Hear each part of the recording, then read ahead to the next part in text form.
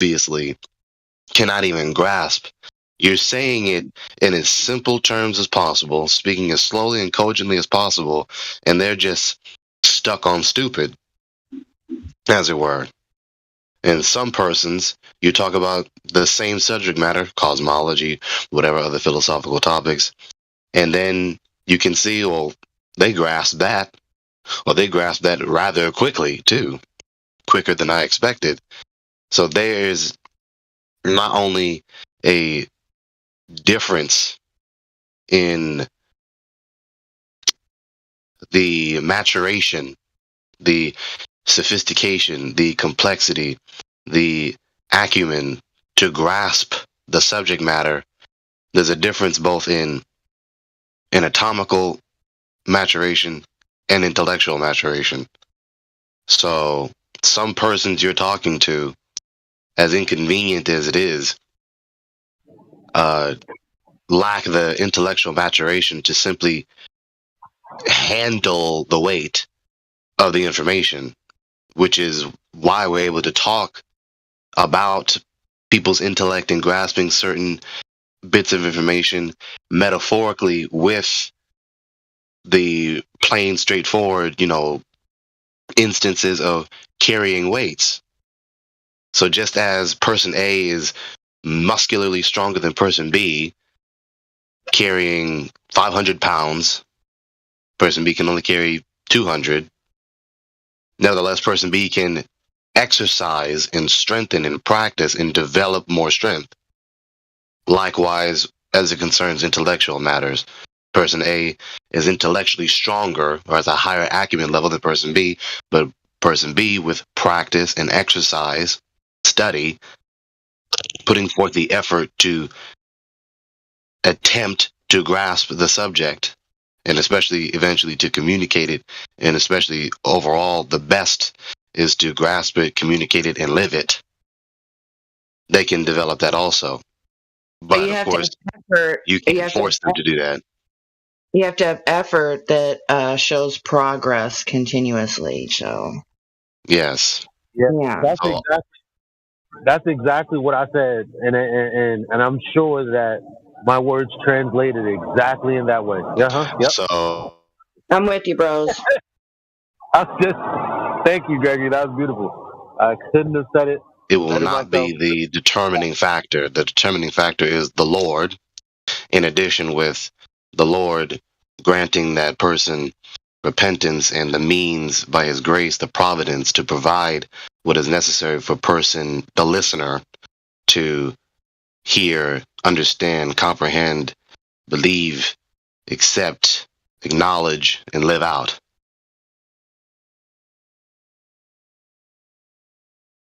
Yeah. So do you think those people that you just described just now? What do you think their reaction should be to what would be referred to as a so-called black pill? Just personal curiosity. What is a black pill That again? sounded- Remind me. Well, because the person you described sounded absolutely wonderful. What we should all ascribe to be. Black pill would be talking about lizard people and adrenochrome and shit like that. Oh, I See, see. That's I don't like, see black pill that way. The way I think of black pill is like it's the um unwelcomed, like obvious kind of in your face truth that people avoid. Right. Um People don't believe in like lizard people. Now, like black pill, this is what black pill people have told me. I'm black pilled. Black pilled is like when you start becoming like bitter with the truth, Oh, everything yeah, yeah, fake, that's a and part of what I'm thinking too. I like, don't consider myself black pilled at all. I can know about these things or slightly contend with them, but I don't let it consume me because it's shit like it's everywhere. Yes, right. the Chinese have made the sun. They have several suns that's in orbit right now. That's a Mm, lot. don't I don't want to say the exact number, but China has been making huge bank off these Time out. products. Time out. This is okay. All right. Let's test it right now. I'm sorry to interrupt you, brother, but China's not making sons right now, and I'll tell you why. Okay, I'll tell you why. People started talking about sun dogs in the midst of the Yes, the topic Chinese flat have Earth. made the sun. They have I, several suns that's I, so either you're a troll, He's trolling or you. you're, I knew it. Should you stop? I'm sorry. look, and half of the room still doesn't get the connection I just made, and I'm Oh. furious about it. So what? I'm like, no, he is not in this server. He's not in this server. Freaking Shinji. Yeah, what's up? What's up, Gregory? Now I'm You awake. knew what was up right away. I'm like, you know, he's not in this server. Let me investigate the room now.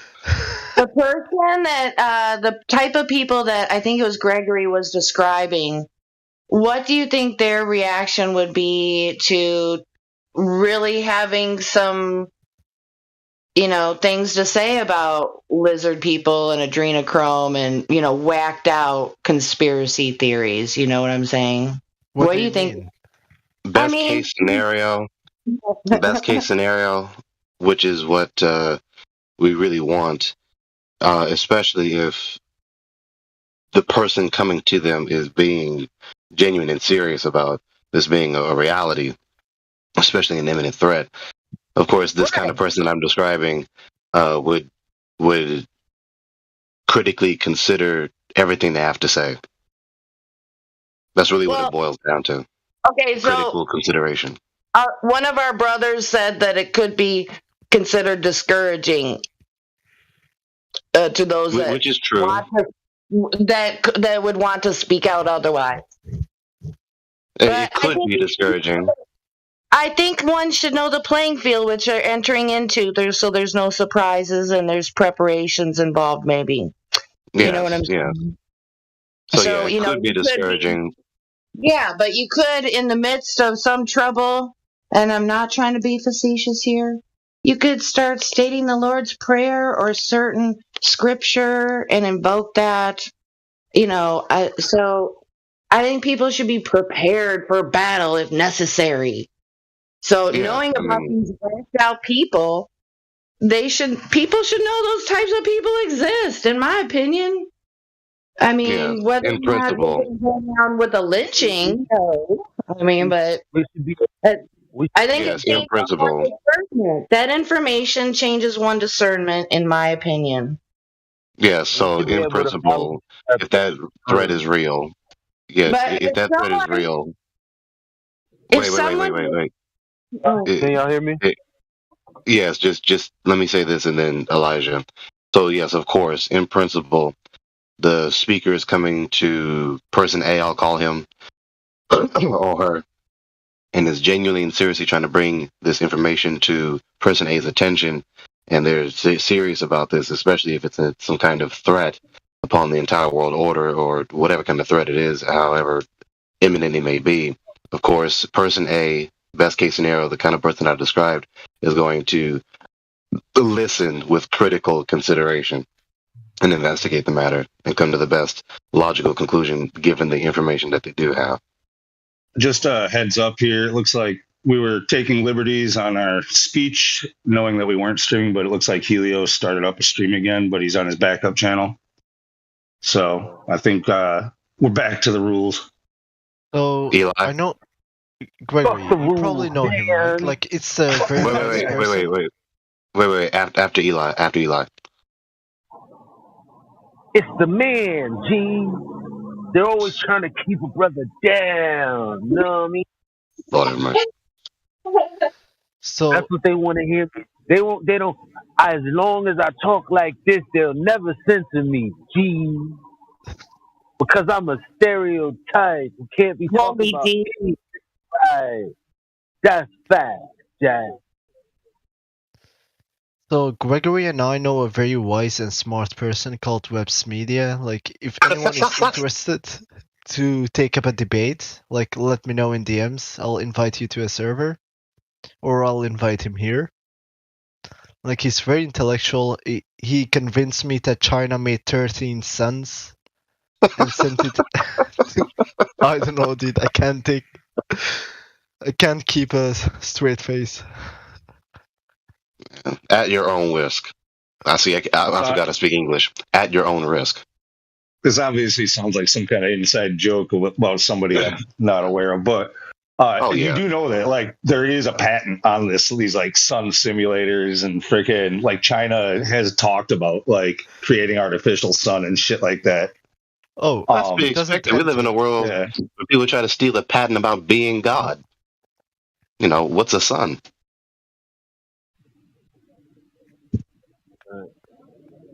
Yeah, that's just a diversionary tactic for the crazies out there who don't really know how to reach a logical conclusion. They can sit here and talk about these falsehoods about what China is actually not capable of doing. It's the most absurd thing I've ever heard.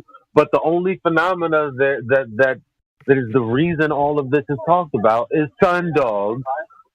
Like I said, in context, talking about that as it relates to flat Earth, there must be something up there that is causing this lensing or this refracting, this prismatic effect that we see. Like point blank period. Yeah, well, I'm pretty sure the sun dogs, like that's basically because of the chemtrails up in the air. It's the light's bouncing off and refracting off of this thin layer of chemicals that are freaking floating around up there. That's why you get these like rainbow effects and shit like that. Just like looking at oil on water. Catch y'all later. God bless you.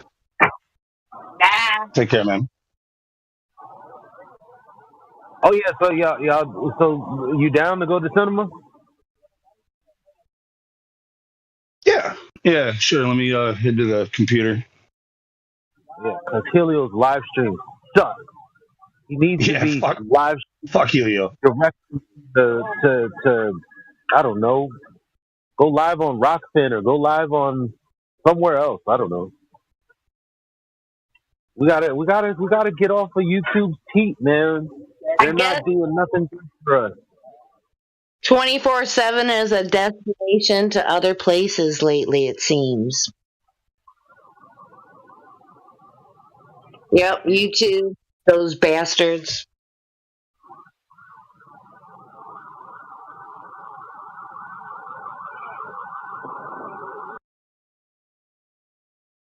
We talking shit.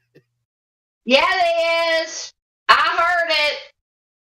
Man, it ain't my fault that you motherfuckers said something that YouTube didn't like. Ain't my fault. But by the way, we are streaming on Twitter as well. Nobody watches there, but now Rockfin you have to pay for. If you want to. Twitter you got to pay for. No, but I think the point kind of is that while we're streaming on YouTube, also we are stuck under YouTube's thumb, their rules, their ideas, like what we're allowed to and not allowed to speak about. Doesn't matter where else it goes. Yeah, I know, but at the same time, if the channel, I appealed the strike. I woke up, I was like, what the hell's going on with the stream? And I said I have a strike. It wouldn't even let me review the content. It said review your content here, and I clicked on it, and it just said appeal. I was like, what? I can't even see what I was supposed to be, struck for or whatever. So I don't know. I'm doing what I can here, man. If I've never had a problem with Twitter. We can go all day long on Twitter. No, they don't ever give me any problems. But anyway, fight the system. Doing what I can, man. I love you guys.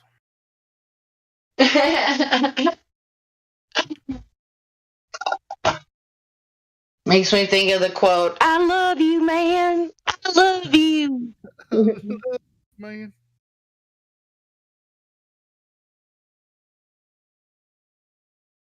But yeah,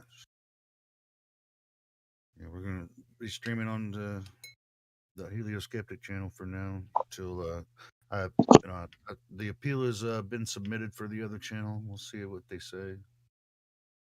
Hey, isn't there like some website we can have where we can? I think where we can not get any views. Indio's Wikipedia or whatever page he has. I forget the address of the web address. It's been so long since I thought of it. But we need another hosting site. And then, like on our YouTube, we just advertise people to go there, do like clips and shit, and then send them to wherever we want them to. I mean, Yeah, I mean, there's not a lot of like he was recommending Rockfin. That's a paid site. It doesn't cost a whole lot to stream from there, but it's something I'll look into. Yeah, that's not a bad idea, Jen. Where you just take clips and then put them up on the YouTube channel, and direct them to like something like Rockfin or somewhere else. everybody who does Nitro can put their moolah elsewhere that will support the group, where we can talk about what we want and not get shut down. So people shouldn't have to go Rockfin and pay and shit. That's bullshit.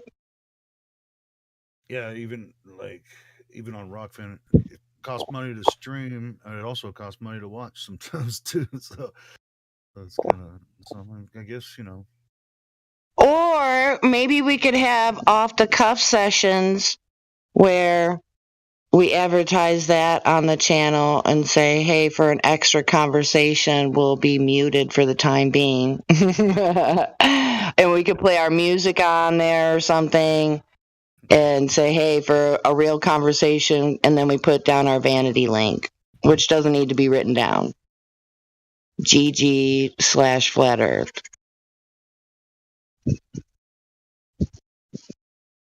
So there's ways around things, is how I see it. I don't know how the admins would say. what's like I was streaming on DLive too, but they I just never got any views over there. So I just and then Restream, the app that I use to stream on YouTube and Twitter, they knocked it down for if you're going to stream for free. It's just 2 channels, so that's YouTube and Twitter is ones that I chose. You get to pay them money to get more channels and stream other places now. So like $10 a month. I think it's $10 or maybe 20.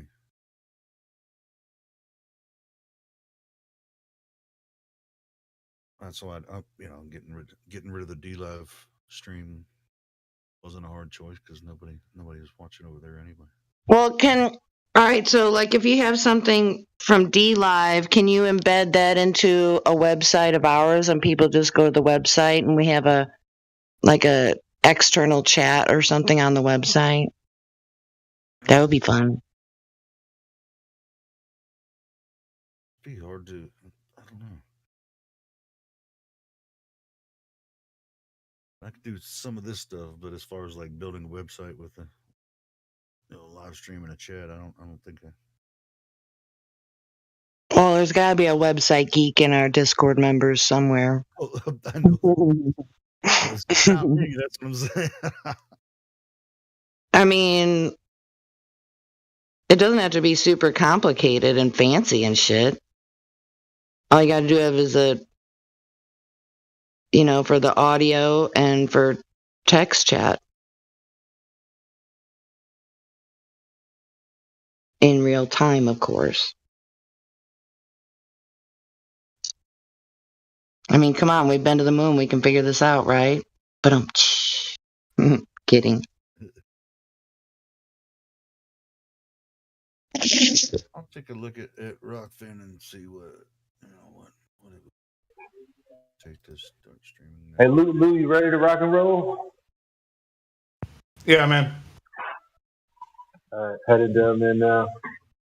Cinema PG is fine. That one has the most permissions to let the most people in if they want to watch. What are you guys gonna watch? Basically, Eli, just send me the links that you want me to play, so I can get that ready. All right.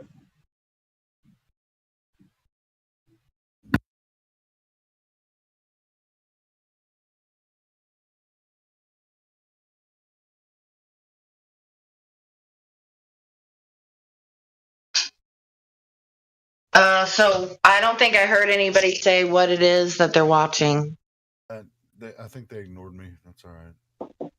Hey, yeah, I was thinking the same thing. Me too. Oh my god. It's like fine, bye. Have fun. I guess we were late to that event happening, but that's I'm being dramatic just to amuse myself for them, just for the record, because it's fun. I'm not really serious. Don't want to be triggering nobody.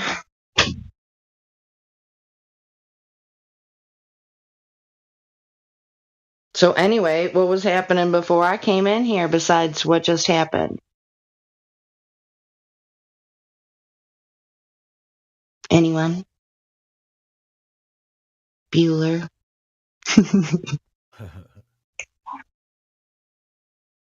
Okay. Gizmo's still in here. What's up, dude? I'm driving, so I might cut it in and out. Hey, you're good. Hey, don't even worry about it if you're driving, man. No worries. I think what happened before you came in was Gregory came in. Oh, he is not. He left, and then others left to go watch a movie. So they were like, it's like God gave. Uh-oh. It's only $10 a month for Rockfin. That's not too bad. Fuck that. But yeah, I mean, it's like, might be worth it for $10. See if we can get some viewers on there. I don't know. You know. Okay, so another person that's unmuted and undeafened is Chili Willy. Thing is, I don't think that Rockfin is. It's not Willy, but it just sounds fun saying it together. Compatible. Chili Willy. Chili Willy. I dropped a Willy a while back. Oh, I always think of the old cartoon, the penguin. Yeah, that's where it's from. Oh, cute. Woody Woodpecker. I know, right? The good old days. I should watch that on YouTube later.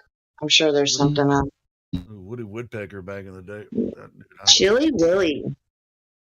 Chili Willy the penguin.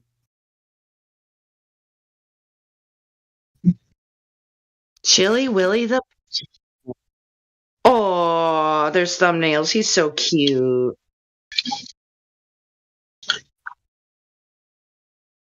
So something I always thought that was funny, Jenny. What? I'm cutting out. No, I heard you. I'm roboting, I think. Oh, you ever heard the saying, "The world is your stage"? Well, Or something the world that. is a stage. A stage. Yeah. We're all players. You ever been to amphitheater? I know how it works for the most part. Right. You know how there's like a big giant stage up there? Right. That stage is flat. It sure is. So if the world is the stage, then the world is flat. There you go. Yeah, isn't it weird how people just ignore simple language like that? That's so funny. Funny, not funny though. Damn. The world is a stage on this ball. And these are the days of our lives. Like, No, it can't be that easy. It really is that easy. Yeah. So, an amphitheater, that's kind of interesting. I mean, it's a poem, is what it is. Yep. Half dome. So yeah, very interesting. It takes me back to when I lived in Charleston, Illinois. Love that town. Ooh, ooh.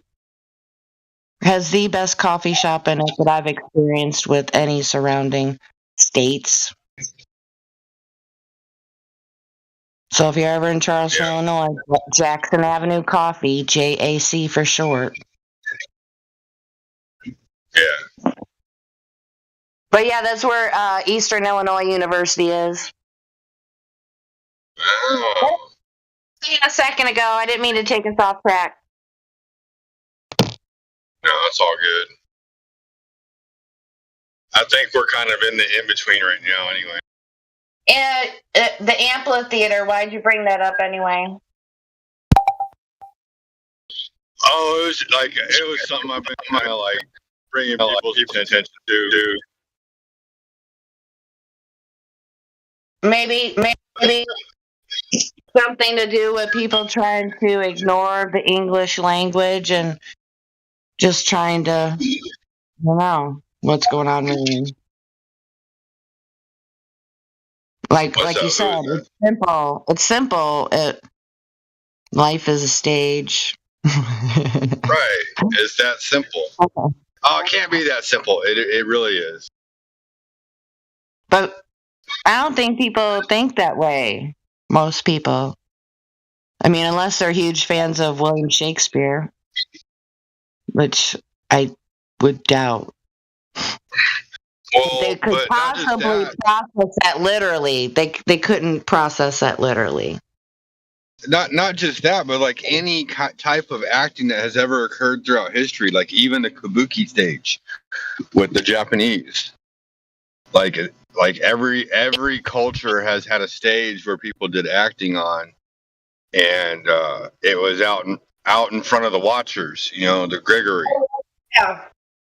You know what that makes me think of? When you were talking just now, one of my favorite shows right now is Westworld. Where you have the stage, like the Greeks and the Greek gods are standing there looking down. Yep. That's kind of really creepy and it's like, the watchers. People see that stuff. I would be curious to know what 50 people say about that type of thing, and if they knew that there was history from allegedly long ago that was not a myth.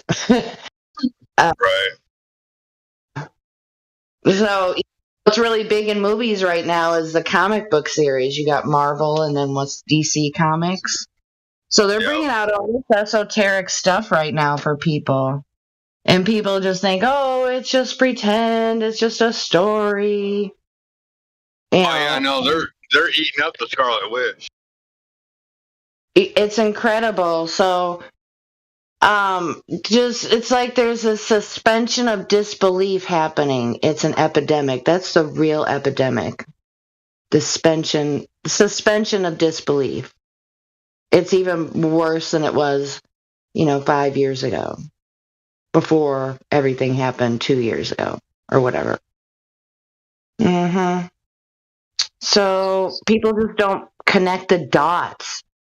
Maybe we should make a flat earth connect the dots coloring book or for adults. You can sell it on Amazon. It's like you could have like a really long bridge. A few statistics or something at the top.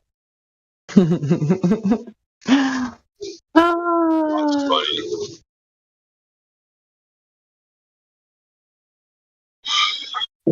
But yeah, I was speaking more figuratively on the connect the dots thing. No, I know. Like, it would be kind of a boring book if it was like an actual connect the dots. So yeah, because there's this like suspension of disbelief going on within their cognitive dissonance, the two types of people, they don't think the same, and that's why the Discord group is still here. Yeah. So, but the conversations are changing, which I can appreciate. Everybody says it's an echo chamber, which is definitely not true at all, in my opinion. That's just a defense. That's a defense mechanism reaction from the hip kind of thing. People say. You want to talk about echo chamber? Globers will believe everything that Google tells them, but flat earthers all have different beliefs on what they think is going on the theoretical side.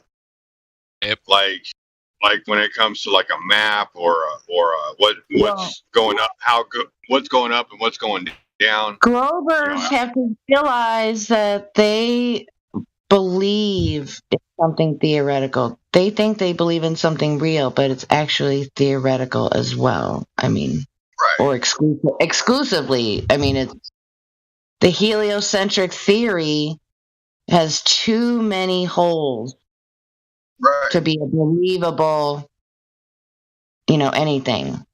I'm not using the right terminology, so forgive me, but there's too many anomalies, and so yeah. I don't know what the word flat has been bastardized, so we need to rebrand, in my opinion.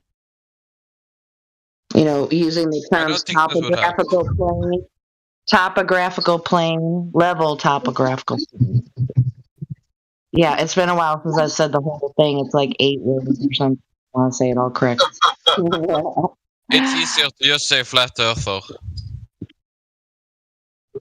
True earther, yes, I heard that just recently. I like that one.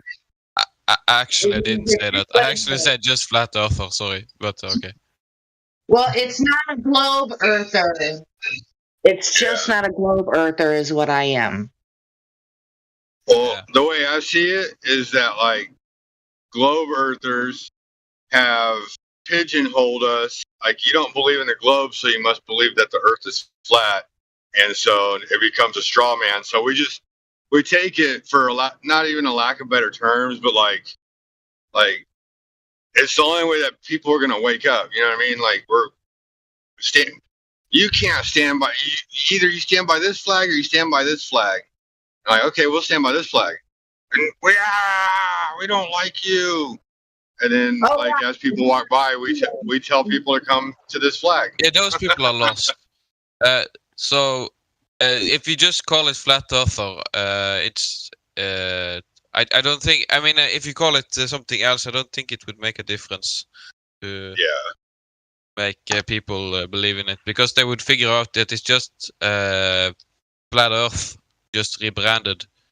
Yeah, but don't you have to realize, you have to bring yourself to realize that it's not a globe. It can't be a globe with the measurements, quote unquote, that they gave us. The math doesn't work. We see too far all over the earth. In general, the plane is flat, right? Like the Earth plane. But like what he's saying is, like, you get down to the nitty gritty, Earth actually has topography and water is flat. Right. No shit. I don't think anyone thinks that flat earthers think that. Right. We know that you can't really do measurements over land. I mean, you can. There's places you can go that are flat, but yeah, there's still going to be some kind of degree of like elevation or descension or something like that. Do you think there's water? You can totally rely on water to be flat.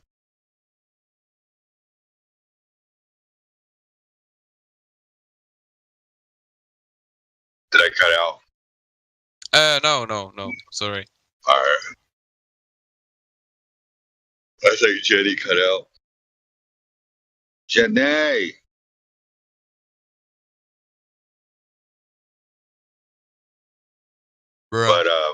But yeah, no, I agree. Like, true earther. I'm actually didn't say that. Earther. I actually didn't say that. You didn't say that? I know I didn't say that. I said flat earther. Oh, okay. I mean, like, I like the idea of like true earther. Like, some people in here, they don't like the idea of the Gleason map or whatever. And it's like, I mean, to me, it makes sense. You know what I mean? Like you need an idea of what the continents look like and what direction everything is in.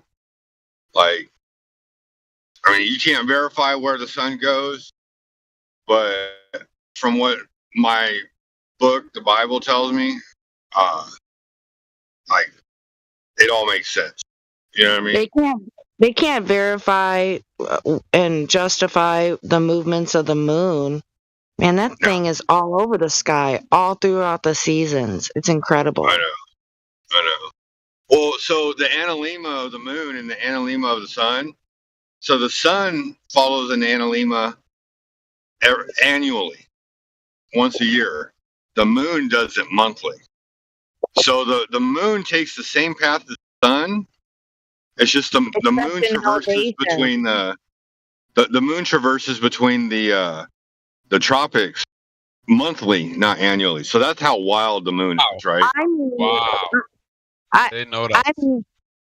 I meant the like if you consider it when the conception of the celestial sphere, like how much towards the top of the celestial sphere the moon is, it's all over the place all the time. It could be midway, from the ground, or it could directly be overhead. or it could rise, quote unquote, and set in totally different directions, in denoting the seasons, of course. But it's just. Well, that's part of its analemma. You never saw that before? You never thought about that before, Jenny? No. I have. It's just I've never tracked it myself. But yeah, I do know about it. The lunar analemma is every month. So like the analemma is the motion of the moon or the sun between the Tropic of Capricorn and the Tropic of Cancer. Right? Mm-hmm. Can you show me a meme or something like showing the moon analemma or something? Yeah. Oh, you can look it up. I'll put it in the chat though. Let me see if I can find one. The lit part, I can explain it right. Okay, so the lit part of the moon is in the direct opposite side of where the sun is. Almost always, yes. The lit part of the moon, for a moment, for like 1 or 2 nights of the month, is in the direct opposite of the sun. It's like 1 or 2 nights. You're correct. It does happen. Right. So usually you will always see the lit part of the moon in the closest direction of the sun, wherever it is, whether it's during the day or whatnot. So, but during this time, people dispute it, and it doesn't happen very often, and it occurs in different locations throughout the earth. And I think it's a predictable cycle, but I don't know a lot about it. So somebody could correct me on that. Yeah, I think it's predictable. Most of like the movements of the stars and stuff is predictable. It'd be cool to have some geek on that topic come in here for a minute. Wouldn't it? I'd be listening. If somebody was read, on the topic, forgive my word usage, but that's okay now. But learned on this, autodidactic, if you will, self-taught. If you spent time reading and investigating for yourself, I think that's cool. So, like, if you were one that would do daily observations or know when other observations occur at what time, and into charts and entering data and stuff like that. I don't like that guy because he's like demonizing Ivar, if you know him. Oh, yeah. As soon as I said that, in my mind, I swear, you guys, I'm like, geez, I shouldn't have used that motherfucking name. Because, those guys speculate a little too much, and my vibes just ain't going right with those, Earlier, when we kind of like, we had a moment to like freely talk, and you said something about Black Pill, or everybody said something about Black Pill. I sent you a DM about Black Pills. So, but so I've been called a Black Pill, but like, here's the problem. I just stopped taking the pill. Yeah, that's what the problem is. After I woke up, I just stopped taking the pills. Yes. Yeah, I think if someone really has passion for the topic and they really feel compelled to speak on it, knowing that there could be lizard people on the Earth, I don't think that's going to affect them. That's my personal opinion. Right. It's like I was having a talk with Deus last night, and he was asking me, is time travel possible? And I said, in the forward sense, yes, it happens every second of every moment of time. We're always moving forward, so time travel is possible. He's like, could it happen in reverse? And I'm like, is it possible to happen in reverse? And my answer, just from a theoretical aspect, you can't prove that it can't happen, and you can't prove that it can happen. So yeah, it's possible. You know what I mean? I think the quote unquote planets are supposed to be known to go into retrograde, so that is something of what you're referring to. And I don't know a lot about that, so can't really. But I've heard people talk about it, and so it's part of the clock. It's part of the cog, man. Right. That's the only thing I can think of. The sky is a clock. Someone needs to really explain it to me in For Dummies format, how we can have all these motions in the Earth and we're shooting through space at these astronomical speeds that we can't even fathom with our mind how that would actually play out in reality. I actually done a math on it, and I was debating some flat earthers about. I'm a flat earther myself, but I was debating about the argument that how come the stars look so uniform and they don't. Right. So how can you have all these motions? I wasn't done, by the way, when I was talking a moment ago. Sorry. Real quick, thank you though.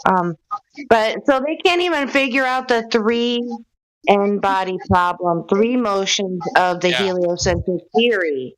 So they can't explain how all these motions are occurring, at least 5 different types of motions throughout the entire system.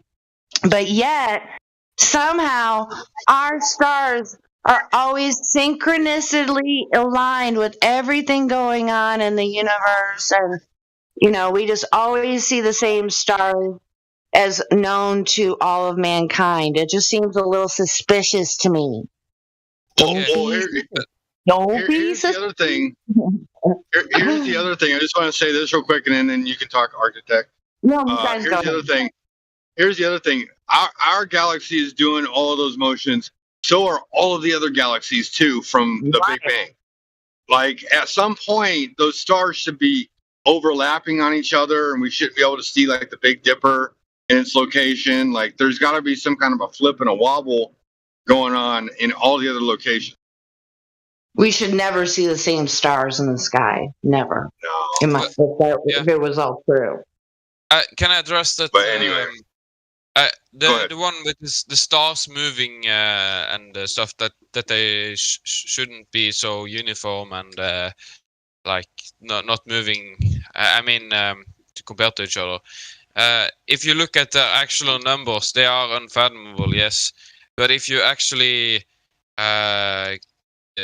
calculate how much they would move given the speeds of stuff, they wouldn't be visible moving for our eyes.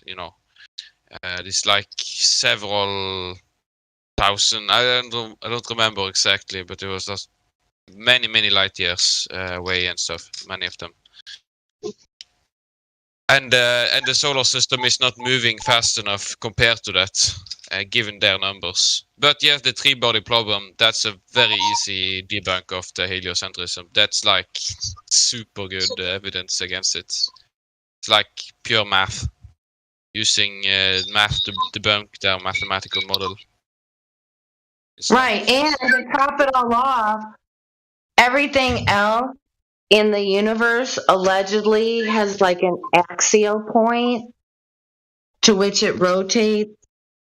I mean, there's other moons and such allegedly for other quote unquote planets, but none of them have been observed to act like our moon, where it doesn't spin around on an axis. It rolls across the sky. It rolls across the sky, the same face. Yes. all the time. They have it has. They say it has a dark side. You know, that's pretty Right. Which we coincident. never see. We never see it. Well, allegedly China or something did some CGI bullshit a while back, and it's like, seriously, y'all gonna believe this? It's like, come on, yeah, that's a big come on, man. Also, NASA took a picture of the moon from behind, they said, and stuff, and you can see it's like cropped and stuff. Probably But the we same can't Photoshop get guy. we can't get a real lifetime picture of Earth. It's just yeah. Sorry. How can they do the other side of the moon, but we can't get a live Well, picture? here's my thing. If the moon is reflecting the sunlight, right? Shouldn't there be a moonshine shining off of the moon all the way around it? Even on the dark portion, like if the dark portion is exposed, like, you know, eventually at some point the moon passes between us and the sun, right? And so that's supposed to be the phases of the moon. Shouldn't there be like a kind of a gleam off of the moon that allows us to see the full circle of the moon? Apropos, I have a meme about it, but I can't share it because I don't have link embed role showing how it would reflect on a spherical. Yeah. So, Okay. Sorry to interrupt you. Oh, sorry. I thought you were done. I'm done, I guess. Thank you. So Gizbo pointed out something I was thinking. Thank you, bro. See the star that's supposed to be behind the moon. Yeah. Okay, regardless of that, how can the blue sky through a rock in the sky? How? Nobody. I want to go all Dr. Seuss on everybody. I should do a poem about that. So yeah, I want to know why. Somebody just gonna web something that sounds good. Trust the science, everybody. This is it. I want to hear that story. Yeah, you should be able to see like the full outline of it, and it's like being a different shade of blue, probably at least. I don't know like exactly how it would work, but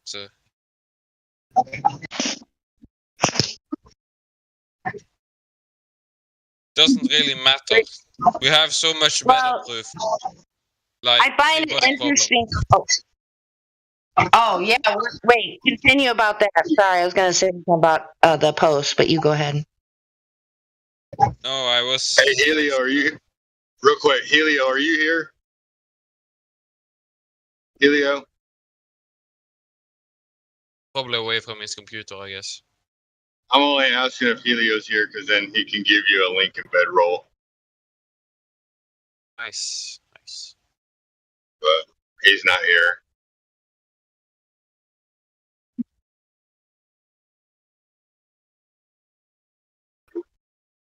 Wait. Looking for who? Lincoln bedroll.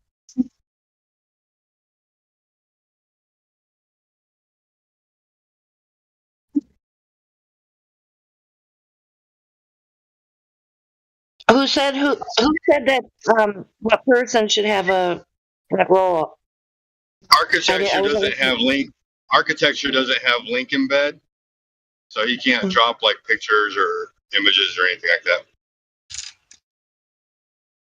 I was listening. Who is it? Architect? Do you have gold? Yeah, I have you heard him for a while? Because Yeah, I mean, like he said, he sounds like a flat earther, and he wanted to drop a link, but he said he can't drop any links. Yeah. I mean, we can always delete what he says if it's bad, and then take away the role. Yeah. I'll give you the role, man. Just be aware that what you post in the live stream voice text is going out on YouTube. Just be aware of that. So that's why we have that role to protect us and everyone else. You don't sound like a bad guy. I don't think you're going to put anything real bad in there. So, all right, you have the role for now. Hey, thanks, Helio. Yeah, no problem. Thank you.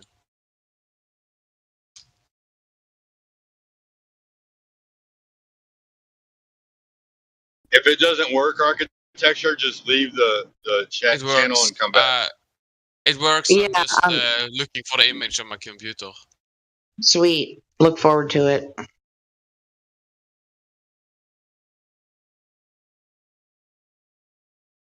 Okay, so the topic we're kind of talking about lends to the idea of that we don't believe in the heliocentric theory. We're not really talking about flat Earth, but I think people need to be aware of both type of conversations. That heliocentric theory is definitely suspicious, if anything else. And then, oddly enough, it seems to be measuring flat everywhere. So, you guys catch my drift. So I don't want it to get confused that we're talking about the sky doesn't prove what we're standing on. That's all. But there can be two So you're conversations. saying that it's locally flat everywhere? Well, I'm not sure if I guess you could put it that way. I mean, Well, I mean that's what the Globers say. Well, it's locally flat. How many locally flat spots wow. does it take to make a globe? So does that lend to the disco ball theory or what? That's I don't know. I'm trying to figure that shit out. Or like a football shape. So, in my opinion, those look like Flat Earth Society memes, but that's just me. That's not from Flat Earth Society. I screenshot them from Eric Dubé Oh man, video. FE Matters has been around for a really long time, like at least 5 years at minimum. Okay. What makes you think that it's Flat Earth Society? They are actually. No, yeah, no. He's This talking shit about has been around for a long time. specular highlight is what that is. Is that what you're talking about?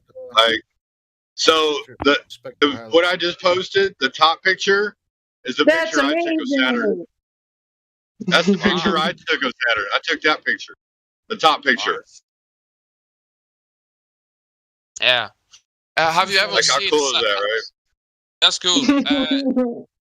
Just curious. Have you ever took a picture of Saturn when it's the ring is like in another like relative position, like in like a line or like a circle around the sphere,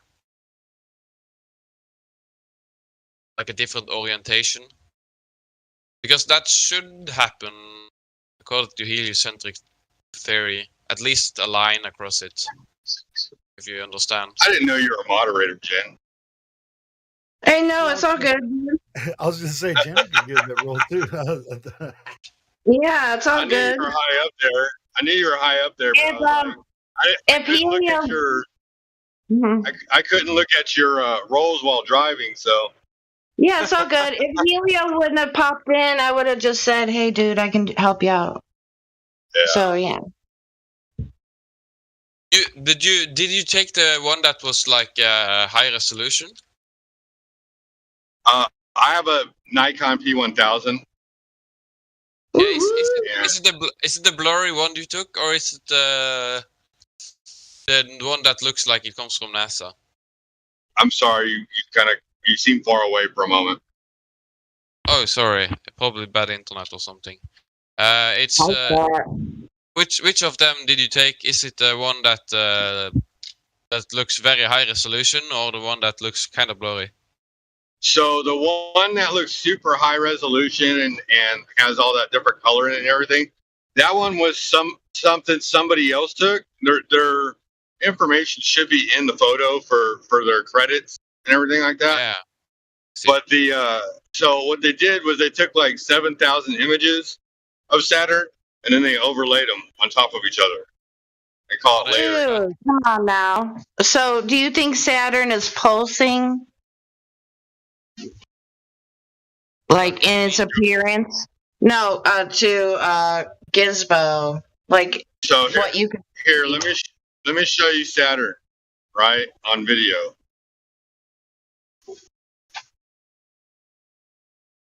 Hold on, I'm working on it. All right. Saturn is pulsing. So Yeah, or does it seem like it's underwater? I mean, Because that's what they it say could that be. air is compared to kind of like water. Well, yeah, it bends No, 'cause, light. I mean, I It ascribe bends to light the because it waters has above a and the waters density. below. I think it looks like water. Everything in sky looks like watery because the air bends light slightly. Way less than water, but slightly is my Okay, did theory. you have a tripod? Yeah, so it was on my tripod and it was moving. Like that was the problem. The Saturn was moving, and so I'm trying to follow it while zoomed in, and it was moving. It was moving a lot. It was I frustrating. wonder. Yeah, I got. If there's ever a time in the future you can do a video again, Yeah. if you can, record it with some sort of tree nearby, so you can denote the movement versus your Okay. camera camera speaking. You know what I'm saying? Yeah, I got you. I Just put didn't some know. kind of a rod in the ground. Yeah, because when I would do like by hand moon observations and stuff, that I would always like keep in mind a reference point of position. Right. So if you could do the amazing, I don't even know if that's possible because you got to zoom in so much. Right. Like that close that I'm zoomed in at I mean, it says the camera is capable of 3,000 millimeter, but I think it has a boost up to 4,000 millimeter on the narrowing. Because yeah, I don't know. The camera is amazing. This is the moon behind some clouds.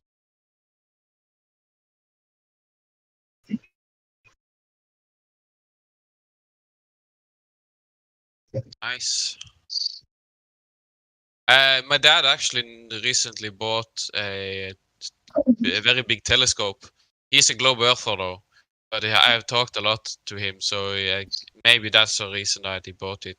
We are going to test it later this winter, actually. This is the same moon. Wow, that's a nice photo. Very nice. Looks Question. almost like a painting, like a very detailed painting. Have you guys heard of a trend with moon water? What? It's No, supposed to that be sounds really cool. No, I don't know. I'm not so sure because the moon is supposed to be the opposite of the sun. The sun, anything from the sun. Yes, I don't know the correct terminology. It's been a while since I've thought about this stuff, but yeah, it has an opposite effect. Mushrooms grow by the light of the moon. I mean, right. So if you water your grass at like 10 o'clock at night, you're gonna wake up with mushrooms in your gut. Wow, that makes sense actually. After a full moon, that's I think I don't know, but I think there's more mushrooms after a full moon. I don't know. Also, another thing, I was recently out in the full moon, like in 8th of November, almost full moon, I think, and it felt like very relaxing actually. So I don't think it's like opposite of the sun. It's like a different effect or something. I felt really calm. I don't know if I can go with moon water being healing or something. I just don't know. I mean, you have to test it. I'm agnostic to it. I'm agnostic to anything until What is moon water? proven otherwise. Yeah, I don't know. I heard people at work talking about it, and I'm just kind of in my head. I'm rolling my eyes. I'm like, okay. But really, actually, I've done some experiments that seems like kind of magical. I did that rice experiment where you like cook rice, take 3 containers, and then I did that one, and it actually was successful.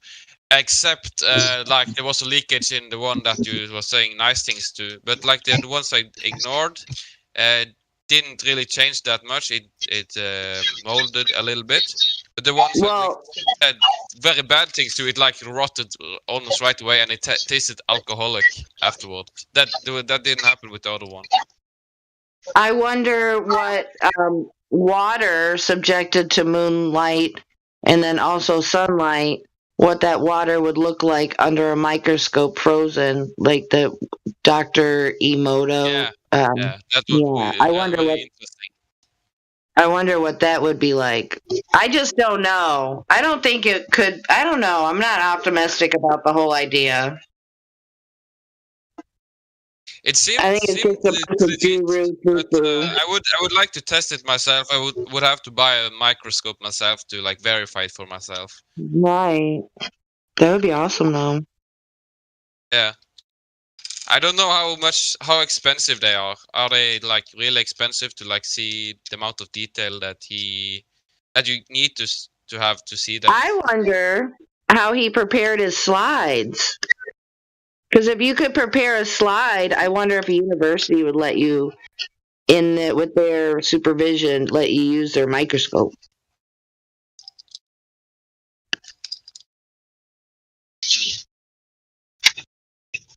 That would be cool. I wonder how he did that, though, prepared the slides. Good morning. I don't know what you mean by the slides. What do you mean? Okay, so he... All right, I'm at work, y'all. I have to go, so I wish y'all a good day, okay? You too. Bye. You guys. Good day. Bye. So he would take different water samples subjected to different types of environment, different levels of toxicity or exposure, what have you, to so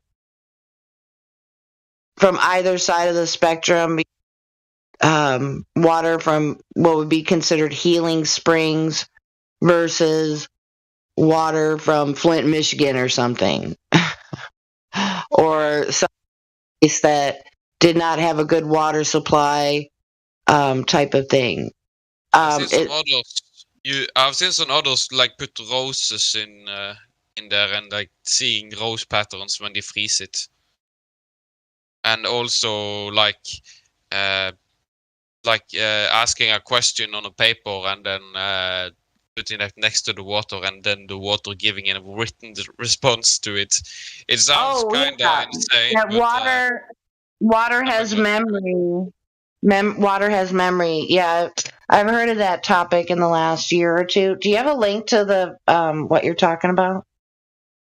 No, sorry. I saw it in a compilation of about water and stuff. I think I reposted it on LBRI.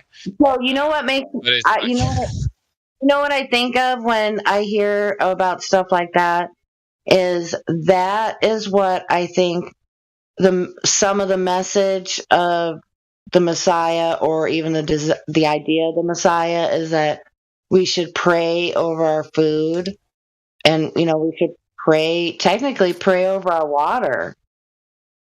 Isn't that in the Old Testament too, or something? I don't know. I'm not Christian. I mean, what can you do? What do you call it? Blessing your own water, or do you call it praying? I would. We have something we don't need to do a ritual with. It's something I believe the Creator gave to us. We can bless our own water, put our own positivity into the water. I've never done it, and I really should. I don't know. Okay. So, Christian upbringing that is of the devil. One cannot do that. It would be considered sacrilege or something. Okay. I'm more. I'm more on the lines with allegedly they have a hysteria about the Bible, but I don't know. But it's what his argument seemed very good. Like the New Testament doesn't really fit the old one. But yeah. Anyways. Well, you could do it in the name of Jesus, or you can just use your own intention, unfiltered. That's how I see it. It would be interesting. That would be really interesting if you could test to see what happens if you do it in the name of Jesus, or you do it in the name of God, or something. And then you can verify which religion is the true one or whatever. Well, I just as effective, to be honest with you. It would depend on someone's level of faith, and no one really can challenge one's faith, really. I guess there's, some exceptions, but yeah, I mean, if someone believes with all their being that when they pray unto the name of Jesus or call out in the name of Jesus, that it will be given unto you. Or there's a passage in the Bible, and I'm not that, I'm way out of studying the Bible and such, but I, remember that, specifically. So, I think there's power in the Lord's Prayer. It would just depend on someone's level of sincerity.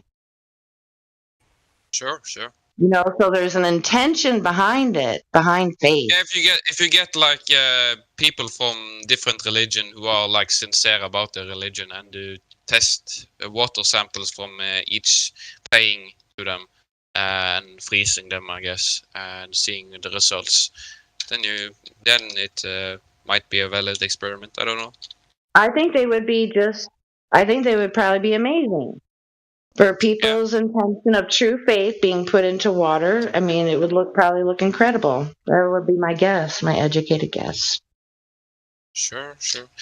Except maybe, like people praying to like, I think it's like Moloch or something, like some Illuminati people. Maybe I don't think his favorite liquid is water, though. I think it's something else, other bodily fluids. Yeah, but if you like pray to him next to that water, maybe the water would turn like something disgusting or something.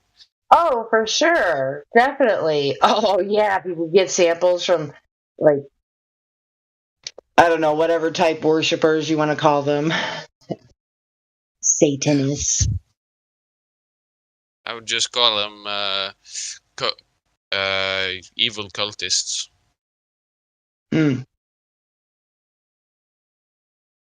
But they don't think they're evil, do they? Do all of them think they're evil? I think they know they are evil. I don't know for sure, but I think so. So your opinion would be that they relish in the idea of being evil. Yeah, that sounds about right to what it seems. Well, because like people of the Philosophical Society or whatever, Abramovic, they say that in the Garden of Eden that it was trying to save humanity from the Creator. They invert it, and it's not like evil. I don't know. I don't know enough about it to get all scholarly and everything, but yeah. So that's why I asked that specific question, because I never got the idea that they considered themselves to be evil. They consider it the other way around. Just like, it's just a sense of duality, kind of, because religion is philosophy, and the same thing happens here. We have flat earthers versus globers, a dichotomy. So, doesn't there always have to be one? Be one what? Two sides to a coin. Yes. I'm not sure. Maybe you can have three sides, and you can have three. I don't know, because like the creator, the creator has like created everything. So in the process, like logically speaking, he will just create the evil stuff too. So in a sense, it's like no duality really. Well, I just don't think we should be doing things where we have to perform a ritual.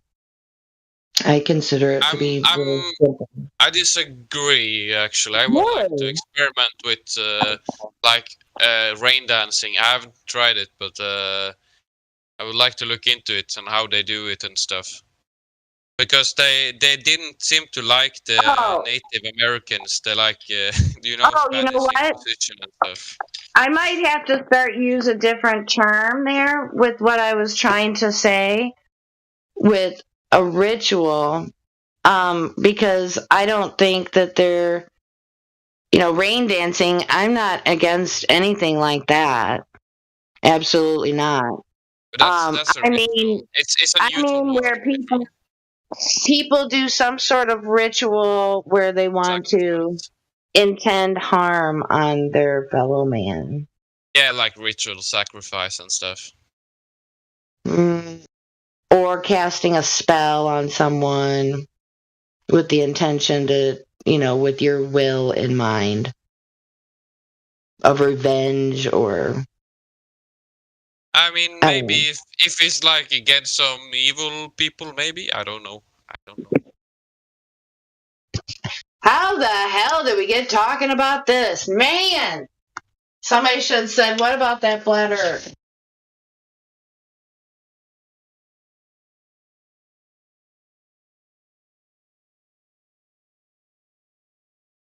That's like GPS going haywire and we just keep traveling forward and not knowing how far we've gone. It's like, whoop. Yeah.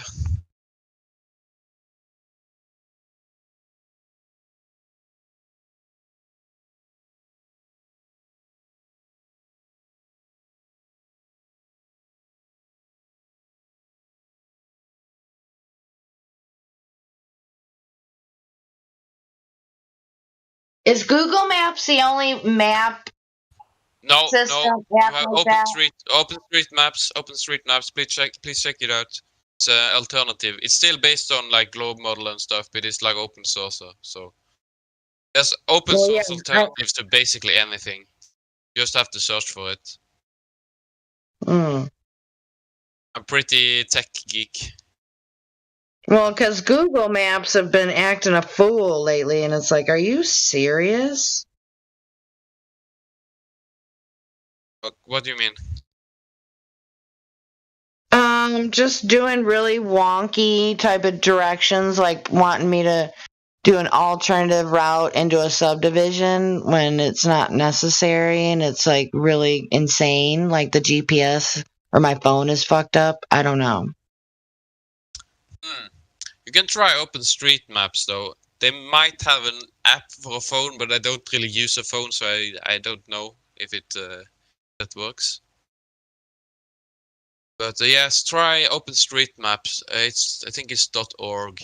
OpenStreetMap. See. Open. Okay, haven't it. I don't have it bookmarked.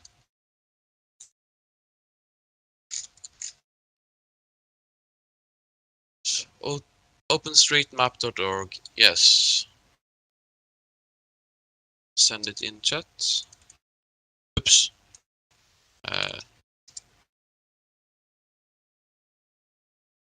There. Thanks, man. Welcome. You're welcome.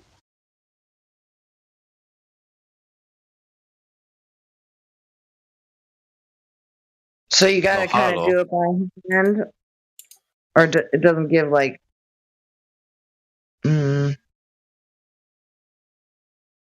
Sorry, what? Oh, I'm just checking it out. Yeah.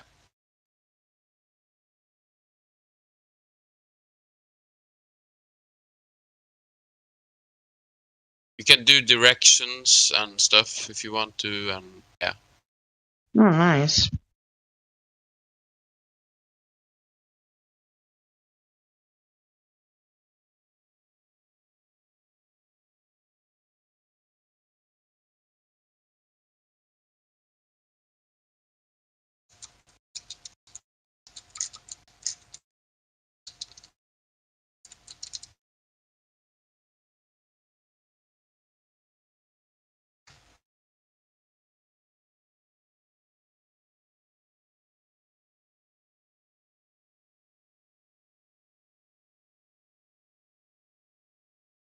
You also have Bing Maps, I see, but I don't think it's necessary to use that, I think. OpenStreetMap is probably more privacy friendly. It's open source and stuff. Oh, the last thing I'm paranoid about is privacy. Okay.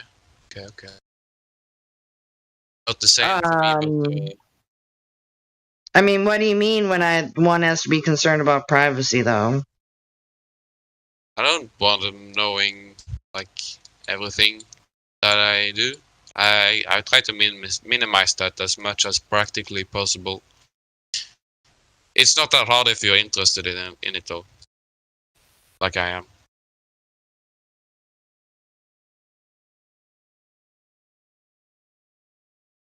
Hello, Jenny, and whoever else is talking. What's going on? Hey. What up, man? Just another day of not living on a spinning ball. What's going on with y'all? We were looking at a flat map. All maps are flat. Right. OpenStreetMap. I'm getting sick as AF at Google Maps. Really starting to piss me off, giving me shitty directions. Maybe OpenStreetMaps will be better. Maybe. I guess so. Hello, architecture. How you doing? I'm Doug.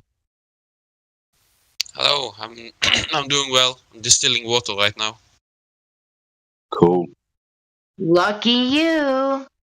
Do you think you live on a spinning ball that exists in nothing? No.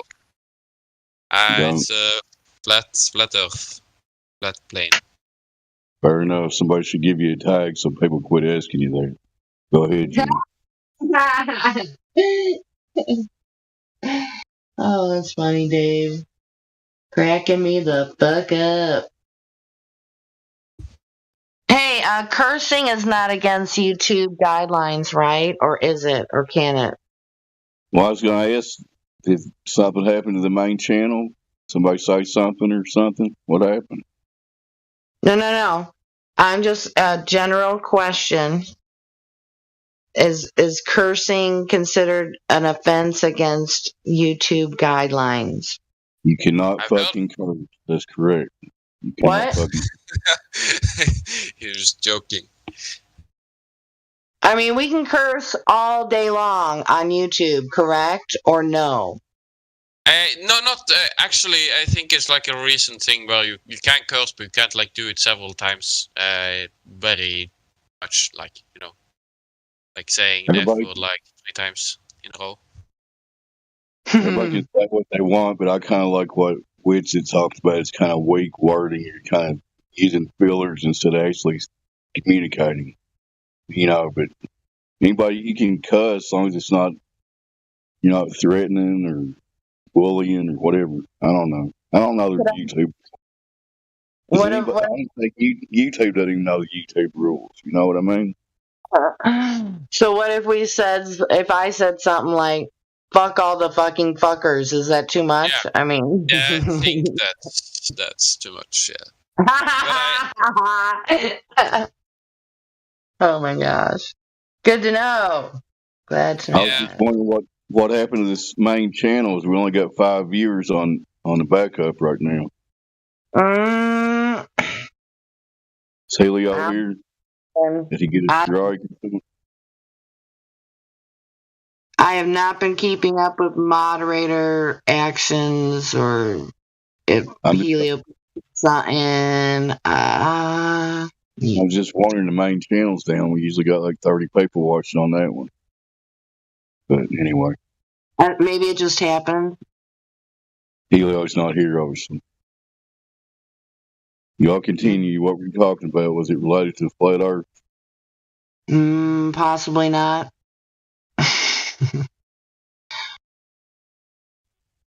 Well, just in case other 5 people watching on YouTube, if one of you want to come in here and discuss with us and have a civil conversation about the shape of the Earth, we would love to have you.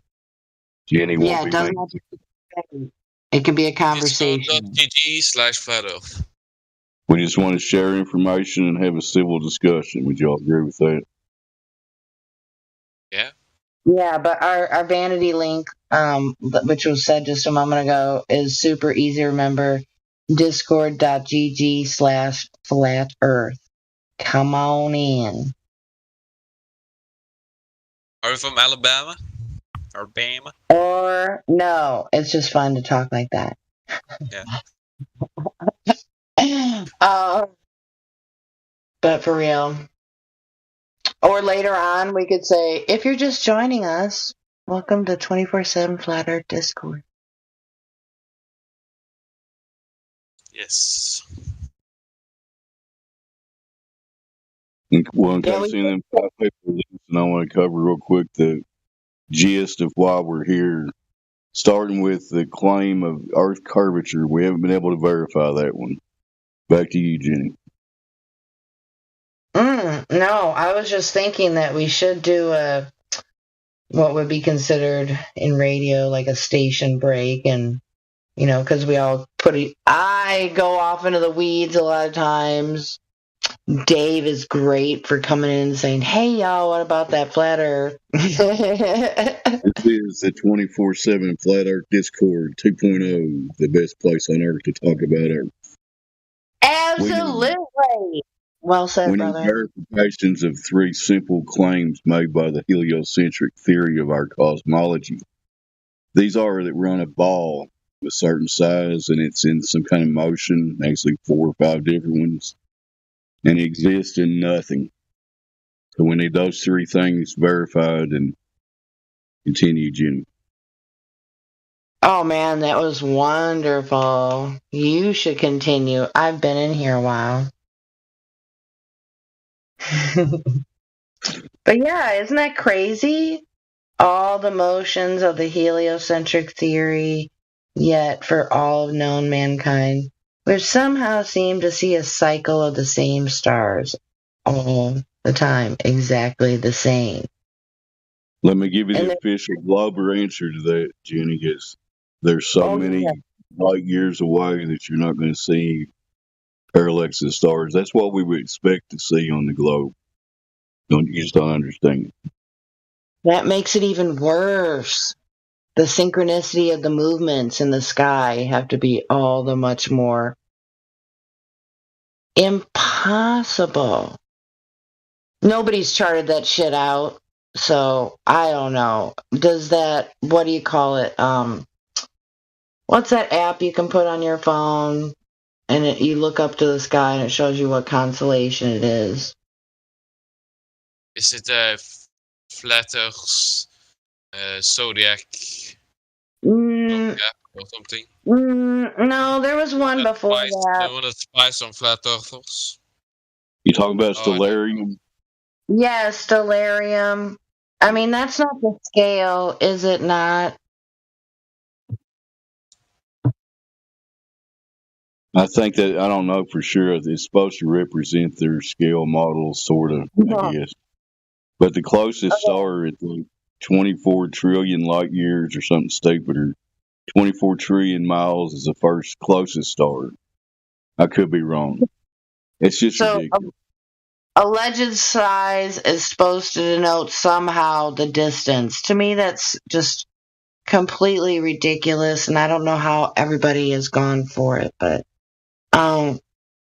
yeah, Stellarium, that doesn't show any kind of distance and how those movements actually happen at the distance they're at. And is that not correct? As far as I know about Stellarium, it pretty much accurately depicts where the star positions are in the sky at a certain time. I could be wrong. From only one perspective, though, from the ground up perspective. Correct.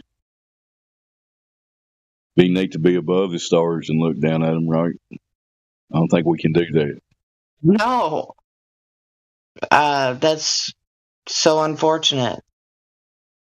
How it is that they try to explain how they know distances of these heavenly bodies. They think they're Mr. Fancy Pants and stuff because they can predict lunar eclipses and other types of things going on in the sky. You're hitting the key point of the problem, Jenny, because once we started trusting other humans that that were just looking at stuff in the sky and believing what they were saying about what the stuff in the sky was and how far away it was and all that shit. That's when the problem whole started. Once we said, okay, I got a telescope and now I can figure out what's trillions of miles away. Stupid. Well, yeah, then we started to fall into scientism, not even knowing what's going on, that we were formatting beliefs on what we were told. People let go of what they actually experience here in our reality and believe the stories made up by men. It's crazy, ain't it? I believed them too for 52 years till I actually investigated the claims of the globe. Once you do it, to understate it, it kind of falls apart. This globe is not good.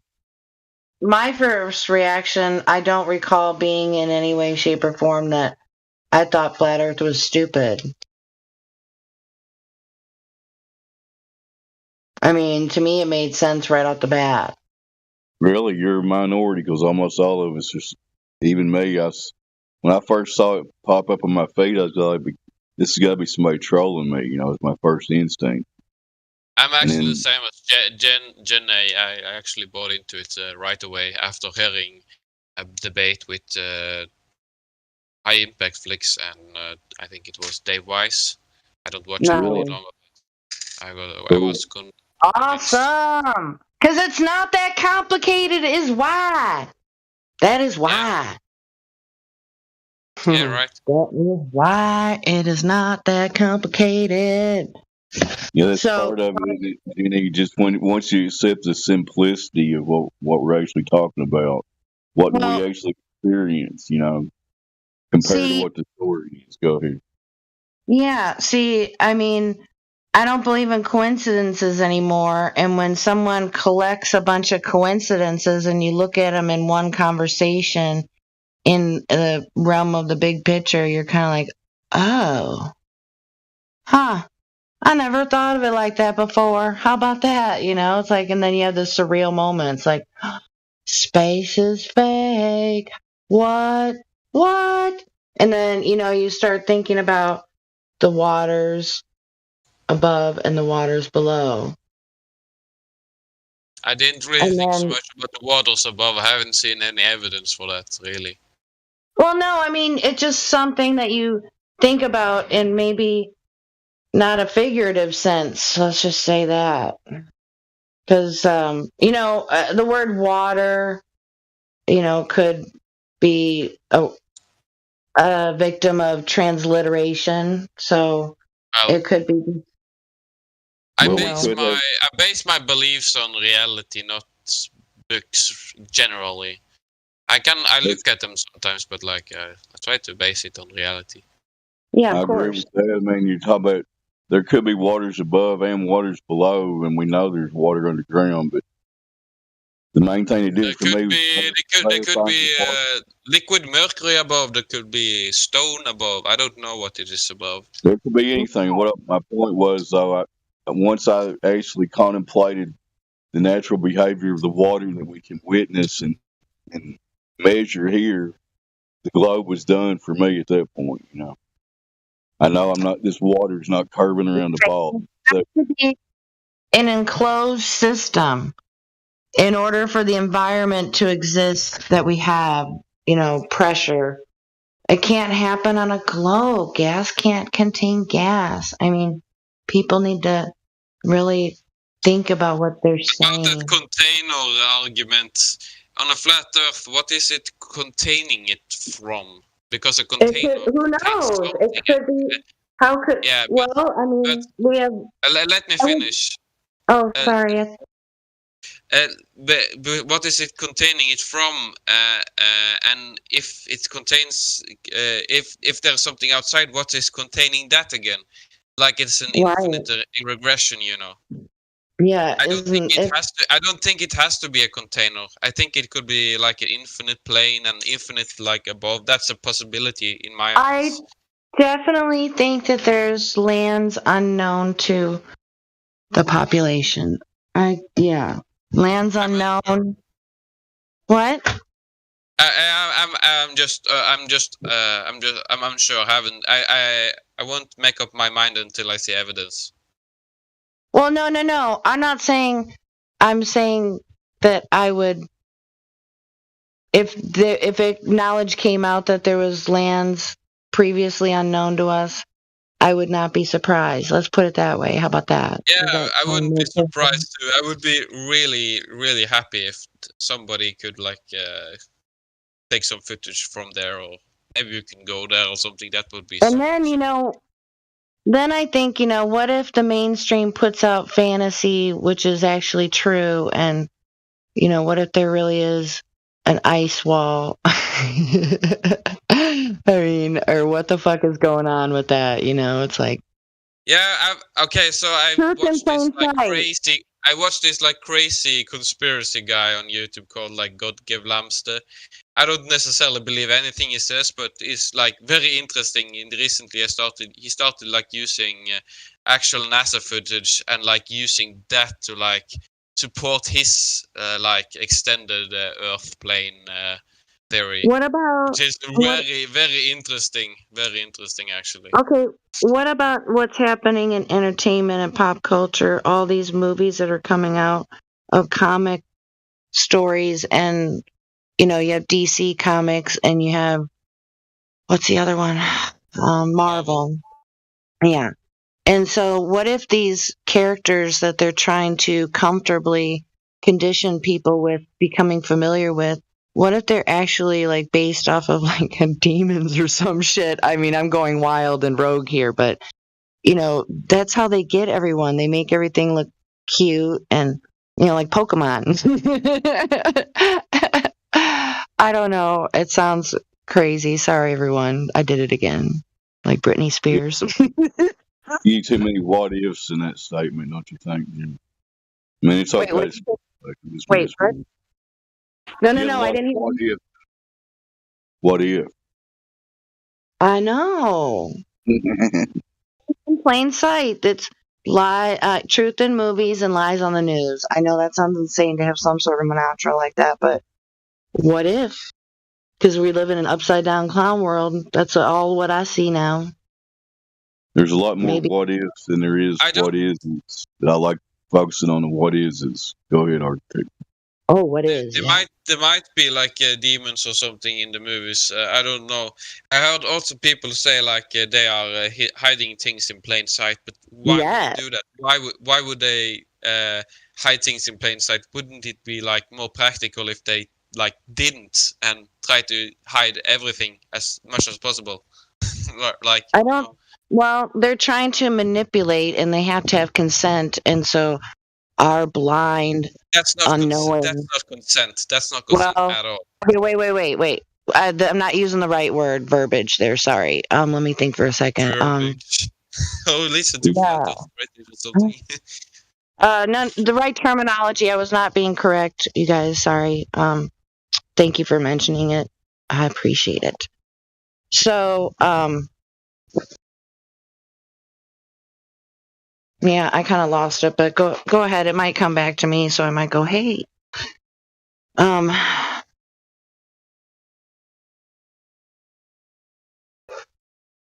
yeah, I just think it's we were talking about you were saying I was using the word consent incorrectly. So unwilling participants, I think, is the better word to use. Is that better? What was the when you don't give you're not giving direct consent, but you're going along with the program. What is that? Yeah, because they are lying, and then they would maybe assume that they are speaking the truth and stuff, but they aren't. If they were honest about it, they would say it out loud, It's a matter of disinformation being put out there potentially, and then people that accept it, they are perpetuating misinformation. Okay. Is that correct? Sure. I mean, I don't know. Speaking of any agenda, right?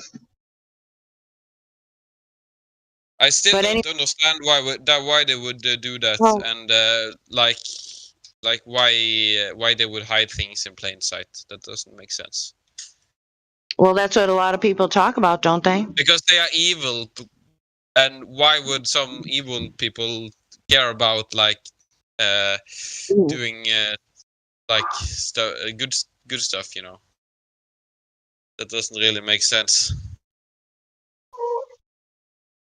Like pretending that they are doing something good, like hiding things in plain sight, so that like if you go along with it, you are willingly consenting to it, but you aren't because you don't know that it's all bullshit. That See, they say.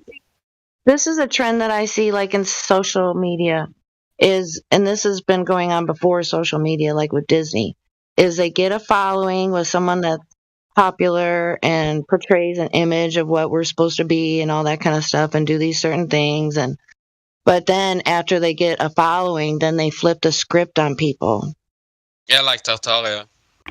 Well, no, I don't mean that. I mean mainstream stuff, but I guess it could apply as well. Tartaria is getting mainstream quickly. It's not censored on YouTube. But no, I mean what this is put out by the mainstream from start to finish. You know, I mean. Okay, sure. But yeah, I get what you're saying. I'm with it. Yeah. But yeah, if you like throwing 2 cents, some people. Go ahead, Jim. Oh, go ahead. No, Dave, you go ahead. Some people have theorized. I'm not saying I agree with this, but if you look at it as a spiritual battles, the controllers, to get their karma part out of it, they have to put it in your face, kind of. Or there's a theory that maybe they have to put truth out there so they kind of lose their guilt because, hey, we told you. They don't at all. That's evil too.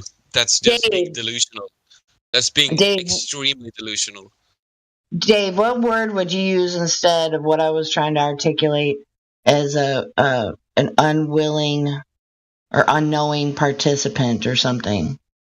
I mean, that's where you have a document. It's like where you have a long document and you just sign it. Oh, damn it! Sorry, God. You give your passive consent to something. Is that what you're trying to say? You don't really you just give your consent to something. You don't actually investigate it. You just believe whoever's telling you. Right. You give your unwitting consent, or you don't care consent. Apathetic consent is the main problem we have. Okay, it's the same. That's not a real thing, though. That's like a made up. No, it is a real thing. People do it all the time when they have a legal document. They have to agree to terms and conditions. They don't read that long ass document. They just click or sign. Yeah, that's true. That's true. They click or they sign. When you sign up online on the website and all those terms and conditions, how many of us read them? Hell no. Nobody reads that shit. Yeah, so it's the same like thing. online, and that doesn't matter that much, actually, in my opinion. Like union contracts. Okay. All these lawyers with their legal age, you're giving your unintentional consent to something. Yeah, also that's like malicious. That would be bad karma, like because you are being manipulative, malicious, or whatever it's called. It's still not good karma, however they try to manipulate it, if karma is a thing. I think it's maybe a thing, like, I don't know. I have to experiment with it.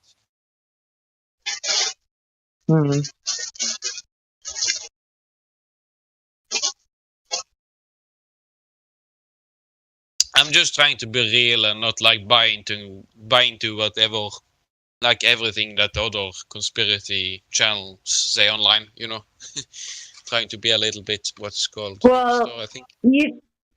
If something doesn't really with your intuition, in a sense, we were given an intuition ability.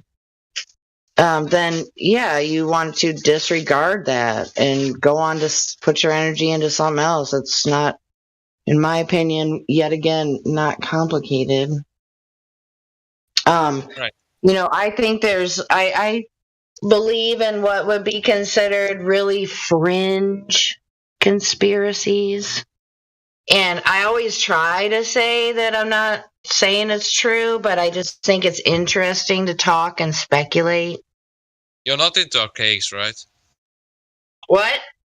You're not into archaics, right? I don't know what you're meaning. I'm sorry. Okay, don't go there. It's it's actually real control opposition if you look into it. Wait, no. Like, describe what you're talking about. Maybe I'm not.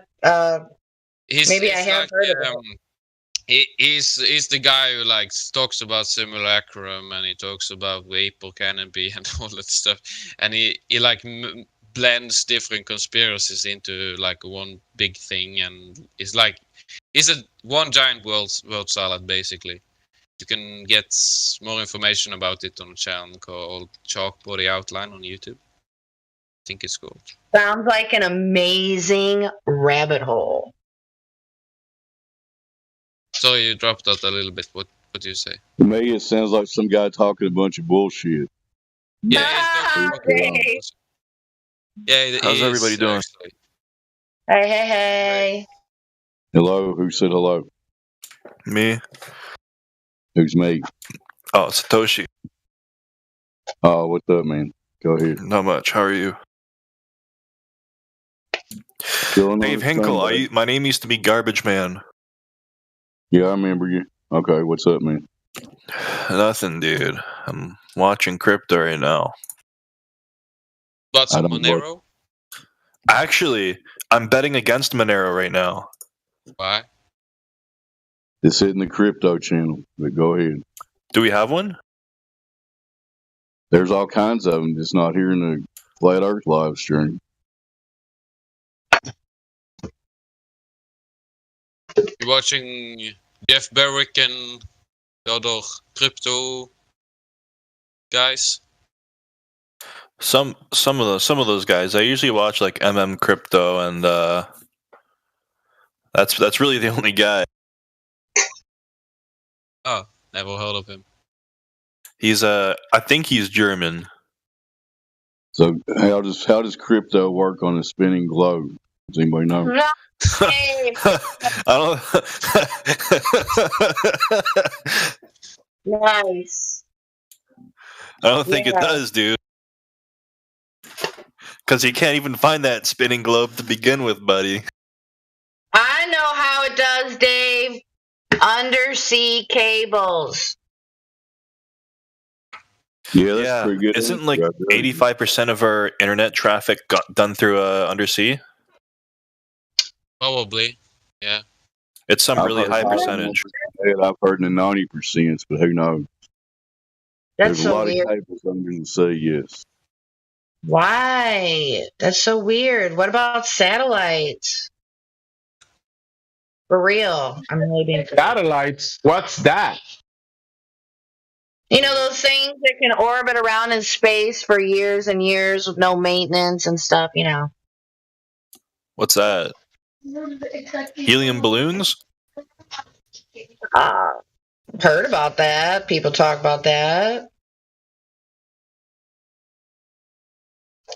You actually run 99% of the communications of the world on these helium balloons devices. Can you actually do that practically? Don't people complain about the Elon Musk internet stuff? Don't they complain about that all the time because it doesn't work properly? It's very bad. The quality is very, very poor right now. Because I have a connection, internet connection, and it's pretty reliable. I imagine it's not being done by satellites. Same thing with myself. Same thing with my cell phone. My cell phone, I doubt very much that it's connected to a satellite in space. I doubt it.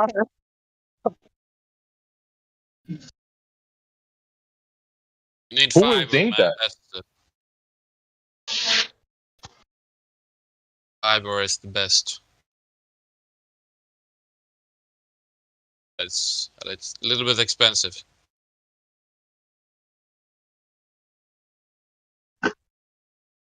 Well, aren't they like supposed to connect to each other with the Starlink? All the satellites supposed to be like some kind of blanket network of satellites in the sky, or is I that don't know. not how?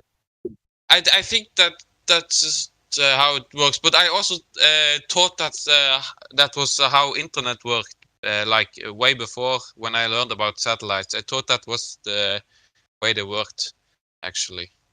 But I think it has been like they have like said that the same thing story a long time ago. Like you had like the Super Nintendo in Japan, they had like a satellite connection. Oh, man.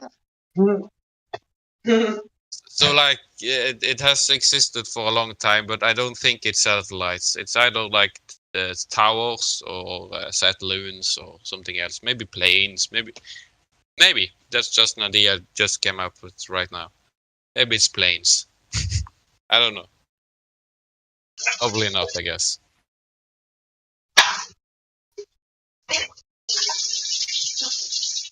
Maybe that's why you need to have flight mode on the planes, because it interferes with like quote unquote satellite signal. I'm just making stuff up right now.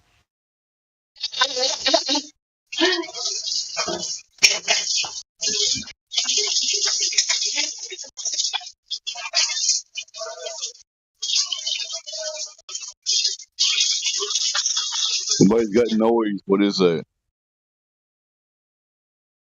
Is that me? Oh, that's me, guys. Sorry, I stopped.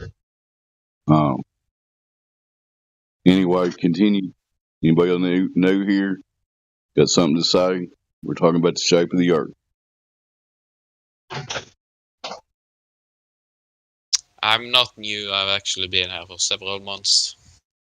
But people keep forgetting that I have been here for a long time.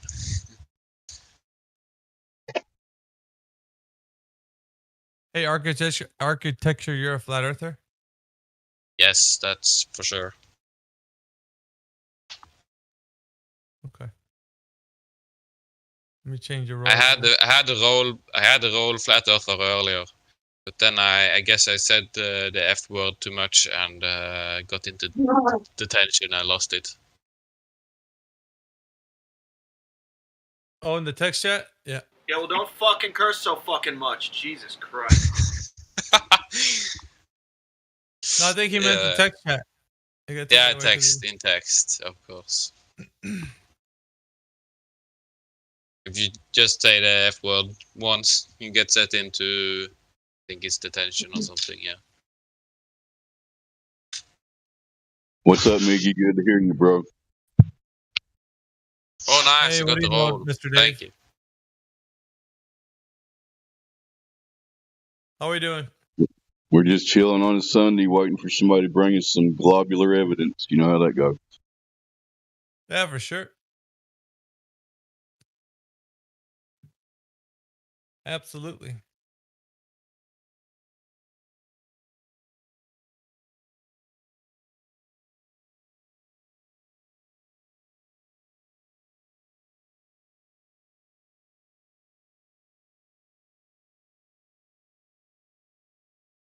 Looks like the anti-flirt trolls got the weekend off or something. I don't know. Just speculation. They've been absent like a couple days already.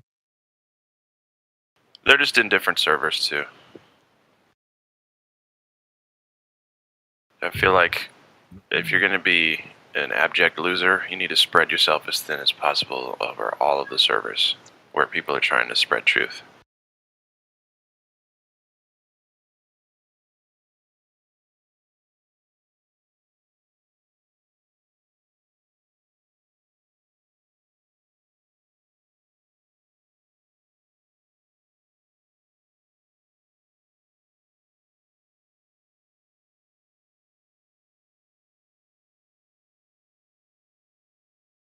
Glowers keep asking me what a direct physical measurement is so they can go measure the curvature. I'm like, dude, y'all don't know what a direct... No wonder you don't know where the curve is. Y'all don't even know what a measurement is. Why keep asking me? Go find out.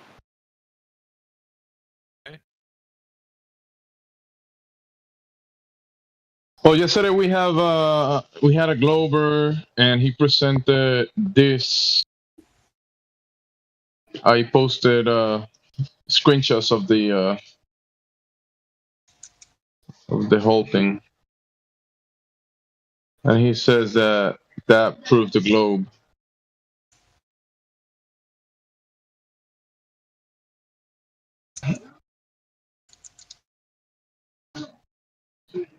It's a teacher's guide to the universe. Activity measuring the Earth's curvature. There you go, Gladflow. Measurements for the globe. Now, don't say that measurements weren't provided. So you have no excuses now.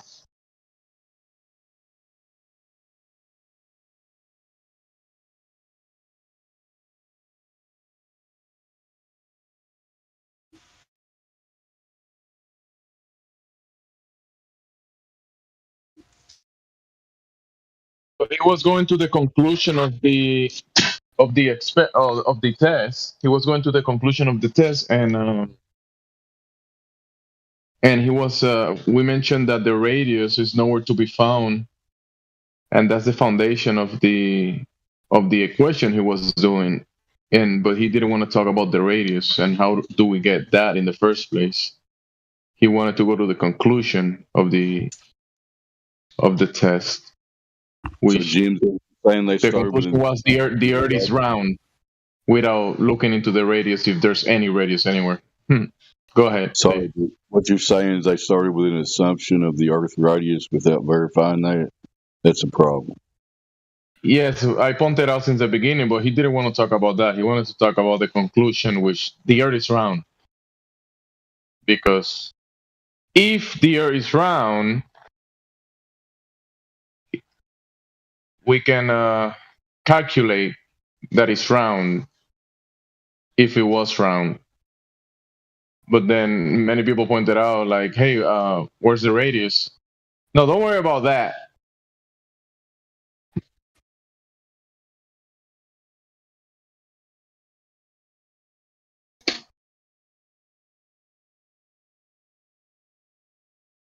I've just never seen more impressive direct physical measurements of the Earth than those five texts. Yeah, 5 of them.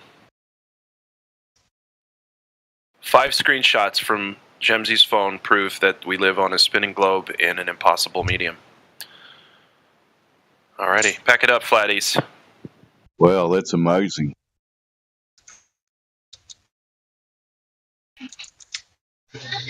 Yeah, sorry, game over. Checkmate, flatties. I don't know what you're thinking anymore by still being here. Wonder how many times we can count the word if in those 5 screenshots. Just Control F and type if. Well, that would be on his phone. We can't do that on our side, but I'm just kind of making a tongue-in-cheek joke. The only way to talk about the globe is by using the words like if, would, should, imagine, etc. Yes. And you got to say stuff like that's what we would expect to see on a globe, stuff like that. Right, that's what we would and expect theoretically. Yep, exactly. Now you're getting it. I pointed out the 4th screenshot showed to see where this equation comes from. It has a website from NASA, and it speaks about where are the radius of Earth, right? So the whole the whole equation is based on radius. But he didn't want to talk about the radius. Where we get that R from? He didn't want to talk about that.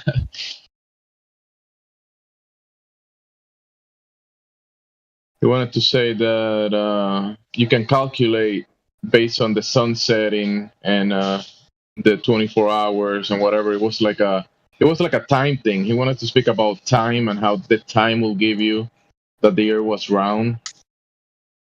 If the Earth was round, it was kind of funny. he got upset and left because we were pointing out the radius, and he didn't want to hear it, I guess. But yeah, it was a good exercise.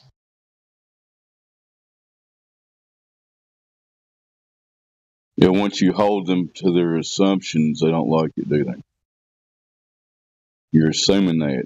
Where's this radius at? Come on, man.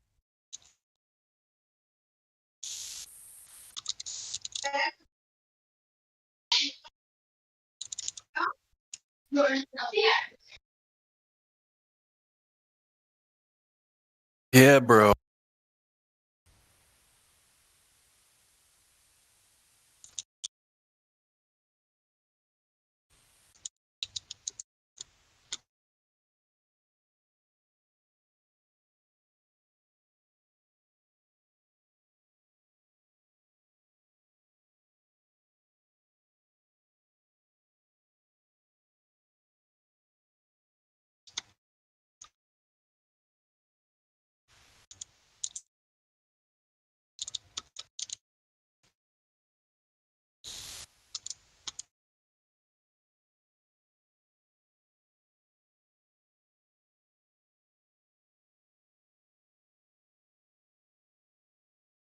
Well, that was a pregnant pause. We're still here at the 24/7 Flat Earth Discord. Somebody continue or not. This is Dead or Duck. It's a live stream up. Seems to be on a backup channel. I guess something happened to the main channel. I don't know. I haven't got the info.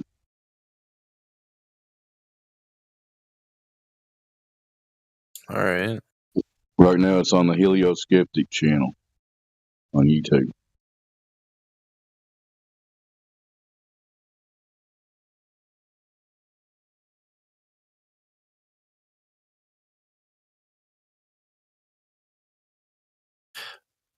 Who actually runs the actual live stream that's on the YouTube? Who's the person who like turns that on and off? That'd be Helio Skeptic. Okay. I don't think he's here right now.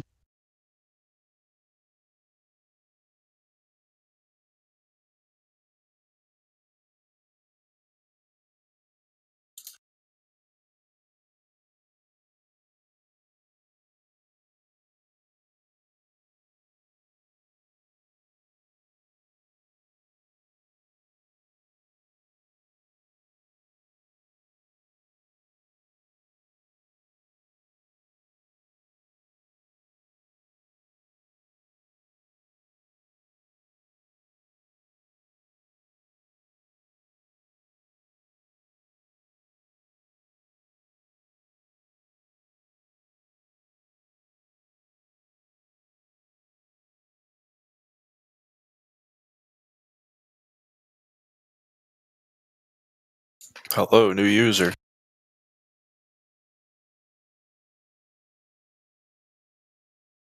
So somebody new was here. Yeah, I think Vatvi Giovandi. No, he's been here before. Or they've been here before, I think.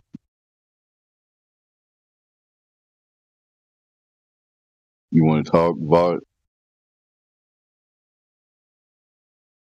I see he's a skeptic.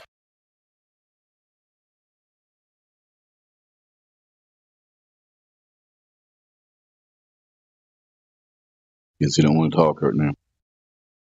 All right. Somebody got a topic or continue? Shape of the Earth Reloaded, maybe.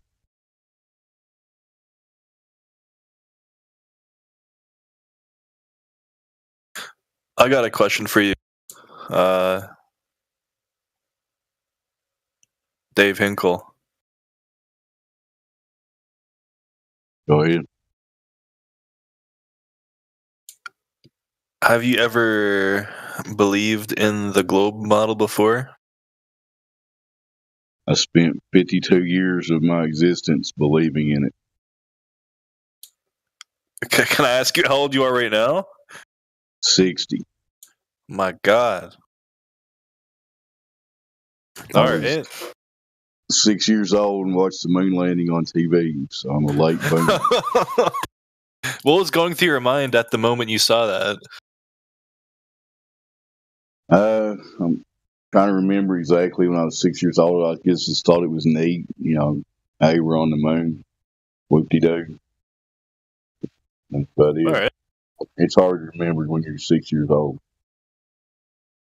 But when I was 11 for Christmas, I got a Major Matt Mason astronaut toy with the moon rover and everything.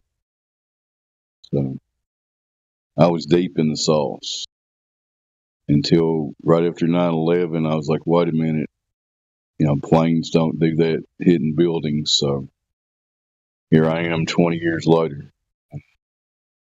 It's much better knowing a lot more about where I actually exist than believing all that bullshit, All right.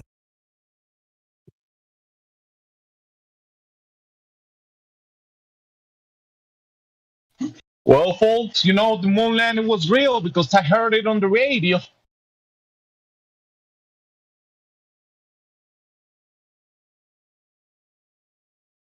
Didn't Buzz Aldrin or Neil deGrasse, one of them in an interview, didn't they say that they never went to the moon? He sure did. Buzz has said it several times, 4 or 5 times, I would guess. Where's Kreishenberg when you need him? CB? Many of them said similar things. Especially when a little 8-year-old girl asked him, and he's like, well, we didn't go there, and that's the way it happened. We didn't go there? Yeah. He said that to a little girl. She asked him, why haven't we been back to the moon? Why has nobody been back to the moon such a long time? He's like, well, that's not an 8-year-old's question. That's my question. It's because we didn't go there, and that's the way it happened. That's a quote, pretty much.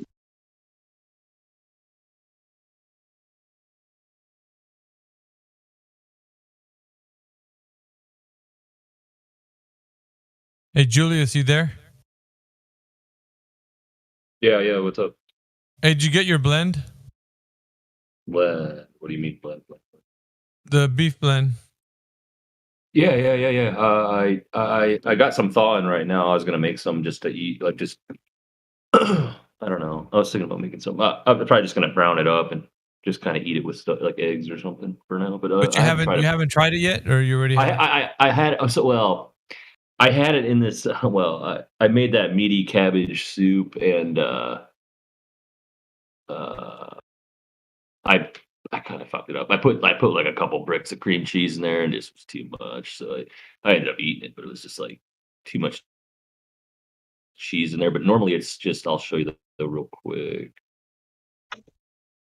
Oh, if I can find it. But I was just gonna brown some up and just eat it plain today, see how it tastes. Yeah, I was just gonna ask you if you've done that yet, because that's what I'm gonna do. I've made one of the. I got a couple of ribeyes. I tried one of those. Those are really good. And then and you got it off that. Did you get it off that that one website? The one. Yeah, grasslandbeef.com. Yeah. All right. So I'm just curious, man. I want your feedback on it. So. Oh, dude, it's great. It's great. I mean, some of the stuff's kind of spendy, like the salmon's like kind of ridiculous, but here's what I made though. It's basically my chili substitute. Do you see the live stream? You're doing the same thing me and Julius are. So like that website would probably benefit you too, man. Gimme. Yeah, you would love it. Gimme. Do you think you can get that coupon that coupon code, Julius? Can we give him that? You could try Fresh 15. That's the one that he gave me. I don't know if it's like tied to my email or anything, but you could just try Fresh 15. But dude, their website's janky. I had to call them to get my order to go through. Like the order shows up. Like make sure you create an account, and then just they'll reference like your email or something, and then. Like, because when I tried to do it, something's funky with their website when you go to try and pay or put a coupon code in, it kind of fucks it up. So the ladies are really cool though. I mean, they're out of Missouri, Canton, Missouri, or whatever. You got do you have the webpage, Julius? Put it in the live stream, maybe. It's in there. Oh, you did? Okay. It's not loading for some reason. Is it on Pinterest? That's not the one.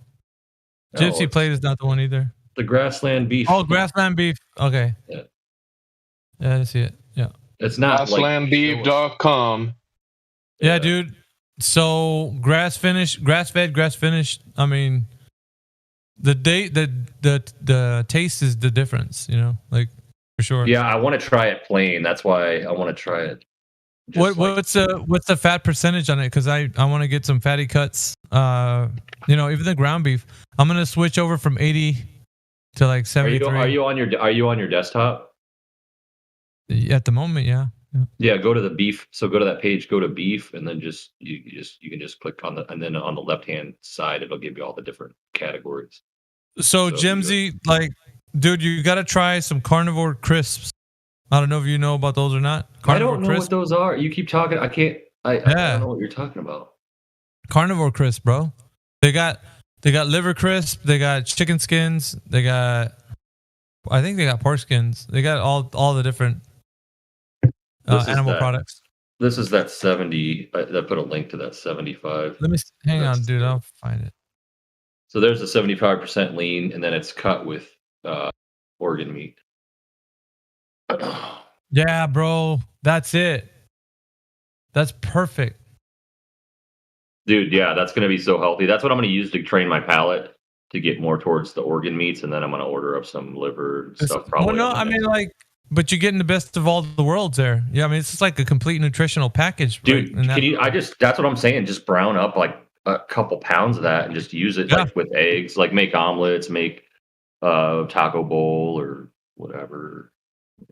Dude, that's not even the list of everything that's actually in there included with the. I put a screenshot of that. I put a screenshot of the description of that. Yeah, that's a small portion of like the stuff here. Let me see. It's got an excellent omega-6/3 ratio, CLA levels. All right, Jemsy, check this out, man. There's a 10% discount right now, man. In the voice, carnivore crisp. Yeah, bruh. Ooh, nice, dude. Yeah. But look, check it. Look at all the crisps they have, dude. It's gonna blow your mind. They got beef ribeye, leg of lamb, chicken breast, beef top sirloin, beef liver. Dude, that's the other thing on that site. I was wanting to get some lamb. This stuff is gonna most of my money's gonna go here. I know, dude, but you can't spend your money on anything better than like healthy food. Yeah. Really. You really can't. This is where you want to park your car right here, man. Yeah, right you want to they got a nice.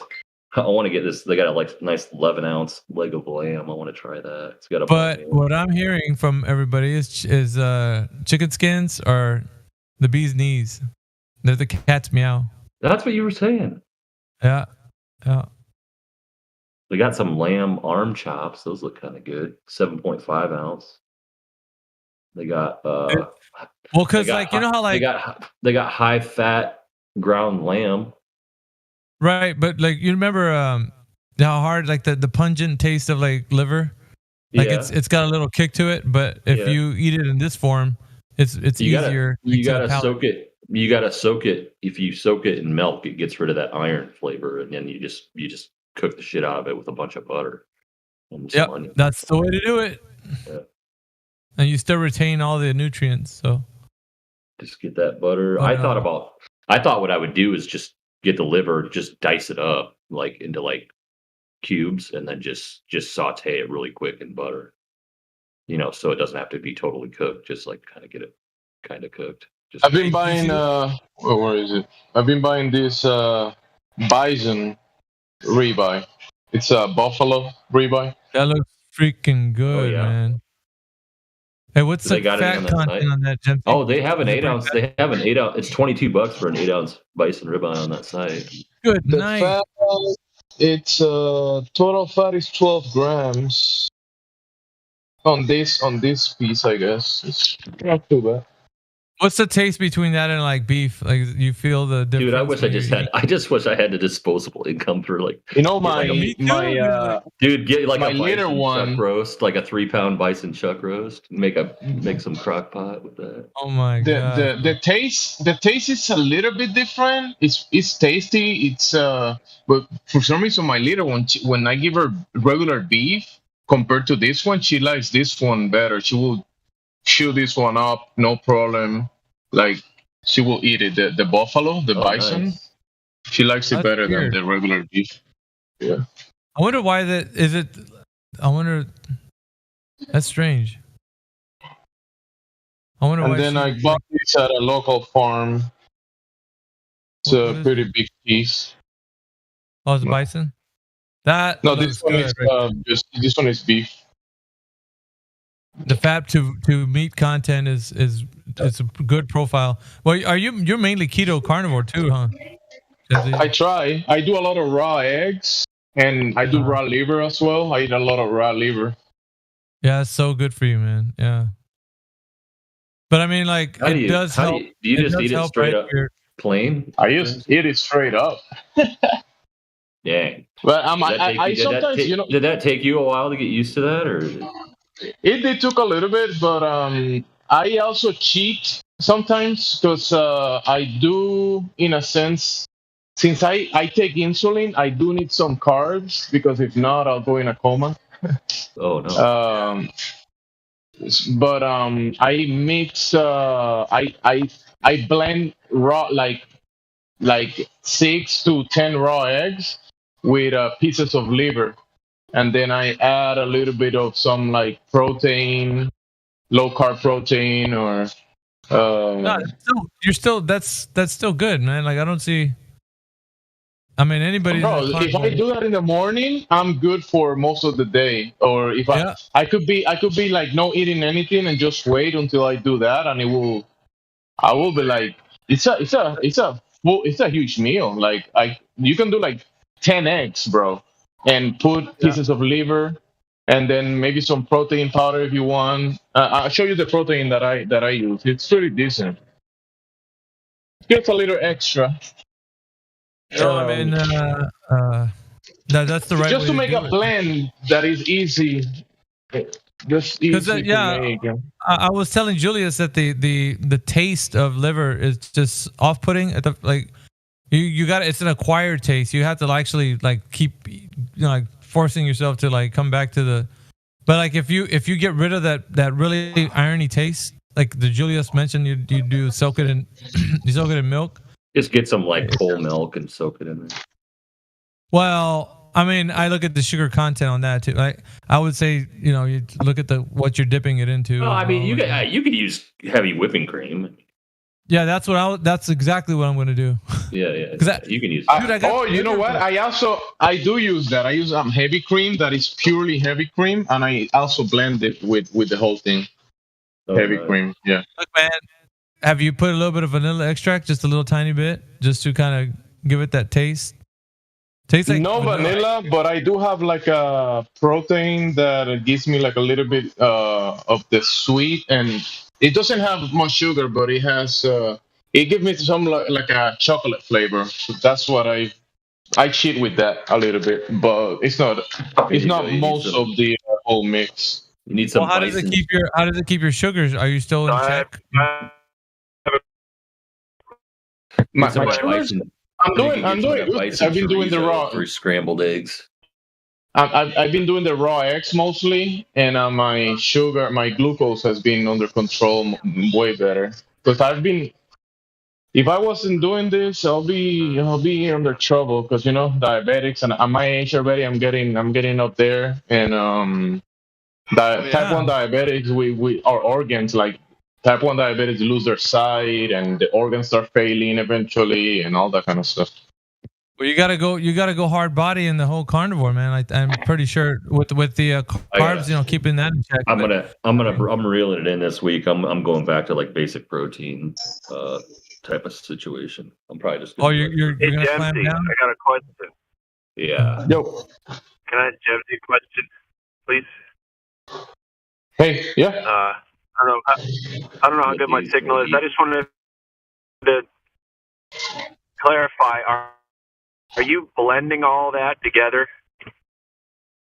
Are you blending that? Not all together. Whenever I can do the raw eggs with the liver. I do. I can blend it, but Really? Yeah.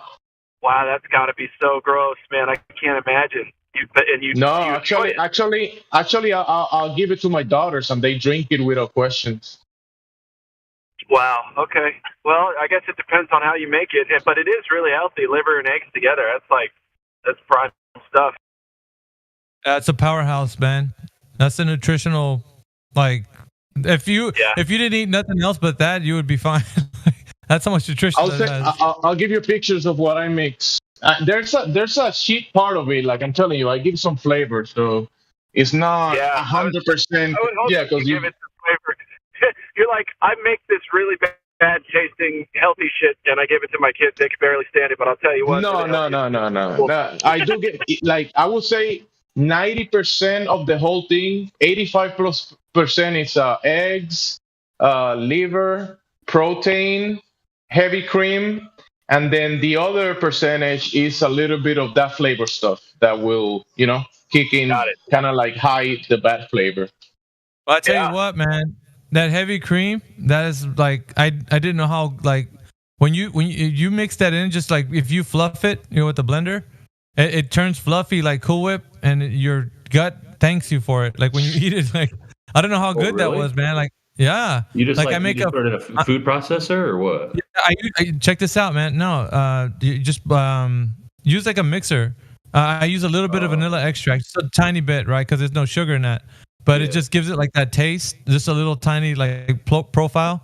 But it makes it like vanilla, like whipped cream, and it's like you eat it like fluff. Like if you've ever eaten fluff with Cool Whip. Wouldn't a food processor work though for that, or? It does, but like it gets really like it sticks to everything. So you'd have to like spoon it out. So what the best thing to do is to put it in a container that you're going to use that stuff in, and just mix it right in that bowl. So that way that bowl just becomes the thing that you're going to leave it in. You know what I mean? Yeah. That's the more efficient way to go. But you can blend it in anything that blends. But yeah.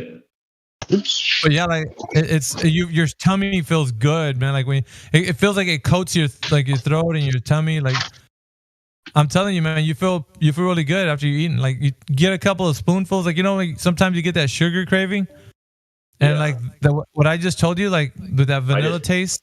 You know what I eat? I just take a couple spoonfuls of peanut butter. I got some. No, I mean you got problem with lectins on that, man. So I'd be careful. But yeah, I'm telling you, bro. Anything plant based, like we haven't discussed. I don't do it. I don't do it often. It's just like once every couple weeks, I'll just eat a spoon. Yeah. No, but Jemsy's got the beat on the taste for liver, egg, and that cream. I'm telling you, man. I haven't tried that, but that sounds like he's figured some kind of alchemy, like would taste make. Yeah. He blended it all up together? Is that what he said? Yeah, I do. Yeah. How do you like a blender? Yeah, in a blender. Just eggs. You crack the eggs, put them in the cup of the blender cup, whatever. Yeah. Grab pieces of liver. It could be beef liver, calf liver, chicken liver. Just put a good amount of it. Like do you ever do go ahead. Cod liver? Do you ever do cod liver? You know what? I haven't, because the only cod liver that I've been able to find is the oil, not the liver itself. I got you. Yeah. Check this out. I got you. I ordered some on Amazon. Do you have Amazon? I do, yeah. Yeah, dude, they got it on there. It's like a 12-pack. It's kind of spendy. It's like $50. If you go to Whole Foods, you might be able to find. Sometimes I find the bison ribeye. They sometimes have it at a good price. That bison ribeye, guys, is pretty good, and many times they have it on sale. Like I bought that one that I show you. It cost me like $10, which is not bad for. I'm gonna look into that, Jemsy. I think I want to try. I've never tried bison, so if you're saying that it tastes good, like. Is it comparable to beef? It is comparable to beef. Burger. Yeah, I've had a bison burger. It's good. I think it's a little lean. It is definitely similar to beef, but I will say the quality feels better for kind of like the meat quality, the fat quality feels a little above what regular beef is. Jemsy, are you in the live stream voice text? Yeah. I just posted that's the 12-pack of canned cod liver, but then that smoked oyster cod liver pate, I make that, and then I throw like a couple tablespoons in, skillet with some butter, and then just mix in some like scrambled eggs. Yeah, that oyster. Oh yeah.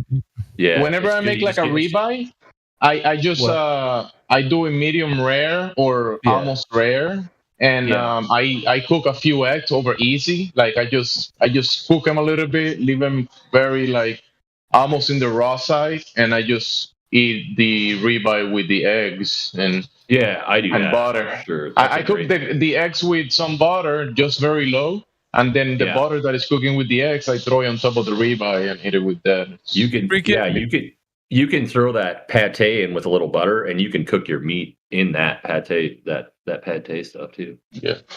Dude, I'm telling you, man, like these Carnival Crisp, they got beef brisket, bro, and it's made with the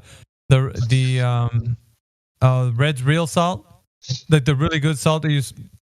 It's like they it's like pure, no chemicals or anything. Like it's just straight harvest from the earth. Yeah. That's damn good salt, man. Dude, and those they are all make grass fed, huh? Uh-huh. Oh man, I'm gonna post this in my. I just This started is up like my. the Cadillac, dude, of like what the diet that we're eating. Like this is like the top tier of the top tier. So like if you're gonna have anything, you want to dip. Like if you make a nice dip, like if you make a nice cheese dip or something, use these. Yeah. Oh man, man. The chicken skin knock your socks off, bro. Chicken skins? Yeah, they're gonna knock your socks is it like jerky then, or what is it? Yeah, it's like crisps. They crunch when you like a. No way. They're crispy, yeah. Not terribly. Don't be scared of trying chicken liver. I before I was doing mostly the beef liver, and it's because it's really inexpensive to kind of find it most places. Yeah. But sometimes I've been finding calf liver, which is pretty decent and good price. But there's also chicken livers, and in Whole Foods you could buy organic. I mean, those are labels, obviously, right?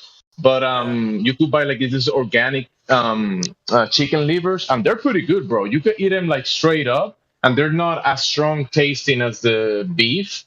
But I mix those with the eggs as well, and it's pretty decent. To make things a little bit sweet, like give it a little bit of that sweet flavor, I cheat with the allulose. I don't know if you guys heard of allulose. Let me Dude, I show bought you. them, man. Like, yeah, but I rarely I use it on special occasions. Like I sparingly use it. Yeah. All right. Yeah. Also, Whole Foods has a really good it's a pretty decent heavy cream, and doesn't have any other. It's pasteurized, which is the bad part. Maybe you can go to local farms, and they might sell you the cream of the milk. Might be a little more expensive, but without pasteurized in it. But yeah, I was gonna say for me and Julius, because we live in Iowa, dude, the choice for a heavy cream is gonna be Anderson's. You know that the Anderson's, like, have you ever had Anderson's? Like, good, dude. Dude, I get their. I know I shouldn't get it because it's got bad stuff in it, but I get their toasted onion and their garlic, French onion garlic dip and stuff, and I dip. But like, no, I'm saying that they have a heavy cream that's just, it says only cream. That's it. That's the only ingredient that they use. Yeah. Okay. That's it. It's not even pasteurized. Nothing. It's just cream. I'll have to get that then. All right, I gotta pick up a friend of mine, but I'll be in here. I'm just gonna mute for a second. That's cool. It's cool. Let's see. Yeah, this is the crisp that I told you is gluten-free, pasture-raised, grass-fed, family farmed in the USA, no hormones, high in protein, keto approved, made with Redmond sea salt, and crispy. Lean, clean, protein, snack replacement, carnivore approved.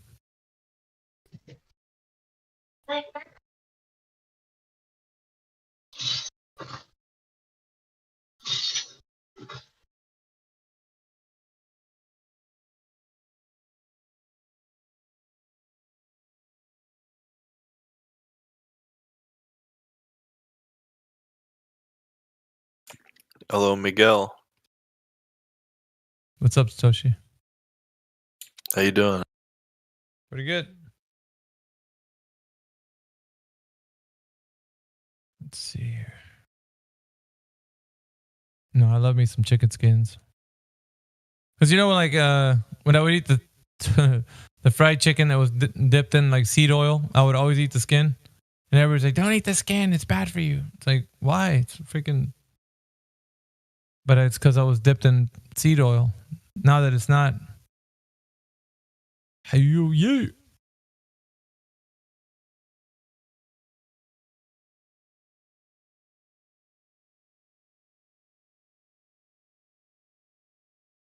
Damn, that's the way right there. Literally, it's the way. WHEY. Definitely stay away from the oils. Those are horrible. You can use lard. I mean, I don't use lard barely ever because people say about pork. I barely eat any pork ever anymore. But the tallow, you can use tallow, and there's also I found some places do sell dog fat, which is pretty. Dog fat is pretty decent to even cook with it and do other stuff. Dog fat. Yeah, I haven't tried, man. I like it. I think I want to try. Yeah, I think I still have a little bit left here. Let me see. I do have a little bit. I just want to say, hey, chicken skin is great. I love eating the chicken skin. Yeah, they make them, Helio. I don't know if you know, man, but they make them in like where you could just get them in little bags, like chip bags. And they do that with pork skin too. But I mean, I like to eat chicken skin with the meat as well. It's like I love those. Just bake up some chicken thighs with some garlic powder and pepper. There you go, man. Just fry it up, man. But the skin, like when you get a chicken breast, it tastes good, when you have a breast or something. But if you have a roast chicken, or something, the skin is so tasty. Yeah, it's so good, isn't it? Like freaking. You could so Thanksgiving's rolling around, and some people they know how to crisp the outside of the bird, so when you make it, it's nice and crispy, like on the skin and the juicy. You could do it just like you don't have. It's just the way you cook it. Honestly, you don't have to like throw all kinds of rotisserie chickens. They're pretty good, man. So I like to cut as soon as I get it. I like to cut in and just get a taste of that first taste of the chicken skin and a little bit of meat behind the. Helio, have you guys real low, bro? Like really yeah, low. Helio, you need a new mic, Helio, a new mic. Yeah, you're like super low. It's like you're on a headset or something. Oh, are you on your Bluetooth? No, but I could turn the. This might be a crime, but have you guys tried cooking meat on an air fryer? Yeah. Oh, dude, I've made steak. I've made wings come out perfect in the air fryer. It comes out pretty good. You can cook all kinds of stuff in there. Oh, you could throw some chicken thighs. You can throw pork loin. You can throw anything in there. It'll cook it. You gotta make chicken skins in the air fryer. That's what all I gotta say. Like get some chicken skins. You can throw bacon in there. I mean, if you want. It's just kind of a mess. Yeah, bacon's messy though.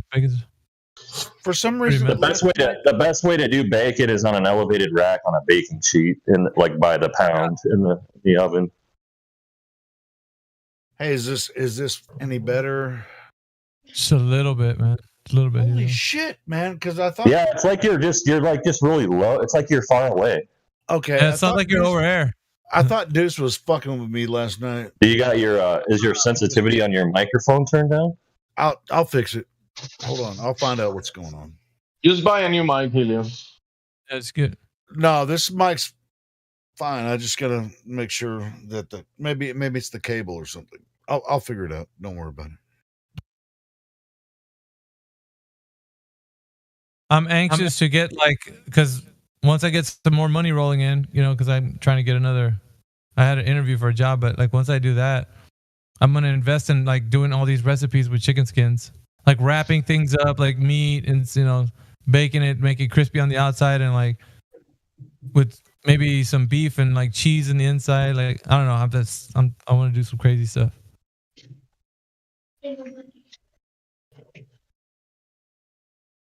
The skins are super cheap, man, on that website, grasslandbeef.com. I'm telling you, man. Listen, if you get the Italian sausage, They the got pork skins on there. huh? Yeah, They got, dude. they got cheap chicken skins. Yeah, and I'm waiting, dude. I'm just like, as soon as it, yeah, dude. Did you order anything?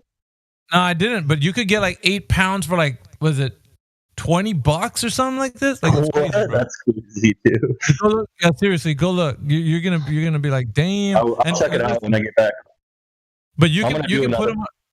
You can put them on the air fryer, man. So you could slice them up and make them chips, like the size of chips, and throw them in the air fryer. Oh, that's a good idea. Yeah, dude. And then you could just have a party and like make a nice cheese dip with the Italian sausage. Like, you know what I'm saying? Just like, boom. Oh, you could just put them on like an elevated rack on a baking sheet in the oven too.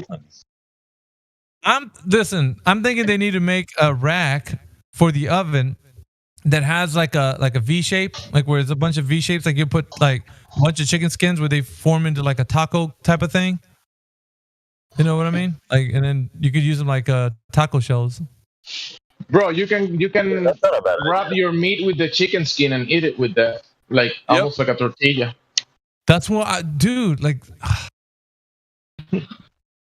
I just started finding out like all this stuff like way late in my life. Like it sucks. You know, like it is like for the people that you finally find like the good things in life, and you're just like, damn, it was there the whole time. Just.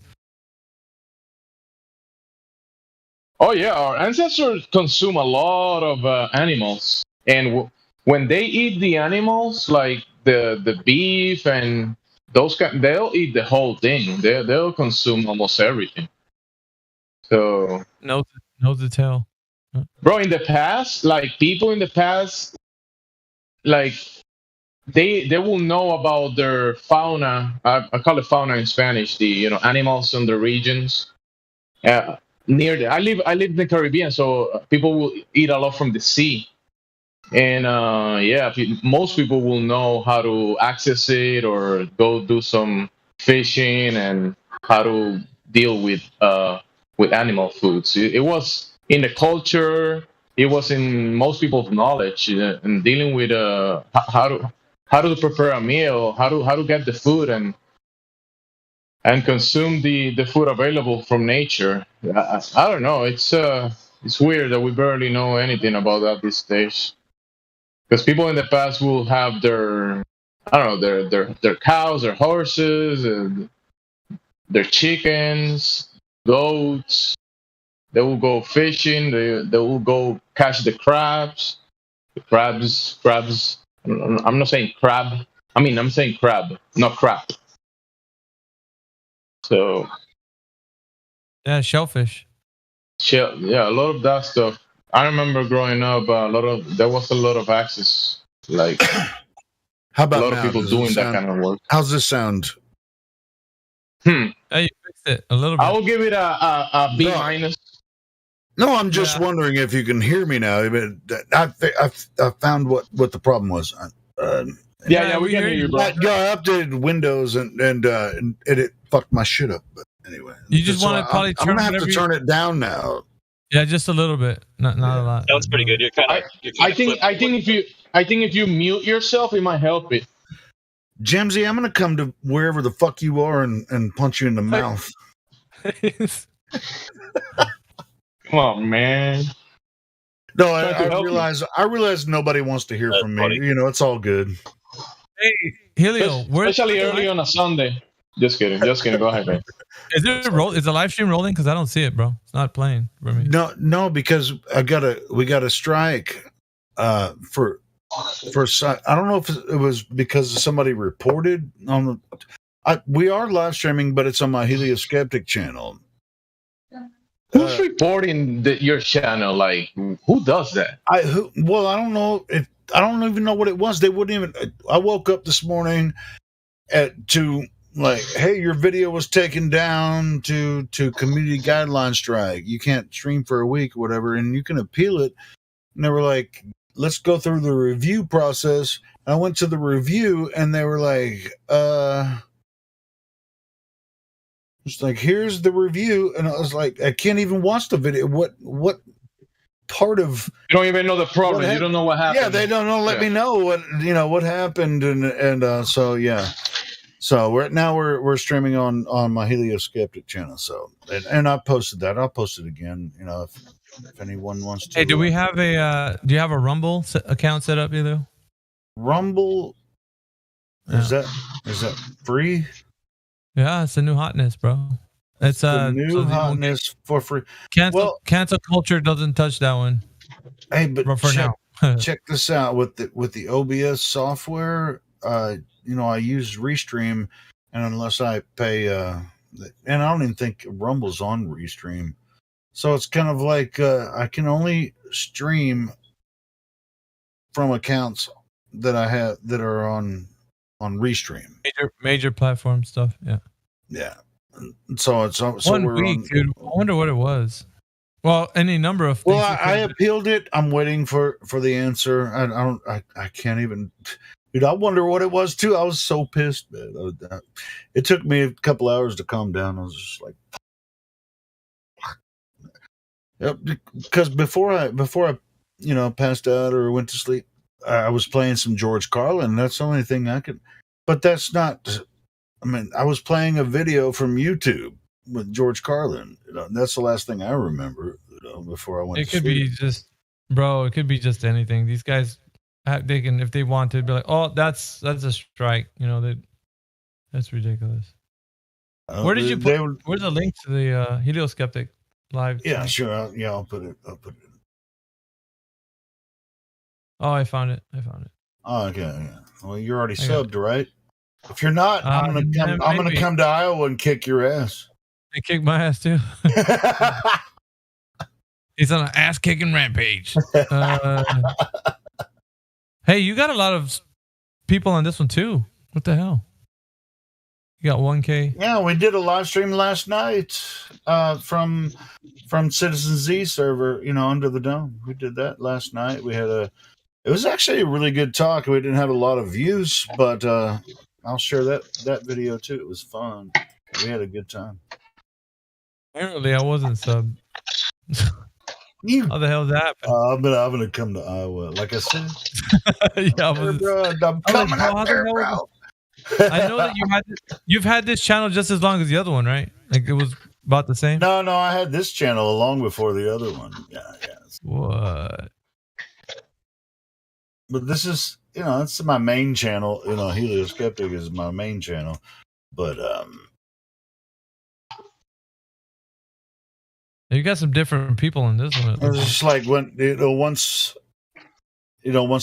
once I got involved with the Discord and stuff, it was just like one night I was like, "Hey, you guys want to do you want to live stream?" And they were like, "Hell yeah!" I was like, "All right, cool." And then that Memulus video hit, and we had like 15,000 people join in a couple weeks. I was like, we should do this 24 hours a day. And so then I created the other channel. Helio, can you, man, I really would want something like on Rumble or something where you're not going to get taken down. Like, I think if we're on one of those platforms, it would be easier for us to it's just like we're streaming on Twitter as well, but nobody watches there. So I'm wondering, if anybody's going to watch us on Rumble or Rockfin. I mean, I'll watch you on Rumble. I'll watch you anywhere where you can talk about anything, bro. These rules are literally retarded. Hey, check this out. Check this out, though. The video before the one that just got taken down, that got the strike, we had over 800 views on that video on YouTube. Why don't you just stream on some other place that's big and then put like a crypto donation key? I've been telling Helio about that, Satoshi. I was like, man, dude, freaking like if people really wanted to donate to you, they would give you some crypto. You'd be stacked, man. It'd be like freaking. There's always ways you can get it back to your bank too, so you won't have problems with that.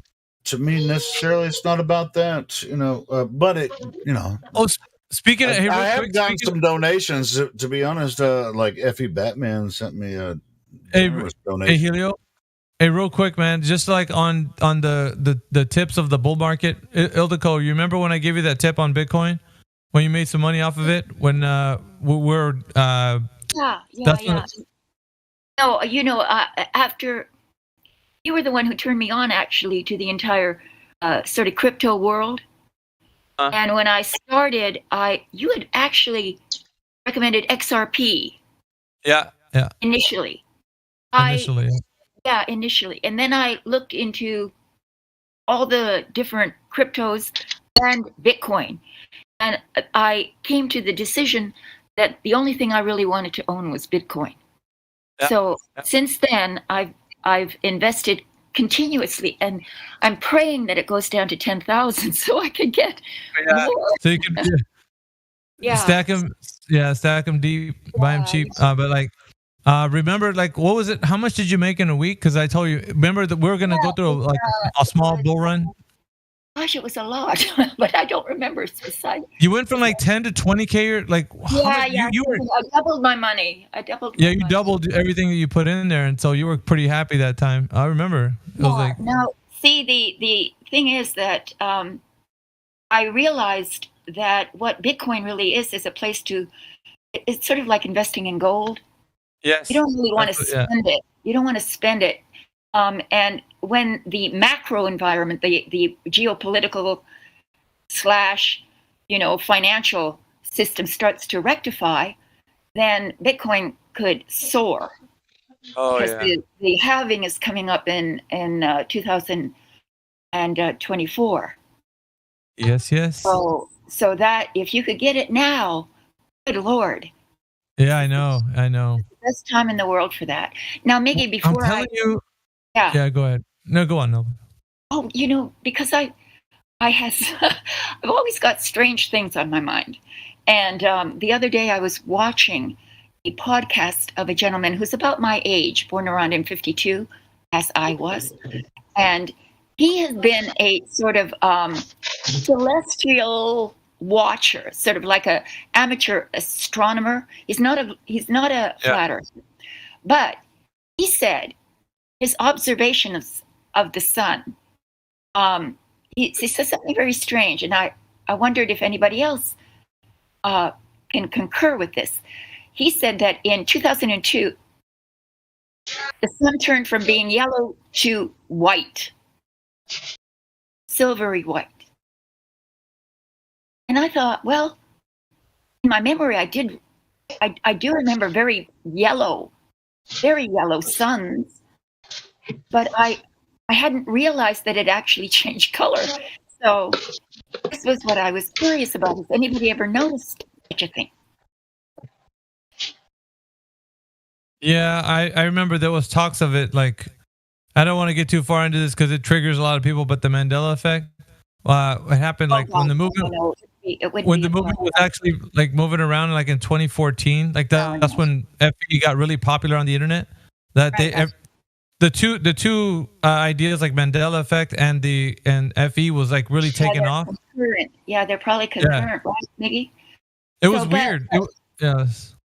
But what's fascinating to me is the idea that the sun is not constant. Right. In some aspects. That would be fascinating. I agree with that much. Yeah. It's not. Go ahead. People try to put they try to put the sun in some kind of like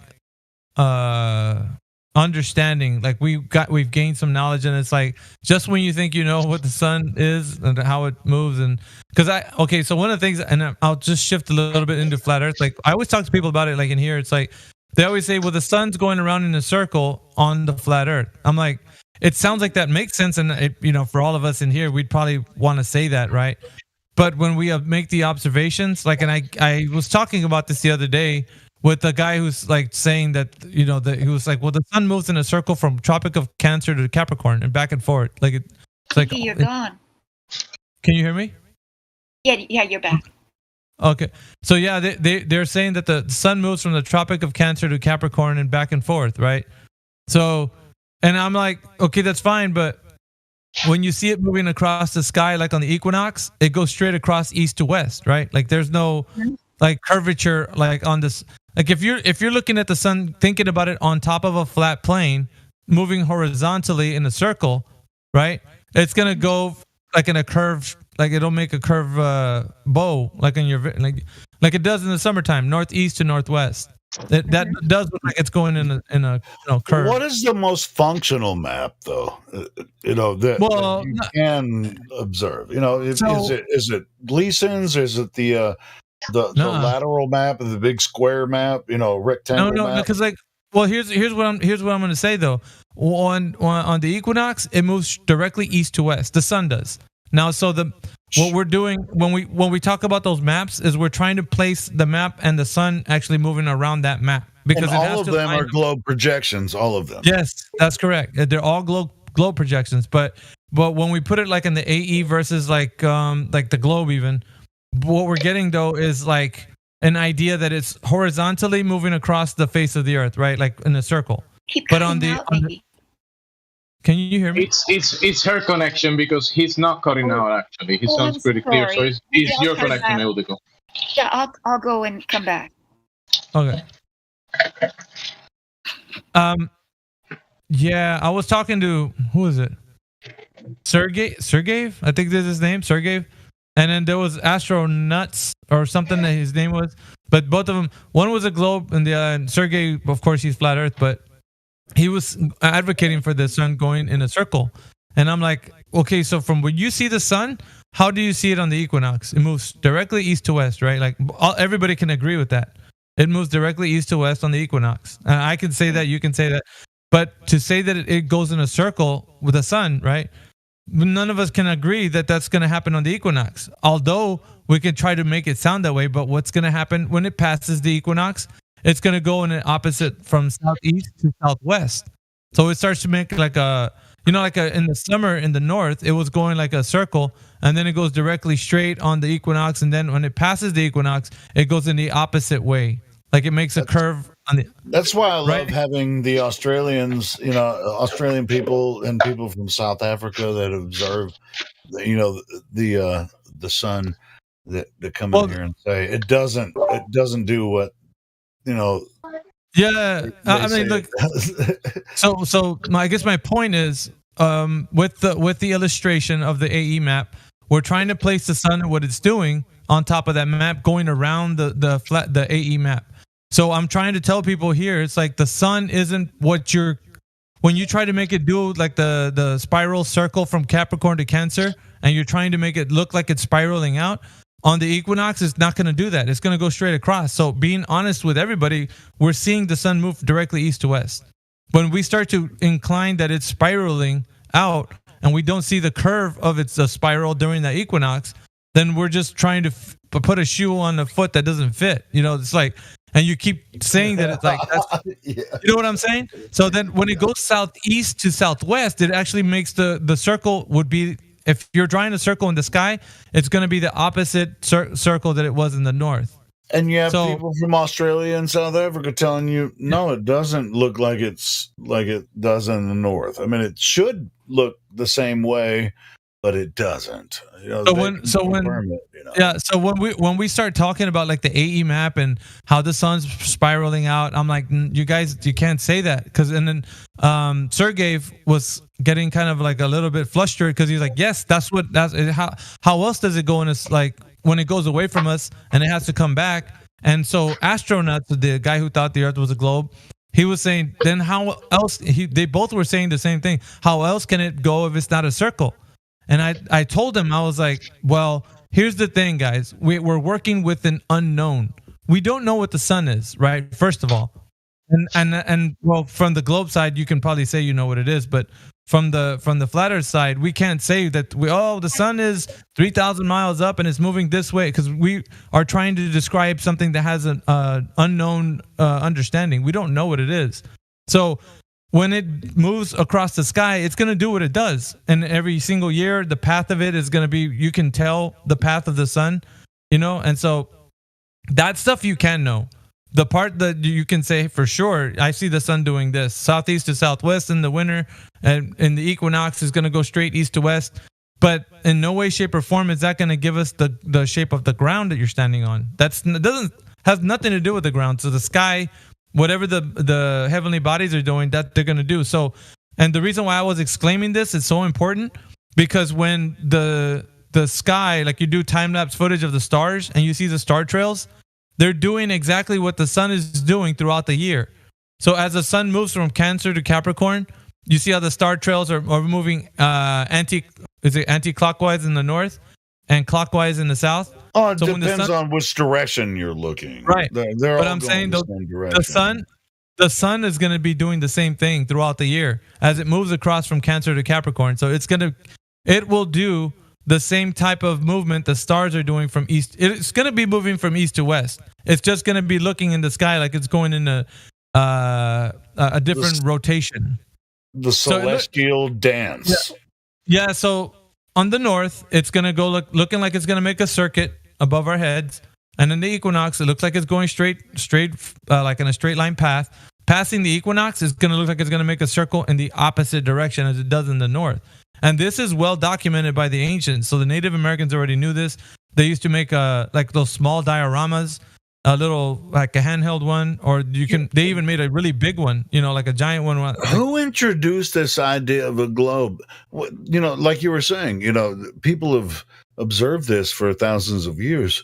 Who introduced this idea of it being a globe based on? I mean, it's got its foundings.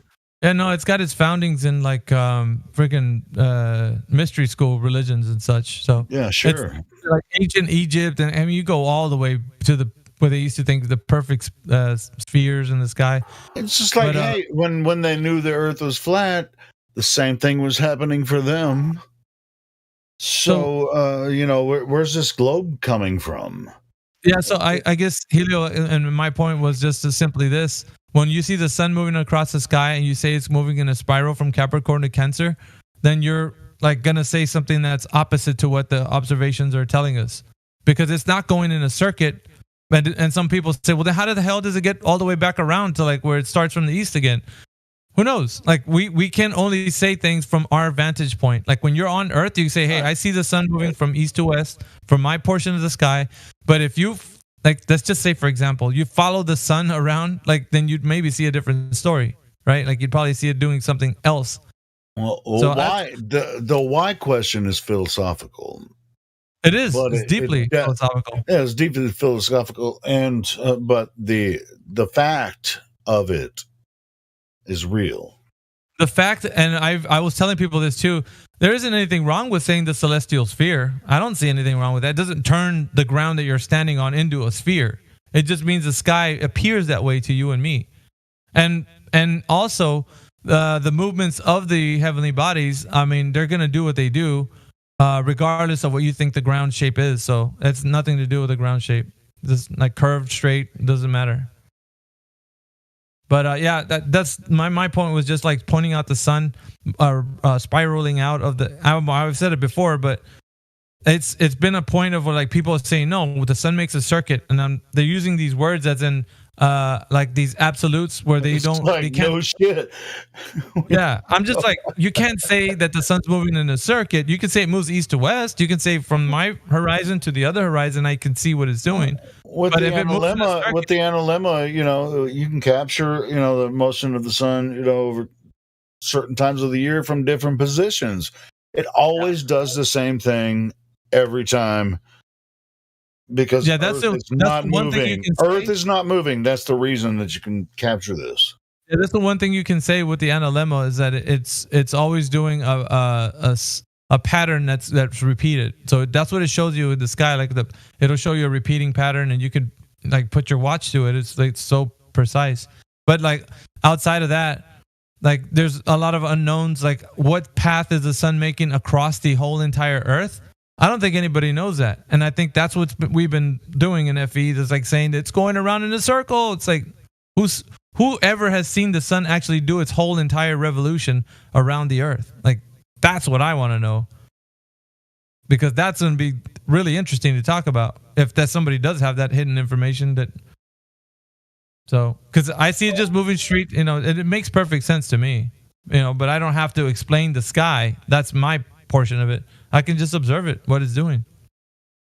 Miggy, I took a trip once from Los Angeles to Maui, Hawaii, in the evening when the sun was setting, and we in the plane followed the sun as it sort of moved towards, theoretically was setting, but it was always sort of at the same place at the horizon. And it seemed to me then that the sun was very extremely close.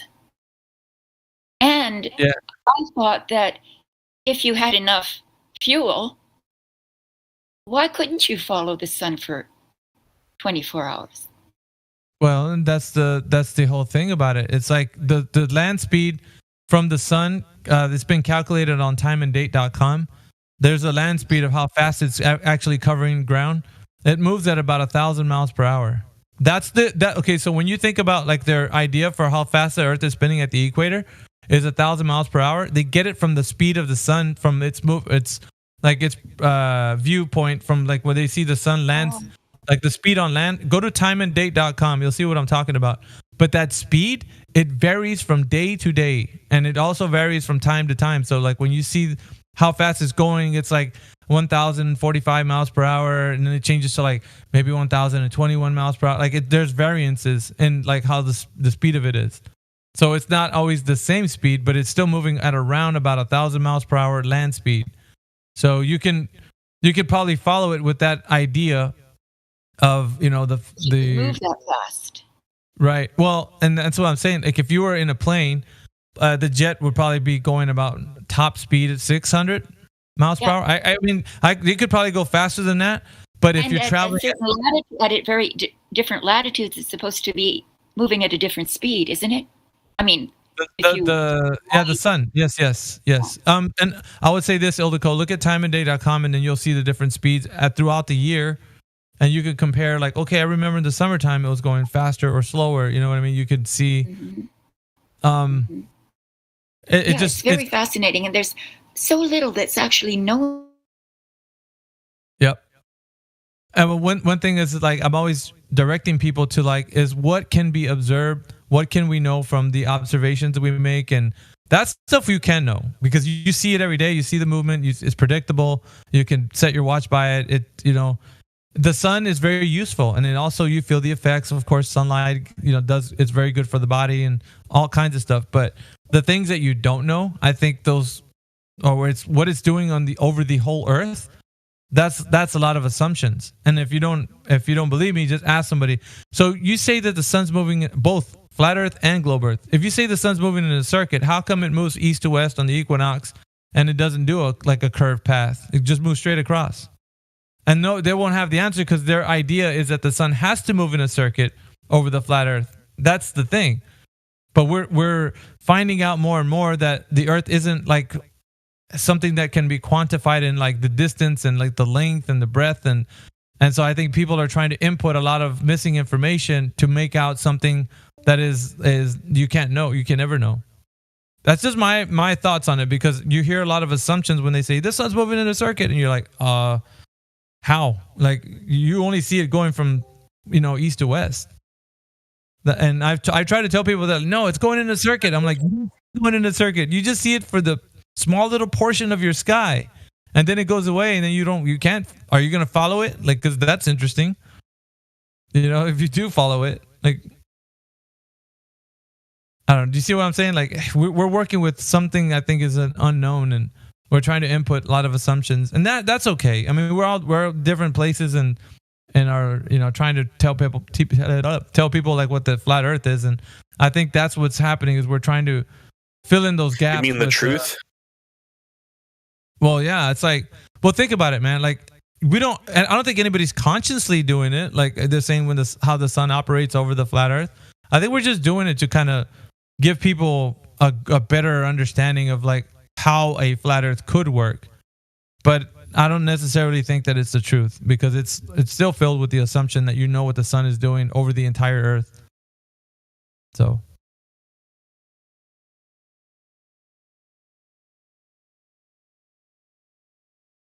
But I mean, you can keep on trucking if you think that's going to keep, bringing people in.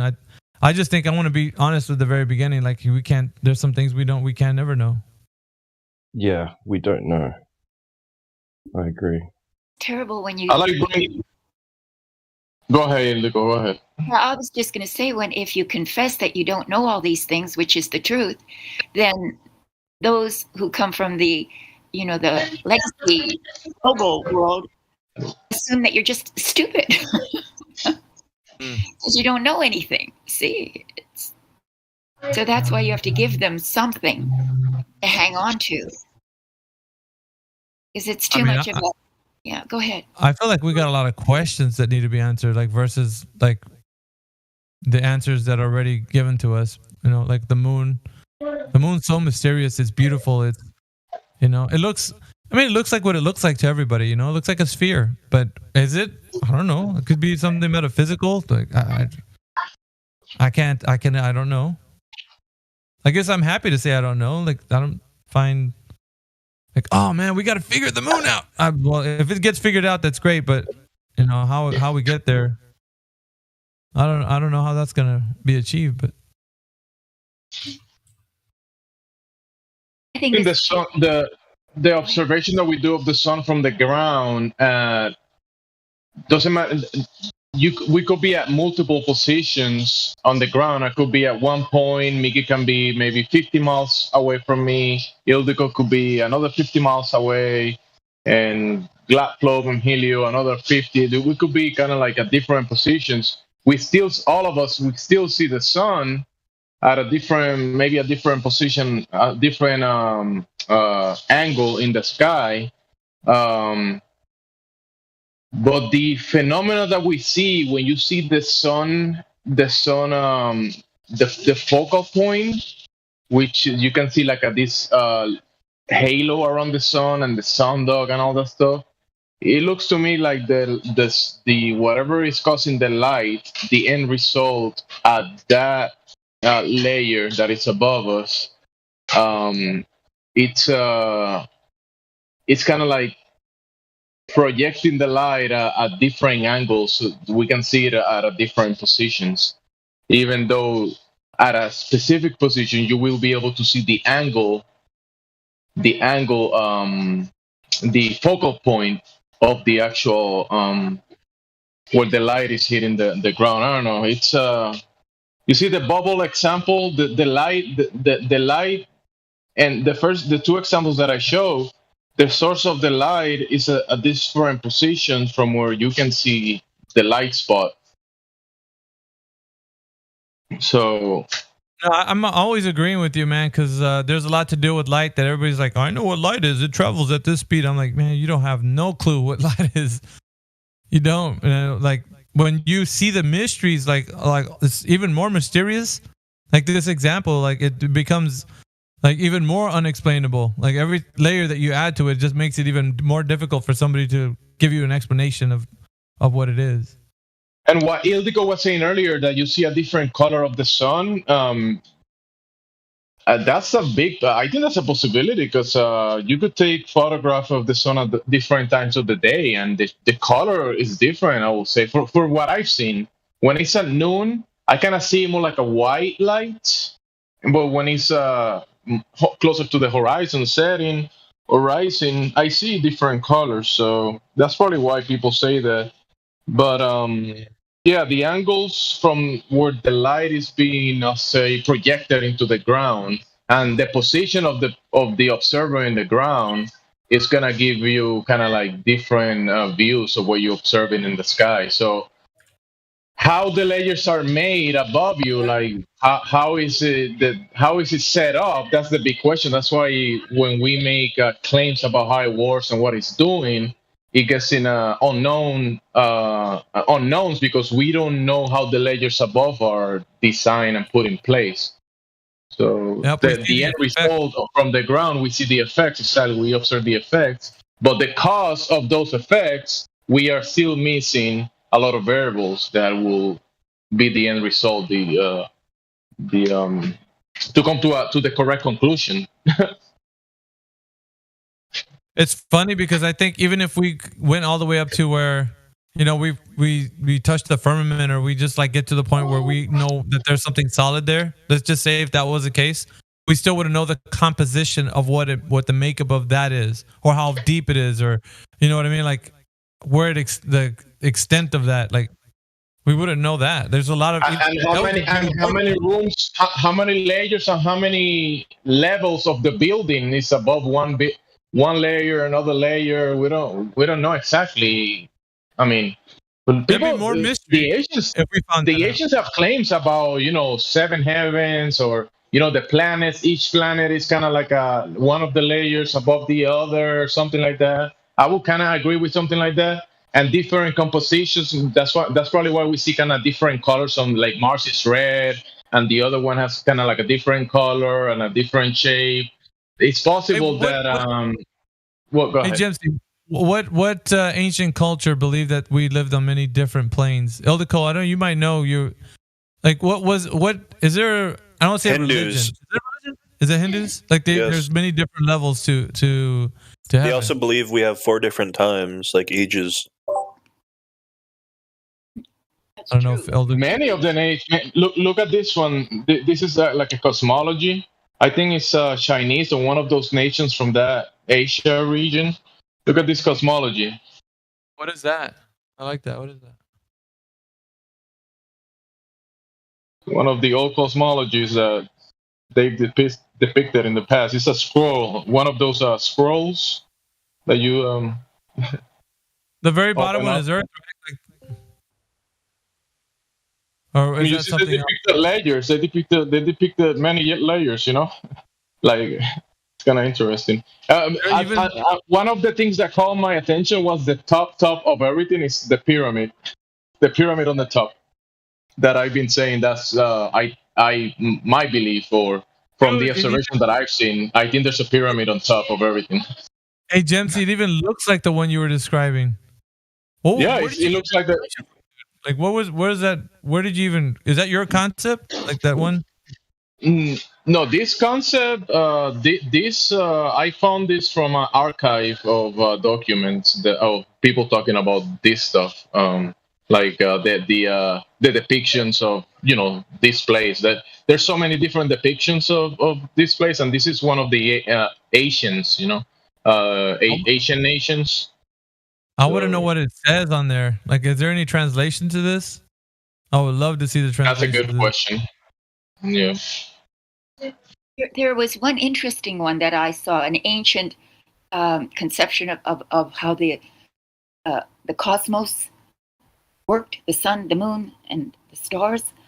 They conceived of our flat plane covered by a dome, and behind that dome was fire.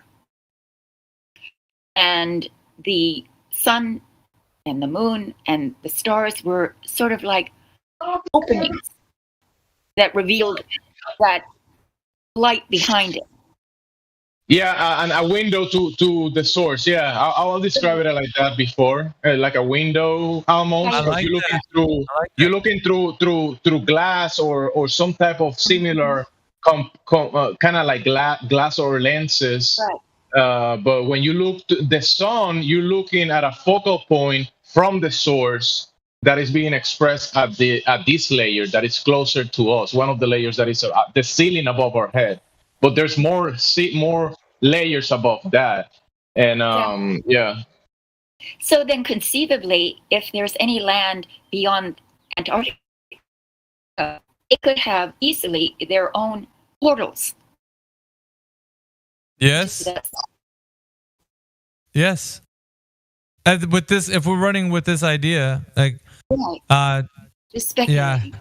Yeah, speculating. Yeah, I could say. Well, okay, so a lot of ancient texts like this is I've never seen this, Jemsy, but this is like super interesting because I wish I could know what all those letters are there. Those Asian. Bro, just look at the back of the dollar. Look at the back of the dollar. What they show you on top of.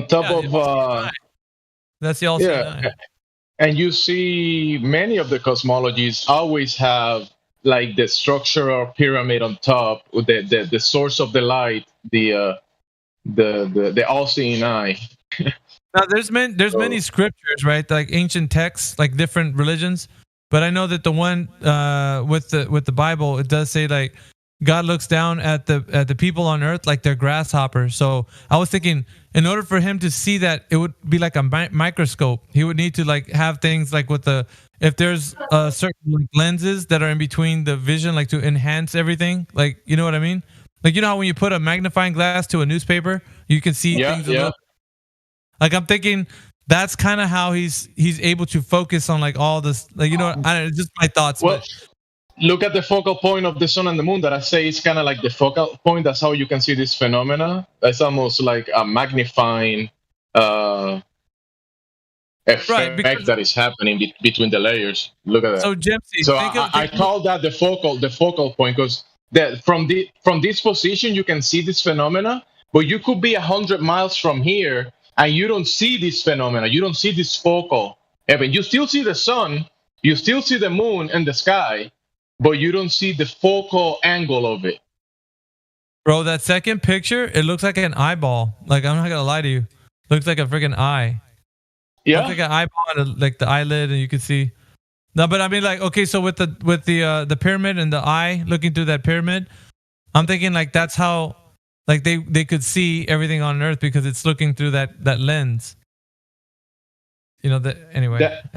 That pyramid will be sitting above the firmament, above the layers above the waters above, and will be the source of these luminaries and the cause of the vortex, the rotation, because the movement of this structure is causing the movement of this whole thing, of the effect that we observe as a rotation. So the top of the top of the structure and the bottom of the structure, we see the expression of that as the celestial north and celestial south, and the circuit that we see from the sun, the moon, or whatever circuit, or that movement, it's like it's being programmed to do that, like a machine, like a computer. But you have a structure to that and multiple layers, like a clock. Yeah. Yeah. I mean, you see the depictions from even the.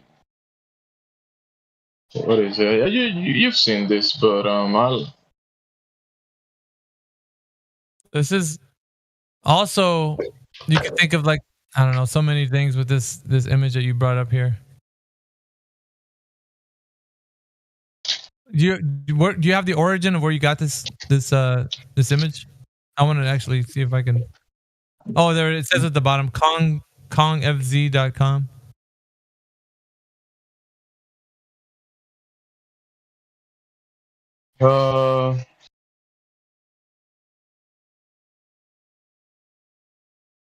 I got an archive with dozens of thousands of documents and images, and I picked some that I like. I can. It's like a couple gigabytes archive of imagery. I have a lot of stuff about it. Hey, we got some people crept in here. Hey, we got Fatty, we got Earthball. Hey, what's going on, guys? We're just having a nice chat today. Fatty, I'm gonna unmute your mic. You're welcome to have a conversation with us. Welcome to 24/7 Flat Earth Discord. If you guys want to chime in, go ahead. We're just talking about the different things about Flat Earth that's interesting to us. But if you want to talk about the shape of the Earth, why we're saying that the Earth is flat, you can do that. You can have a conversation with us if you want. So Fatty and Earthball, if you're there, if you can hear me.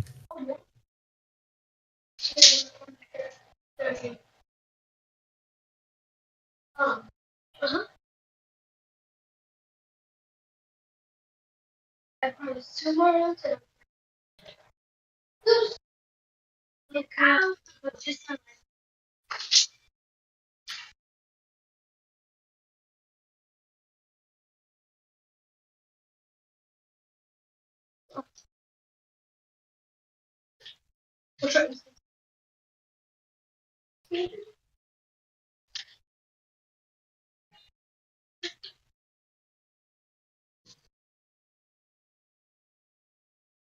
That stuff's pretty cool, man.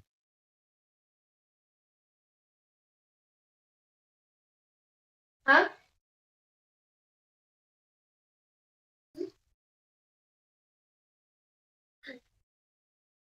There's that. Miggy, look at the what I posted about Celestial North and Celestial South. Have you seen that? That you can tell the seasons and even the months based on the position of the stars around the center point of Celestial North and Celestial South. Did you put it in live stream voice text?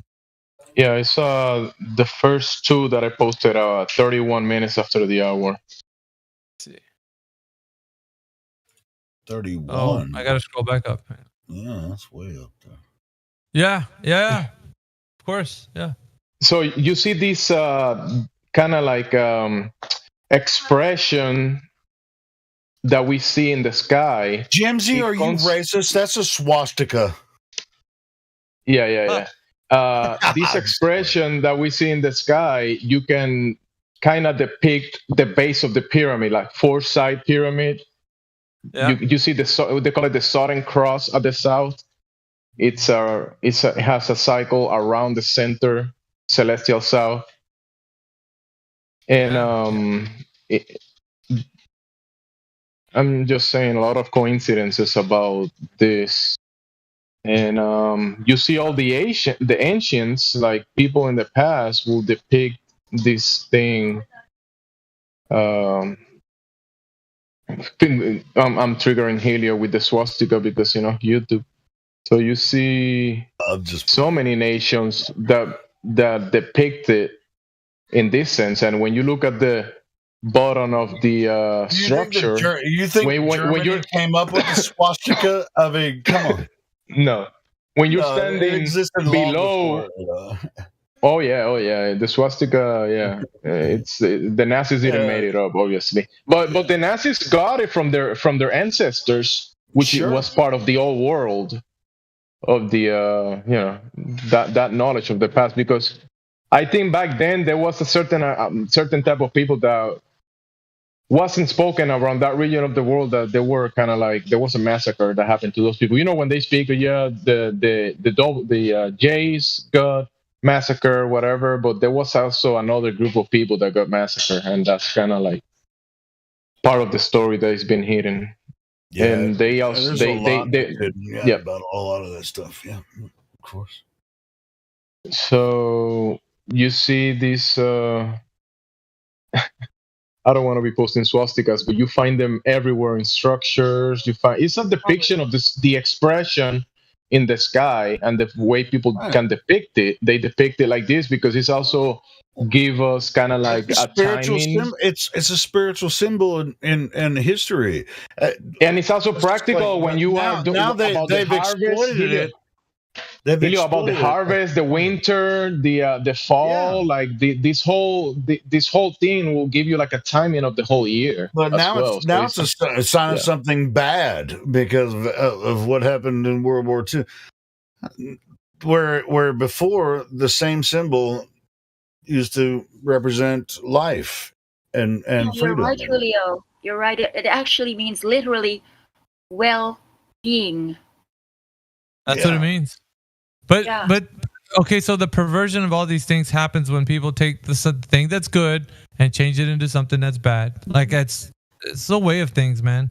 I've seen it like even in like so early as like the 40s and 50s, they'd use the term gay as in like happy. Hey, that person's pretty gay, and like they didn't have the negative connotation it has today. That's the reason why I'm saying that. It's what it was is people were happy. And you'd say that like in your vernacular, you would use like terms in the way they, but I see like now all that stuff is like things are derogatory. You can't say certain things. It's like, but that word never really had that foundational meaning. I don't know. It's everything, man. It's just like knowledge has been polluted so that we don't look into stuff, and that sucks, man. We can't talk about like that. Gemsy was putting up because if you say anything to deal with like swastikas, they're already saying that word is just like automatically bad. Like you're thrown into just the image that Gemsy posted there. I mean, exactly. This is it represents northeast, southwest, everything that we've all. It represents life and living. Represents the seasons. It describes it, and it's been used in many cultures. The Germans didn't make that an evil thing. This is, I think, that's the most ridiculous thing ever.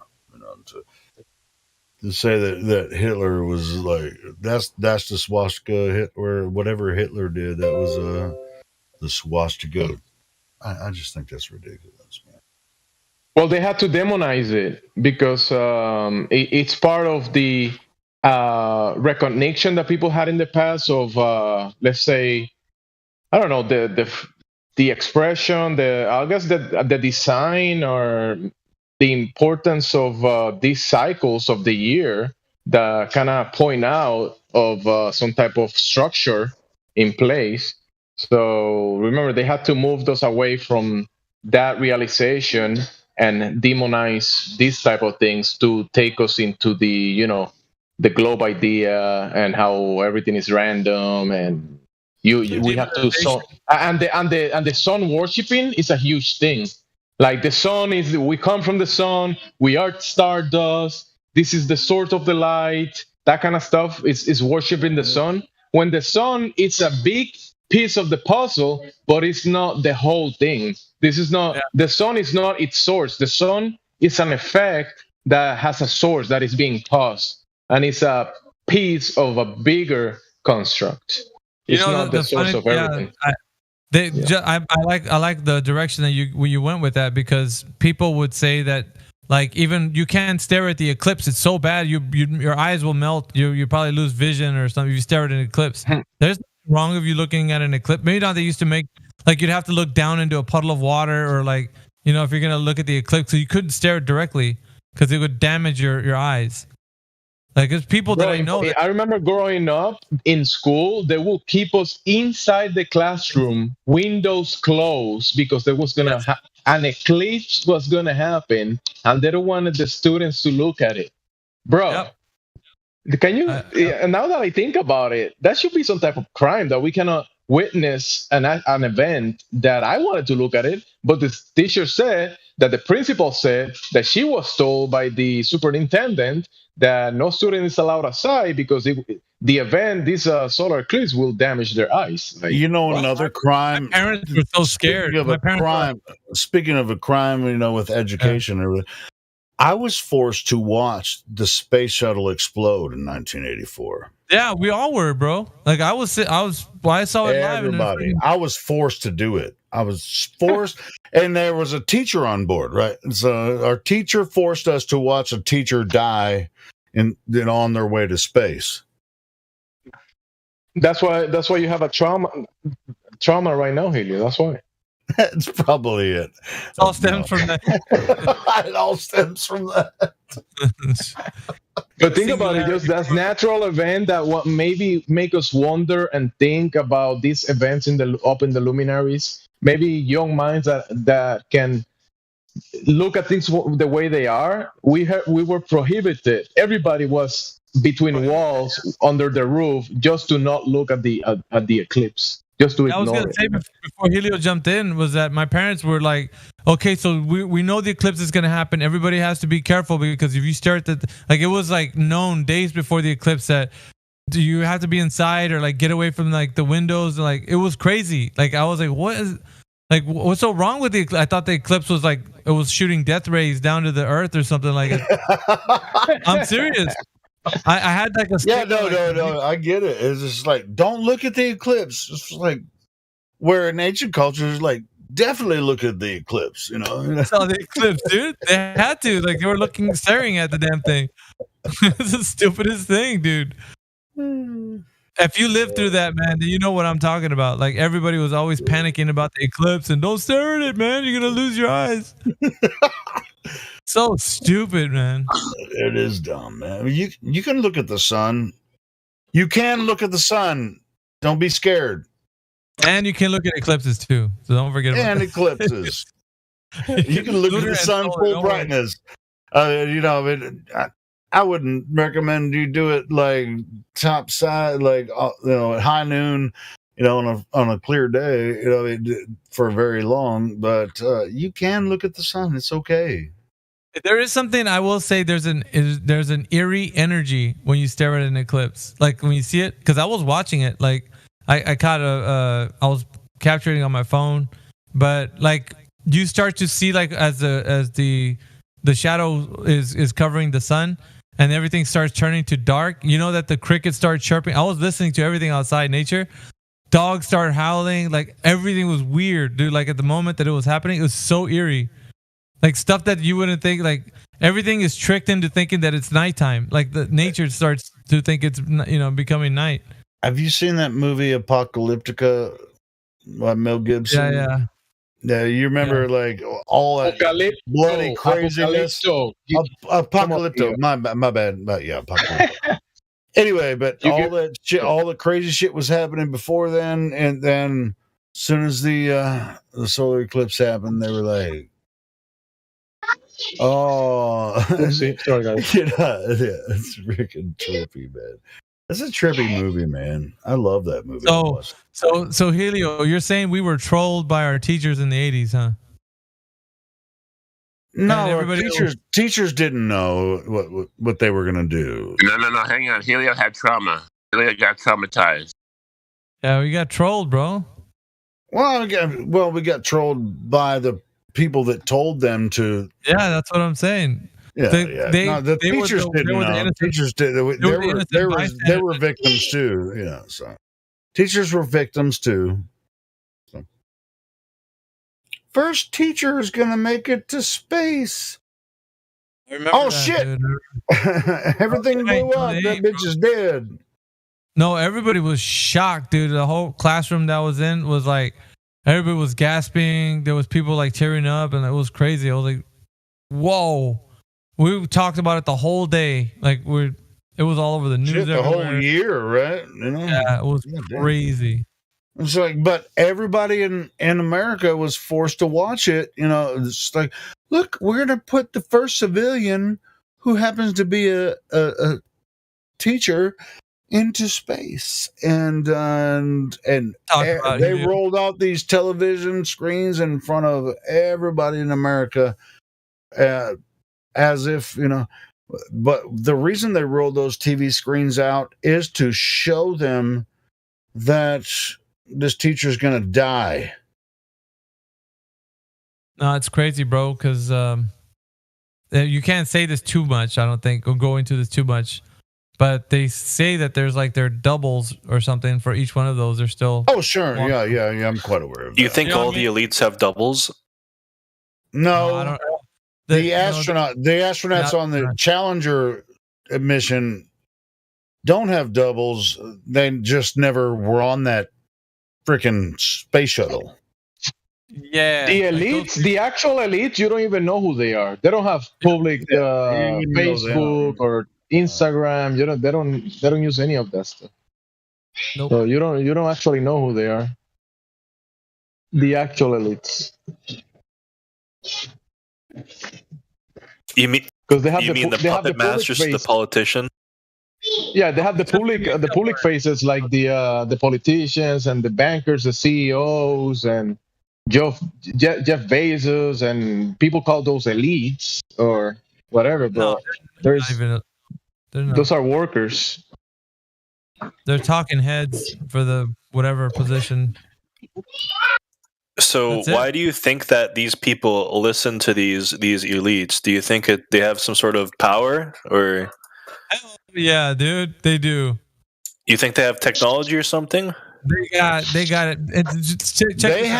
They have so much power that they can put little children in front of a television screen and watch a teacher die. The whole country.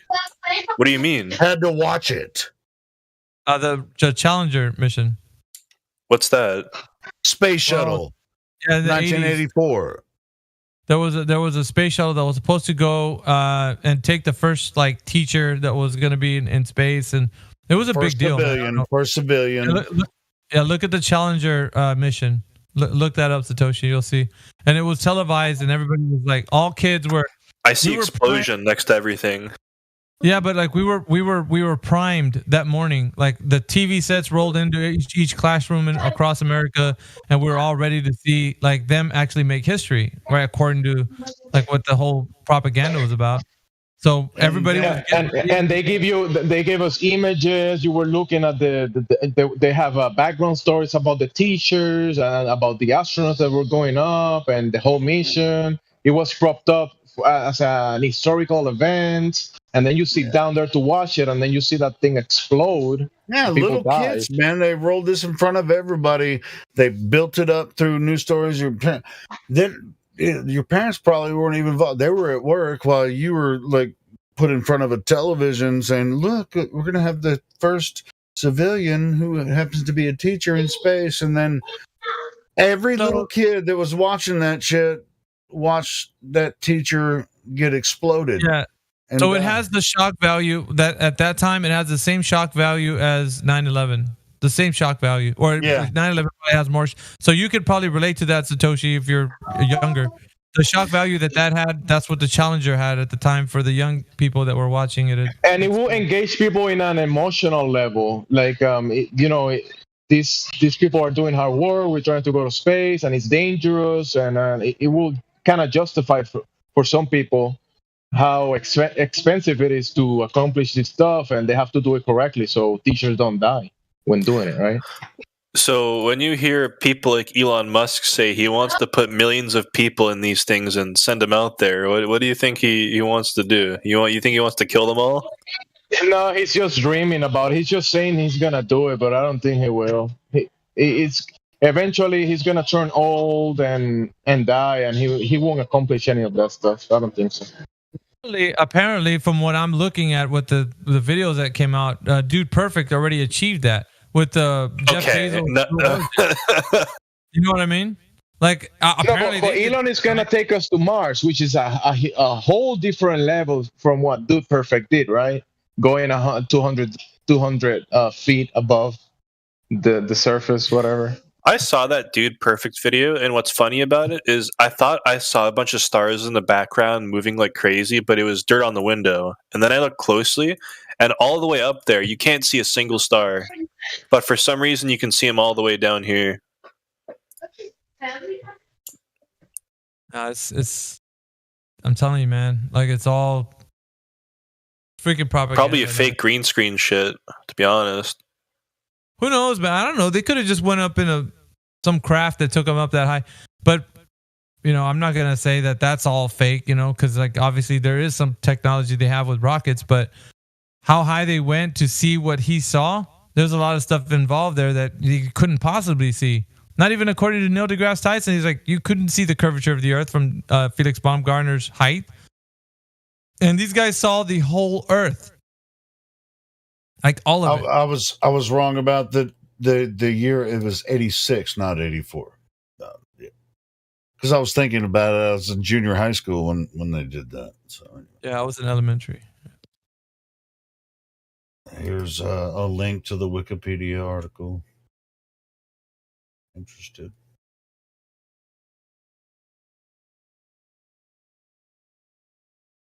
I just want to be, Oh, you may be right.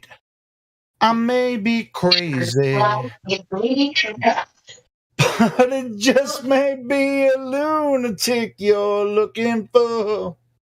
The emotional attachment that they create with those events, it's very underrated, I think. It's some type of psychology at work. A big back of the mind psychology programming.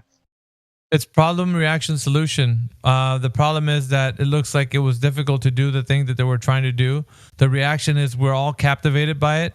And the solution is everybody wants to spend a lot of efforts to making the technology even better so that we can all be focused on how we can achieve these things, and pouring money into this is justified. So you could see from that perspective how that could be very effective for somebody to say man, well, that's such a tragedy. We got to find out where that went wrong. Like, let's advance in this thing and do better next time and all that kind of stuff. So yeah, problem, reaction, solution. That's how it like every agenda seems to be running on this type of script. So, Sure. Well, it's called the Hegelian dialectic. I mean, it's if it's utilized correctly, it's very effective. It is. It's captivating.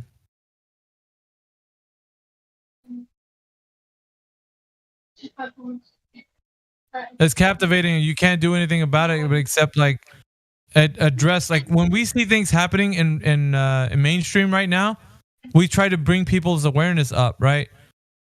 And that's all you can do. You can't do anything. Like you can't say like, these guys are like, don't do this or don't do that because once they're hooked on something, I mean, it's like fishing. You know, it's once they get the hook, I mean, like they can't think of anything else. You know, it's like bro, this Dude Perfect, it was like a commercial for many companies at the same time. They have this. It's like is that a cryptocurrency, decentralized space? Let me see again. Moondao, yes, it is. It's a crypto. So they're promoting that. And then they have this electric vehicle that he came in, an electric car.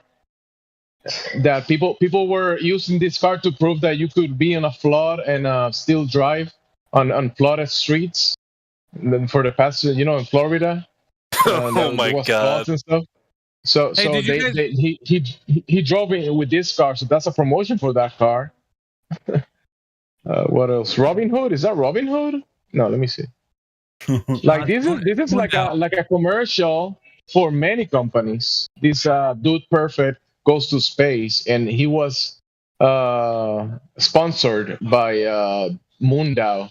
Sponsored? Yeah. You mean bought out? Yeah, bought out, I would say, but the check's in the mail. You know what I mean? Like, it's easy to see that this was something that they got paid buku dollars, man. Like, you 58 million subscribers, you know what I mean? That's a huge audience right there that you're going to be talking to. So using him for like a poster child for somebody who's just a guy shooting trick shots in your backyard, and all of a sudden he's an astronaut. Like, yeah, okay, dude, whatever. Like, that's what they're doing. They're just using somebody who had millions of viewers, and dude, in like 4 days he went from like 7.2 million views to like 10 million, and right now it's probably even higher than that. Probably like in the 20 million or something. But it's stupid because everybody that sees it has like such and I don't know if it's bots in the comment section. I'm thinking it's just like maybe some like some fake people putting stuff in there to kind of, because all you got to do is just get the people juiced about it, right? Like, oh, I had such an emotional experience when I seen Dude Perfect. Like, they came such a long way from just shooting trick shots, and now they're going to space. Oh, I was so excited for them. And like, meanwhile, our channel just like pushed out of almost everything. And as a matter of fact, today they give me a community guideline strike. I don't even know why. They wouldn't even tell me. And so I can't even stream from the other channel for a week. So it's just like, and they let these guys put up bullshit all day long. I'm gonna show you something. Bro, they even went to a park and practiced the feeling of being in the spaceship by going to an attraction called Alien Abduction. Yeah.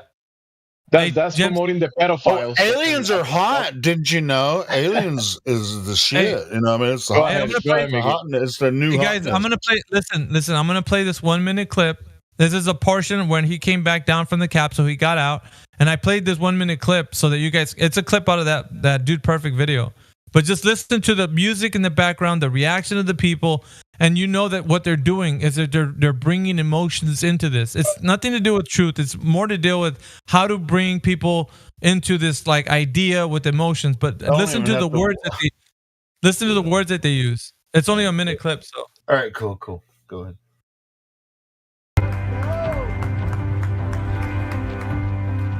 That was insane. Good job, team. We went to space!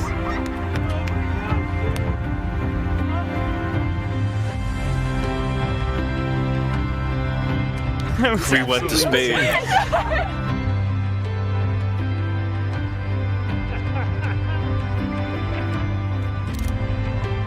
all of a sudden, it really is. It's just black. Just this perfect circle, super bright layer of blue all the way around the Earth. Biggest of all time, shout out Lindell. Truly the experience of a lifetime from the bottom of my heart. Thank you very, very much. Thank you. For real. Holy cow. Fuck you very Astronaut much. Cotton, it's a pleasure to meet you, sir. Pleasure. Lifelong fan. Is the Earth flat? Not flat. I can confirm it's round. He's an astronaut in our midst. One astronaut, a bunch of civilians.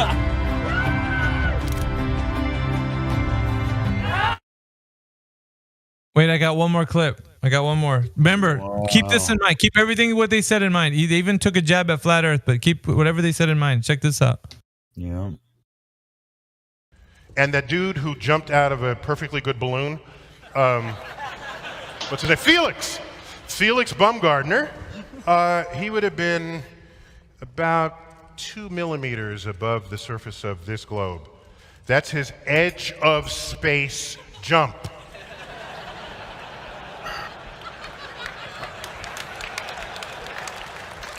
Now, you know, I don't. It's fine. He wants to. I don't have a problem if he does it, but the honesty of it would greatly diminish what I think people thought he was actually doing. And not only that, they made sure to photograph him standing there with a really wide-angle lens, which curves horizontal lines. So in the photo, you see this curvature of Earth's surface, and you go, wow, he's in space. Look at that. No, he's not. At that height, you don't see the curvature of the Earth if you are 2 millimeters above this beach ball. You just don't. That stuff is flat. Thank you, Neil deGrasse Tyson, for debunking this stupid dude perfect fucking video. That's it. So he's debunked Felix Baumgartner. He's debunked Richard Branson's Virgin Galactic, and now he's debunking Dude Perfect and his Blue Origin rocket. So one by one, like bowling pins, they're falling by the wayside, bro. And this is the thing. Nobody's paying attention to what Neil deGrasse Tyson said because they're so emotionally wrapped up in what Dude Perfect's doing, and like 10 million people and more and counting are getting wrapped up in the whole Dude Perfect wave of like, oh, he's a trick guy's doing trick shots and now he's in space, man. Woo! Dude Perfect. So you can't even, like, if you looked at the video that he did, you can't make this shit up, can you? No, man, you can't. Like, you really can't. Well, I'm like, okay, so why would a science communicator like Neil deGrasse Tyson go on stage and say that to everybody who was laughing? People were laughing with him. They're like, you're right, dude. That's crazy. How could you be like saying you're at the edge of space? You and would like, never laughing, be able bro. to see the globe. You know, no matter how hard you go, you would never be able to see the globe. And he's like, that stuff is. Everybody's laughing. Everybody in the audience is having a great time listening to Neil deGrasse Tyson, and they're agreeing with him. They're like, yeah, of course you can't see it from that height. Duh. What if Felix Baumgartner? What's he thinking? Like, you know, so they were with him on that. Now, mind you, Neil deGrasse Tyson, he believes the Earth is a globe or whatever, but that the point is, he was pointing out that whatever they're doing at those heights, they're not able to see the curvature. So that's, again, Dude Perfect was like 198. I think Felix Baumgartner was 120, something like that. Yeah, and we know why they can't see the curvature, because there is no curvature. Right. But Cody, which is the guy that was speaking, was saying, oh, I saw all the way around the perfect blue marble circle or whatever. Like, how did you see that? How did you see the perfect blue circle up there if you can't see the curvature of the Earth? That is something amazing. That's like, okay, you got this guy who's Neil deGrasse Tyson who's saying, you can't see the curvature of the Earth. And then you got Cody's like, I saw a perfect circle up there. Oh, Earth is round. Like, what is emotional? What was like, the altitude that they reached? Well, the numbers that we're putting up on the screen, it went all the way to 198,000. If it went further than that, that's even lower than some of the altitude. Yeah, I mean, and here's, well, let me see. I'm going to show you a depiction. Let me get back in the chat. Which state they did this, like Nevada or something? Texas. Texas. So this is Planet Texas. Planet Texas. Yeah, Planet Texas, exactly. You see the ground underneath. It's like, yeah, I could just barely see like a little bit of Texas in there. Planet Texas, bro. I mean, I know Texas is big, but damn, bro. Check out the whole planet. What you talking about? Texas is big. Have you ever tried to drive across Texas? I have. I've been across Texas. It's a long. It takes like 2-3 days to get across Texas. Yeah, that's how big Texas is. I mean, you know now that if an average guy can make a YouTube channel and make it up there and be sponsored, you can do it too. Yeah, let's get Helio up there in the Blue Origin. Why not? Let's do it. I'll pay to watch Helio going up there. That would be so fun. I'd be like, what Captain Kirk? What's his name? Fucking when he went what's his? God, I can't believe it. I can't remember his name. The guy that played Captain Kirk in the original Star Trek. William Shatner. I'd be like, yeah, look at this blue marble. Hey, and in reality, Helio would be gripping the armrest like, all the way up. Did you guys hear what William Shatner said when he came back down after going up? With Branson? Yeah. Yeah. Does anybody have that? What did he say? What did he say? was, like, I've heard him say a lot of stuff before he went up, but what did he say after? He was like super emotional, like sad. And he was like, he said something along the lines of like, we need to focus on what we have on Earth. There's nothing for us out there type shit. Yeah, he had to go with the rhetoric, but because he had to fake outer space. I mean, he was the original outer space faker. He's a Starship captain, dude. He can't be saying that. His whole he might be guilty. Guilt. He's probably kind of like emotional guilt or something, and he's like trying not to lie, trying to not say what he wants to say, but he said it in that way. Yeah, like okay, we're definitely nobody's going to space. They finally, when you're done with something, sometimes propaganda or work, that you're finally done with it, and it's not hype anymore, and you're just tired of that. That's a good point, Red Eye. Yeah. I mean, that's a good point. I mean, that's a good point, Red Eye. But if we can find, his after his little trip, supposedly to outer space, it's just like, you know what? It was fun. I played Captain Kirk, but nobody's leaving this fucking place. Just like Bill Nye said. Yeah, I used to quote him because I liked what he was once asked in an impromptu interview what he thought the difference was between science fiction and science. And he said, nothing. He said there is no difference. That's what he said. Yeah. So that's very astute. Yep. And he knew it. He knew it then, and he knew it when he did this launch thing. He knew it then as well. Exactly. So shout out to William Shatner for whatever reason. I mean, he's a great actor, and he's a figure, as far as that goes. But yeah, Ildiko, that's a good point.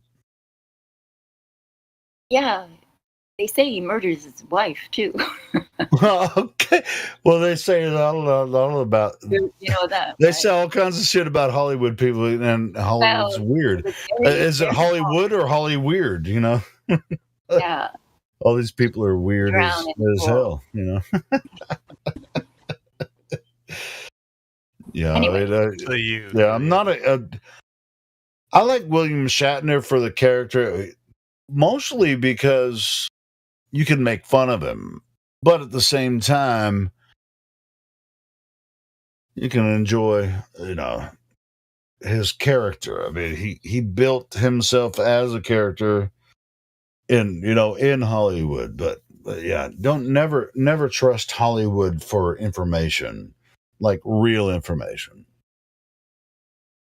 So I respect what William Shatner built or whatever. And And just like Red Eye was saying, after he took his last launch into space, if he actually went in that capsule, all he did was just go up high and then fall down.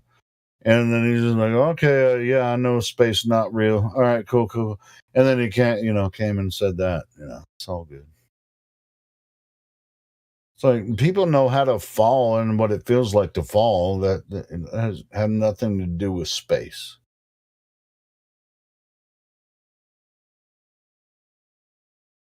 People that jump out of airplanes, and parachute down, they know what it feels like to fall.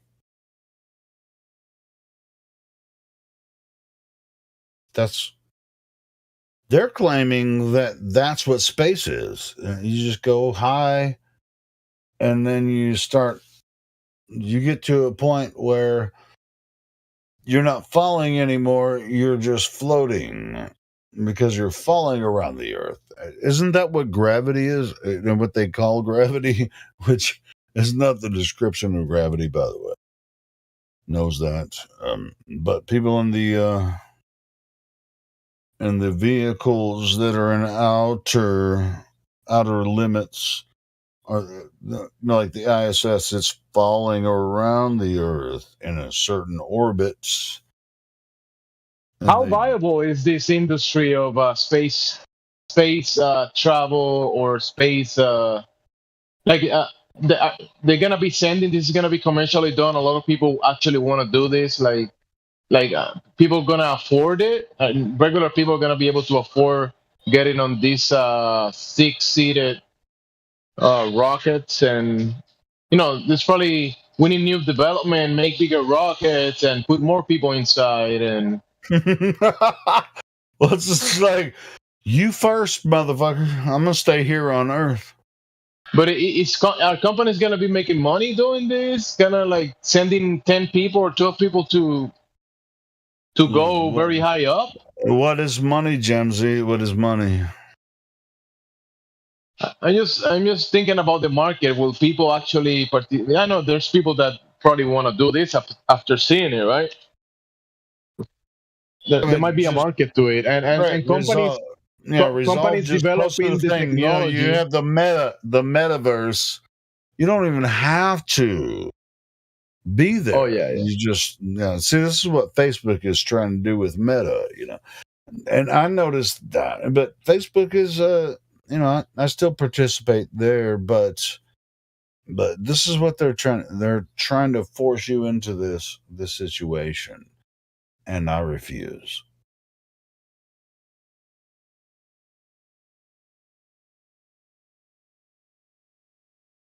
If you get a good sponsor, Helio, will you go to space? No, I don't think that shit exists. So are you gonna send me somewhere that I don't think exists? No, fuck no.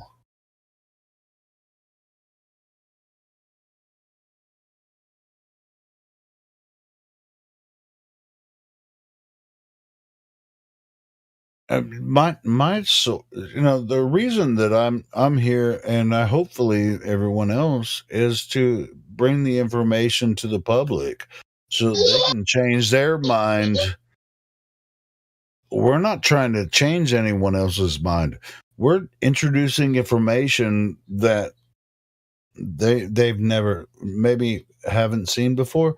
They can change their own mind. If they don't change their mind, not my fucking problem.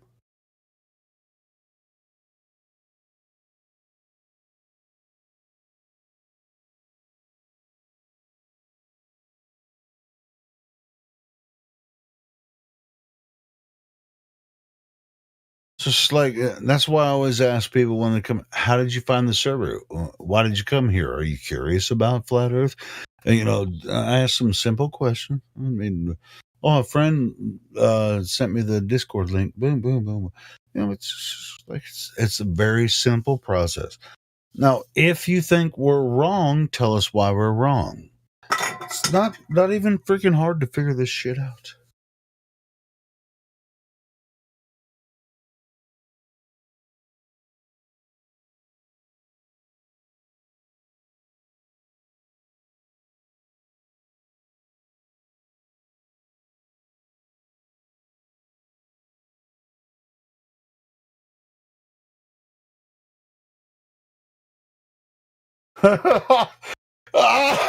Exactly.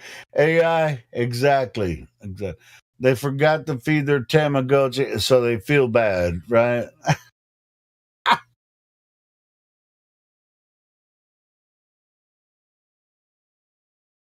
Oh, Jesus Christ. So what world do we live in now? This is insane.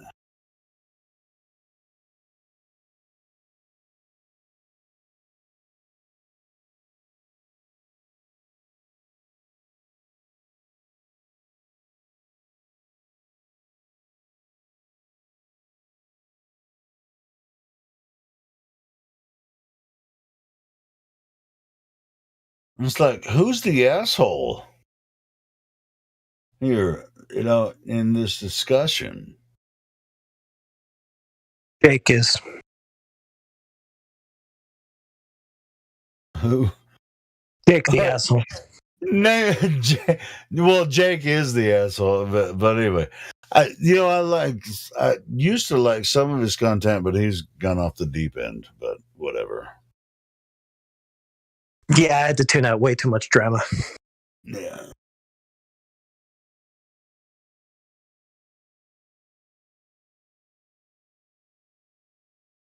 William shit the bed. No.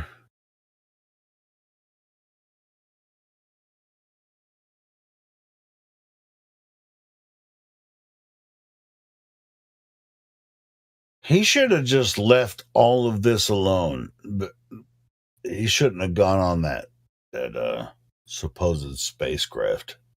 Yeah, I'm trying to find the like monologue that he did, but I can't find it anywhere. It's all good. Yeah, he should have never even done that. And as a matter of fact, just from that image right there, I don't think he was even on it. As a matter of fact, none of it probably even happened. You can do anything in Hollywood and convince most of the world that it did happen. Who knows?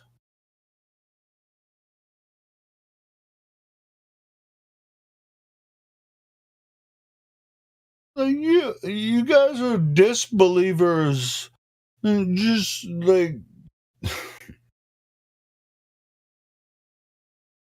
if we disbelieve something, it's for a reason because we pay attention. What are you guys paying attention to if you think that if we're just disbelievers and that's the only reason that we're ignorant of this standard narrative that we're supposed to believe? What is what are we supposed to believe when it comes to all of this shit? What are we supposed to believe? Believe whatever you want to believe. Well, up to you sure. what you wanna believe. Okay. Well, if you want to believe something, then that's up to you. Believe Exactly. it.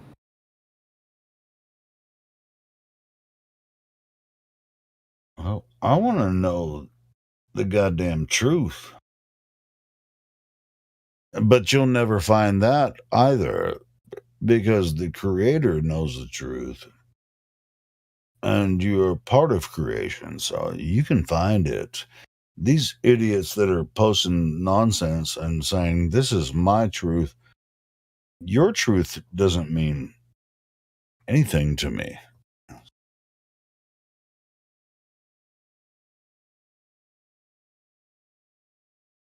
From bottom to top, flat earth, globe. There is no globe. Never has been. And it's like a lot of people, I think the earth could be flat. It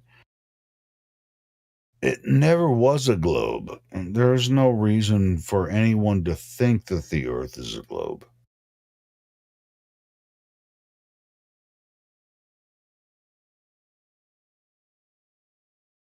That was a consideration introduced, like just a couple of 100 years ago. And now, for some reason, it's become popular because they're trying to deny creation. And I think it's ridiculous.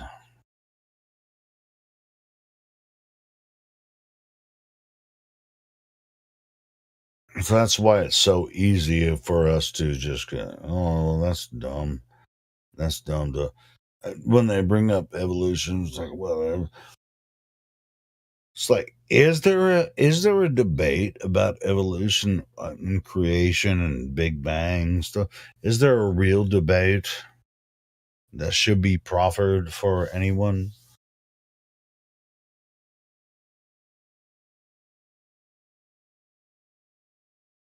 I don't think it's viable.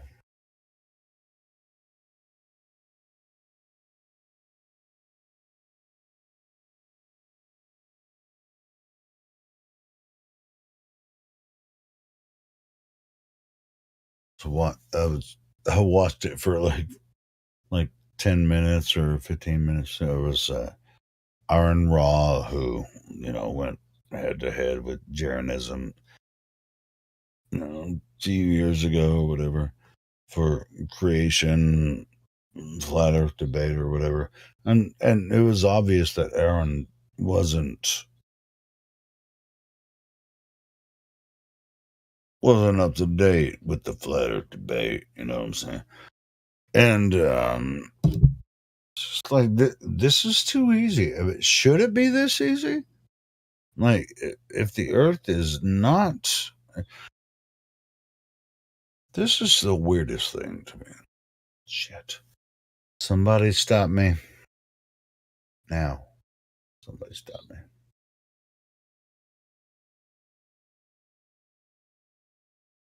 Go on. Okay. So this Helio, keep going because you eventually will get to your point, and we want to hear that. Go ahead. Yeah, sure. This idea of a globe, which we all used to believe, was presented to us as children, and our parents believed it. Through the 20th century, right? They had 20th Century Fox. They have all the media films and all that kind of stuff. We were introduced to this globe idea. It's a very recent concept, and everyone that believes it is in that vein. You know what I mean? The vein meaning, you guys know what I mean because you're smart. But when we try to talk to these other guys, they're like, oh, the earth is a globe because this and this. They don't really have any physical evidence. They just believe it. And as far as flat earth goes, we all have different beliefs based on our backgrounds and religions and all that kind of stuff. All the globers, they might think they're atheists, but they're really believers in atheism or some type of naturalism that made the universe happen. It's like, don't you realize you're religious too? It's so weird to me. So believing it, I think, is definitely a bad standing to be at. Believing in the globe, but do you have? For it to be a bad thing, do you have to believe it, or what about talking about it all day long? Like, some people speak about the globe more than even globers. Like, do you need to be talking about it all day long? Just globe this, globe that, globe wrong, globe. I don't believe in the globe. Globe is wrong. Globe this, globe that. Like, sure. And oftentimes people ask us, why does it matter? Right. Once it's just like, I'm tired of talking about shape and all of this. Why does it matter? Just like we've just gone through, like last week, there was a national election, for congressmen and all that kind of shit. That happens for people and they watch the news. So why does it matter? It matters because All of those Because it doesn't people- matter. It's all politics. It matters because it doesn't matter. Exactly. All of those people are gobbled up by the whole governmental kind of system, and so that's why it matters to me, and that's why I do what I do. You know, and so and I think you do too, James. We're like trying to help people get out of the system and show them that they're just being controlled.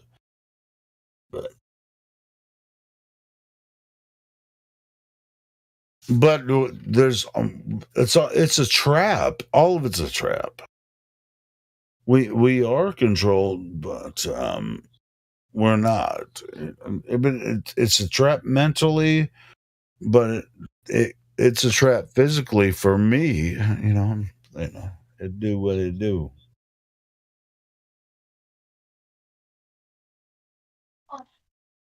If that makes any sense.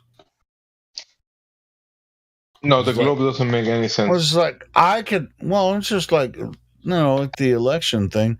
I can make a difference by voting for this person. I'm not saying don't vote, or I mean that's your personal choice. Just saying. But if you think that's could it could make a difference. Isn't voting your duty? Isn't voting a duty? A duty? And you mean DUTY? Yeah. Okay. I wasn't sure if you were talking about a DUTY or a DOODY. A duty? I'm just playing. It's your duty to pick the next leader. No, yeah. No, but I mean, people put themselves. I mean, somebody has to, take control of situations. That's why we have moderators here. We can't just let this whole freaking Discord turn into a shit show. So I mean, more than it is. Oh, bro. If there wasn't moderation in this Discord, it would definitely turn into a shit show. Yeah.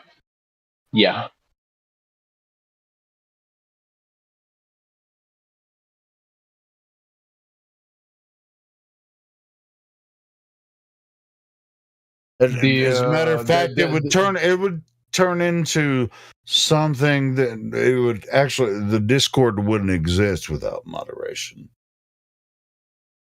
Yeah. Yeah, you know that.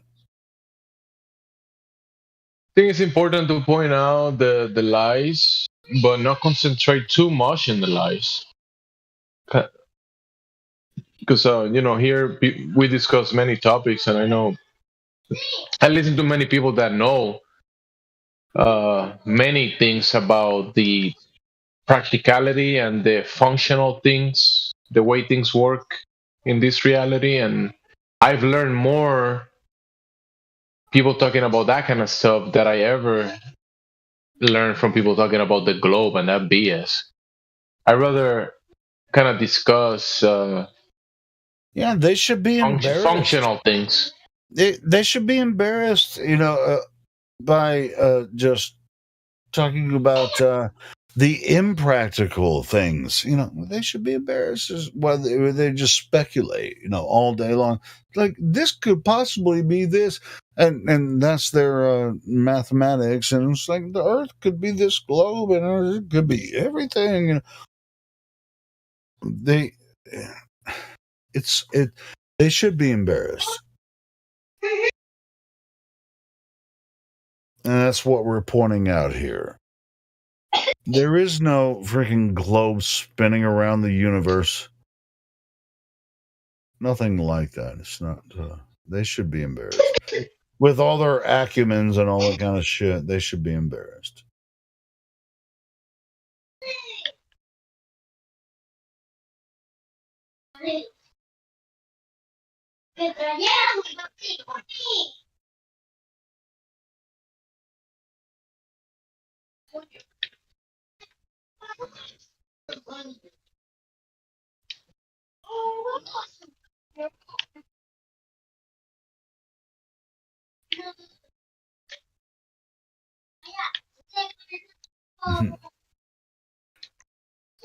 So Captain Dan posted something. Why can't the ISS take a picture of Earth and prove to the Flat Earth Society that Earth is not really flat?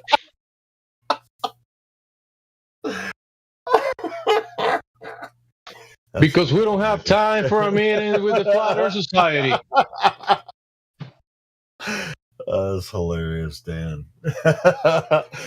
That makes me belly laugh. If you post something that makes me belly laugh, you're a winner. He doesn't know that we don't have time for a meeting with the Flat Earth Society. He doesn't know that. I think he does. It's just a joke. Captain Dan knows, I think.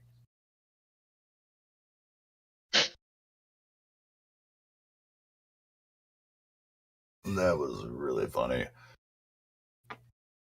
That's crazy that they asked the Dude Perfect, is the Earth flat? Is it flat? Nah, it's round. Can a round table be flat? Nah, it has to be a sphere. Is that what it said on the? I haven't even watched that fucking video. Circles are. I added millions of people have, but I haven't even watched it yet. I added the round table thing, but they asked him, is it flat? He said, no, it's round. But can a round thing be flat? Yeah. Yeah. Everything 2D is flat. Yeah, but Earth isn't 2D, and we all know this. That's a good but the Earth point. also isn't a ball. It's that's a also good not point. a ball. Everything he said, everything 2D is flat, right? So I think when they speaking about flat Earth, they're talking about this model on a piece of paper. They're talking about the depiction of something. And they say, point. is this place a cartoon on a piece of paper? No. On that point, can Earth be three-dimensional if it's a sphere? No, because the Earth being a sphere, you only see it on a cartoon depiction on a screen. You don't see it in reality. Right. Unless you make a globe. Unless you make a globe that you put it on a table, on a flat level, stationary, motionless table, then you can make a globe, a 3D That's globe. what I'm saying. It can't be 3D as a globe if you're standing on it. It's impossible. You standing on the globe? It's impossible and implausible. So, where's this 3D globe that we're standing on? No, no. It doesn't You're exist. not standing on a globe. We're not Incorrect. standing on a globe. Yes, of course. But you see how they use the words and they don't use the actual right terms? It's kind of like some type of psychology wording to address the point, but not really address the point. When they say, "Is it flat?" What they're asking is about a cartoon. Is it a cartoon? No, come on, bro. It's not a cartoon. Is it round? Yeah, it might be that cartoon, but not the other cartoon. It's the round, spherical. Round that it could be a flat cartoon, but it's not a flat cartoon. It's the round sphere cartoon. So it's not the flat cartoon; it's the sphere cartoon. Yeah. It's a sphere cartoon. Well, just simple terms, 2D. 2D's like a piece of paper you draw on. 3D, has dimensions. Is there anything that you experience beyond 3D? Now, I'm a spiritual person, so I've experienced 4D spiritual stuff. I wouldn't call that fourth dimension, but that's spiritual thing. But as far as physical reality, 3D is the only thing I experience in physical reality. and that's the same for every single person that lives on Earth. 3D, which is 3 dimensions, and there's no curve. Is that why they call the 3D printers and not 2D printers or 4D printers? That's why they call it. No, 3D sure. printers? Like in our 3D reality, I used to work with people. I used to build cabinets for the inside of airplanes, so they were curved, and there were 5D. There were 5-dimensional printers or 5-dimensional CNC machines that would. But that was only based on level surface. So it's just like they would go different directions, based on the level surface. So 5-axis. yeah, 5-axis machines. Yeah, that's not but it's all based on level, so which is the level stationary plane that we live on. So yeah, I used to, get materials when I was working on interior of aircraft. They like send me a box of parts to put together, but they were cut out from 5-axis machines. Thank you so much for saying that. Well, not 5D. It's a 5-axis machine that they were cut out from. Yeah, sure. But it was all based on level.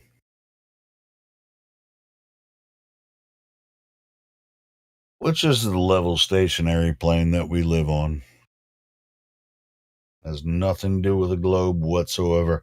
Now, when I put these cabinets in the airplane and they fly around the Earth, they fly in a level stationary plane from one airport to another airport. It's really is that strange?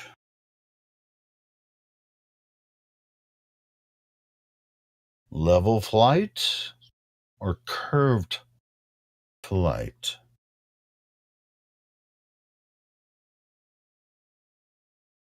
I worked on some of the airplanes I worked on. These are $50 million jets that people like. I built a jet for the Queen of the Netherlands, and shit. These planes ain't no joke, bro. And when they put a pilot on this plane, is he flying across the world from one port to another in a level stationary over a level stationary plane, or is he flying in a curved path that he didn't know he was flying in? This is as far as pilots go, it's like I'm traveling from one port to another. Sure you are, but are you traveling over a curve or in a curved path? When you go a certain distance, and I've seen some pilots say, no, we're going straight. Straight is the answer.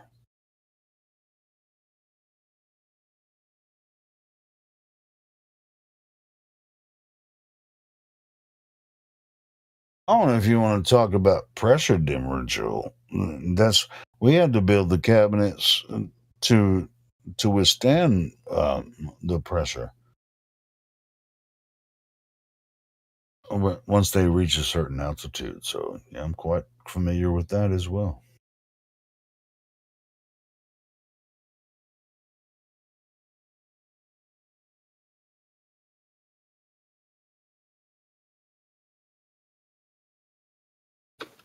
Hey, Helio. What's up, brother?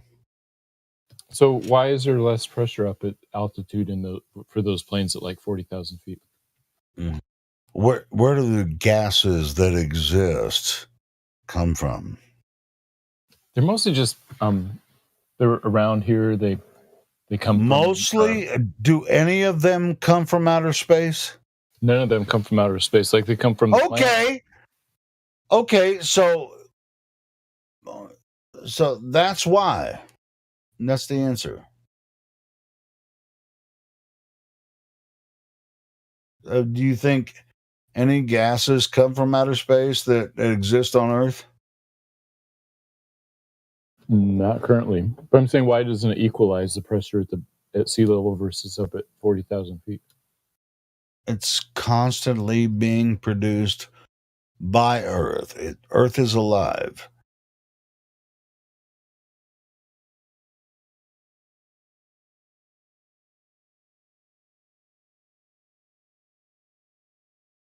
Now, I think your larger question is like, where's the container, right? I actually don't think there needs to be a container, but well, why not? Because there's no container between sea level and 40,000 feet where that plane is, but there's definitely a pressure difference. So, Matthew, you think that were you listening earlier when I was talking about when they forced us to watch a teacher die on this Challenger episode? Was that earlier today? No, I didn't hear that today. I've heard you mention that before, though. I think you were probably part of that too, because you're about the same age I am. Were you forced to watch this teacher die? We didn't have it on live, but we did see it later that day. I was a freshman in high school. So you're a little bit older than me. I was like, I think it was 7th grade, 8th grade. I think it was 7th grade when I watched this teacher die. They forced everyone in the school to watch this teacher die on the Challenger. They had everyone across all of America watch this teacher die. How about that?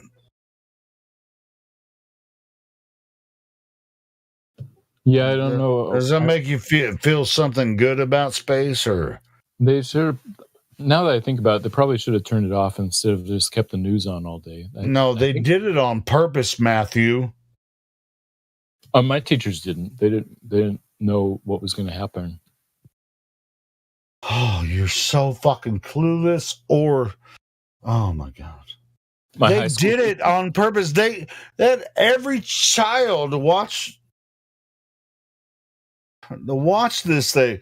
It's just like there were many rocket launches and shit, before this, but this particular rocket launch, they had every child in America watch it live, or at least close to live, and it was a disaster, and a teacher died. Come on, bro, you're a teacher.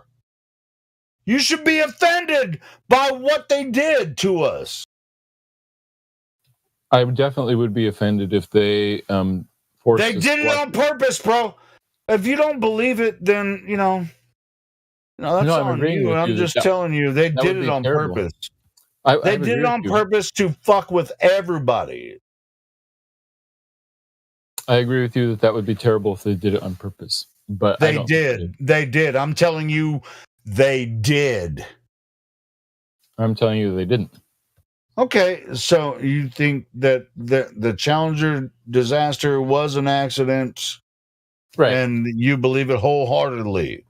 I wholeheartedly believe the Challenger disaster was an accident. I think you're wrong, and I think they poisoned the masses to this space weirdness to convince you that it's really hard to go to space, and so we're doing the best we can. Oh my God, a teacher died. We're gonna put the first civilian, who happens to be a teacher in space. Matthew, come on, bro. I mean, you see all this shit. I can't believe you're still buying into this. Why would they do that when there weren't any flat earthers? Oh, after all of the arguments, then you'd be like, why would they lie? No, I mean, goddamn. No, you know what I'm saying? Like, the flat Earth wasn't even in the popular consciousness hardly at all in 1980s. So yeah, no shit, bro. You know about the Federal Reserve? Yep. You know how it was formed? Yep. I seriously doubt you do. It's formed by a bunch of businessmen, and then they got Congress to agree. When did it start? When did it start? 1912? No. Yeah, 1913. Yeah, 1913. You're close. You know, all right, so you're close. Cool. That's because you listen to us, not because of shit you found out. Because you're interested in what we talk about. You only know about the Federal Reserve because you're listening to us. When you went to college and did your freaking degrees and all that kind of shit, did they tell you about the Federal Reserve? It was in my history class, but not very detailed, no. All right, so then the reason you knew that it was around 1912, 1913 when the Federal Reserve was formed on Christmas Eve, you didn't know that until you talked to us. Yeah, I'm going to call us dropout.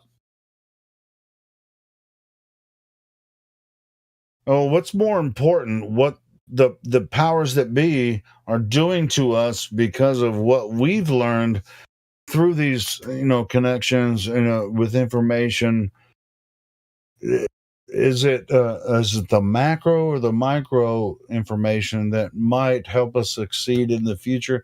You see what they're doing to humanity, with the psychological programming and shit, with the media and all that kind of stuff. Matthew, come on, bro. This is not hard to understand.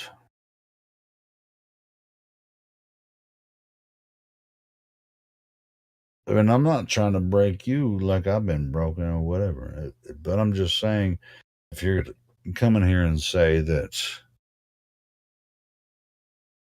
the Challenger was just happenstance that that day they put every single school child in front of a television and watched a teacher die. It wasn't because they were like trying to send this first civilian to space. They actually wanted to terrify everyone about space. And me and other people in here were talking about that earlier. I don't think Matthew was talking about that. Matthew was talking about something about pressure and airplanes and shit. I don't know. No, I get that, but I get that though. But Matthew has to, since Matthew learns, he's going to have to learn about this one too. Well, I need to learn about how they wanted to terrify all the children. They did. They did. There's no evidence they did that. What? There's no evidence that they didn't freaking roll TV screens in front of all the kids and watch a teacher die? No, I'm talking about there's no evidence that they planned it ahead of time and wanted that to happen. Like, nobody's ever said that.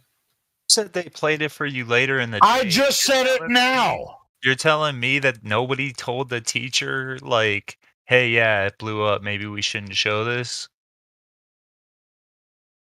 No, the teachers didn't know. The teachers didn't know that the Challenger was going to blow up. So, but for some reason, there was like, hey, all the kids, we're going to have one civilian in space, and it happens to be I think a math teacher. I think she was the math teacher.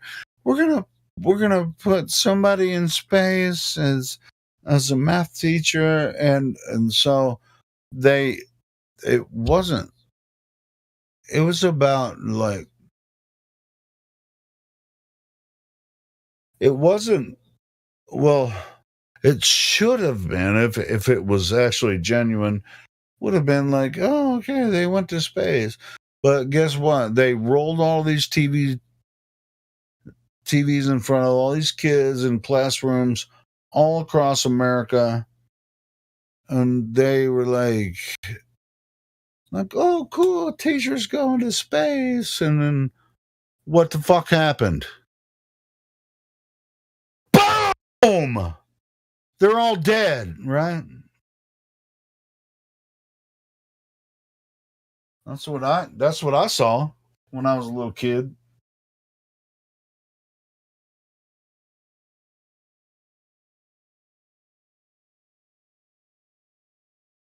I think I was 7th, 8th grade, maybe. Like, oh, it's going to be exciting. Challenger mission.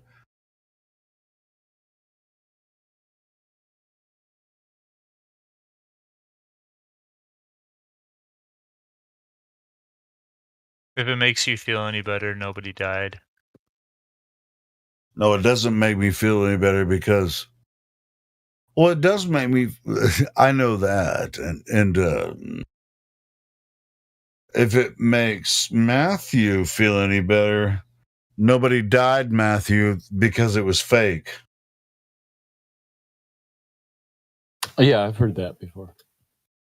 You've heard it, or do you think it's possibly true? I think it's not true at all. So you think that the teacher and all the astronauts died all together? All 7 of them, yes. Yeah, I can show you where they're still alive. Do you want are you interested in that? Well, I've seen that too. Okay, well then fuck off.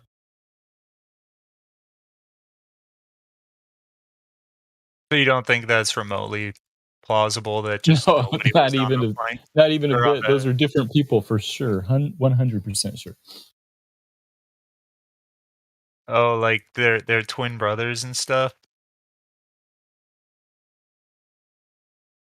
Like what they say? You just go look at any credible news source, and you'll see that that's just a crazy conspiracy theory. Credible news source. Are there? Do those exist anymore? I mean, you have to be discerning and sort of understand the bias that each different news source might bring.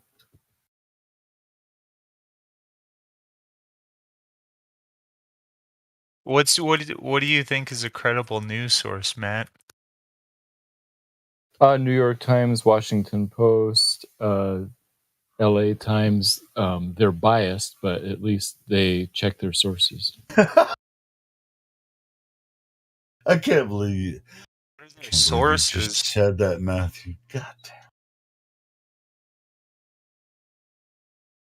Oh, that hurts my heart to hear you say that, man.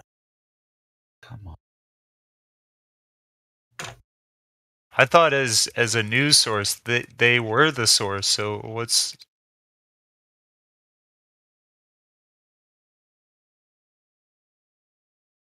like they got people on the scene, doing investigative journalism and stuff.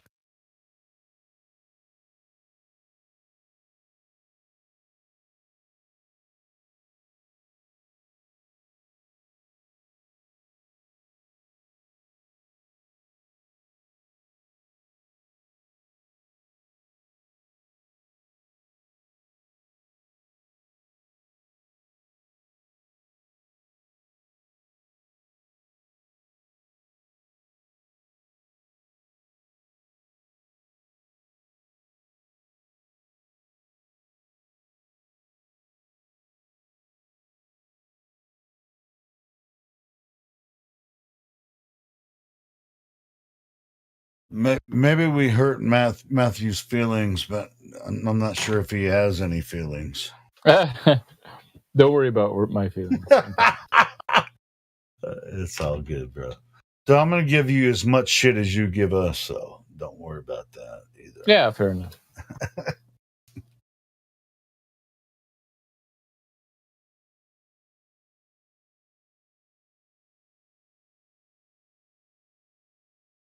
I mean, to be fair, I don't think Matthew really gives a shit. I don't think he has any shit to give us.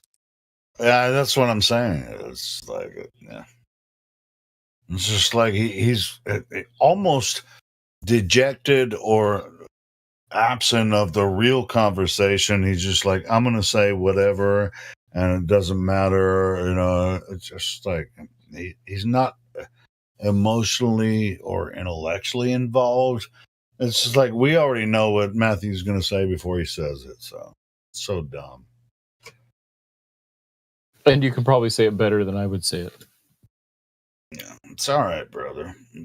You can come in here and make an ass of yourself all day long. It's all good.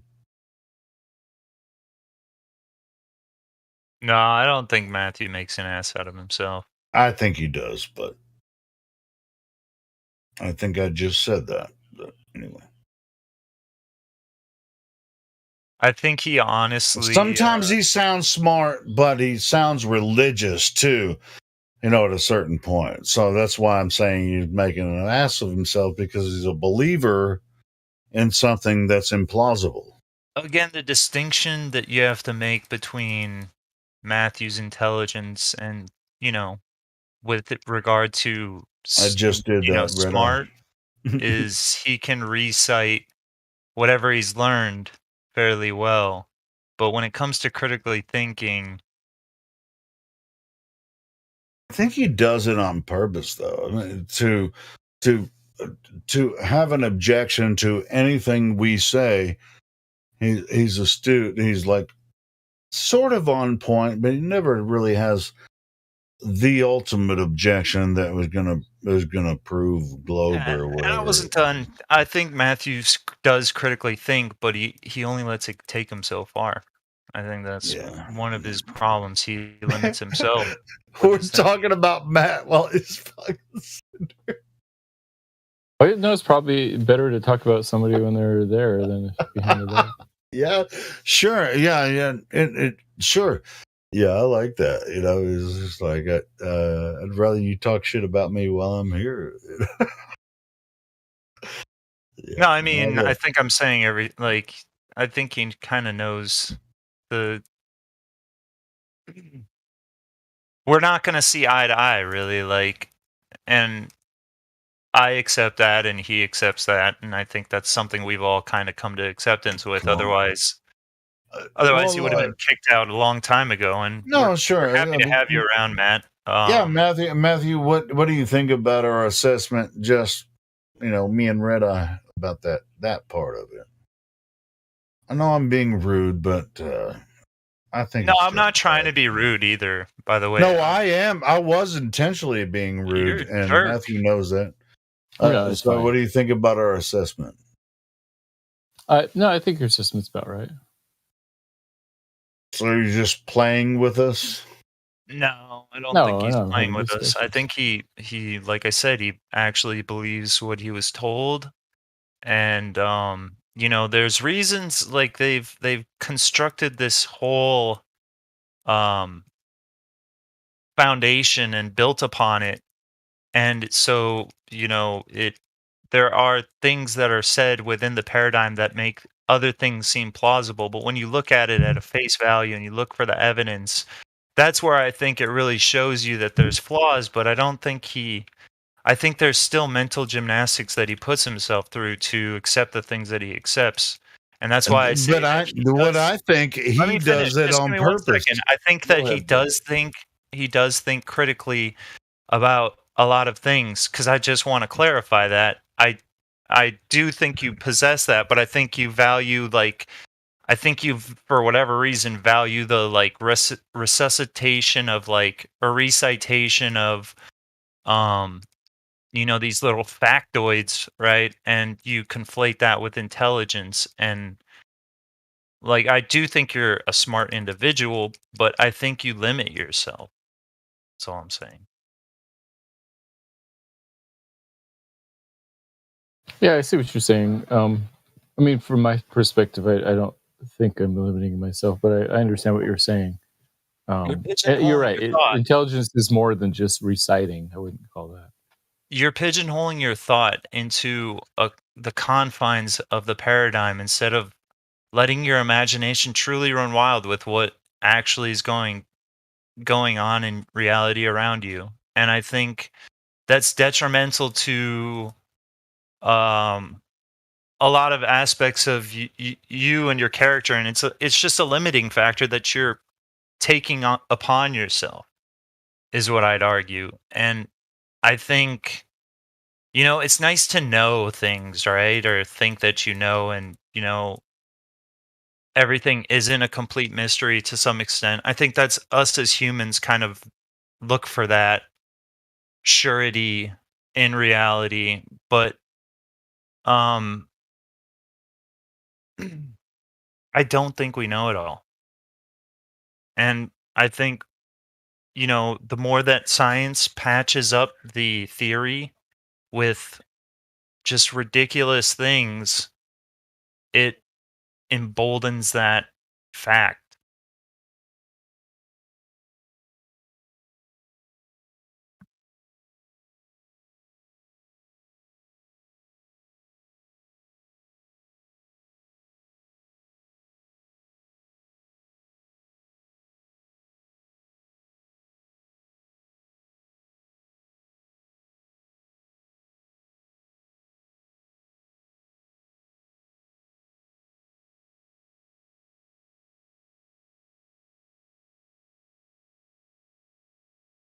You have anything you want to add, Helio?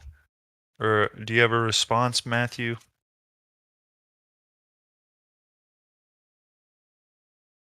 I guess I agree that imagination is important and it's good for coming up with ideas. I would say that it's probably not the best way to figure out truth in general. I mean, just imagining something doesn't make it true, obviously.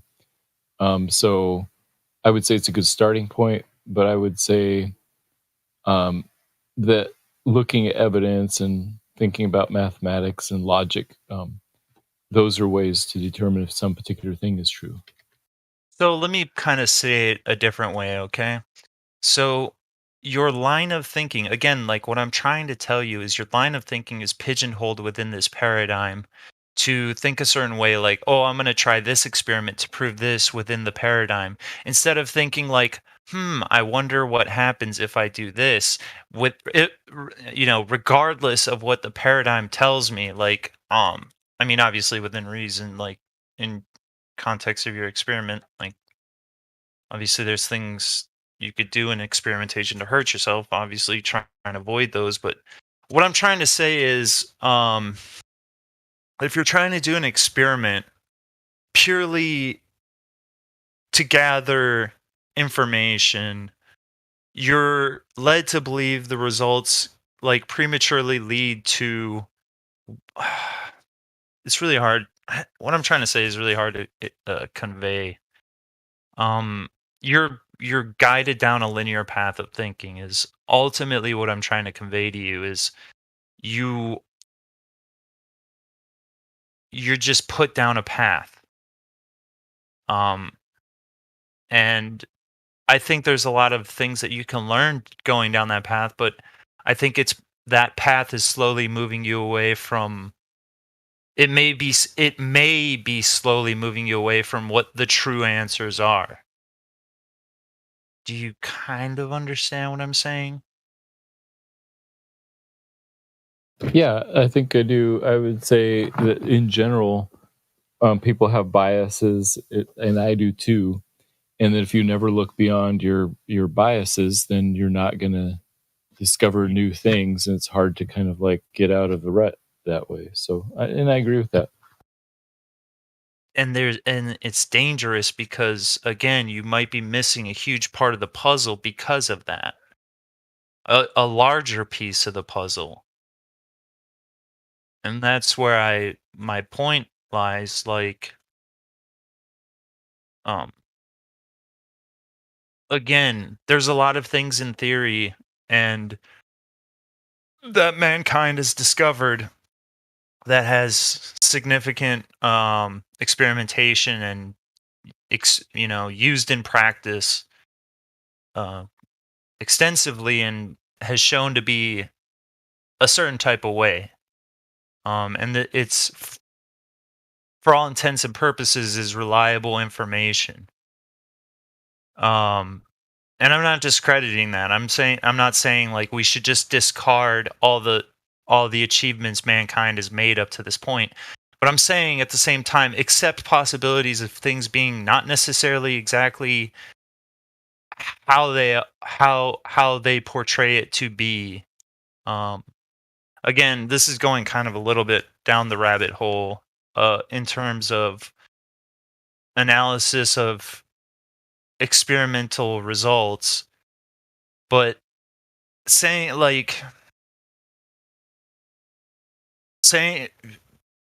deducing that the results are absolute is ridiculous.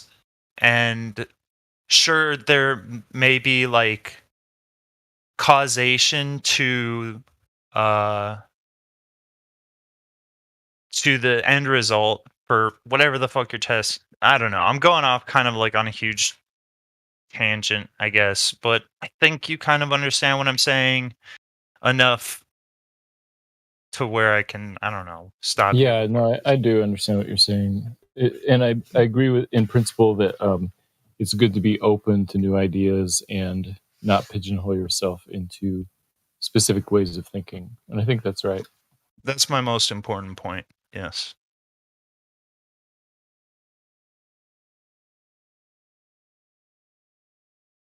And I think, that being said, I think that it's good that you're in this channel because it shows that you have an openness to hear things despite how vehemently you defend other things. The fact that you're still here shows that you are willing to at least try and entertain certain ideas. And I commend you for that, at least. And recognize it.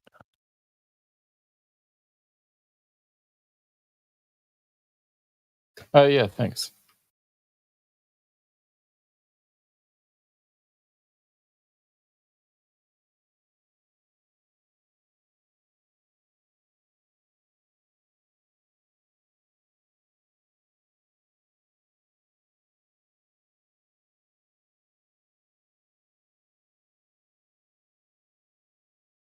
You guys happen to hear about what happened at Dallas? What happened? The air show? What happened? The two airplane that the crash. Yeah. So I guess it's called a P-63 King Cobra crashed into a F-17 Flying Fortress. B-17. B-17, I'm sorry. Two very, very old historic planes. Really tragic. One collided, the King Cobra collided into the tail of the Flying Fortress, took out the tail. Both were very low to the ground. And both ended up crashing, killing everybody on board. It was about 6 people. How they doing? What kind of question is that? What, Jimsy, what are you asking? How the people doing? How are the 6 people who died doing? They all died? Yes. Wow.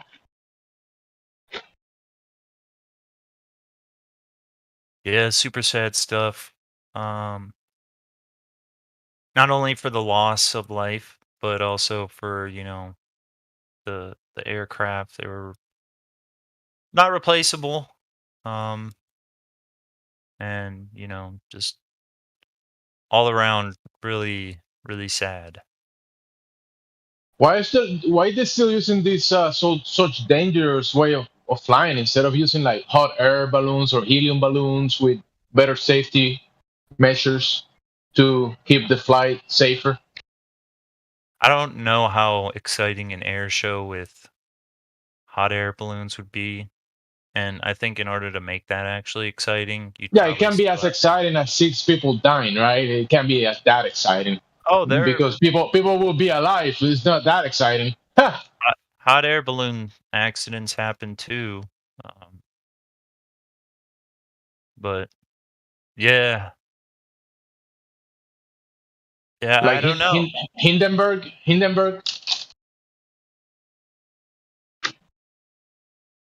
Yeah.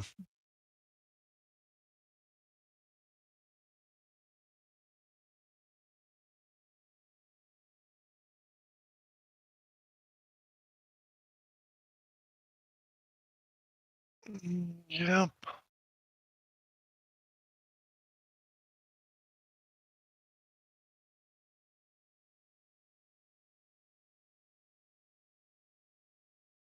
Joe Looks to me Biden. go ahead, bro. Go ahead. Airplanes are accidents waiting to happen. No.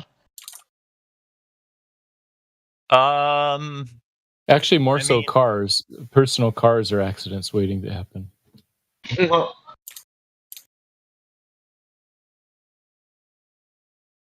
When you say accidents waiting to happen, makes me think in a very abstract way. Yeah, it does. Exponentially, more people die in car accidents than in plane crashes. So Much more people drive vehicles, right? sure, and a lot of people we all know, if you're a driver, you know that people don't know how to drive. Some people don't. Other people do. Some people do know how to drive, but other people are like thinking that like driving a car at 55 miles an hour is just a happenstance or something. They're just like flowing, going with the flow. When I drive, I pay attention, because it's important.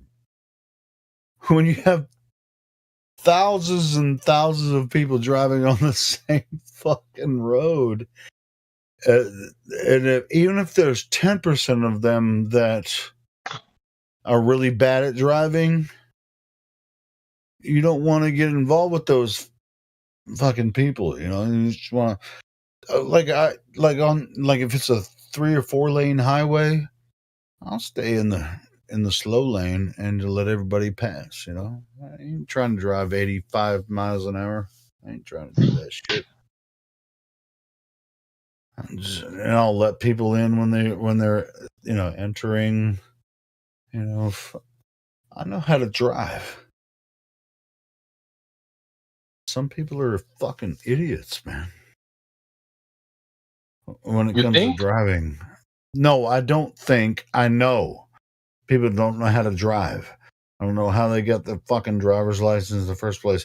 Matter of fact, I don't even have a driver's license because That means you don't know how to drive. No, it was because I was speeding, at a certain point, and I didn't pay my tickets, whatever. No, just because I don't have a license doesn't mean I don't know how to drive. What? Okay, so Was there alcohol involved? no, when I lost my license, he doesn't drink. No, I do drink, but when I lost my license, it wasn't because I didn't know how to drive. I was speeding, and I got a ticket, didn't pay it, whatever that's. I don't. That's your story, and you're sticking with it. Well, it's true. I mean, if you believe me or not, that's up to you.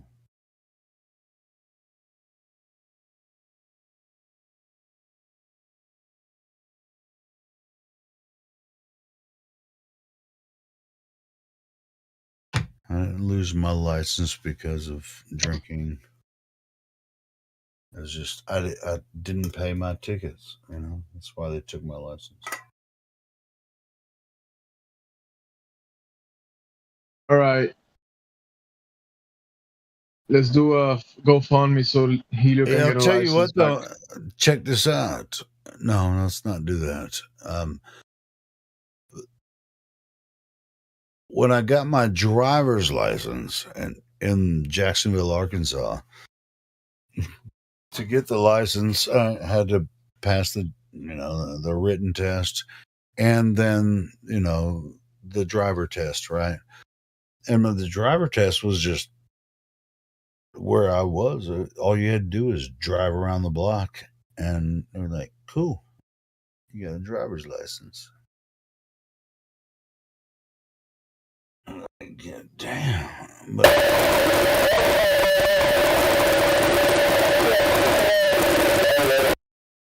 All right, guys. Okay, what was that? That earned gas. What was that? An accident? That was gas. He's full of gases. Did somebody ban him already? Because I'm. No, you muted, bro. Never mind. Ow, Jesus. Hey, Gas, are you trying to say something? Because we can't get what you're trying to say, Gas. You should unmute this guy and ask him first if he meant to do that, and then unmute him. Oh, Gas. You definitely meant to meant to do that. No. Do you Let's want ask to? him. Because You I was never about know. to ban him. Go ahead. No, don't ban Gas. He sounds like a high energy guy. Yeah, that's a lot of energy right there. I'll tell you that. Yeah, all he has to do is control. Okay. Please.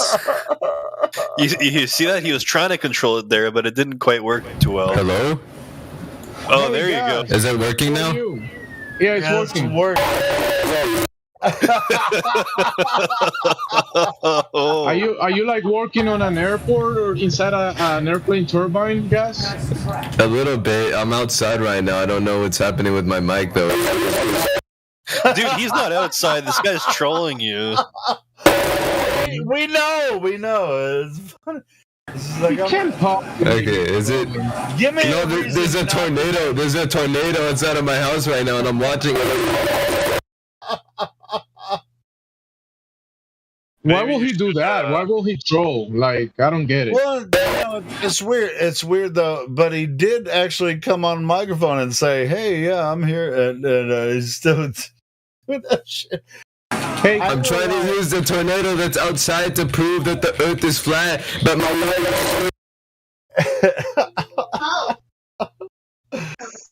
dude's funny. I mean, comment. Okay, so it's a voice changer. I don't think it's a voice changer. He's just like It is. I heard him like transition from his voice to this disgusting robot. Oh, either way. He's server muted, but I don't know if Jimsy doesn't want to ban him, I won't ban him. Bro, yes, I'm pretty certain he's not trying to troll us or anything. It's gotta be some malfunction of the mic or something. This guy's trolling. Dude, I could do that with my microphone. Jimsy, he's obviously trolling. What the fuck are you talking about? Bro, how do you know? Can you prove it? I don't know. Why He don't you said ask? there was a Why don't you tornado ask him? outside his house. Why don't you ask him? He's if trying he's to trolling or not? prove the flat Earth with He's the like, tornado. my microphone is all fucked How up. is he not trolling? Well, first he Bro. said it was in his house. Oh. Guys, help me out That here. happens These all guys, the these time. people are going against what I'm saying, guys. Can you help me out and prove to them that you're not trolling? Come on, guys. Please help me out. You're gonna have to unmute him. My credibility is in the line, guys. Come on, help me. Jemsy, he's serving. There is a tornado inside of my house. I don't know what to do about it, and it's tearing apart everything. I can't.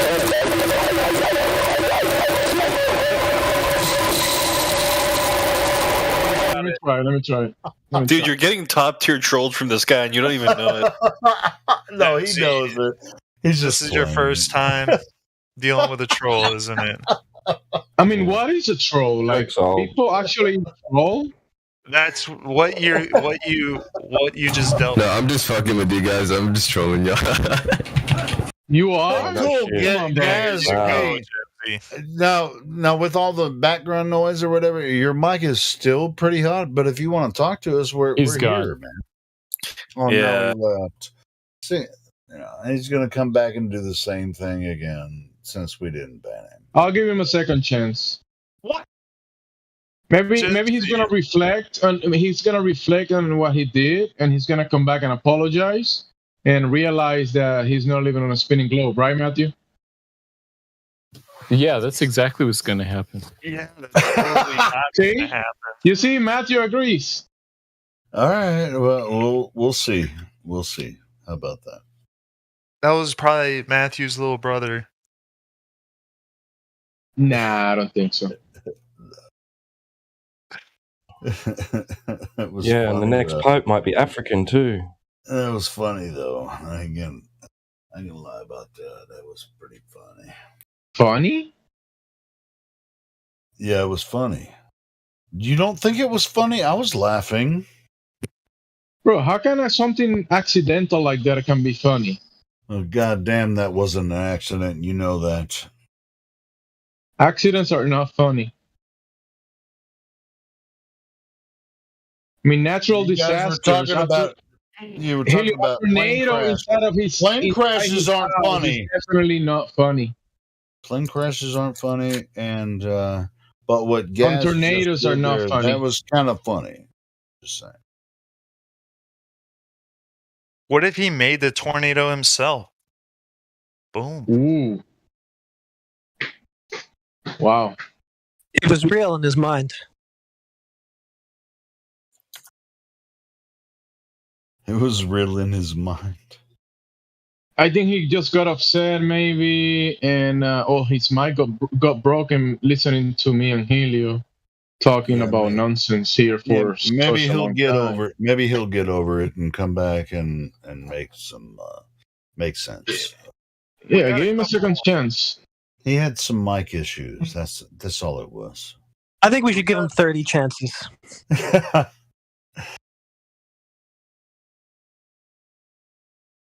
Well, at least it Someone wasn't was gonna like- say something before Helio interrupted him. Go ahead. Yeah, I was gonna say, do we got any new people in here? I see a bunch of names. Yeah, we got Gas. Oh, he's gone.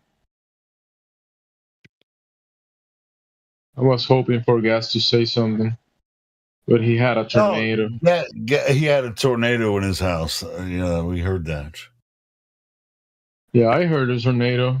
Do you hear the tornado, Helio? I heard something. I don't think it was a tornado. I think he was trolling, but whatever. As far as like new people, the newest person in the room. Oh, we have a new member. His name is Mimus Aurelius. Yes, Yeah, so- I'm brand new. Yes. Yeah, can you speak to Satoshi Nakamoto? He wants to speak to new people. Go ahead, Satoshi.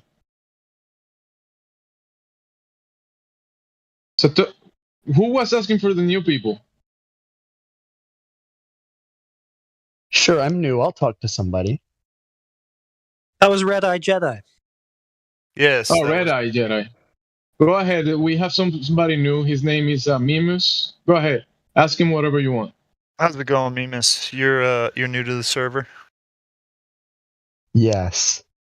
So can you tell me what your position is on the shape of the Earth? Is Earth a thing that has a shape? I don't know. Well, that's why I'm asking. What's your position on the Earth? My position would be I don't know what the Earth is to say if it has a shape or not. Okay. I'm called a Zetetic. Could you elaborate what that means? A Zetetic is not a skeptic, and it's also not a believer. A Zetetic is someone who says, I don't know. So if you ask me about the shape of the Earth, I would say, is the Earth a thing that has a shape? I don't know. Because I don't know what the realm of Earth actually is. That's fair. That's fair. I accept that. So you don't subscribe to what the narrative is, or what is your position to the narrative? My position to the narrative is the narrative, but I don't know the truth. That's fair. I respect that. Anyone gonna fill him in? Anyone gonna fill him in, or let him keep going? Hello, buddy. Check out my name, and click on. Yeah, Red Eye. He's an admin. This guy's an admin. Yeah, meme. Yeah. I was thinking Yes. about you the other day, brother, but I was like, where's me But it's good to be thought about. I finally logged in for the first time in 4 months? It's been a I'm while. Yes, I've been reorganizing my entire life. Oh, as we all are. You know, Mimos, I was gonna say the same thing Hiro said, but now it feels weird that I was thinking the same as him, thinking about you. Well, That feels kind of yeah, I bad. appreciate it because I logged in and had like 100 DMs from people. You okay? You okay? They're all about 2 weeks, a month apart. Yes to everybody. I am fine. I'm Good, not they in didn't get prison you. They and I'm didn't- not they didn't get suicided. you. Yes, they didn't get me. No barbells from the sky fell on me. Yeah, fine, No fine, but meteors hit busy. your head or Fine, but anything? busy. You know, busy. That's why you know. Yes, very busy. There Do you you go. believe that that guy had a tornado in his house? I don't know. I just logged on. Oh, you, okay. You missed the troll from Gaz. I thought it was funny. Some people think it wasn't. Probably funny, was. but I Was he thought just it was. talking normally and then all of a sudden? there No, was, he like, played a loud bunch of whooshing noise and sounds? said, "I have a tornado in my house." Yeah, that's pretty inventive. You know, you got to give him a good score for that. Yeah, I gave him a second chance. That's the best score. It is the best score.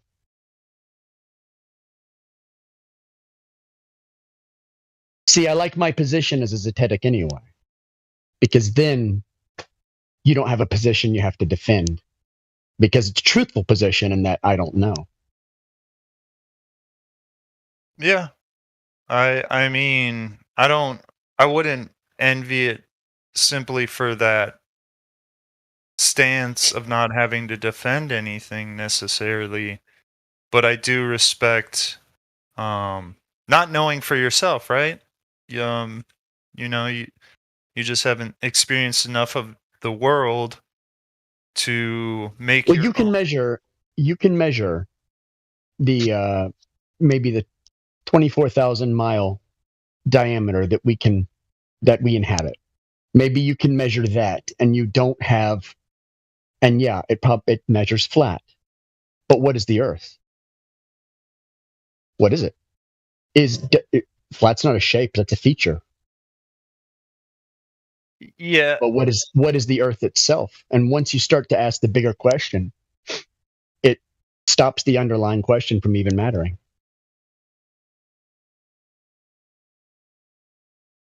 What is the earth itself? Yeah, what is it to be able to say it is this or it is that? Is it a realm? Is it an object? An object will have shape, but what shape is the sky? What shape is a realm? It's not really a shape, it's an area. It's a dimension of like reality. So maybe all of reality is the Earth. I don't know. I couldn't know. Yeah, these are Yeah, philosophical. that's exactly right. Yeah. questions. How can you know that? How can you know? And so that's why I've always liked not making any knowledge claims where I don't actually have the knowledge. So I won't say the Earth is this or the Earth is that. I'll say what we measure, what we see, what we know to be true, and what we experience. But as far as what the Earth is, I won't make a claim that it is one thing or it is another. Because in order to do that, I'd have to know what the object of the Earth is. Or I'd have to exist outside of time and space and be able to look at it from the outside, which So I can't do. So yeah, I guess only God knows why, isn't that right? So I guess the difficult aspect of it, right, in science in general, is in some respects you have to stand on the shoulders of giants, as Newton, I believe it was Newton, said that, to kind of build off of foundational beliefs and stuff. And science science in the traditional sense has brought us far in terms of technology. So where do you draw the line to what we're being told with what we're being told to reality? Do you understand what I'm saying? Yeah. I think the real nature isn't in the narrative, it's in the nature of humanity. So humans always have and always will be obtrusive, they'll be obstreperous, they'll be fighting amongst themselves. They won't agree on anything, and it'll be in their nature to all believe the same thing at the same time.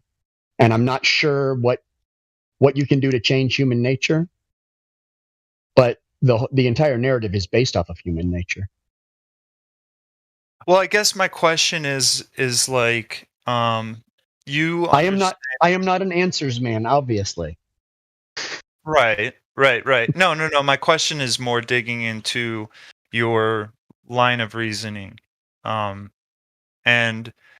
what I guess my question was like, there's certain elements of math that do have logical conclusions. Would you argue yes? Like, I would say if it doesn't have logical internal consistency, then it's not even math. But yes, math has logical internal consistency, which makes it math. Right.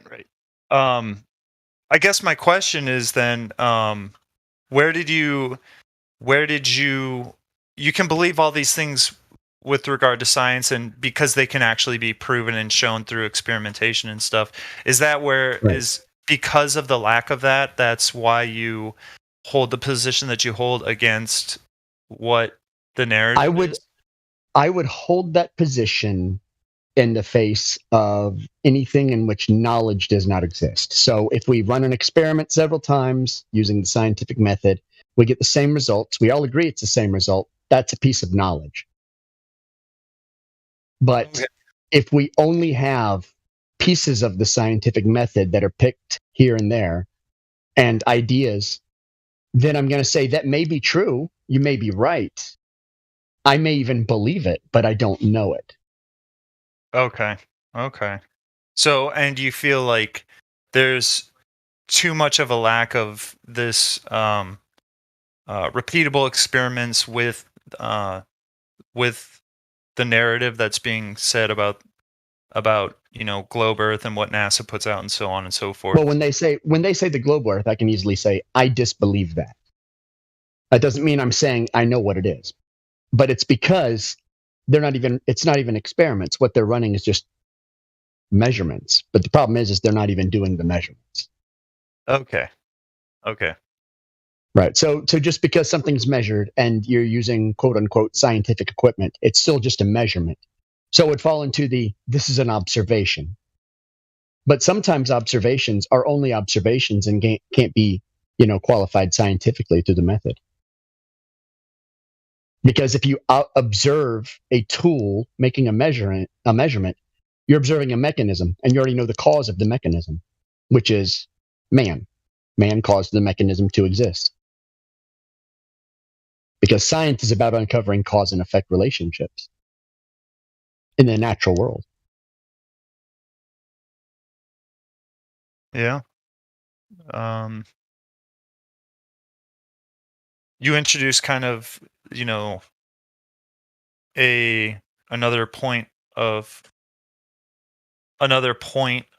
kind of interest is that this equipment is designed by man, and man can only perceive so much, and we are fallible in that.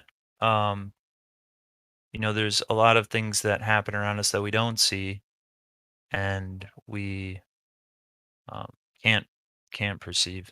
One of the mistakes that we make often is testing the piece of the equipment rather than using the equipment to make the test. So, perfect example of that would be the what's his name? Cavendish.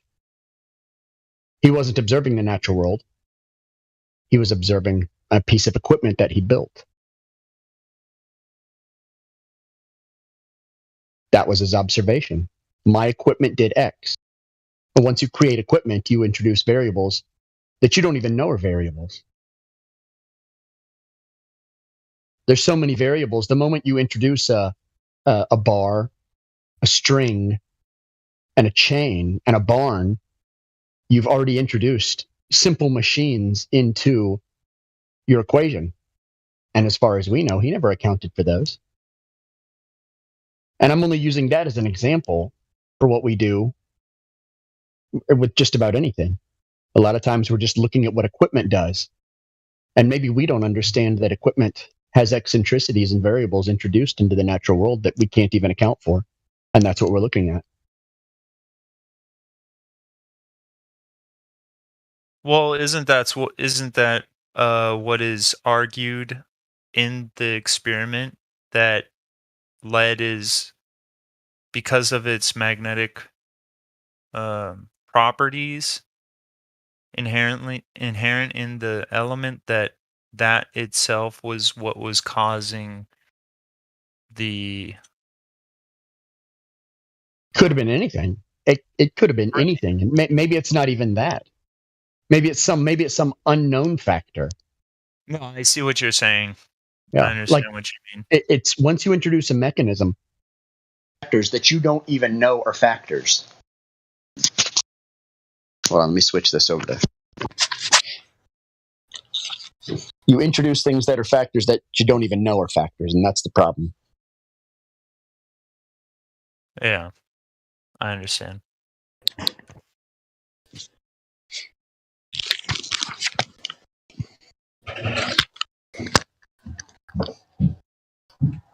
All right, I have no further questions for you. You have Have I proved myself to you? You have proved yourself to me. Sweet. Glad I could be of assistance. I could have kept on going with the joke. It wouldn't be the first time. And just been the worst person to come in like that. I don't know. You gotta... Gaz set the bar kind of high. Well, he should come back in, and if he does, y'all can tag me, because I'll be logged. I set the bar? Wait, when did I set the bar?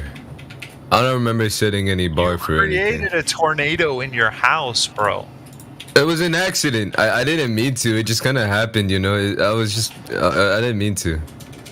Oh, It yeah, sounds like you made the tornado out of weed. What? What the You fuck is sound weed? kinda high. You sound No, I'm kinda not. I'm not faded in a hole right now. No, I would never. You I would said never. faded. Look, if you use the term faded, you're high 24/7. You're just No, not as high bro. right.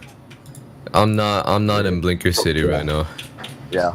Drop the act, bro. Yeah, I am from Florida, Satoshi Nakamoto. Yeah, I figured. It's kind of nice over here, except for when it floods. But I kind of like swimming in the flooded water. It's nice down here, except for the gators and the mess. It's and the nice, floods and except for when the hurricanes. floods come, right?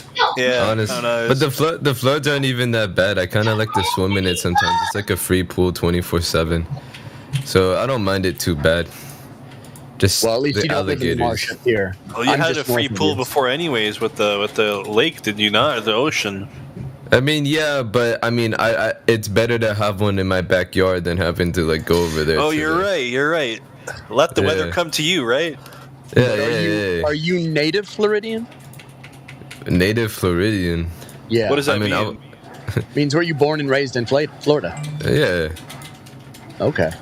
Dude, I don't think that's a good question to answer. Any native, I mean, the current kind of Americans who are born American, the American culture that they're born with is not good. So that's not really a good question to be asking. Well, I'm I not was born born in white. 1980. I was born in the good part of American culture. All right.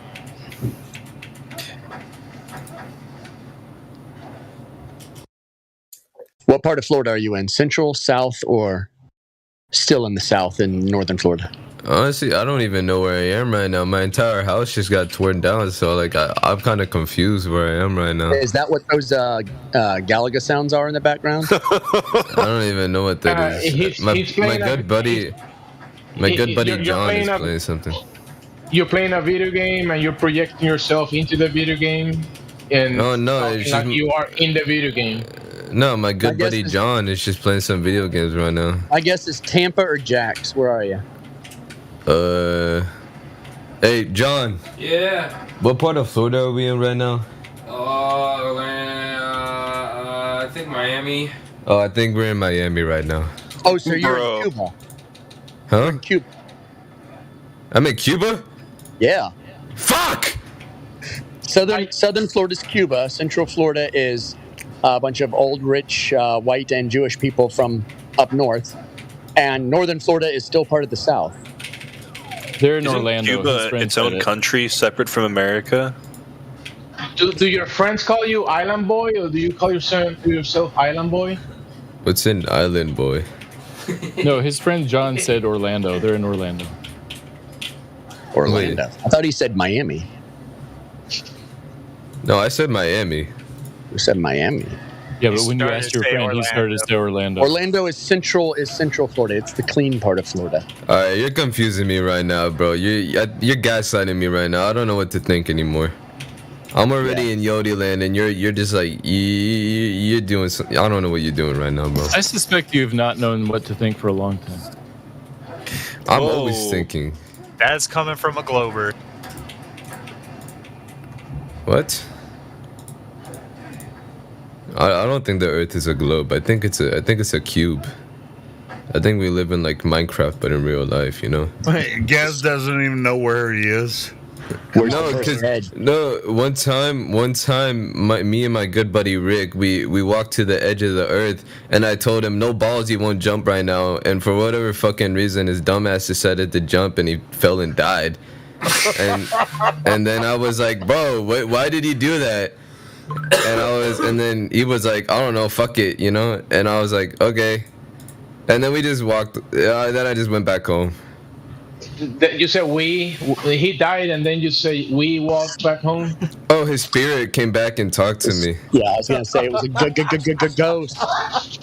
He said my friend jumped down and died, and I said, bro. Okay. Yeah, exactly. That's literally what happened, dude. Your friend died, and you go like, you went like, bruh. Okay. Yeah, I told him not to jump, but I mean, I did tell him to jump, but I didn't know he was gonna do it. To be honest, Gaz, I'd rather talk to your friend than you. You know, my good buddy Rick or my good buddy John. Yeah, whoever's in the room with you, they might know where they're at. Apparently, you don't. Oh, he said we were in Miami right now. Okay, well, but then he said that you were in Orlando. No, someone in this VC was trying to gaslight me into thinking I'm in Orlando. I don't know who it was, but someone All right, cool. here was. So you're in Miami. Cool. All right, cool. Yeah. So Miami, that's a trippy place, man. Yeah, my house got torn down as well, so I don't know what to do anymore. Your house got torn down by a tornado? Yeah. They don't have tornadoes in Miami. Yeah. No, I made a tornado in accident and it just tore down my house. Now in Miami, you would say tornado. Tornado, yeah, exactly. Tornado. See, this guy gets it. No, in Miami they say hurricanes actually, huracán. Huracan. Yeah. I don't think hurricanes are real. I think it's just really strong winds. People just call them hurricanes. Okay. Why do you sound like you're in a food court? A food court? Yeah, you I just told you my house got torn down. Oh, so are you in a refugee center now? Yeah, he's hungry. Yeah. Like I said, my good buddy John over here is playing some video games. Who's your good buddy? Keep saying good buddy. Are you a truck driver? My good buddy John. What the hell? Well, all my friends are my good buddies. Is John a dog? Do you call him buddy? No, I just call him good buddy John. Huh. Is he the guy that's doing all the typing in the background? Like, yeah, he's playing some video games right now. Okay. Nice, bro. Is he winning, bro? Is he going hard? Is he going hard? Hey, are you winning, John? Not exactly. Dude, he sounds like he's your brother. No, he's not. He's actually older than me. He said not exactly. Why does the sound? Why does the sound of the Weed Lamau sounds yeah, better exactly. than his Hey, voice? Lamau weed. No. Wait, what? Hey, boys, Hey, crypto's Lamau. dumping right now. Hey, by the way, Jemsy, good call, not banning this guy because he's funny as shit. I told you he was there's gonna redeem himself. I mean, I don't think there's anything funny about my situation right now. Oh no, shit. it's laughable but not funny. Oh, thank you.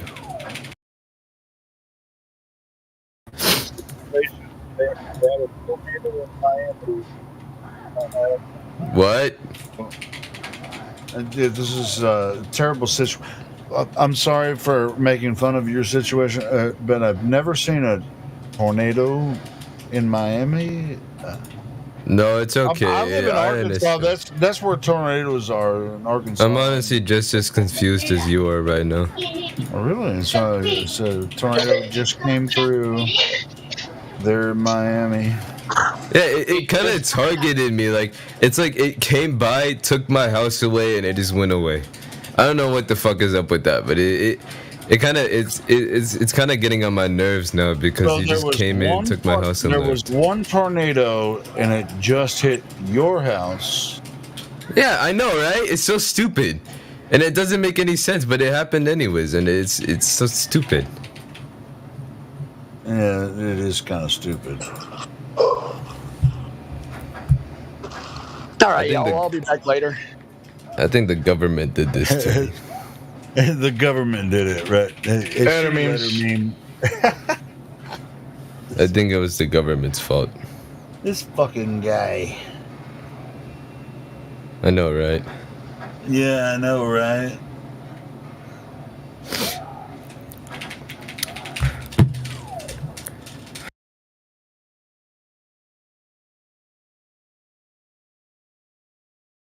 Tornadoes, southern Florida. So you say you believe the Earth is a cube? Yeah, I told you, my good buddy Rick fell off the edge. So Matthew, can you turn this guy? You know, Matthew is a professor, so he can tell you that the Earth is not a cube. Right, Matthew? It's not a cube. That's harder to prove. I just told you, my friend fell off the edge. How can you tell me that it's not a cube when I just saw it? Edge of What edge edge? of what? Edge of what? The Earth, bro. We went. Oh, we took edge a. of We the took a. We took a field trip to Antarctica, and we were staring out for the edge. And I said, "No balls, you won't jump," and he did it. And where did he land? I don't know. He just fell, and I guess he died because his ghost was talking to me. What was his ghost saying to you? He said, "Bro, that shit was fucking crazy." Exactly like that. He said it exactly like Okay. that. I remember it word for word. It was honestly, it was so cool. But at the same time, it's kind of sad.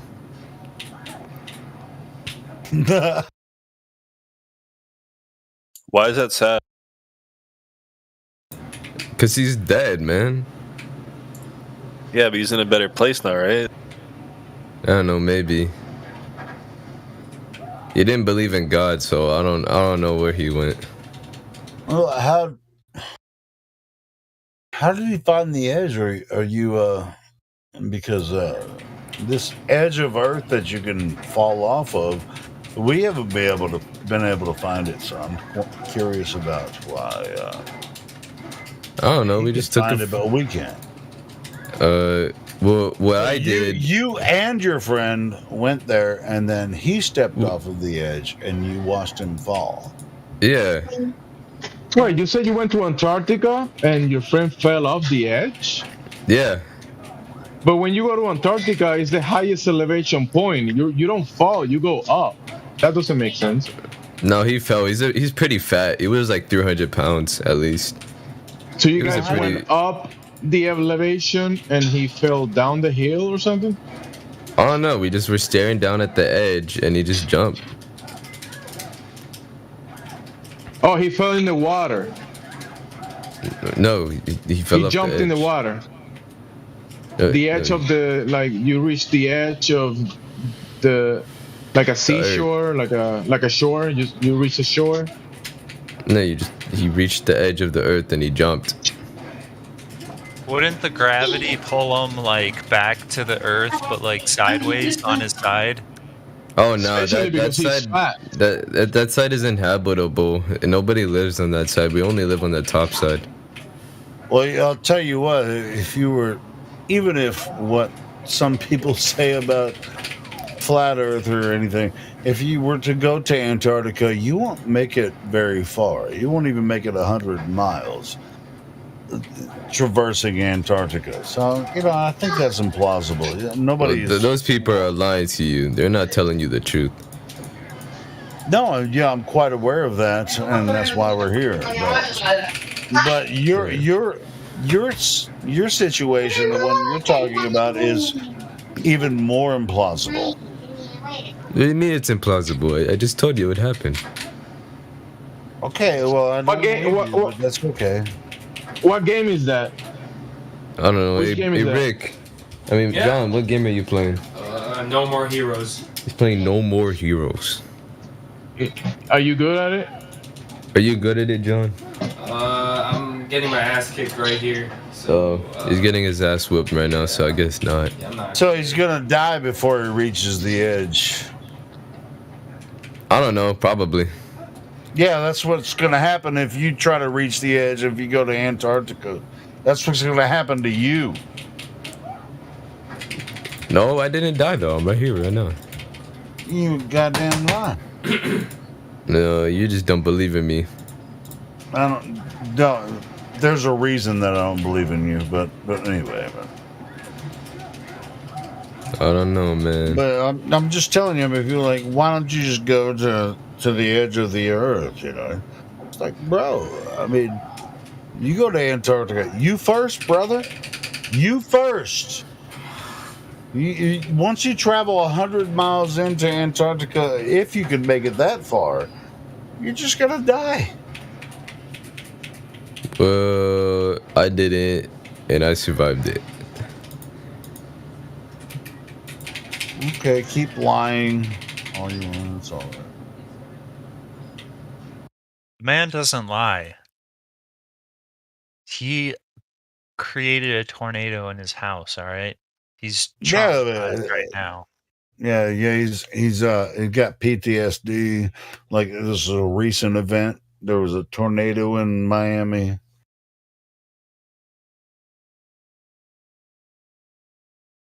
Show a little empathy, Helio. I'm such an asshole.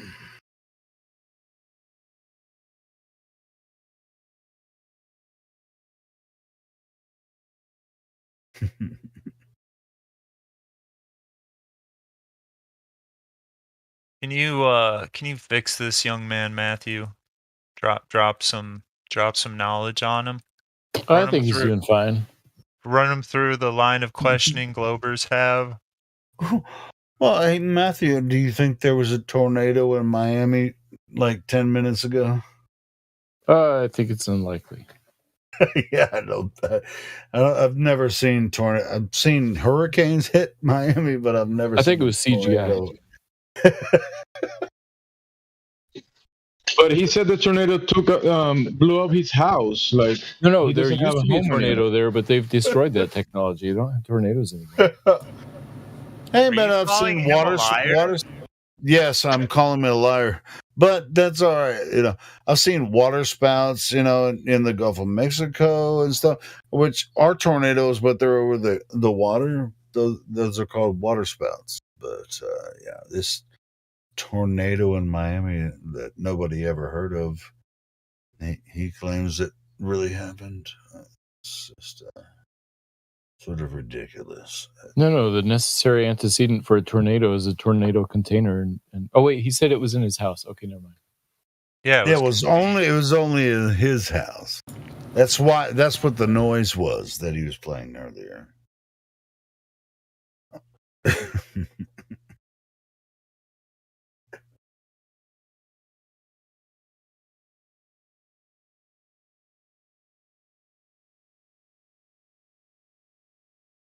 Matthew doesn't want to engage the troll.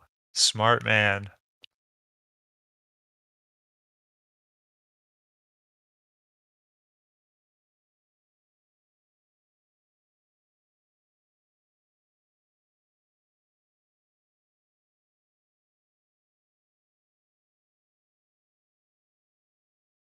Enough. I would call Gaz a troll. It doesn't even not even troll. I don't call him a troll. He called himself a troll. I mean, it's just like not even, with the bullshit. It's not even troll attitude or whatever.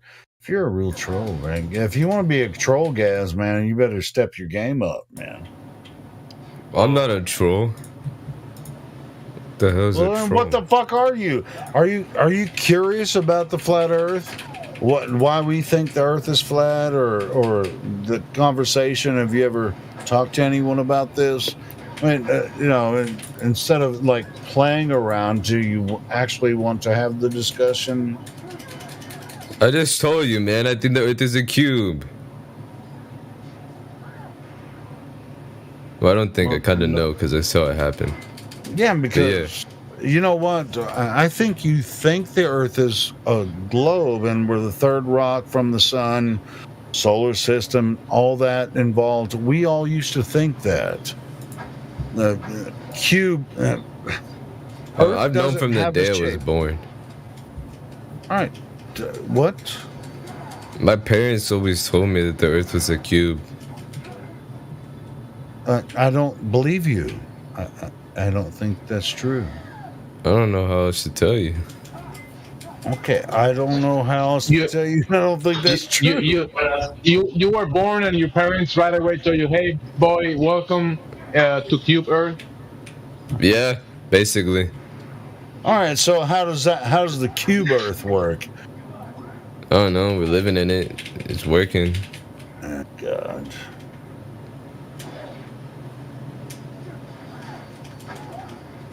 We're living in it, and it's working. Yeah, it's a great explanation, guys. Thanks so much for that. Well, I mean that is a very true statement. We are living on the Earth, and it's working.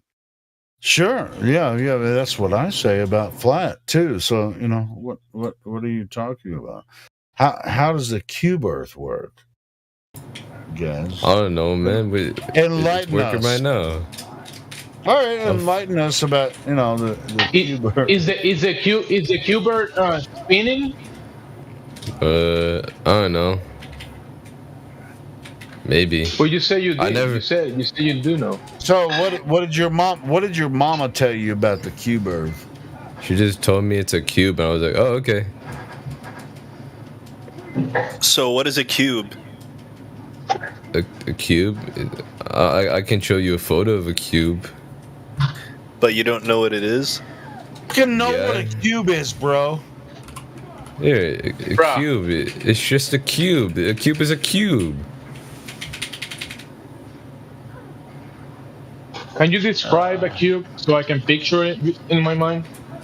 Do you know what a? Have you ever seen a Rubik's cube before? No. Really? You've never seen a Rubik's cube? No. What defines a cube? What defines a cube? It's a three-dimensional object. Yeah. Oh my! Like yourself? Get rid of this spastic already. Why are we 12 entertaining edges, garbage? 6 faces, and 8 vertices. Yeah, we're doing community service at the moment. He had his house destroyed. He's hungry, and he thinks he lives in a cube. So we're doing the community survey of the day, trying to bring him down to his senses again. Maybe. Yeah, possibly, let's send our thoughts and prayers to Miami for the local tornado that he experienced. Yeah, I appreciate that, man. Yeah. We're gonna send our thoughts and prayers for the local tornado you experienced that nobody else did. Yeah, because I don't know why it took away my house and nobody else's. Hey guys, I know you like speaking to sane people, but sometimes we have to also speak to the retarded ones and try to, Yeah, I think we should help out the retarded people too. They need some serious help. Yeah, the ones that believe they live in a cube, right? Those people are pretty smart. It's the ones that believe it's a globe or whatever are pretty stupid. Shots fired. Yeah, All you're a right. funny guy. I ain't gonna lie, man. You made me guffaw a few times. It's fine. Hey man, I'm just trying to have a good time here and share my opinion with y'all. It's all right. Yeah, shout out to Jimsy for like when he said, "Don't ban him, don't ban him." You're a funny guy. I really appreciate that, Jemsy. Hey, you're welcome. You Thank have for a giving me a fifth chance. chance. I have a what? A fifth chance. Oh yeah. Yeah, I mean, there's such a thing as a second chance, but no, you said a fifth chance, right? Yeah, he's racking up the chances. Like Yeah, it's he's just- racking up the chances as much as he can, you know. Yeah. If it was for Helio, he wouldn't be here having this deep, wide, deep conversation. It's just, and yeah, it's just entertainment because he's just making jokes. You know, I mean, he's not being serious. He's not taking all this serious. You know, so it's all right, Joe. I mean, if you're gonna troll, make it funny, or get the fuck out. Hey man, I'm taking this pretty seriously. I don't know. I don't know if you guys seriously are. doubt you are, but that's all right. Hey, I seriously doubt that I'm not. No, let him know, Gas. Let him know how you really feel. Yeah, I'll let you know how I feel. The cube, we live in a cube, okay? And I'm seriously about that. I don't know how much more seriously I can get about this seriousness right now. Yeah. Do you live like inside of the cube, or on top of the cube, or on the side of the cube? I live on the cube. On top of the cube, and so you Right. walk on top of it. No, I walk on the cube. On the cube. Okay.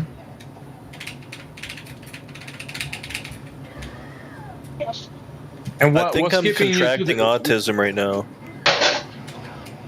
I would yeah. too, honestly, if I was having struggle with somebody.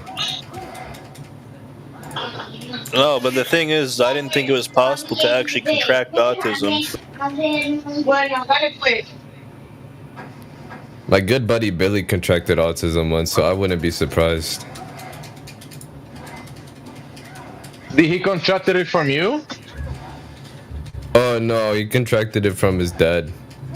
His dad was autistic. Oh, okay. He passed down the genes. Yeah, contracting at birth, I understand, but I'm contracting it through the internet from you right now. That's what I don't get. Holy shit. Contract autism. They don't contract This is a like scientific disease. discovery, man. Oh shit. Hey, when you're standing on the cube, what's keeping you to the cube? Like, how you not flying away from the cube? I've been told that gravity keeps me down. Tell me don't how let gravity gra- works on a cube. Don't let gravity bring you down, bro. What? I'll tell gravity next time not to bring me down. Yeah, tell gravity to fuck off. Yeah, you're right. Hey, gravity. Gravity. Fuck off, man. Yeah, fuck off. Yeah, I don't think Don't he's let fucking gravity off. bring you down, man. It's all good. I'm gonna fuck gravity. Whoever you are, gravity, I'm gonna fuck you. Good luck with that. Yeah, Get good pre- luck. Because it Get doesn't prepared exist. For Doesn't my exist. fucking. I beat the boss. You beat it? Yeah, I beat it. She's kind of bad though, so I don't want to kill her. Oh. But I think in this cutscene, she's gonna. Hey, John, is her name Gravity? Hey, John, is her name Gravity? Her name's Summers something. She looks really. She kind of looks bad. She kind of a baddie. Call her Gravity and tell her to fuck off. Can't believe I want to do a video game character. My good buddy Hilo is telling me to tell you to name that person Gravity and tell them to fuck off. Okay. Gravity, how about you fuck off and eat my butt? Hey, good job, John. Yeah. Oh shit, John's funny, man. He's funny too. Hey guys, you and John are a funny crew. You know, it's all good. I appreciate that.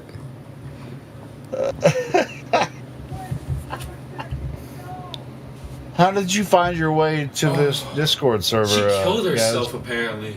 Oh shit! Wait, what'd you say? I said, how did you find your way to this server? My good buddy Ricardo sent me an invite to it, and I was like, "Oh shit, this looks pretty cool," and I joined Flat it. Earthers, I want to see what's going on over there, right? Oh, because I think the Earth is a cube, and you guys are telling me it's flat. So, I was curious. I really don't think that you think Earth is a cube.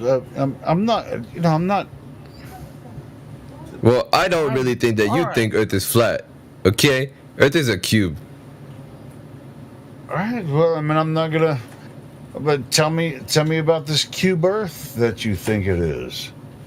Man, I've already told you multiple times. Earth is a cube. He went to the edge. He went to the edge and he watched his friend die. Right.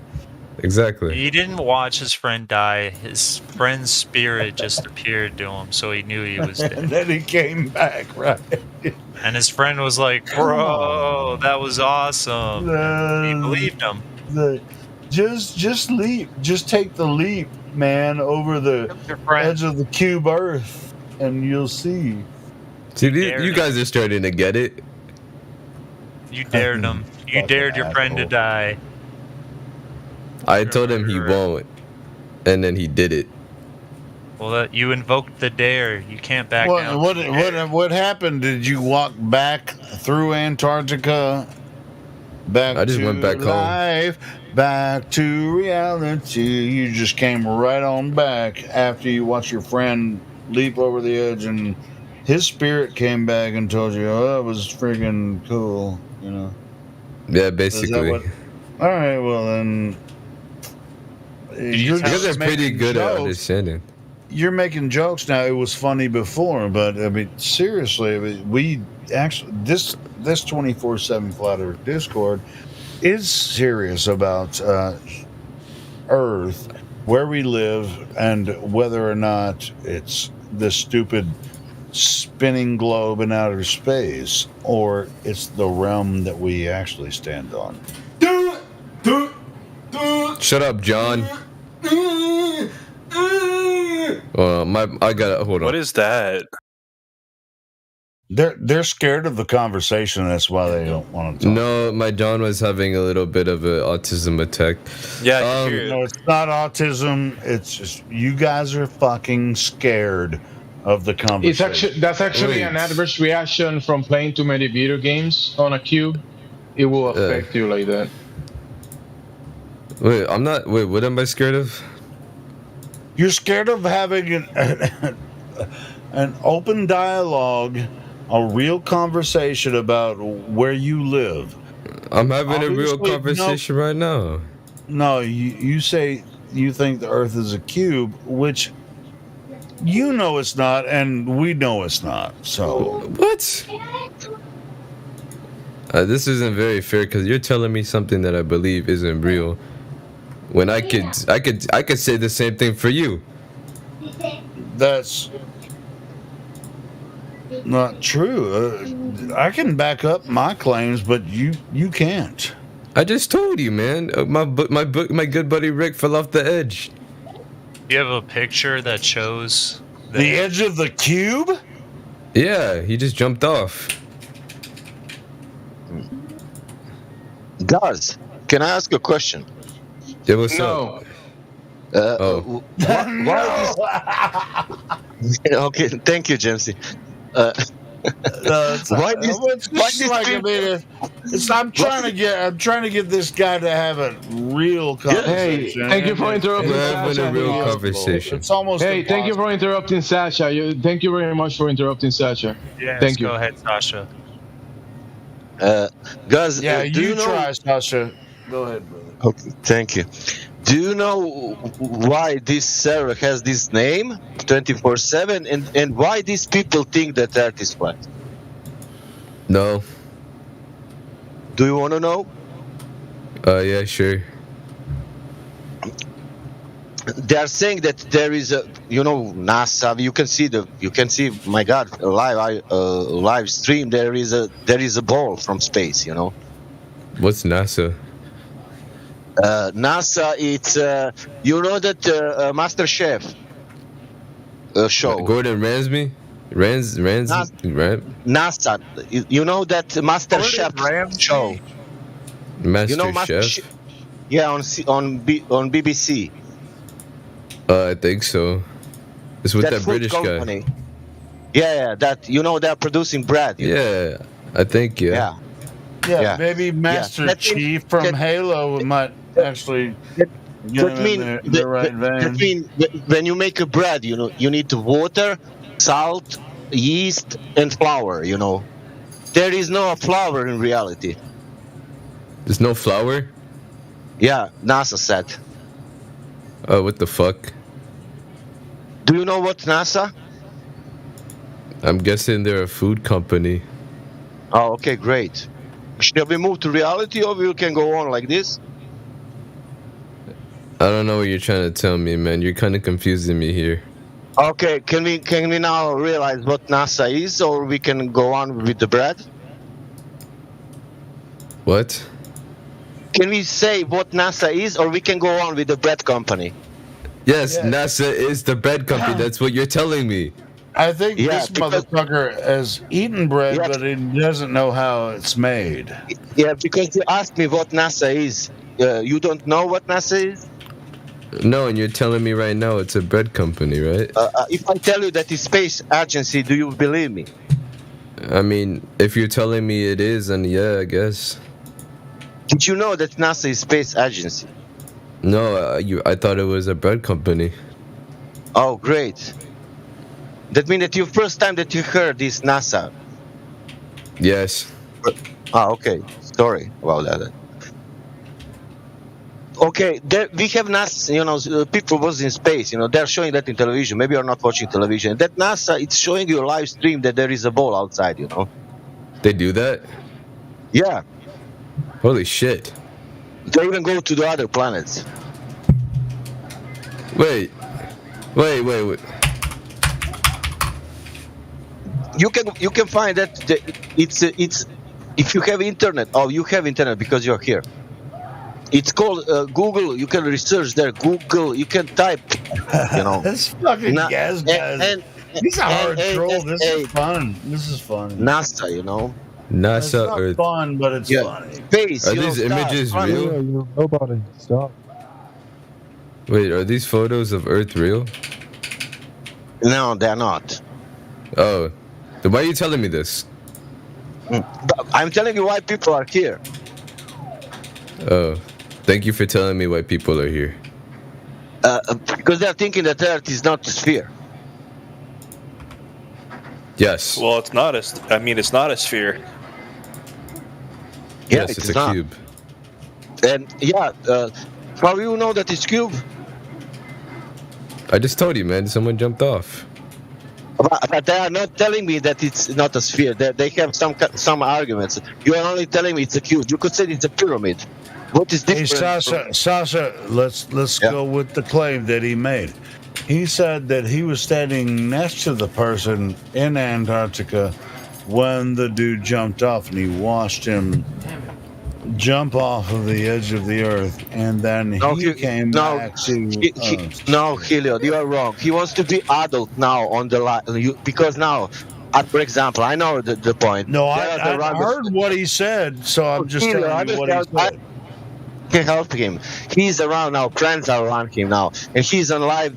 Now it's YouTube live. And now some girl behind is saying, "Are you alive now? You're alive." And he said, "Yeah, wait. Now I will tell that I'm on Cube, and I will see how they will react. Now, I'm a Cube, because I know that it's Cube, And now, but don't it's so funny. Let's say Sasha, we know he's trolling. We're playing with him, like a like a little toy. You know, it's all good. Yeah, I'm looking at the point where I will be adult now in this moment. Honestly, intellectually honest, and try to be honest. Are you okay, Sasha?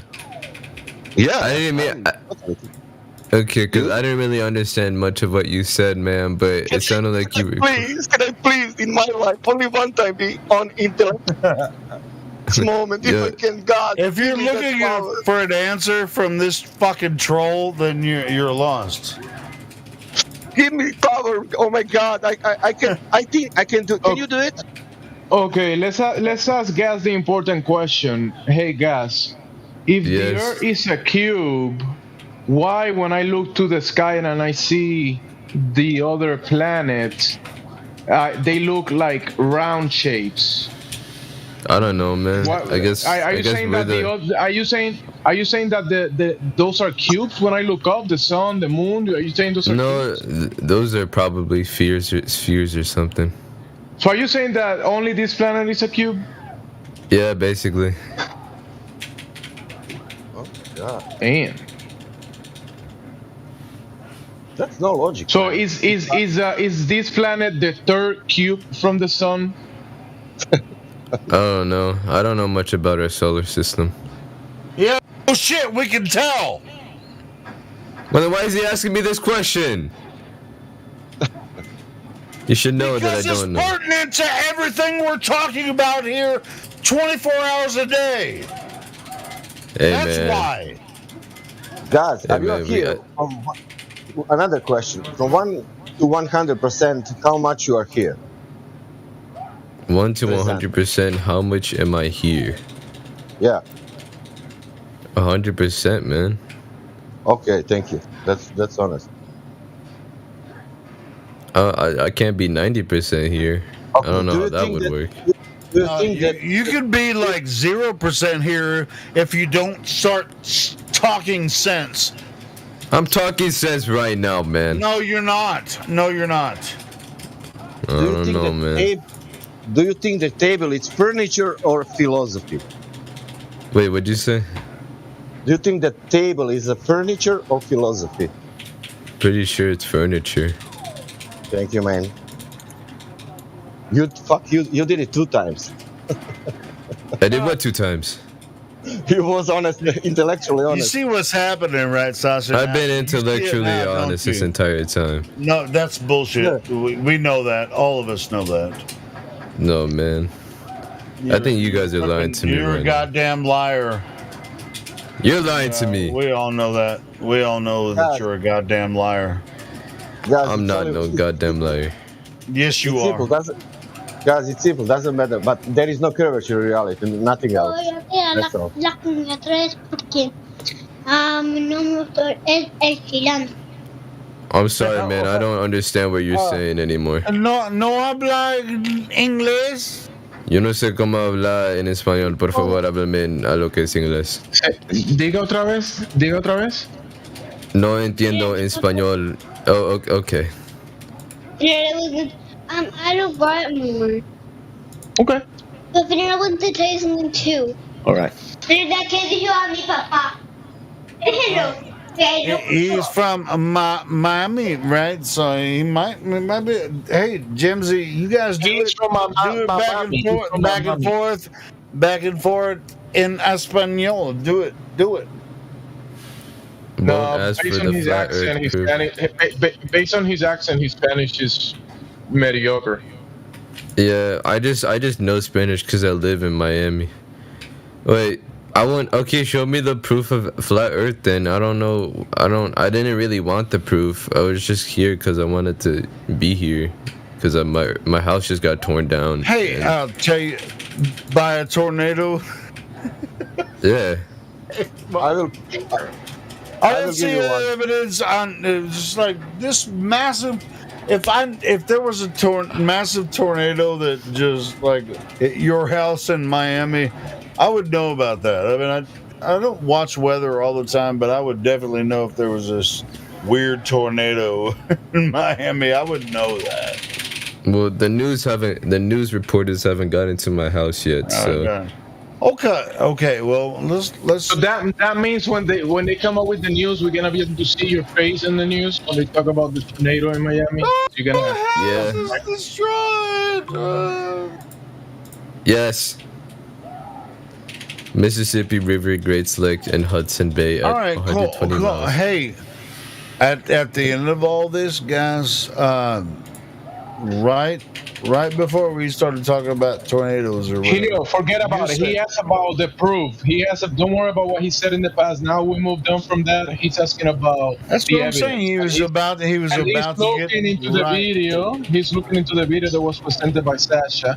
So go ahead. What do you think about that observation? Wait, I gotta watch the video. Hold on.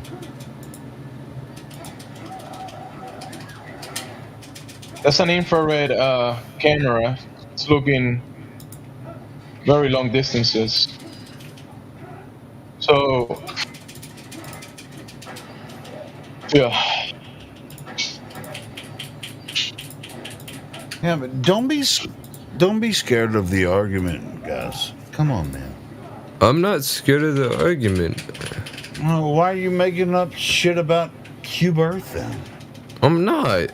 I just said it. I mean- I saw it happen right before my eyes.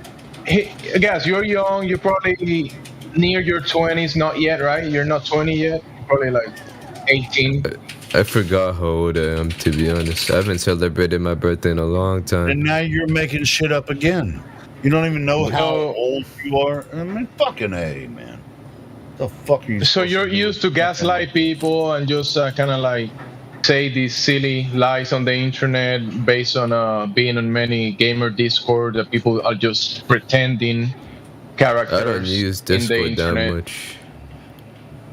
I But was you just do talking- go to game Discords, right? Gaming Discords. Not really. Not really. Sometimes only. No, not at all. They're boring. Oh, it's your friend John that does the Discord shit, gaming. Yeah. We can hear him clickety click in the background. Yeah, he's really trying to win his game.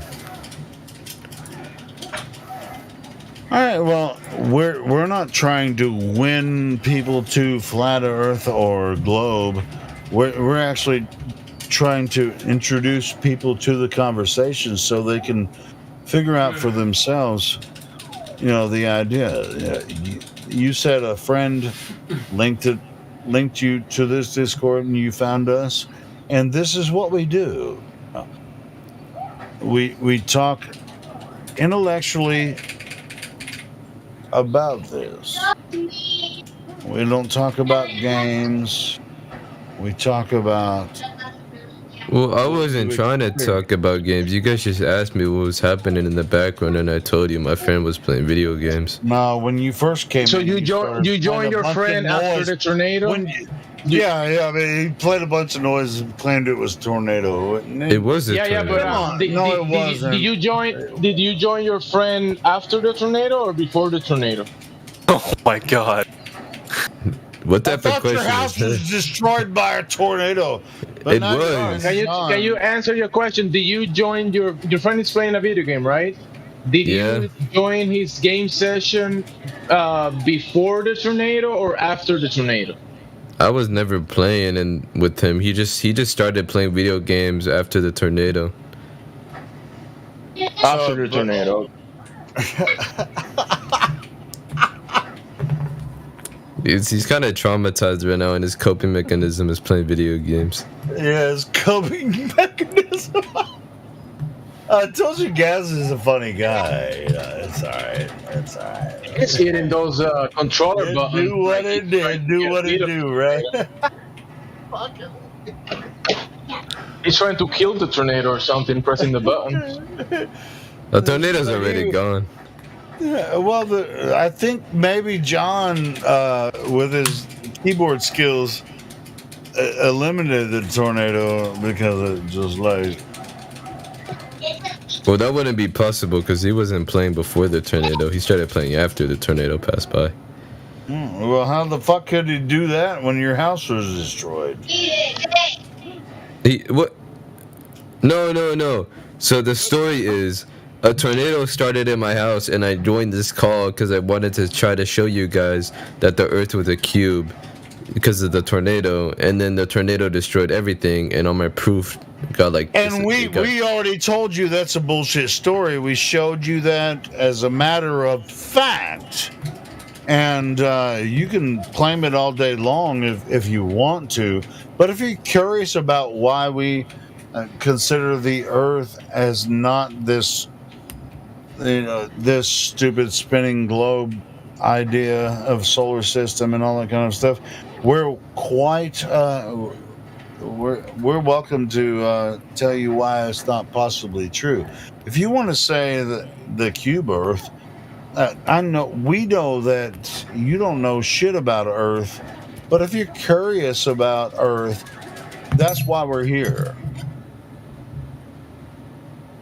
We'd like to have fun. We'd like to have fun and all that kind of stuff. But if we're not talking about cube or gaming, gamers and fake tornadoes and shit.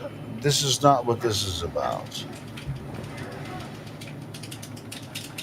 Okay. Okay.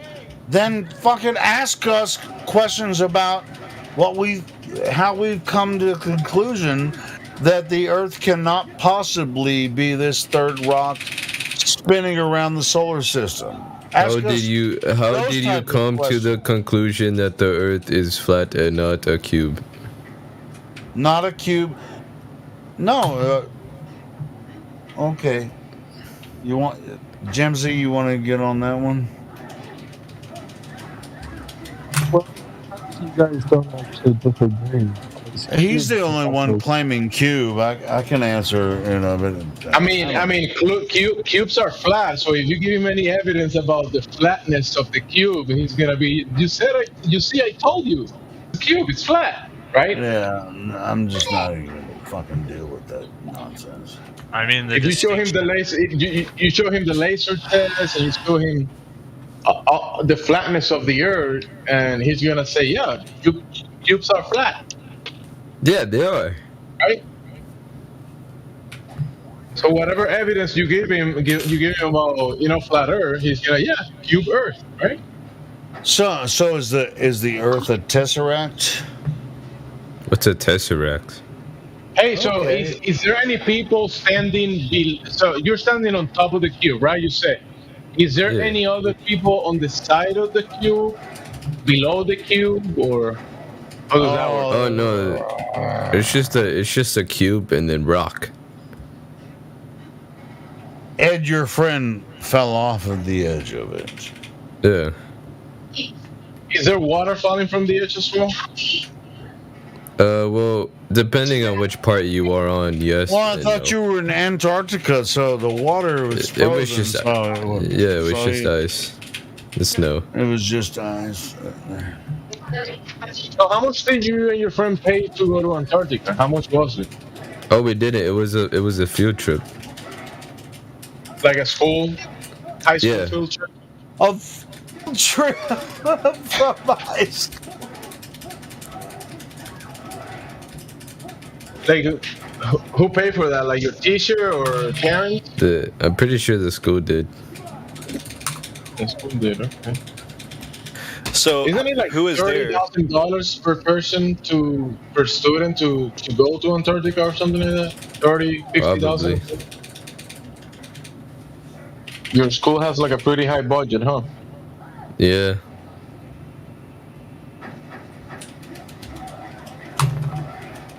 What's Narnia like? What's Narnia? Where you live, apparently, according to Cuddy. I thought you went to high school. You don't know what Narnia is? I live in Miami. I thought you were in Antarctica, bro.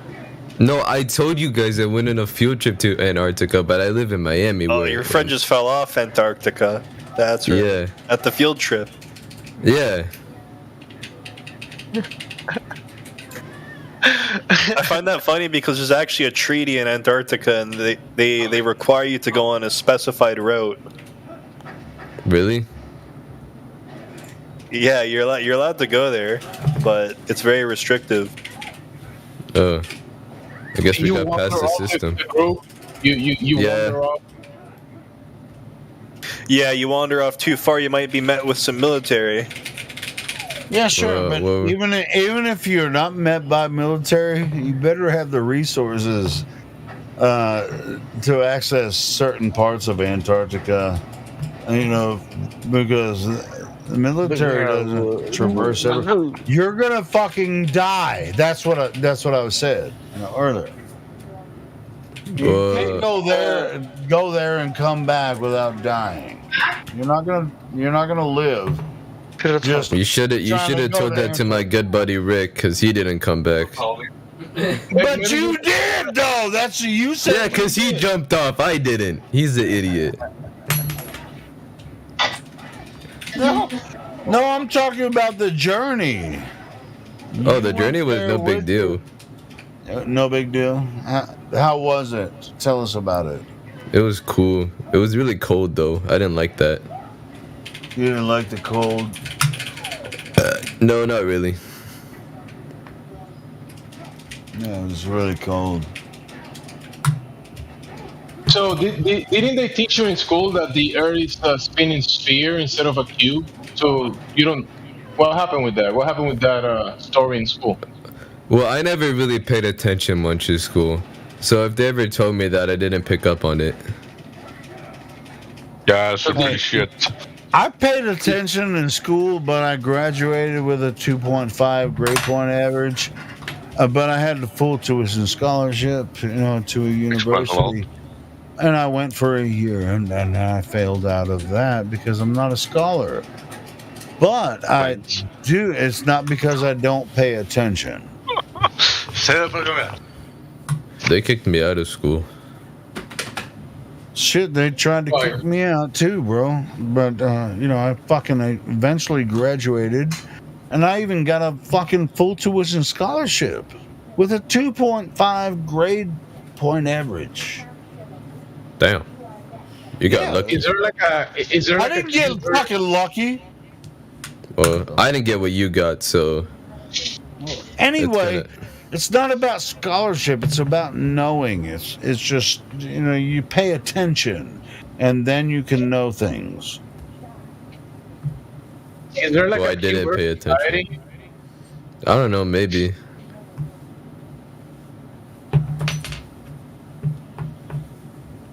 Are your parents like founders of it? No, they just told me it was a cube, and I went along with it. Nobody told you the Earth is a cube. I don't know where the fuck you got that from. Nobody ever told you the Earth is a cube.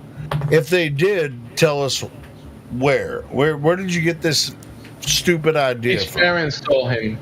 My He said that he was born, and they got. Oh, him he said his parents. All right. So your parents were cube earthers? Yeah. Oh, your parents are Cubans? They're Cubans. I mean, it must be because they're from.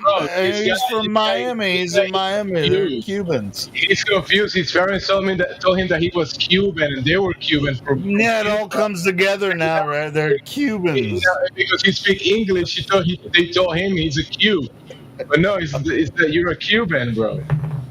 I'm a Cuban? Cuba. Yeah, they came from Cuba, and now you grew up speaking English, and you kind of mistranslated what they told you. It still doesn't explain how my good buddy Rick fell off the edge.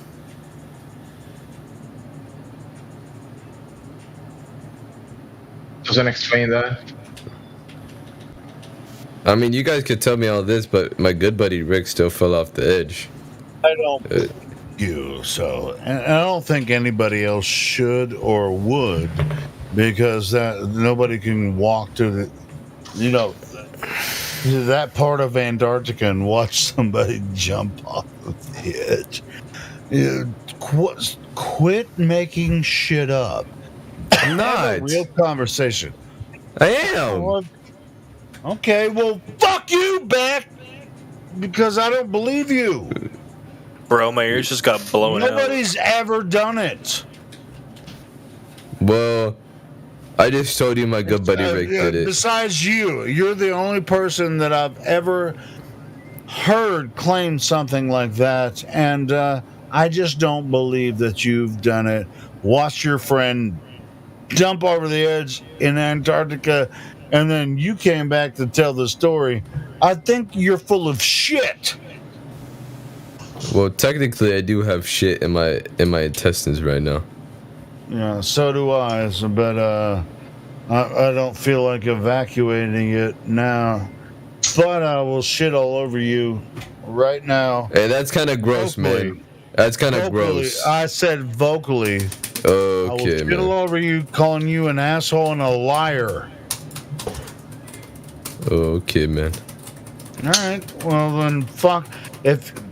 If you respect anything that's going on here, you know, with the I real respect you talk- guys a lot. I have Okay, a lot of then respect for you guys. fucking stop lying. But I'm not. That's why I respect you You guys, are because I'm not lying to you. No. Oh, Listen, Helio, dude. guys, Helio, you calm down. can try to talk to these down. people, but if they know you're like fucking with them, and they're just gonna get mad if you keep doing it.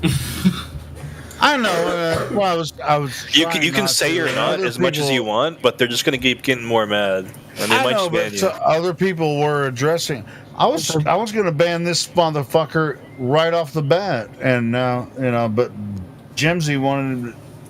Well, I One think we've had a in there. pretty intellectual conversation so far. Why? You want to ban him because he's Cuban? Yeah, because I'm racist. That's why. Yeah, he's Cuban, and I just don't want to fucking talk to this motherfucker anymore. So it's done. He's gone. All right. Too bad for the Cuban guy. We have shithead. Shithead. It's because 69. I'm racist, and that's why. Are you retarded? Yes. Why? Why do you ask? Shithead.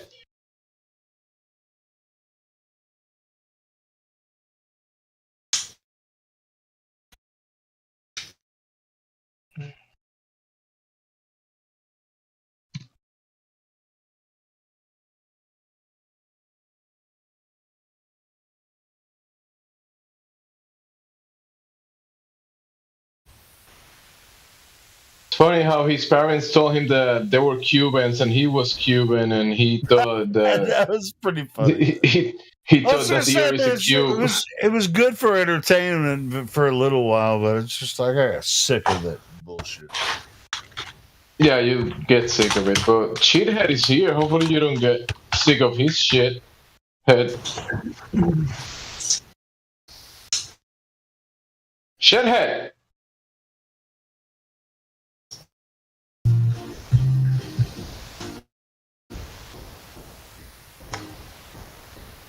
Or Poophead. What is it? Poophead? Poophead? Who is Poophead? Who are you trying to talk to, Jim? He asked he opened his mic and he asked, "Are you retarded?" And I say yes, but he didn't. Then I asked, "Why is he asking?" Now I'm hearing some Jamaican shit. What is that? Let's see. Where is that coming from? It's coming from, I think it was Sebster.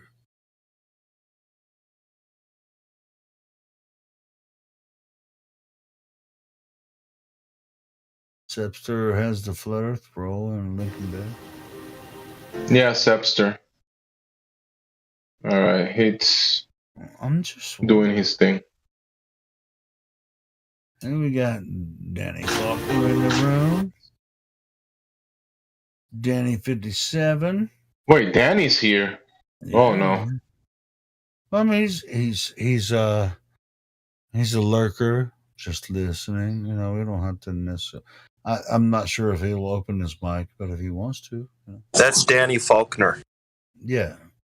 Danny 57 is Danny Faulkner. He's written books against flat Earth and stuff, and His last name sounds kind of like a dirty word. well, it doesn't matter. I mean, You know, His last Danny, name sounds like a dirty word. You know what the dirty word is? The dirty word is Faulkner, and it sounds just like his name sounds like that dirty word. Either way, he can't be any worse than that stupid troll that we were messing with for the last hour. Yeah, he probably could, but he won't. He could, but he's more intellectual than that idiot.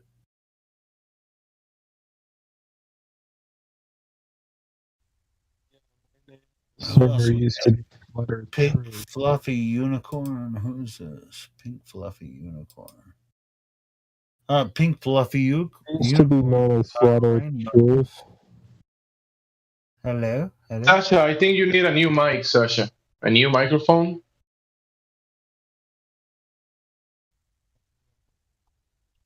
But we have pink fluffy unicorn rainbows has no rules. Do you guys want to see if this person You do it. You do it. Well, I'll unmute if you guys permit. Hey, Pink Fluffy. Yeah, what's up? You have access to your microphone. Do you want to talk to us? To my microphone. What's up? Your microphone's kind of low. Can you get closer to it? Can you hear me better right now? Yeah, that sounds better. Yeah, what's up? Awesome. Is this your first time talking to us? No, I think this is like the third time. We got suppressed once, so. Suppressed? Meaning, what do you mean? The admins muted us. Yeah. Us? I'm talking to you. Who is us? What do you mean? I had a whole lot of people with me. Am I talking to you or am I talking to other people?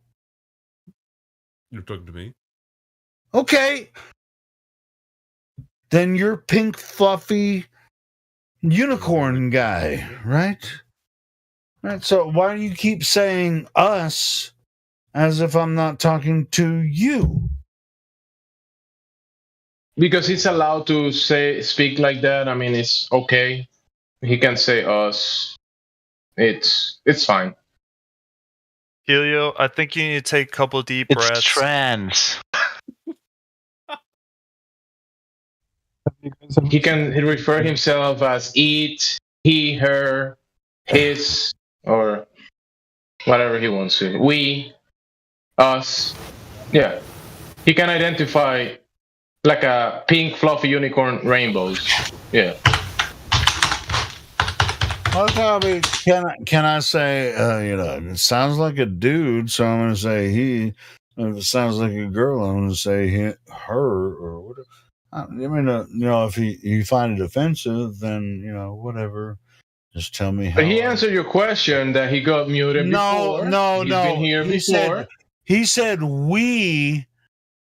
And that's totally fine. You understood that he got muted. That's not the point. He got muted and suppressed, he said. So, yeah, he answered your question. Somebody is saying there's something going on with my live stream. So I'm going to check that out. You guys fuck around with these idiots. Are you okay? I'm quite fine. But anyway. He's only 3 more beers from being totally okay. So, he's fine right now. You sound triggered, Helio. No, I was just wondering why the guy was like saying we when it's just like an individual person. It's post-traumatic trauma from the Cube Earther guy. It's okay. He's gonna go check on the live stream. Go ahead, Helio. It's all good.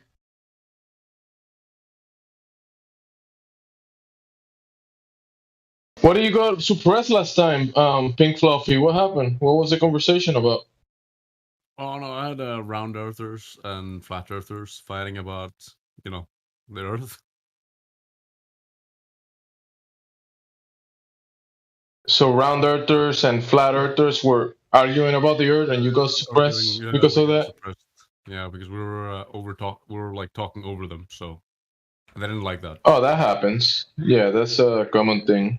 You wouldn't be the first one or the last one that get muted for over talking because sometimes there are many people in the voice channels and some people are trying to get their point across and top of each other, and it's not a perfect system. So yeah, that happens.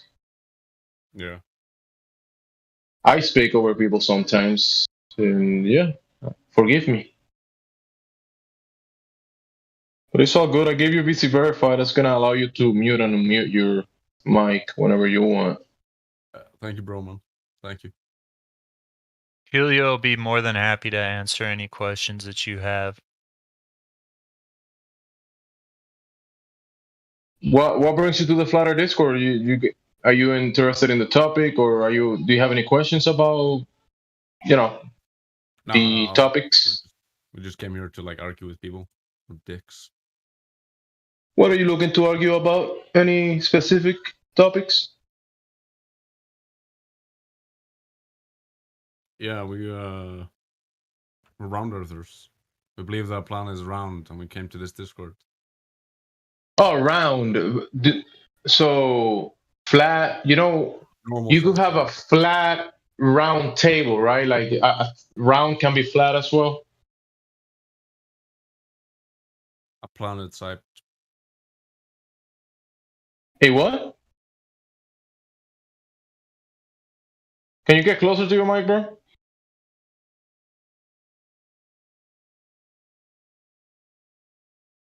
I think he means a globe.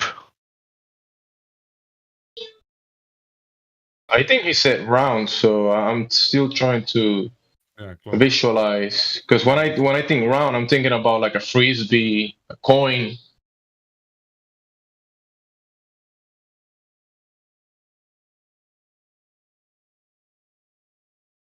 Wouldn't you agree? Do you believe in the theory?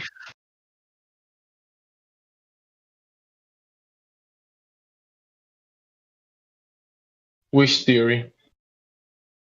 Flat Earth theory. What's that?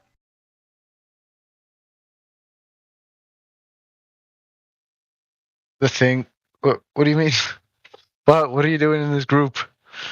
Okay, when you say flat Earth theory, when you say flat Earth, that term, right? What image pops in your mind? What do you see when you think and say flat Earth? Can you explain it to me? Earth. How does that look like? Can you tell me? It's an Earth that is round and flat. So like a disc. A version of the others. Yeah, like a disc, right? Yeah. Something like that. In the space? So space? Flying through space, a flat disc, flying through space. Yeah. Flying through space. Oh, yeah. So will be when you will have the Sun, Mercury, Venus, Earth as a flat Earth, and then Mars as a ball, right? Can you say that again? The flat Earth that you're thinking about is this flat disk that will be the third flat planet from the Sun, right? Because you have the Sun as a sphere, Mercury as a sphere, then Venus as a sphere, then flat Earth as a flat disk, round disk, and then Mars after that, right? Yeah. You imagining something like that? Yeah, I think I would imagine like that. Yeah. Do you think that we are imagining like that? I have no idea. That's why I was asking. Do you believe in the theory? So just letting you know that concept that a lot of people have, people come in here and they ask us, do you think the Earth is flat? A lot of times you will visualize or imagine a concept in your mind that you probably did a Google search or you saw a depiction somewhere, and now you think that that's what we believe or I believe myself, and that's just that's not the case. So what do you believe? Answer the question. What do you believe in? That water measure flat. Level, horizontal, motionless, containment. Sea level. that doesn't plane curve? of existence, a plane of existence. Do you remember the cartoon that I asked you about flat Earth? You know when you think globe Earth, what do you think about when you think globe Earth? Did you think about this sphere? Does that image pops out in your mind, the sphere? Yeah. So that image that pops out when you think globe Earth or flat Earth, this place that we're in, this reality, that has nothing to do with the cartoons that you imagine, the images that were given to you and you think about, or you can Google search about globe Earth, flat Earth.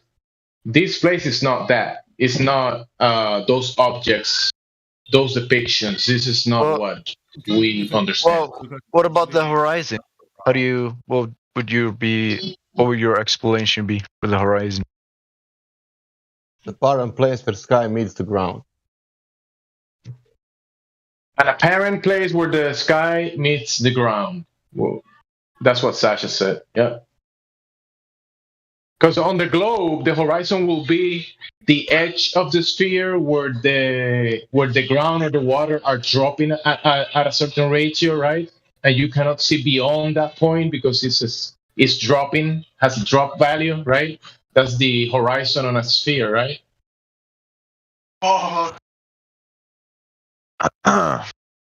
Is it that right?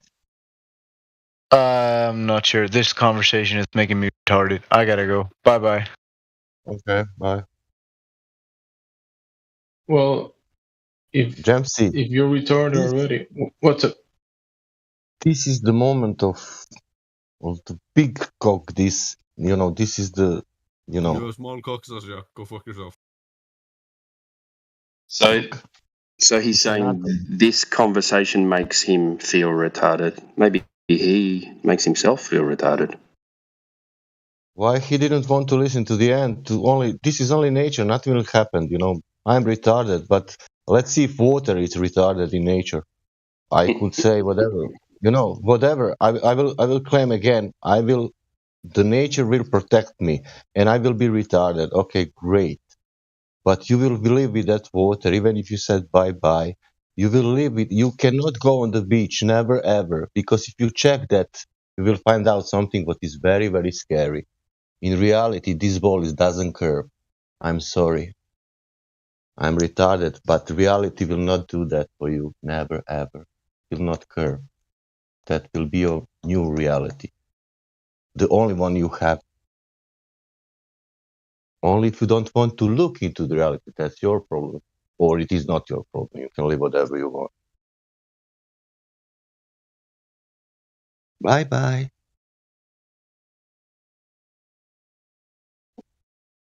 I just thought of something. So, it has to do with what we're told about global warming. In the next 50 years, apparently, the worst case scenario, this water level is going to be rising like 10 feet minimum, which means that Florida will be submerged in water. If that's the case, why would all these investment bankers be investing in the condominiums that are going in Florida?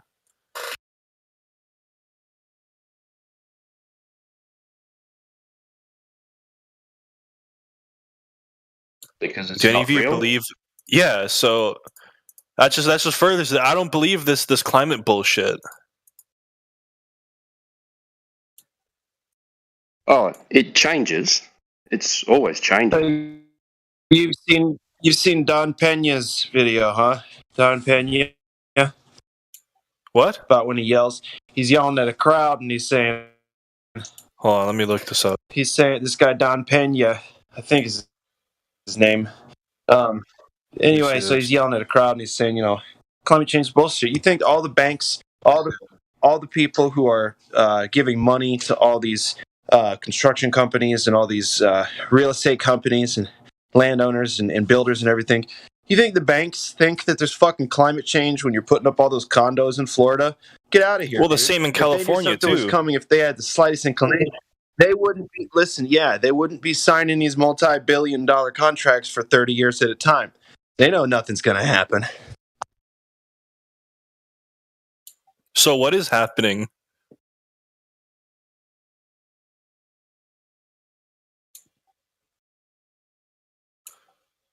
Why are people believing this shit?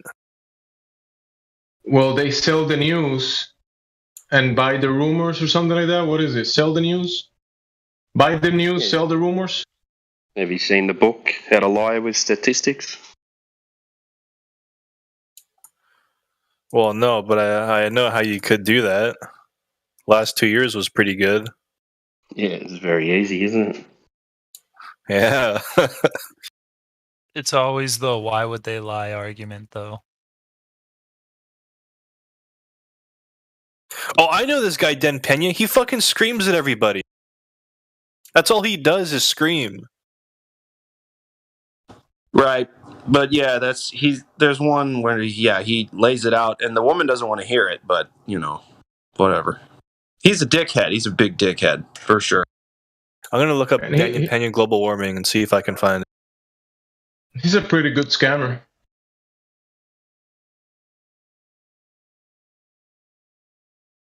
Yeah, I see it. How is this guy a scammer? I mean, people pay thousands of dollars to sit down in front of him to just hear his BS. I would. Yeah. He talks about like business strategies and all kinds of just, vague shit, and nobody really learns anything, but he looks like he has a lot of money and he teaches classes on how to have a lot of money so people want to pay a lot of money. You feel me? Oh yeah, the guy is definitely full of shit. He's like a Donald Trump of business, of some type. This character that is selling you something, and just because he sounds kind of like he makes sense, that doesn't mean he's BSing you.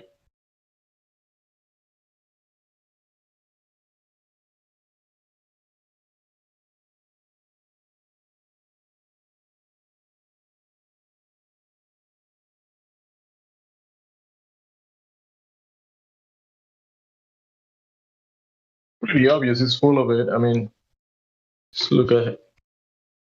Yeah, he's made money selling his product. Good for him.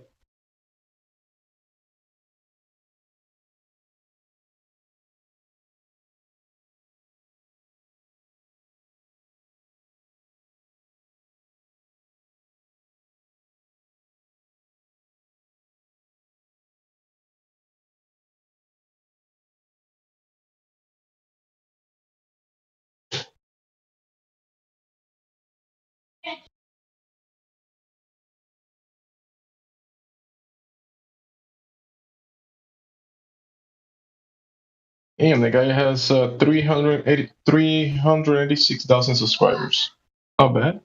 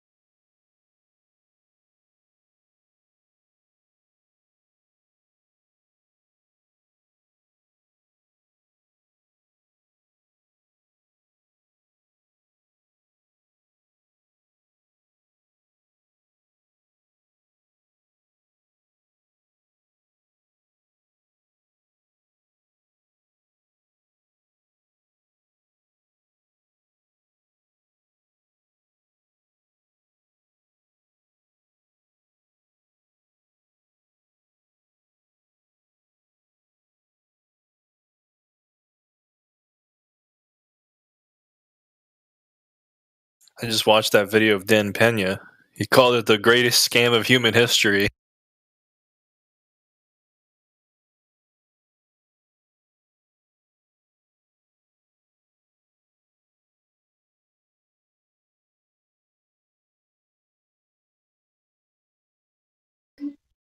What is he calling the greatest scam? Climate change, like the idea that the waters are going to rise and eat up everything if we don't stop polluting. Yeah, the global warming. There's no globe. How there could be global warming? But he's putting in an reference. He's not talking about the shape of the earth. He's just saying it's a scam. The melting of the ice. He's probably never given the flat Earth a second thought. He's just talking. Yeah, like you couldn't get him to give a fuck about anything regarding the flat Earth. He's just one of those guys that he knows what he knows, and he's going to have an attitude about it, and he's not wrong.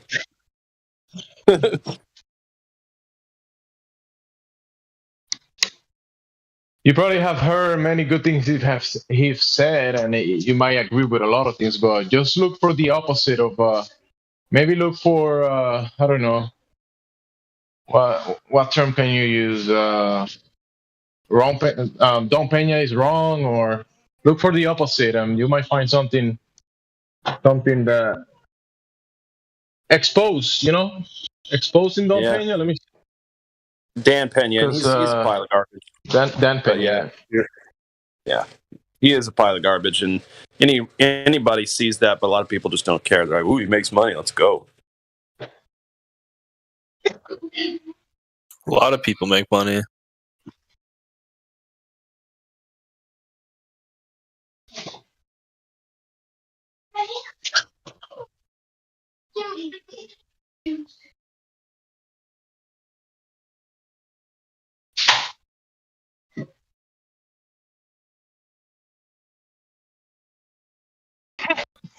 That guy is crazy.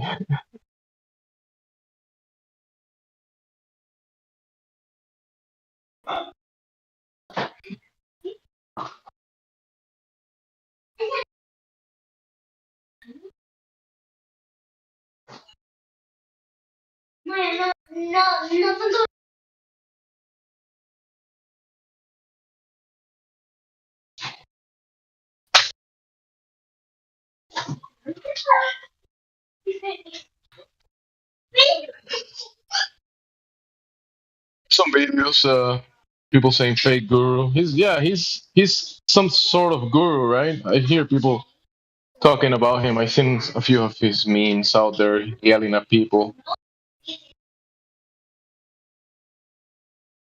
He's a guru, bro? I don't think so. Well, he has like people paying thousands of dollars to go listen to what he's saying.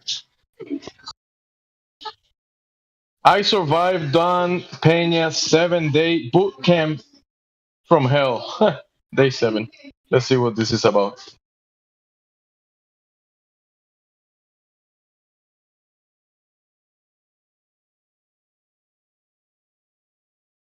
This is 9 days ago.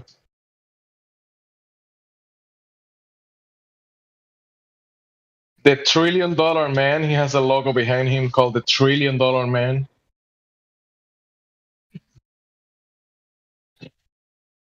$1 million man. Who's that? The $1 trillion man, Dan Pena. He's 100% clown show. What he is.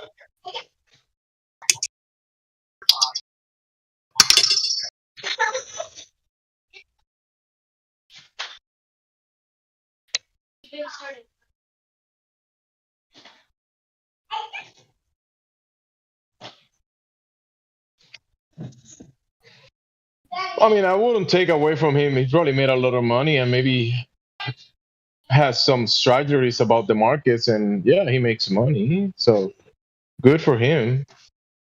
I don't know.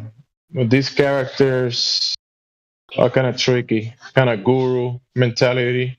People look at him for some sort of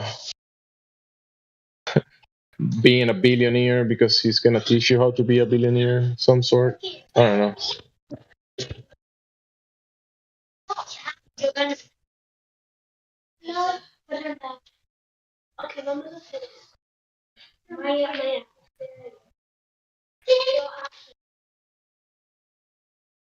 He's like, well, you hear about the billionaires, but you never hear about the trillionaires. And then he's like, there's a reason for that. You know, blah blah blah blah blah.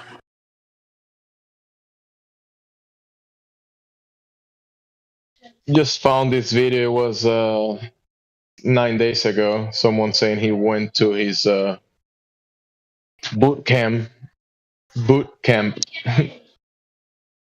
He's got a fucking boot camp, dude. What? Well, everything I see is this guy, YouTube guy, sitting on front of a screen. So maybe he just paid some type of affiliate. I don't know. You know how you can buy some type of how do you say, a teaching, and you get probably a link that will give you videos and shit. Yeah, He you probably buy bought that. advertising. Yeah.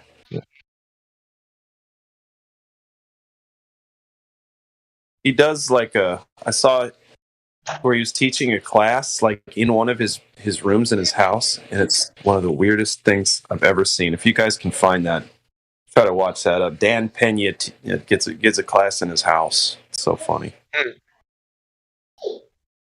I don't know. I think he's a fucking clown show. That's all. But he was right about, he is right about a few things. Everybody is from time to time. So yeah, the prospectus on building condominiums shouldn't read anything past a certain amount of time, let alone the next 30 years. We should already have half of Florida underwater or more. So it's just ridiculous that people keep buying it. But yeah, anyway.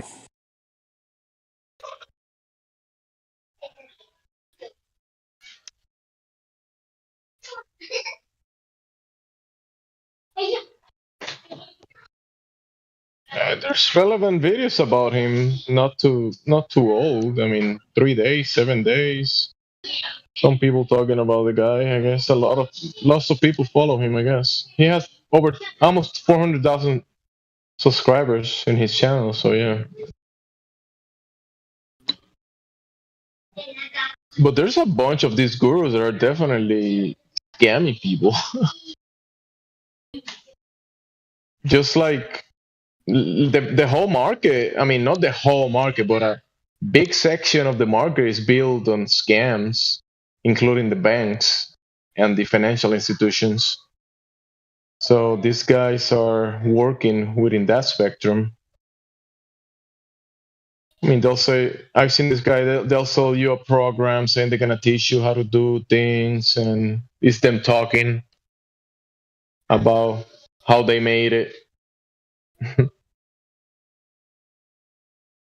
And can kind of like pump you to aspire to be like them.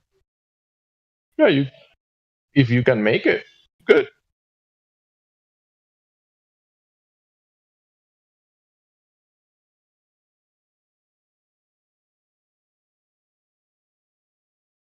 Just do it, Snowflake.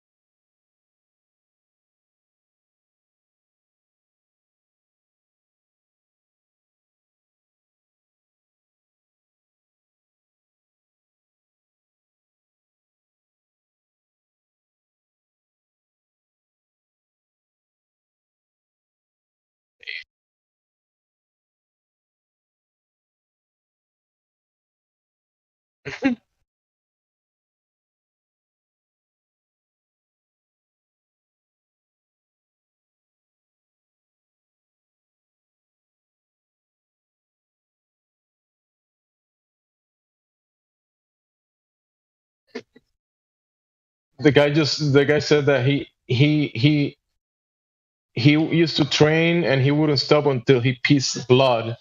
And if you don't piss blood when you're training after you run 100 miles, you're not a man.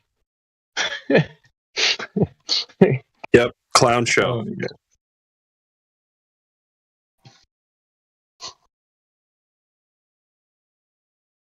Oh, that's cool. I made it. I just fixed it.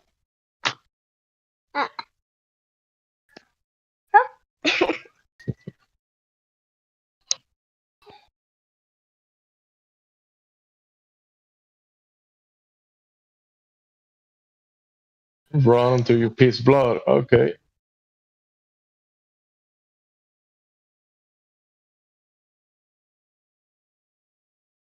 Wait, some people pay $30,000 to sit in front of him?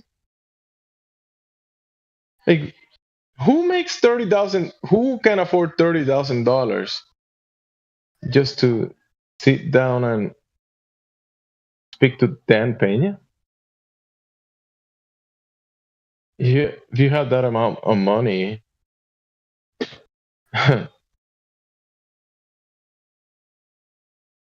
pay for a seat and listen to this guy yell at you, I don't know.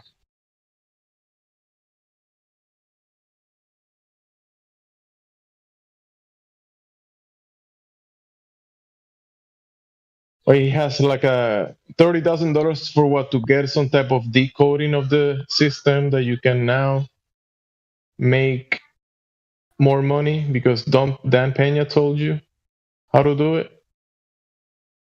I mean, some people pay $30,000 to listen to him. Okay, he must know something.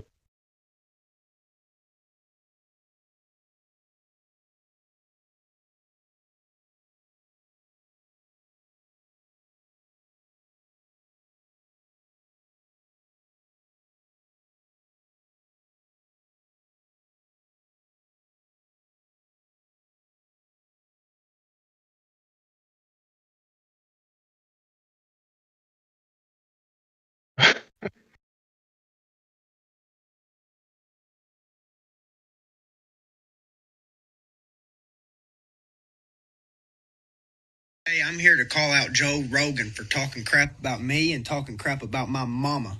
He's been doing it for too long. Me and my mama will tell you right now this earth is flat. It ain't moving around at no 600-something thousand miles an hour, spinning 1,000 miles an hour, and floating through the universe constantly. Okay, this earth is flat, it's fixed, and the stars and stuff rotate around us. The sun rotates around us. Okay, and I can prove that. I would love to debate you, Joe Rogan, because I'm tired of you making fun of flat earthers. And if you're so confident, come on and debate me, buddy, because I'm tired of this crap you're posting. You want to post a video today about a mathematician that says the universe is local, but it ain't real. What does that even mean? That's a bunch of mumbo-jumbo crap, brother. And the guy is holding a trident in the picture. And y'all think I'm crazy for thinking that this is a religious thing. He's holding a trident, a symbol of the devil. They're trying to feed you these lies to make you think that science is right and that God didn't create this universe, the Big Bang did. Okay, I used to be an atheist because I used to believe that this universe was created by the Big Bang. I used to believe all that crap from Neil deGrasse Tyson, okay? And I'm just so sick and tired of hearing your crap, Joe, about flat earthers being stupid. Boy, I'll smoke you in a debate. I will smoke you, and there ain't nothing you can do beat me in a debate, brother, because you ain't got no proof. Gravity ain't real. It's density. This paper, when it drops, it's because it's more dense than the air around it, not because of some magical thing called gravity. There is no proof of gravity, brother. There's only proof of density. That's why hot air balloons float, because of hot air being less dense, okay? Not because a hot air balloon is an anti-gravitational device. And I will debate you right to your face, and I'm tired of this crap that you're posting. I'm tired of you making fun of flat earthers because you got one right here that will bring it to you. And I know you won't accept this challenge. Actually, no, I don't know, but I bet you won't. I bet you'll sissy out. And that crap you're posting, it's leading people away from the Holy Spirit. This universe wasn't created from no Big Bang. I don't care what Neil deGrasse Tyson says. And we didn't land on the moon. And Neil deGrasse Tyson knows we didn't land on the moon. He's lying about it too. Okay? All these people are lying, brother. And all you're doing is leading people away from the Spirit. When you understand that God created this universe, then you'll understand that there's no need for all this Big Bang and this and that, and it's all a bunch of crap. That's why the stars, the Little Dipper and the Big Dipper, are in the same position they've always been in, because the universe ain't constantly expanding.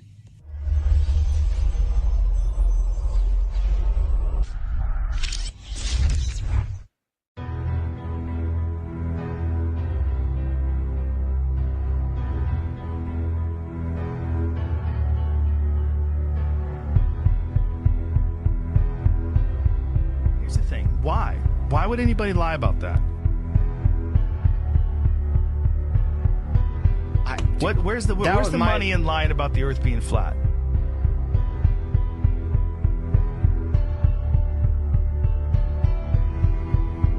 It's so stupid. It's so stupid. It's so stupid.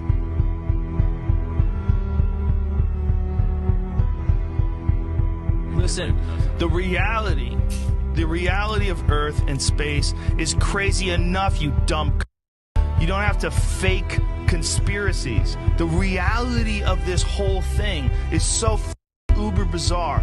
We're in a giant ball that's floating in the sky. So above us is something a quarter the size of us. It's floating in the sky, and it doesn't even spin, and you need it there, and it regulates the tides. And if it was any further or any closer, everybody would be dead. Yo, that's guys, crazy. That itself is crazy. Anyone here?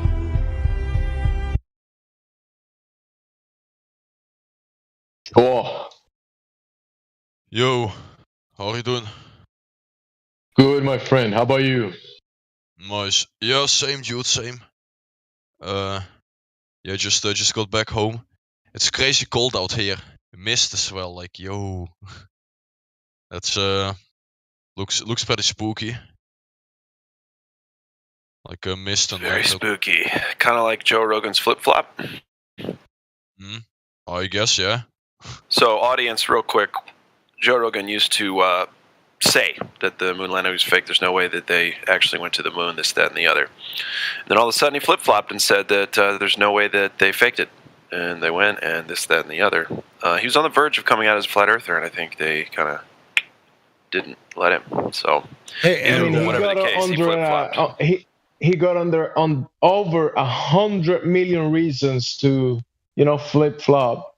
Yeah. It's a lot of reasons, I'd say. And the guy that you just heard, Bryce Mitchell, who's I think he's like 34-0 in UFC. Dude, I'll debate Joe Rogan. Are you kidding me?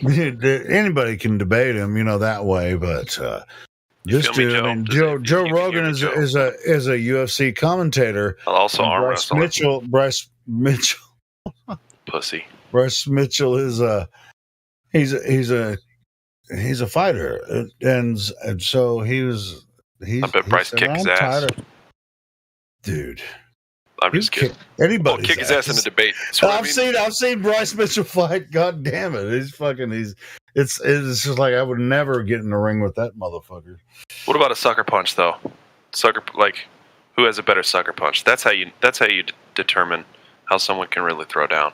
How can you react after a sucker punch? Let me check if there's some Bryce Mitchell gifs on the Discord. This is freaking Bryce. Well, anyway, so Toe Rogaine is definitely high on the shit list for real people. Short Rogan?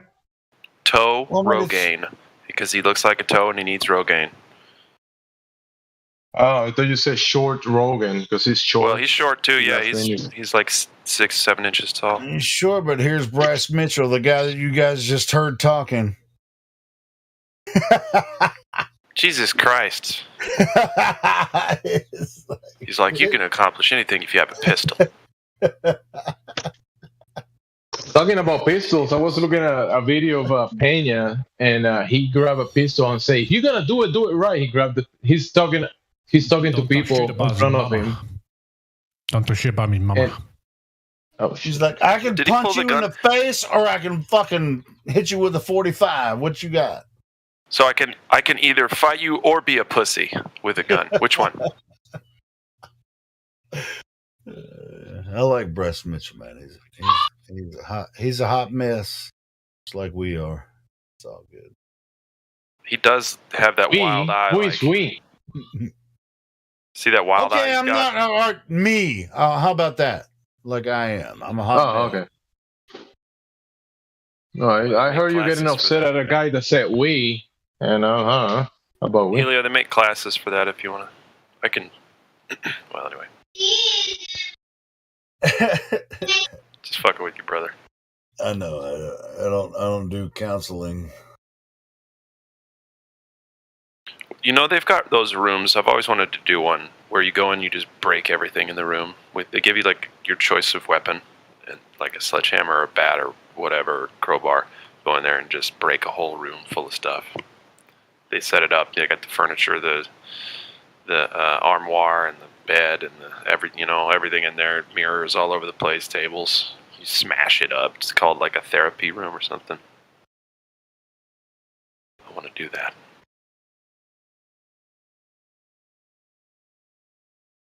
There's Breast Mitchell training with a fucking log and concrete blocks. He's like, let's find the hollowest, lightest log we could find, and then... Because it's not hard to curl cinder blocks, okay? They're not that heavy. No, sure, but... so that right there... When you watch him fight, though, man, it's just like... And see how when he goes down, he curls upward, and then when he goes down, he can barely stand up. He shakes. He's like, oh no, because his calves can't handle it. Because he's anyway.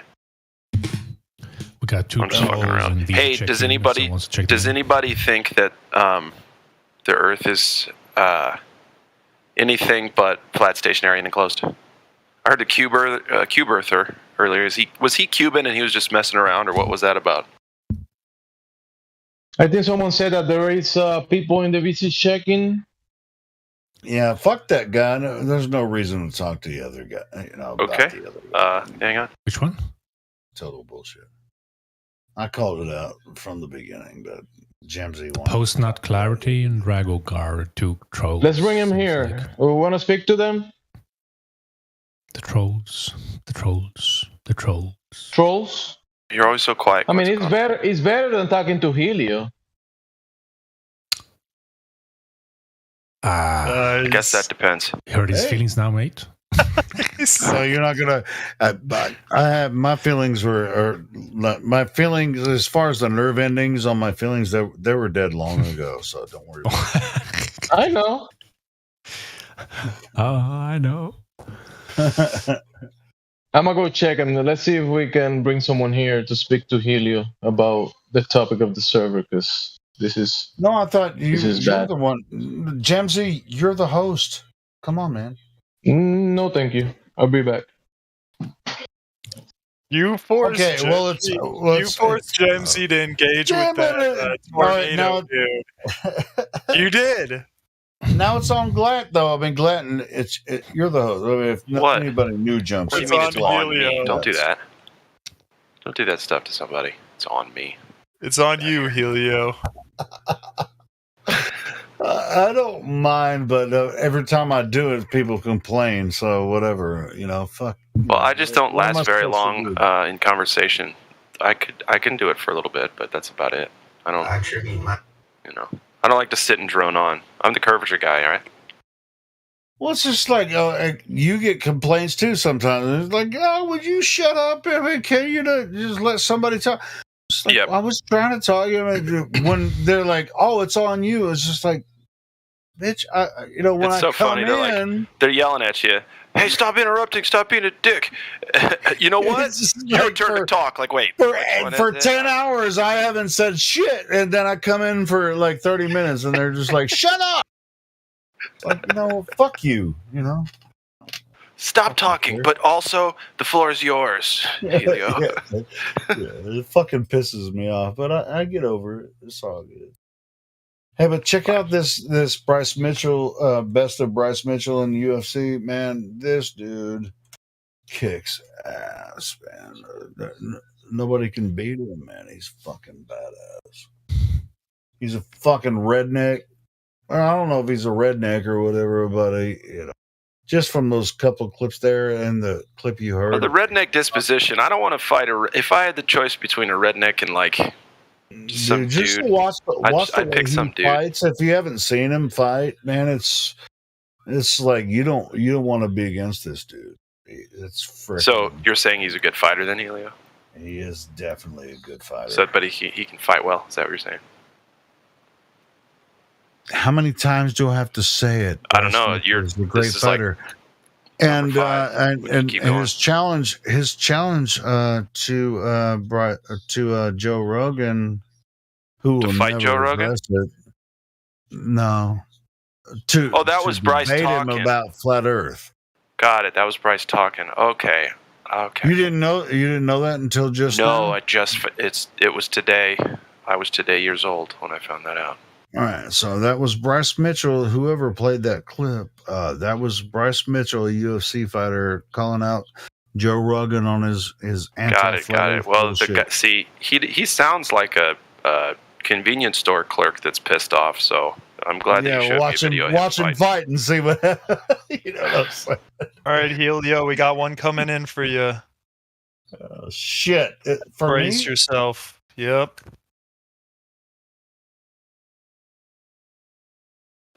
Edge of my seat.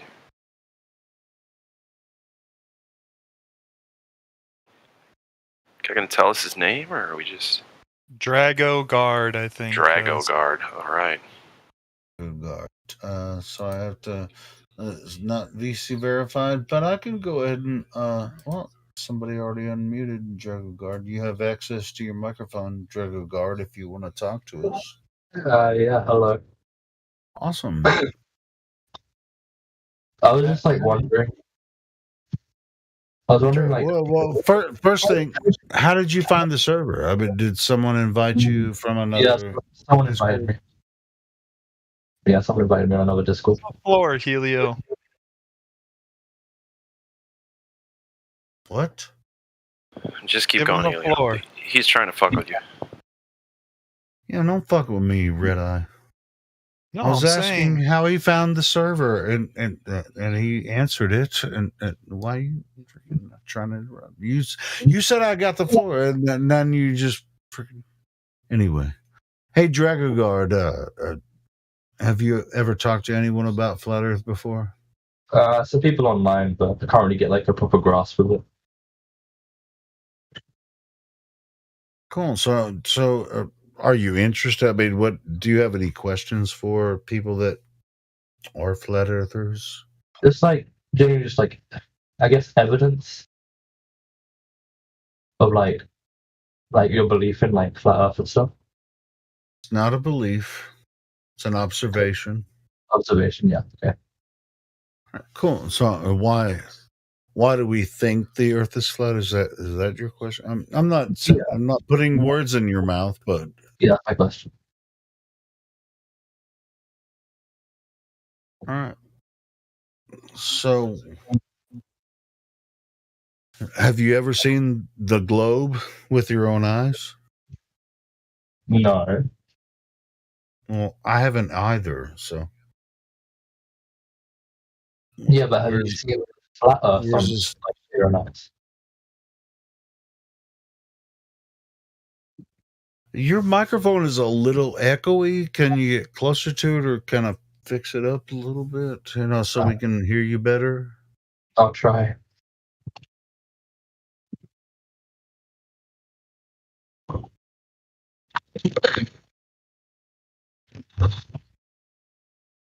Is that better? Yeah, it's a little better. Yeah.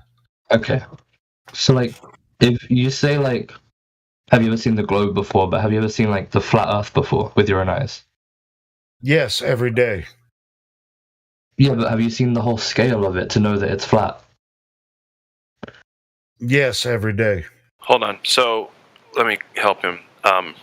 So we don't make any claims about the entire every inch shape of the whole thing we live on. We don't know. The reason Helio asked if you've ever seen the globe is it's kind of tongue in cheek because there's only a handful of people in history. Okay, a few handfuls, but less than 100 people who say that they've been to space and seen the globe right from afar. The only vantage that you could see the whole globe from is outer space and way out in outer space, right, to see the whole thing. And so we've never actually seen that, right? You haven't been out to outer space to see that. I haven't been out to outer space to see that. And that's really the only way to see the whole globe, right, is to leave it and then look back at it. Since none of us have done that, what we can do is we can take the mathematics that we're taught growing up about the globe, the radius, circumference, diameter, et cetera, take those numbers that they give us, and then we go out and test them against reality. Right, so we take the radius and try to measure the radius. Oh shit, we can't. Do you know why? Because we can't dig to the center of the Earth. Now the problem is they're like, oh, we can measure a small portion of the Earth and then just multiply that and calculate it.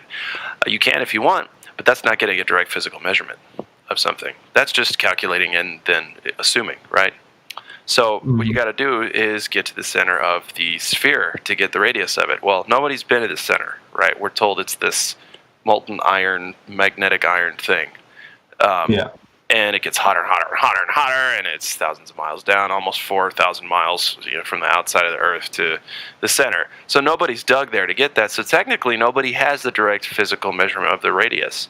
So if you don't have the radius of the ball, you can't even assume the rest of it, the circumference and such, right? Because you don't even have that first measurement radius. But they assume that they did. Not only that, they don't care anymore about how flimsy it is. Nobody's measured the curvature for how many years? Over 2,000 years. Eratosthenes was apparently the last guy to say, "Oh, I've got the curvature of the Earth, therefore the size of the ball," and he used sticks that he put into the ground, shadows and 2 wells. That's it. Stick, shadows, and wells to apparently get the measurement, right? Direct measurement of the whole fucking Earth, right? That's silly. But anyway, people aren't out there. Nobody since then has measured it. So we can't find any documentation of when they've measured this, what should be literally everywhere, Earth curvature. So it seems strange that not only does the math not work out, it's flat no matter where you go. I've been up to 60,000 feet. That's twice what a commercial jet goes up to. And it was totally flat from left to right. And in fact, in those airplane windows, there wasn't a lot of that, the curve that you see on the left and the right, just like a little bend because it's through 6 panes of glass. There wasn't a lot of that up at 60,000 feet. Is a different kind of airplane. But anyway, so there's no curvature no matter how high you go. We got weather balloon footage, 150, 200, 300,000 feet, where you don't see any curve. And then you got guys coming along saying, well, hold on, sometimes there's curve. And then we say, yeah, but sometimes is fisheye lenses. So let's look at the other footage where you claim there's no fisheye going on. And then we find all these things wrong with the photos and and down the line you go. But they first never got that radius measurement, right? Because they didn't dig from the surface of Earth 4,000 miles to the center to get that direct physical measurement. So the rest of it is made up. In fact, the whole thing's made up. So there you go. Yeah, you know what's really fascinating about that, and I want to hear Dragoguard's response. Yeah, totally. We're not preachers of this. This is something we've discovered ourselves. We've done our own research. We're not promulgating different nonsense. Contrary to other people that might believe that we are, but this is something we discovered ourselves. So,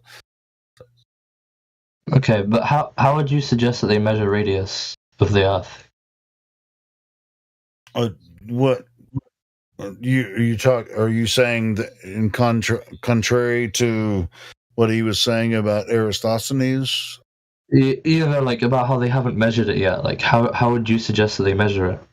Well, that's the thing. Nobody even knows how, right? Here, check this out. What radius and what curve?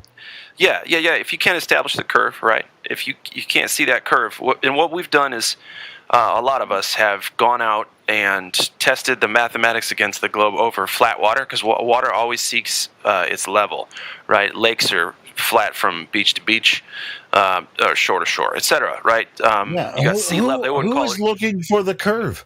Hold Who on. is looking for the? Well, nobody's looking for it because it's a foregone conclusion, right? Oh, we've known it's a curve for thousands of years. We don't even need to check. Exactly. Anyway. Okay. Yeah, so why would you even be looking for curvature or radius in the first place? Because all of us experience a level stationary plane. Yeah, so to get that radius, you can't just measure a small portion of the outside of something and then say, oh, if I just multiply this and wait till it makes a sphere with the math, then boom, we live on a sphere. It's a leap to think that. Okay. What about like other planets and stuff? Like we could observe them being circular or spherical. So like, why would the Earth be different to other planets? Okay, I have a question then. When was the last time you looked through a telescope and saw a spherical planet? I think when I was maybe 8 or 9. 8 or 9, okay. So what do you remember seeing? I remember seeing a circular planet in the sky. Some circular something in the sky. Did you see Saturn? Did it show you the little ring things around that little ball up there? No, I think I saw Jupiter. Okay. So here's the deal. I don't know what I'm seeing when I look through a telescope. I can barely make up a story about what I'm seeing through the telescope, right? I don't know. And the reason is, it's not because I couldn't make up a story, right? It looks like some kind of marble, some kind of flash and floating. I don't know what it is. You know, I can make up something if I wanted to, and that's the problem. Since you can't go there, since I can't go there, they can make up whatever the story they want to and tell you whatever they want about it, because nobody can check. Yeah, but why would they lie about it? There you go. There's the question. Somebody else wanted. I hate this question so much, and I got to make some dinner. Now you have. Anybody else want to take this? I don't, but somebody else could. Here, okay. Just think about it this way with the why would they lie. Why would you lie about something? Like, say you're 5 years old, you could put your hand in the candy jar, and you think you can get away with it. I wasn't. Yeah, I didn't put my hand in the candy jar. You could either blame it on somebody else or blah blah blah. But you don't want to get busted for putting your hand in the candy jar, do you? No one does. Yeah. So if you have the opportunity to lie and still get candy hand over fist every fucking day, well, there's a lot of people who would choose to do that. So, in my opinion, that's what's going on. But what are they gaining from lying about the Earth? Tons of money. How NASA so? gets apparently NASA. Power, money. Yeah, but listen. Let's just talk about the baser instincts, right? The baser, food, water, clothing. That turns into greed if you have so much of it. It can anyway, and so they get a ton of fucking money. They can do whatever they want in life as long as they support the lie. I'll put it to you this way: if there's a scientist out there who's working with gravity, right, and his whole life is based on his work around gravity. And even though gravity is an unproven concept, right, you can't isolate it in an experiment. Scientists. But nevertheless, there's a bunch of scientists out there claiming that they're working with gravity, right, and getting funding. And so when little Susie graduates high school and she wants to go to college, are you going to say to yourself, well, I might as well just start being honest and lose all of my funding and all of my grants and everything because I wanted to do the next right thing? Or is little Susie going to college and everything is steady as she goes from now on anyway? The next right thing or the last right thing, Yeah. What do you think the person's going to choose? Well, that's up to the person. But that's, why would someone lie? Why would someone steal? Why would someone do a bunch of that shit? People do that kind of stuff all the time. And it doesn't matter if you're of influence or affluence or not. Dirty people exist in every group. Okay, I think I understand now. Cool. Yeah, I understand where you're going from. Anyway, but as far as the why would they lie question, it's really not relevant to the topic. That's also true. Earth measures flat regardless of that. But yeah. I wanted to try to answer it quickly because a lot of people have just go to rabbit holes for hours about why they lie. Yeah, you did it quite succinctly. Thank you so much. That was good. You bet. Okay. I'll be listening, guys. Talk to you in a bit. Thank you. I've got to go now, so. Oh, okay. Later, brother. See ya. Well, I didn't mean to kill a conversation. I hope I didn't, but I got to chat for a little bit. Well, I guess that was the end of, He's like, "Why would they lie?" You answered it, and now he jumped out. Okay. Whatever. Okay. This is like that. That was the end of the question. That's the last thing they He ask, goes. He's like, "Why would they lie?" I say, "Yeah, here's this," and then he goes, "Cool. All right, later." Later. Okay. Cool. Sounds good. Peace. All right. Well, fuck it then. I'll talk to you guys in a bit here. Do what I do. Hey, thanks, Glad. You Good betcha. stuff. What the hell was that?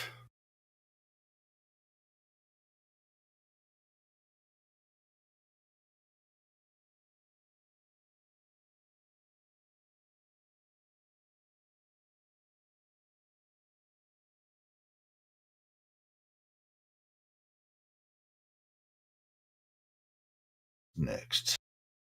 Well, that was very unexciting. No, I thought it was pretty awesome. It's pretty telling, It's all good.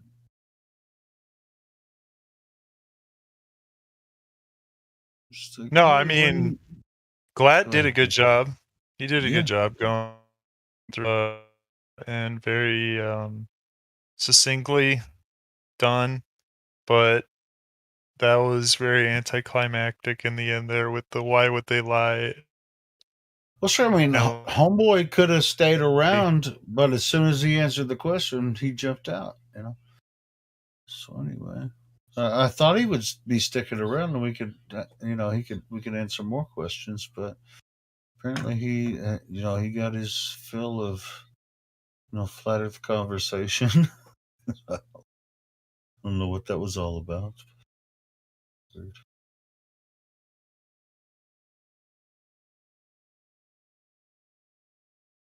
That's all right. I mean, he can come back another time too. It's all right. It's all good. It's all good. We got Earthball. You got Earthball.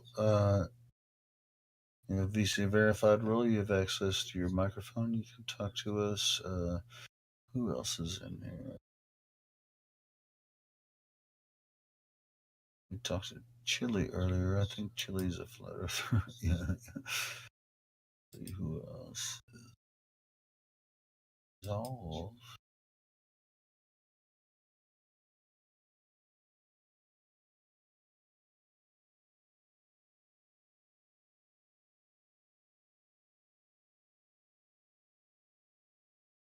You guys watch that Bryce Mitchell video that I posted? How did I just post it again? Anyway, this Bryce Mitchell, the UFC fighter, is like challenged Joe Rogan to a freaking flat earth debate, and I doubt it's gonna happen, but he's like 25-0, like on UFC. He's a killer, man.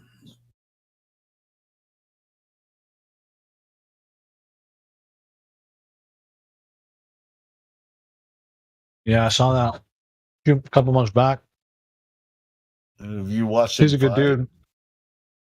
He's a good fighter. He's a good, decent striker, but really good submission artist. Yeah, grappler, submission. Yeah, he's freaking. It's like relentless, bro. It's insane. But anyway, like his video we listened to earlier, him challenging Joe Rogan to a flat Earth debate. He's like, "I'm tired of you talking shit about flat Earth."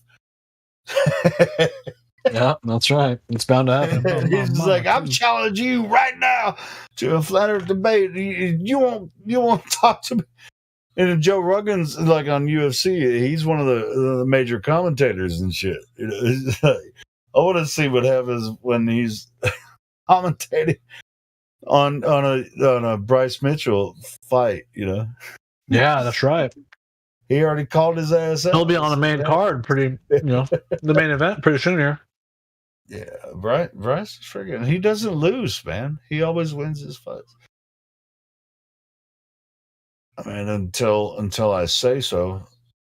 Knock on wood. Bryce is he's a hot mess and a hot fighter in UFC. But yeah, But he called Joe Rogan on his shit talking about flat Earth.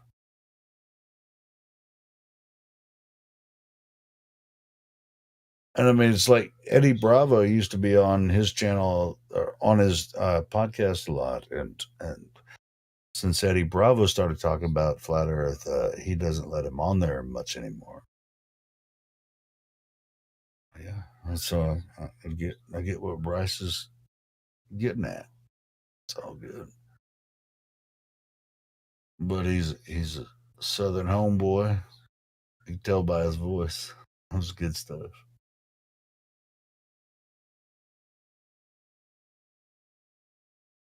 I'm from the South. Well, I was born in the North, but I grew up in the South. So I'm a Southern homeboy too. In America.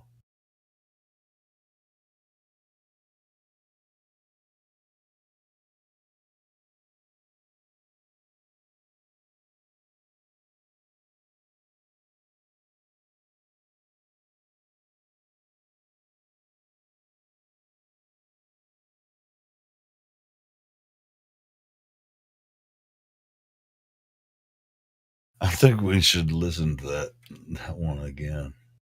That challenge to Joe Rogan from the UFC fighter.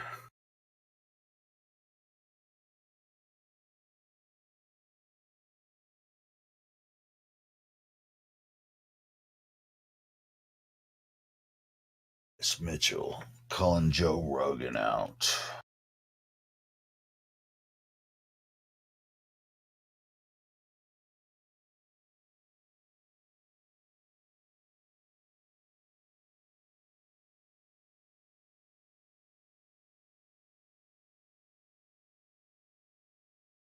The hell? Who deafened the bike? And my mama will tell you right now this earth is flat. It ain't moving around at no 600 something thousand miles an hour, spinning 1,000 miles an hour, and floating through the universe constantly. Okay, this earth is flat, it's fixed, and the stars and stuff rotate around us. The sun rotates around us.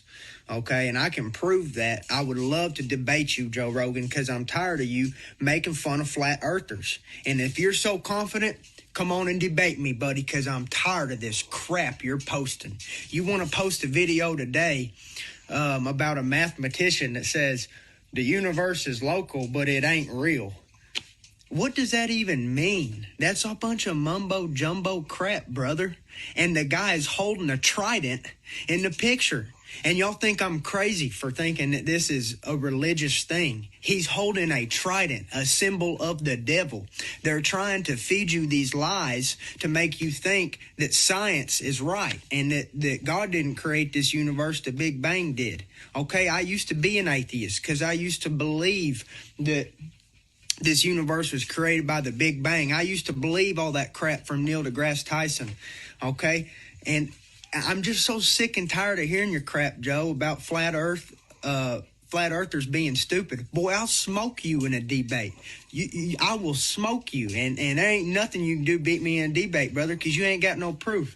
Gravity ain't real. It's density. This paper, when it drops, it's because it's more dense than the air around it, not because of some magical thing called gravity. There is no proof of gravity, brother. There's only proof of density. That's why hot air balloons float, because of hot air being less dense, okay? Not because a hot air balloon is an anti-gravitational device. And I will debate you right to your face, and I'm tired of this crap that you're posting. I'm tired of you making fun of flat earthers, because you got one right here that will bring it to you. And I know you won't accept this challenge. Actually, no, I don't know, but I bet you won't. I bet you'll sissy out. And that crap you're posting, it's leading people away from the Holy Spirit. This universe wasn't created from no Big Bang. I don't care what Neil deGrasse Tyson says. And we didn't land on the moon. That's fucking awesome, isn't it? Neil deGrasse Tyson knows we didn't land on the moon. He's lying about it too. Okay? All these people are lying, brother. And all you're doing is leading people away from the Spirit. When you understand that God created this universe, then you'll understand that there's no need for all this Big Bang and this and that, and it's all a bunch of crap. That's why the stars, the Little Dipper and the Big Dipper, are in the same position they've always been in, because the universe ain't constantly expanding. Well,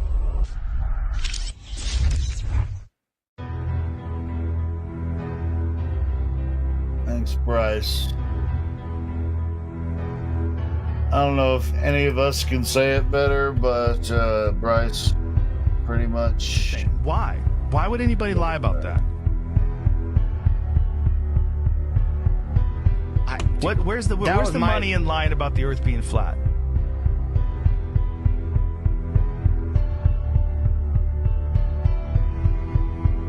It's so stupid. It's so stupid. It's so stupid.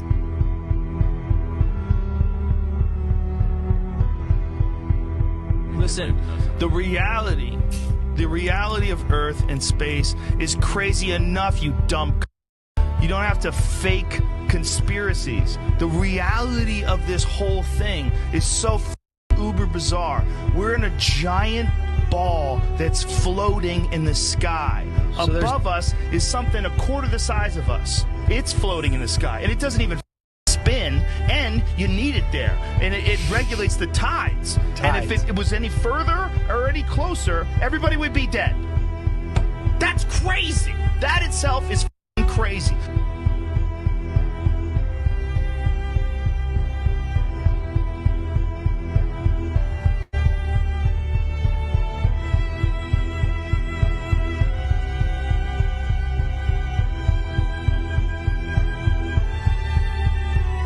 You don't have to pretend the Earth is flat, you retards. That doesn't help anybody. Faith.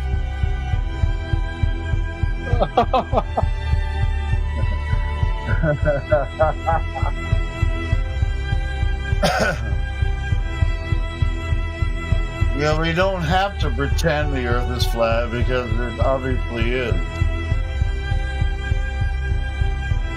You see that? SETI is investigating a possible extraterrestrial signal from deep space. Yeah, they said this is not That's a the drill. movie Contact. Yeah, literally. They're trying to, but this is a real SETI signal. But this is a real SETI signal. But this is a real SETI signal they're investigating. It is amazing, man. Amazing, man. But this is a real SETI signal. But this is a real SETI signal. But this is a real SETI signal they're investigating. It is amazing, man. Amazing, man. Who makes these videos? Oh, this one's from actually from David White's channel. I've been a fan of you for a long time, right?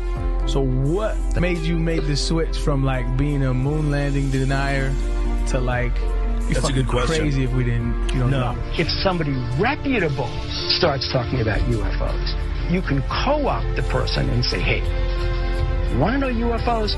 We'll show you the real deal. But not only can you never talk about it publicly, you have to be a... Anyway, I stopped the video. Yeah, they can't talk about it in public. Yeah, that's the original. I mean, that's from. I'll post the video here if you guys want to watch the whole thing. They got a UFO. That's from David White. David White's channel. So anyway, is Joe Rogan a sellout? What? Is that even a question?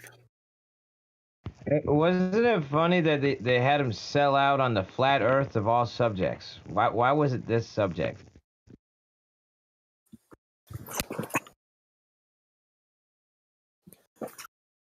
Dude, yeah, because I didn't think Joe Rogan was like that. No, Joe Rogan's a funny guy. He has all kinds of really cool stuff. Oh shit! I mean, that's not a bad channel. I just posted that. So he actually, Joe Rogan dude actually sat back and tried to imagine and visualize the absurdity of the heliocentric model, and he described it and illustrated it, and he acted like it's a miraculous thing. So he clearly is sold out. Somebody like gave him $5 million or something like that.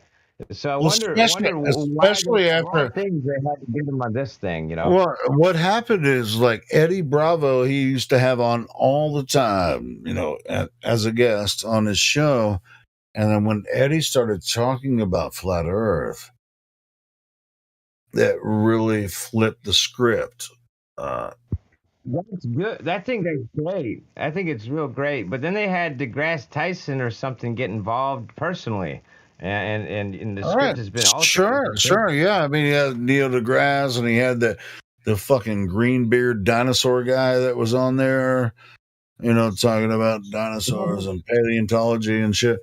I mean, it's like, dude, I think I figured it out. What you want to do is make a big podcast and have like 1 million followers, and then you start talking about the Earth being flat. And that's how you get the big payout. I mean, they must have paid them out. That must be how you do it. You get a big group, you start talking about this subject. Dude, Joe Rogan had plenty of millions way before Flat Earth, so I don't really think that's what the deal is, with the podcast. What I mean is he started talking about the Earth being flat, and then they had to shut him down. They personally interviewed him. Yeah, sure. Check this out. With Eddie, but it was because Eddie Bravo started talking about it. He was a regular guest on that. He's still talking about it. I think he's still talking about it, but not on Joe Rogan's show, Smurf. Check this out, Helio. Oh yeah, I get that. Yeah, I understand that. I was saying, how did they? What is it? This subject? It had to be the flat Earth that was so sensitive. That they had. Yes, it was. That's what I'm saying. Yes, that's exactly what I'm saying. Eddie Bravo was a regular guest on Joe Rogan's show until he started really getting heavy into Flat Earth. Anyway. Check this out, Helio. So, Joe sees jesters in his psychedelic trips, and he brings one on as the paleontologist. Think about that. Wow. Are you talking about the green beard? Yeah, man. Modern day jester right there. Yeah, it's so dumb. Imagine him having Aaron Ra. You know who Aaron Ra is? As a guest. It's like, evolution is this and that. Future. I stomached through about 10-15 minutes of debate about evolution with Aaron Ra a couple of days ago. This guy's such a weirdo. I'm not sure I want to debate with someone that is arguing that they descend from a fish. I could concede that they may be related to a fish. Well, they have this idea that certain sciences and genetics, what they've proved through like I get that. I get that they think through science they've proven that Earth, what evolution is, for 4.5 billion years of Earth, and this is how we became man, and everything's related in that, that thing. I get what they're saying, but I just don't buy it. I don't know why anybody would, and I don't know why they would have, spend hundreds of thousands of dollars to send their children to a college that are going to teach them that bullshit. That's even more amazing. What's wild is they get rewarded for that down the road. They get told a bunch of nonsense, and then they memorized it really well, and then they get paid a lot to manage other people. Isn't that wild?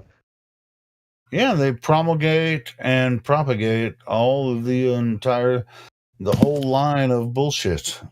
So they teach you how to be a retard, and then they put you in a position where you're teaching other people.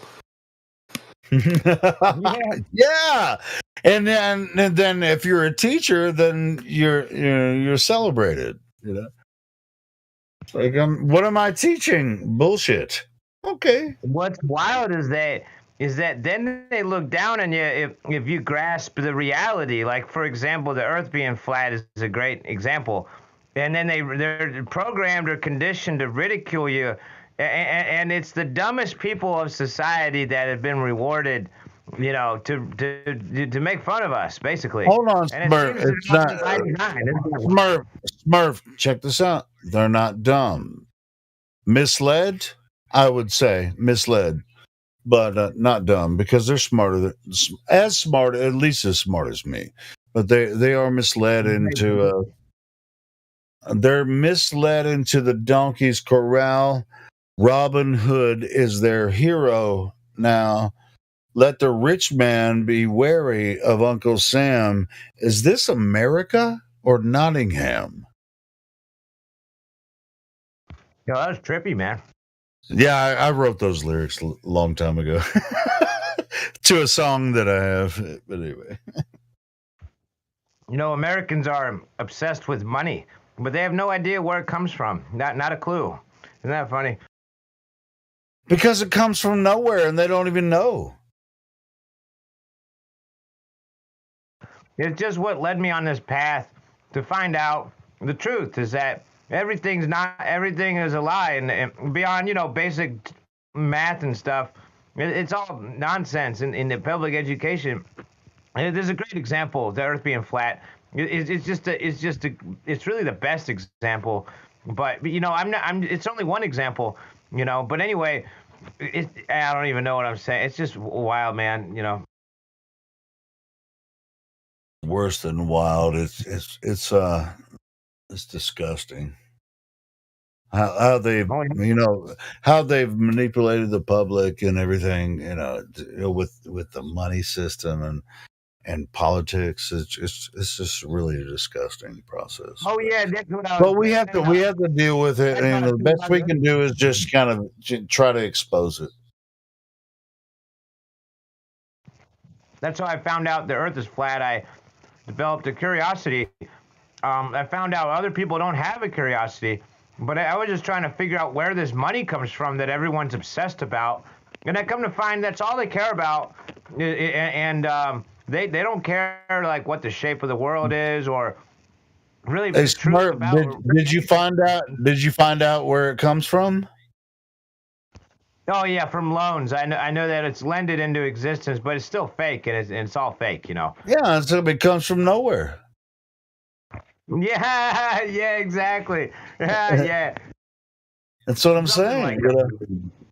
No, it comes. It's loans upon borrowed, and it's borrowing. You know, it should be an insult onto our intelligence the way that they build this money system. Oh, it is, buddy. So I'm also eating a sandwich. But anyway, that's how I found out the Earth is flat. But you're right. I mean, they think we're just stupid or schmucks or something. Oh, we are. We are because we're still utilizing it, you know. But we have to, you know, unless you're gonna take up arms and fucking kill the bankers, you know, and fucking. We're not going to do that. That would be ridiculous. Set up a parallel alternate economy. You know, we got Satoshis here. You know, maybe we should have an alternate.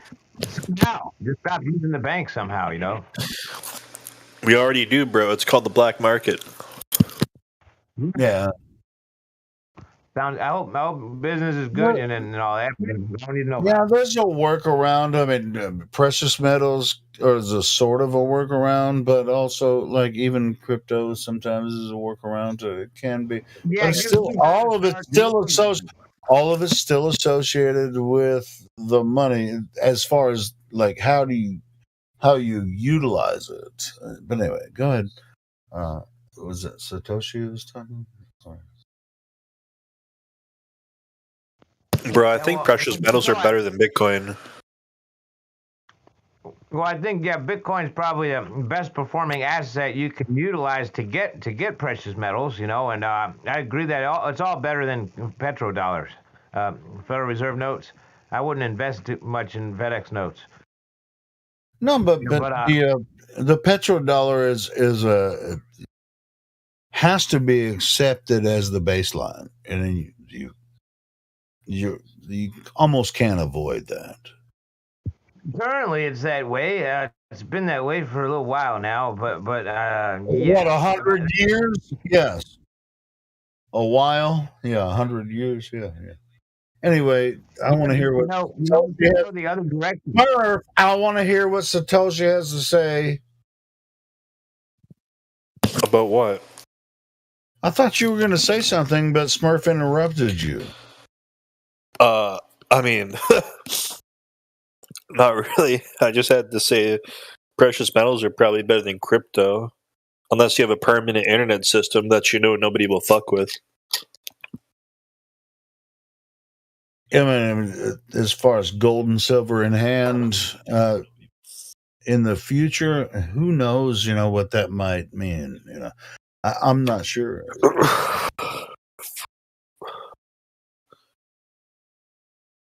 Well, I think one thing is having a skill. A lot of people don't have a skill. They don't know how to use a socket wrencher or anything, and they're really going to have a difficult time. Hey, bro. When shit hits the fan and people need construction workers, they're going to make so much money. All the young generation that we have, they're little pussies, bro. They won't work trades. They won't do any of the hard stuff. They want these nice little cozy desk jobs where you sit on your ass, do nothing. There's going to be a time where there's going to be a big require for a lot of construction for infrastructure, and there's going to be a lot of short-handed people. At first I thought you were joking, but as I sit and think about it, you might be onto something. I was just talking about survival. I don't think those other people are even going to survive, man. People that can't do construction work. Well, they're getting feminized by the system, and they're becoming weaker humans. You're right about that, man. Yeah. There's a lot of men, even my age, a lot of men that don't know how to do that. What you're talking about, Satoshi. That's but I do, but it's not just young people. It's older people too that aren't construction workers, which I have been. I've been working on a ranch, and I've worked on ranches. I was talking about that earlier. And so it's like, what the fuck are you gonna do? When shit hits the fan, No, some people are just like, oh well, shit's never gonna hit the fan. Well, the shit has already hit the fan. You just didn't realize it yet. Let me give you a good example. I know electricity, and say for example, your furnace goes out. You're not going to want to sit there in the winter, freezing to death. So you're going to need someone to know how to either fix the switch or the breaker or the wiring or whatever possible reason could cause that fuck up or whatever. Say, for example, you have a societal collapse and you have all these weak little people who don't know anything. Well, what are they going to do? Sit in their desk? Freeze to death? Yeah, I think so, actually. Yeah, he's right. Some people are going to get up and some people are going to change and work hard, and they're going to change themselves, but there's going to be a certain somebody group of like people you who won't that want knows to. how circuits work and shit. Like me, I'm not an electrician, but I'm handy in other ways. So I'd find somebody like you. It's like, oh, you know about electricity? Boom. We'll work together and get this fucking shit figured out. Man, just take over the world with that strategy. You see, working together changed from working with your fellow man to use your money to work with your fellow man. And that turned into capitalism, and that turned into accumulating, and that turned into central banks and fractional reserve lending, if you know, or fractional reserve banking, if you know how that works. But that was a different. That came from an entity that. Are we talking about the same thing or the other thing? Because the fractional reserve, the Federal Reserve and fractional reserve banking, all that kind of shit, That was on purpose. Fractional reserve, I deposit $100. That didn't come from the people. That came from the elite. They wanted to control the masses through that method. So, when people work hand in hand, just like I was saying, we're not going to invent some stupid system like that to control everyone. These freaking elite bankers, they've been working on that system before 1913. They wanted that to happen in Europe and America long before that. So fractional reserve banking's been here for ages. That's what I'm saying, bro. It's been here before our current times, like our Industrial Revolution. The people have used it to control not people but money, the flow of money. Right. I mean, it started so they can put it in the hands of certain people. Yeah, it started in Europe. So, Fractional reserve banking, the people who created that, those are the people who created the feds, the federal banks, or whatever you call those central banks. They called America the New World, right? But they knew this place was over here. It was like Christopher Columbus didn't discover America. Everybody knows that's the most ridiculous thing I've ever heard in my life, and it's not even laughable. But they knew America was over here, and they knew that they wanted to conquer it, from Europe. The English people, and even France, and they fought each other about who's going to conquer, part of, this. They knew this place was over here. Christopher Columbus didn't ever discover shit.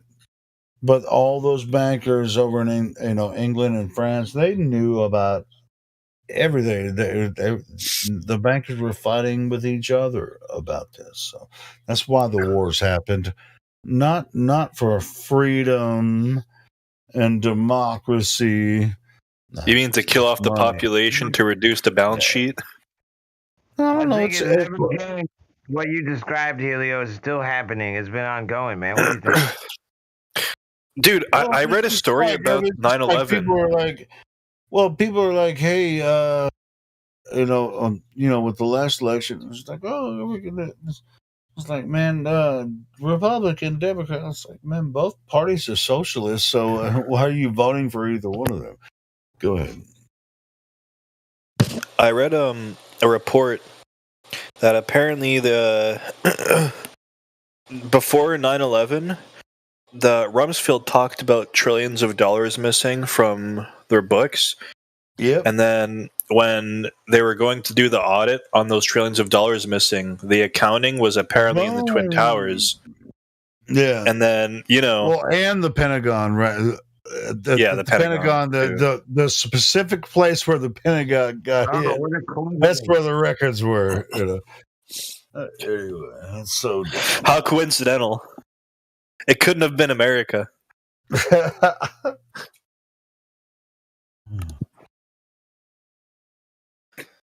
Yeah. Oh, God bless America. Creative accounting, that's all it is.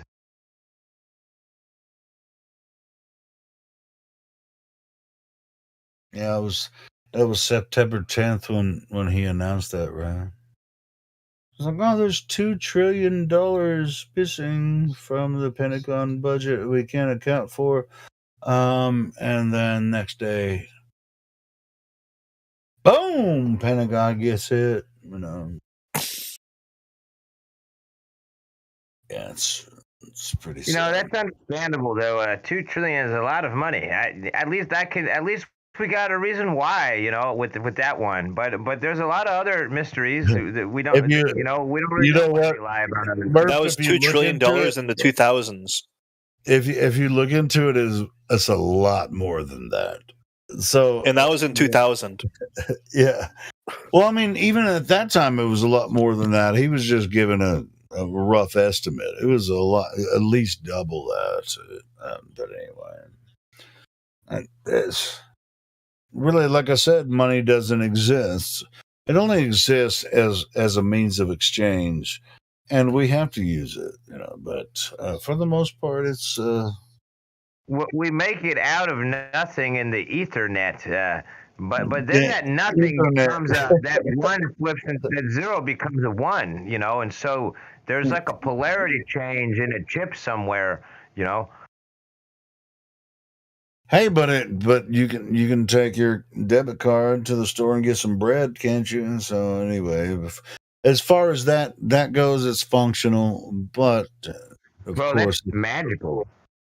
No, it's not magic. It's Is that where bread comes from?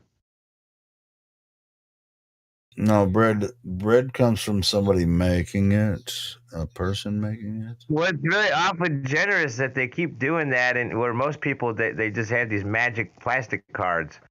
Wait. The person that's making the bread gets one of those magic plastic cards to make the bread, and they can go buy bread.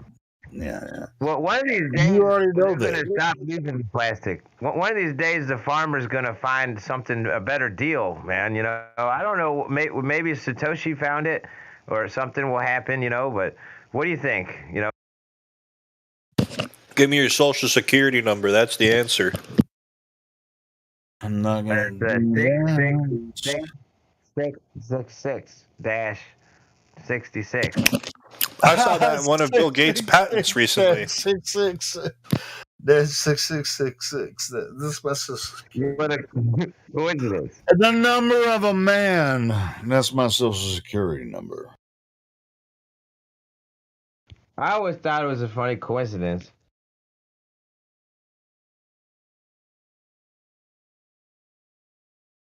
It's not a funny coincidence. There's no coincidence involved. They gave everybody a number. It doesn't matter what country you live in, depending on where you live. I mean, some of the, as far as more of the established, I won't say. I don't like the term third world. Do you guys like that term?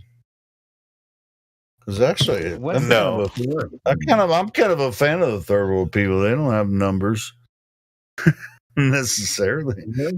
And dude, I wish I was in I mean, as far as the luxuries we have, the little luxuries, but as far as like third world, they don't have a number associated with their name.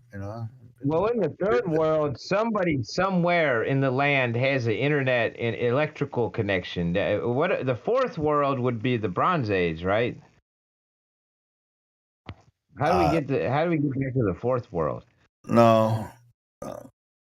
Wait, where are you coming up with this shit, Smurf? Marijuana. Marijuana. It just comes right out of the ground, man. Yeah, I know that, but I mean, didn't marijuana tell you to talk about the fourth world countries?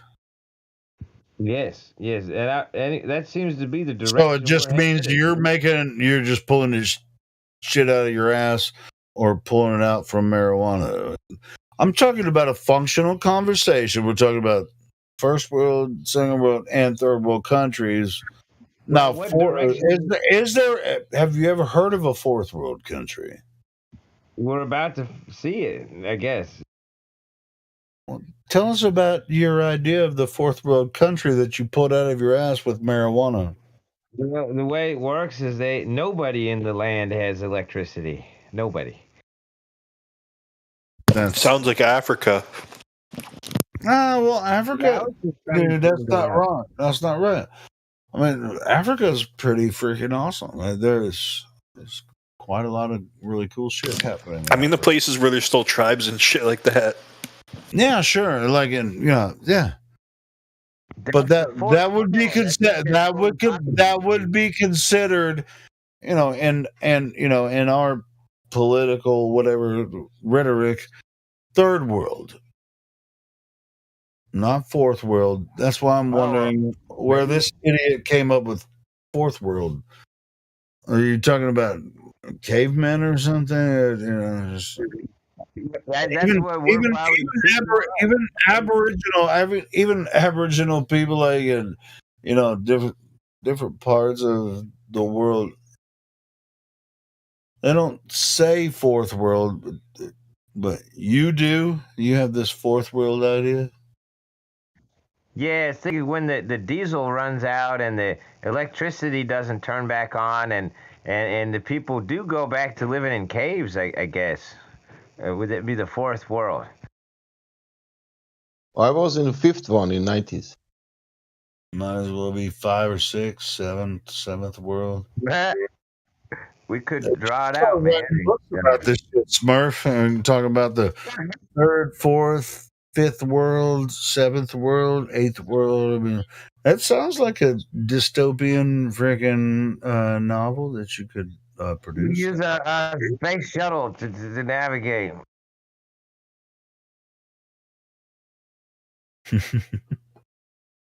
Hey, I'm messing with you.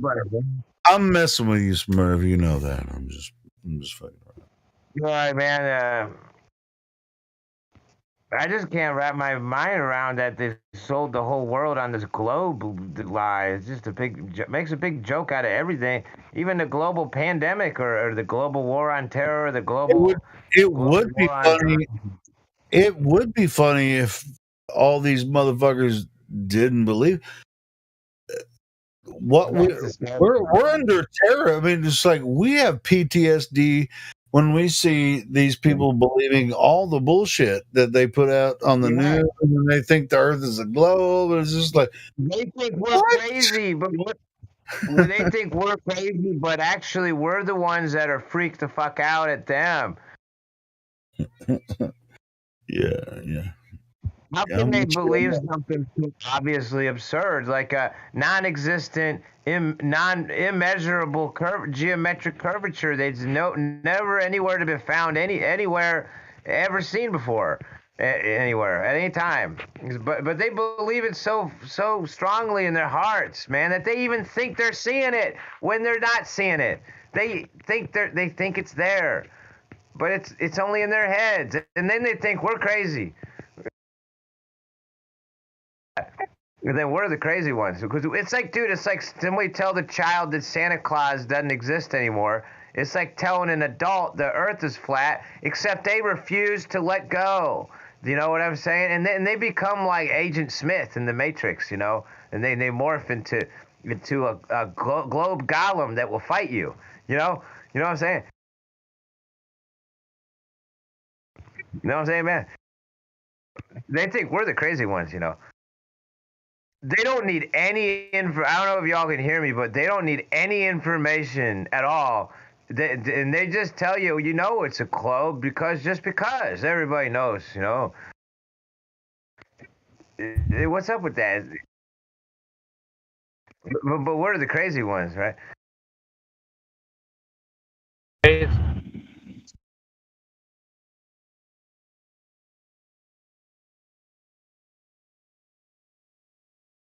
Helio, you still there, man? Yeah, I'm here. I'm just dealing with some shit.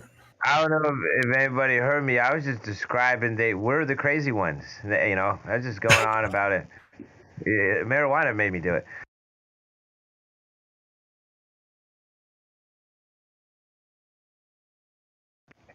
How did I become the crazy one? Dude, you were always the fucking crazy one. What are you talking about, Smurf? You're probably onto something there, but it took me to figure it out. I guess it's just that crazy. The truth, or something, whatever you call it, reality, the shape of things. Yeah, just own it, and move on, man. I mean, it's like don't get frustrated when people don't agree with you or believe you. You're not trying to convince people. I was at church today. Don't give up. Just move forward. Don't give up, because the truth stands with you. They'll come to you when they're curious about the truth. So you don't have to go. This has happened with the current events that we don't talk about here, but too late and after the fact. But I was laughing, trying not to laugh. I was doing the thing where on the outside I had my poker face, I was at a church, and the pastor was talking about gravity, and I was trying really hard to keep a straight face. I just wanted to stand up and make fun of him, but you know, I know that they would think I'm crazy. So that makes it even funnier. You know, they you know, I've been in similar situations. Like, it's just like, hey, they're speaking truth from their standpoint. You know, as far as it's not, you have to pick and choose your battles. You know, as far as gravity, you know, in a speech, you know, like a teaching or a preaching, gravity might, you know, the idea of, you know, gravity might have an influence on somebody, and it might mean something, you know, in the heart. It's like you have to pick and choose your battles. You have to know. Yeah, I get what you're saying. Yeah, because dude, I was saying I gave up. Yeah. I mean, I kind of gave up, but I kind of didn't. Like, I just haven't been speaking with people recently that I know have an open mind enough. So I just let them believe they're on a globe. Check this out. Now, were you put off from the whole talk that the preacher was saying because he said gravity, and that's all you could think about while he was talking? Maybe he was it's just something that I remember because it stood out, because I know that he's speaking about the truth, and he literally says the word truth like 10 times, you know, but he has gravity in the middle of there, and it just stands out in my memory. He thinks the Earth is a globe. He hasn't been, you know, he doesn't know. But as far as the truth goes, you know, in his mind and spirit, it still kind of works out the same way. But you know, not everyone has to be a flat earther. Not everyone has to be a flat earther to give knowledge or truth about, you know, spirit. The man is very wise. He has great wisdom, but it's just so sad when a man is so wise and he knows the Bible like almost all of it, you know, like off the top of his head. But to believe something so untrue as the globe. Sure, but he hasn't been exposed to some of the information, or maybe he has and has chosen to just, you know, it's like, and especially, you know, if he's a pastor, you know, you're like, oh, I'm a flat earther, you know, and I'm gonna like show everybody in my congregation flat earth. There's not gonna be a congregation anymore, you know. You're right. I was just thinking the same thing. There won't be a congregation. That's funny, dude. But it's not funny. It's not funny. It's kind of sad. I mean, you have to kind of like, you know, if you support a church, you go there and listen to the lecture and the speaking. Just be respectful of that. And if you have the opportunity to talk to them about it, go ahead and talk to them about it. But yeah, don't make a really huge deal of it with church. You know, I just find it to be so ironic because their religion is all about the truth, and what the Christian perspective to be the truth being that, you know, they believe that the Bible is the truth, and they use the word truth all day long. Nobody knows more about almost nobody knows more about that than I do. So yeah. Well, I was just saying it's so ironic, you know, because I know when the Earth is flat, and then I'm listening to the word truth all day when I'm there, and I'm like, wow, and they all think they're on a globe, and it's kind of like the children believing in Santa Claus, and I feel like they've not really truly grown up completely. Like, even though they may be 3 times my age, most of them, they're not really grown up. Like to still believe something so absurd as these floating, levitating orb things that are really big. That, you know, sure, but check this out. I mean, as far as a congregation goes, I mean, how successful do you think it'd be? Like, I'm a flat Earth pastor, you know, not at all. You wouldn't have any success. Now, I mean, yeah. So I mean, it's not. It's now. Even though it's the truth, it's really. I know it's ironic, but ironic thing, dude. I get it. I fucking get it, bro. Just telling you, people don't dig it. You know what I'm saying? That's like an old 70s. Dig it, man. You dig it? You dig? Yeah. They don't dig it, man. They ain't digging. They ain't digging on that. They're watching TV. They're all even though it's like I'm Christian. I believe in Jesus, and I'm all about the Bible. And they don't know shit about the Bible, but they're all about church. You know what I'm saying? You're right. You're right. Oh, I noticed that for sure. They okay, well, don't worry about it, man. Don't worry about it then. I mean, you have to pick and choose your battles, bro. For me, I'm more interested in what's in the book, and I have a natural curiosity because it's affected society, and I have listened to audiobooks. I might have ADD, but I find the book interesting. But I don't know what's with all these people that are really sociable, that are way into the community, and they don't read the book for any religion. I'm not talking about just Christians.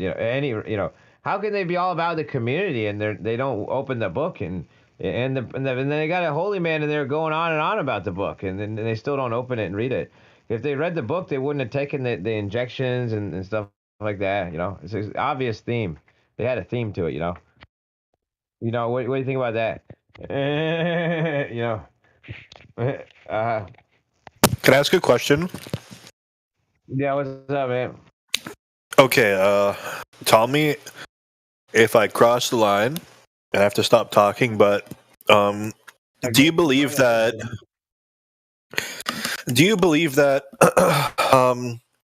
if you were tricked into taking this injection, do you think God will reject you? No, but I think what it does is you don't resonate as strongly as you did previously. What he's made in the image of God, and now you're part mixed beast, because they put stuff from creatures like blue crab blood and insect code and shit. So you're slightly mixed with the beast, whatever lineage, But you're made in the image of God, so you want to keep your blood pure. Life is the blood, the essence of the soul or something like that is in the blood. So you want to keep that pure as you can. God's gift to you is your blood, right? I would think. But I would think God would forgive you. It says in the Bible that the unpardonable sin is a certain kind of blasphemy against God. What is that? What is blasphemy? I don't want to make examples, but I think other sins are forgiven is if you truly repent. And what I think that means is you just say you messed up and ask for forgiveness and stuff. So there's only like one sin that they call it unpardonable, but I found it in the Bible, and it actually says you're in danger, specifically what it said. And what it is blasphemy. Oh, God. But anyway, what you want to do is... what is blasphemy? I don't know what that is. Blasphemy is believing in the globe. Basically, I kind of wondered that, the globe is blasphemous heresy. I do think that. I've developed that. Okay, can somebody define the word blasphemy? But anyway, I was just saying that exception, to answer your question, no. I think it would not be too big a deal. I mean, it's a bummer if someone took the injection. It would slightly distance them from... It would slightly distance them from the Jehovah, the one who sits on the throne in the higher level. He would be slightly upset with you, but he'd probably forgive you if you truly sincerely felt bad about it and stop taking those things and then you would want to try to somehow get that stuff out of you, whatever that stuff was. You'd want to figure out what it was and get it out, with a microscope and a magnet and stuff like that. You know what I'm saying? I mean, Okay. It's not about ascension. All right. And do you think that repeatedly taking this thing over and over distances you further every time? Yes, I think so. Yes. So when they get up and say get boosted, that's on purpose. Oh yeah, they want people, to drop them further levels of away from God. Yeah. All right. Well, you see, the body is just a like a modem, See, so consciousness is like an energy field that we resonate with, and so we're part carbon and part oxygen in the hydro. I'm saying basically like, what I'm trying to say, we're made of clay, which is like the carbon, which resonates with 6. But the reality is, so what I'm trying to say basically is that the breath of life and consciousness and stuff is like 7 or something like that. And long story short, like that's like a gematria thing or something like that. But basically, to ascend to a higher level, like a higher vibration level or something, literally like above it, possibly, like we're in a contained reality where there's a mixture of positive and negative and stuff. And the negative stuff seems to be kind of evil, which like material stuff seems to be bad. But anyway, I'm still learning and figuring stuff out. But I'm talking about ascending to a higher level. You would not want to not take the injections. You would want to that would be trying to pull you down. The injections are like they're trying to resonate people with like 5G and stuff, and like it seems unhealthy. All the unhealthy stuff, they're trying to like pull people down into hell, something like hell or something like that. Does anybody know about that? There's something like diabolical going on anyway, this is the Flat Earth channel, but this is a very skeptical channel where I learned an awful lot about this early on, and the people still keep falling for it, But I would advise against taking the boosters and just start rebelling, and just openly resisting the Oh, whatever. I've never taken them. Oh, good. But good. when, I would well, listen. When I was a kid, my dad used to make me take the ones before COVID, like flu shots and all that. I took some when I was young too, but that was I haven't had a shot for over a decade. So I'm not, Last time I had one, it was 11 years ago, and I was crying. Good, we're the same. Oh, good. Well, I'm not taking one. I'm not taking another one. I regret that I've taken some in the past, but I don't have a time machine. I eat stuff like volcano stuff, trying to make sure I don't have anything, any of the stuff that's bad, not kosher. You don't want any of that stuff in you. Not proper. I found out the word proper is French for clean. Yeah, I would say that those things are not proper. To put that inside your blood. That we got to protect our blood. It's really a special thing.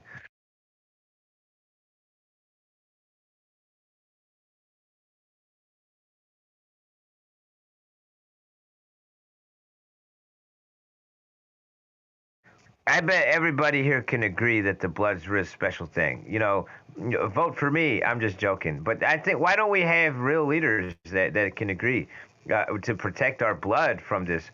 I don't know what you call it. It's not a clean thing. You want to keep unclean things out of your bloodstream.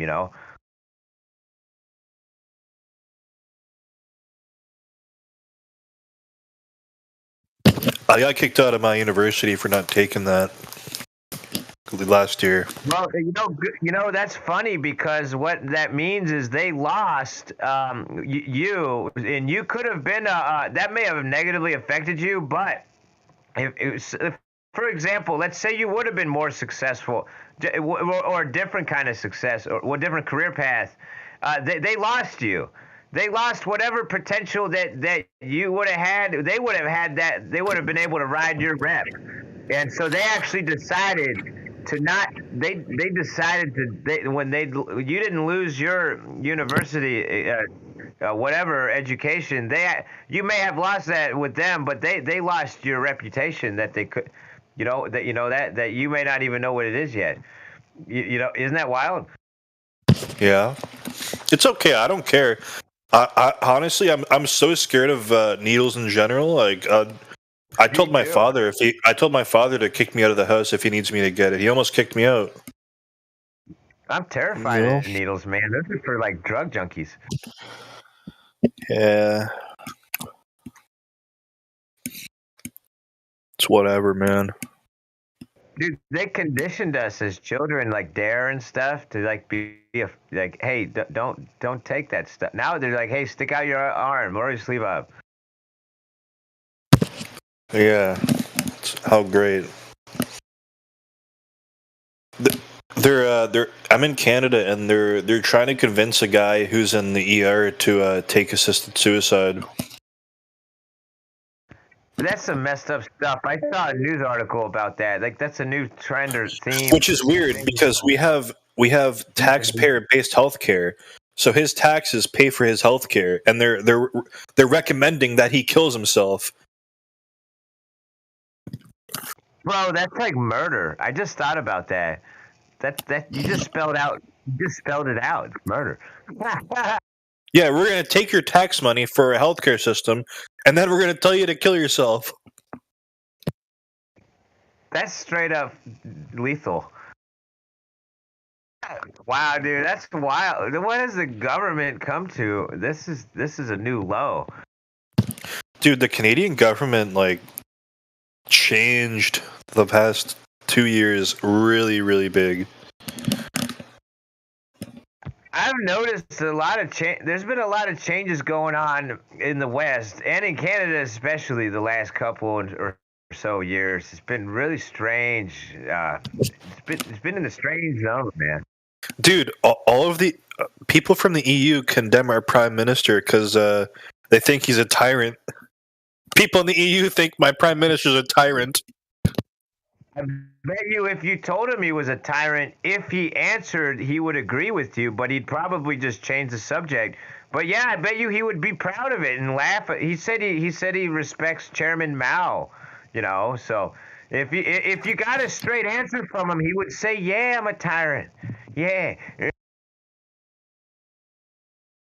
He looks just like Castro, and that's questionable. That's questionable where his mother's been.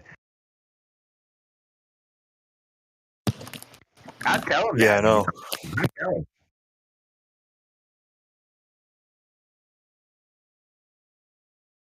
I've actually seen him at my university before. It's called the University of Waterloo. Small place. Is Canada like a small place? I don't mean geographically, but I mean, like no, it's society is very, very packed into small. Dude, 30% of our whole country is in Toronto.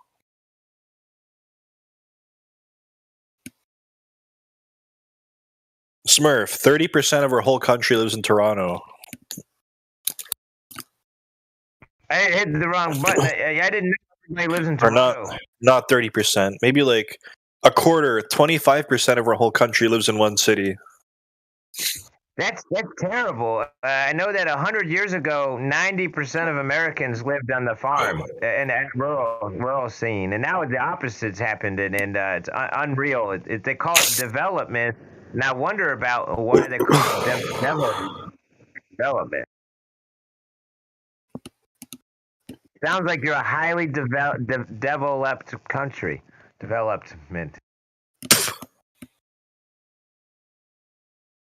Are you trying to get a reference to the devil? Yeah. All right. There's something going on up there in Canada.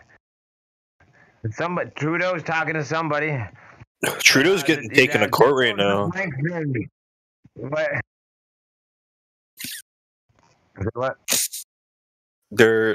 The people who wrote our constitution here are taking our government to court. That's funny, man. I'm just hitting the bong and I can't believe it. My government got cool shit down here. I live in the South.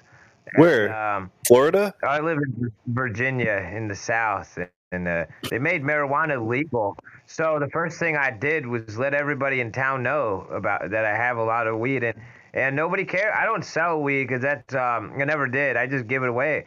But everybody's happy, and the deputies all know I smoke. Everybody knows, and I told the pastor visited me, and I showed him my plans, but yeah, Canada is all tyrannical and shit, and I'm just sitting here like, man, God bless America, that really sucks, dude. You should come down here sometime to, I always thought of escaping to West Virginia.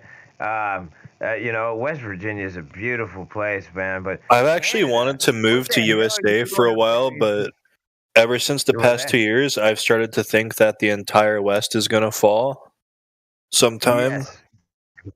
So I kind of want to move to Poland. Poland. I actually hear nice things about Poland when people aren't making jokes that are they're kind I'm of Polish. Like fill in the blank. They just say Poland, you know. Yeah. I'm Polish though, so I'll fit in there. Polish. I was just saying, Poland is the generic. When you want to make fun of a country or a people, the Poland is an easy punching bag because it's a place that almost nobody knows about. It's like a mystery, and you, so you can believe anything about Poland, you know. You'll wonder, like, is that true? You know, I heard in Poland that they just didn't make up anything. They're all fat. I just made that up. No, that's not true. Anything true, like statistics and stuff, or anything I've heard about reality of Poland sounds like a good place. You know, it sounds like a peaceful place to live. You know, in the West. What is it? Not as developed as other countries like France. Is it like more country or rural countryside? Dude, it's the second biggest country in the world. Oh, is it that big? I know the maps we usually look at are all distorted. It's bigger than USA. Wow, is Poland really that big? Oh, wow. No. Sorry. I was thinking of Canada. My bad. Oh yeah, dude. I was talking about Poland. I was like, man, Poland is tiny. The map projections are distorted. Poland is tiny and old-fashioned. You know, in my mind, I tried to visualize Poland. Like, wow, is it really that big? No, it's really tiny over there. That reminds me, I saw a map in the North Korean school that showed North Korea like picking up most of a globe. It was funny. You know, but hey, so have you thought of a specific like area? Did you maybe trace an area from your family, or have you been to Poland? Have you actually been there, or you know? No, I want to. I wish I could go there, but I can't. You know where your family's from there, you know? No, I have to ask my grandma where she was from. You ask her while she's still alive and can answer the question. Yeah, I know. When I see her, I will. That's important because I wish I could ask a grandparent. I'm not related to a recent immigrant. You know, all my relatives go back many centuries, but I wish I could ask one of them, where across the sea am I from? You know, and that'd be cool to actually get a straight answer. You know, from somebody that knows. I would definitely ask her if you can. I mean, I can't do. I would do that if I could. You know. I mean, but is there a different area of Poland you were thinking about, or are you just thinking Poland in general? Poland in general, mostly. Either that or I don't know, some rich country where there's low crime rate. Some country that's religious. Have you made an effort to learn how to read Polish? Yeah, I speak Polish.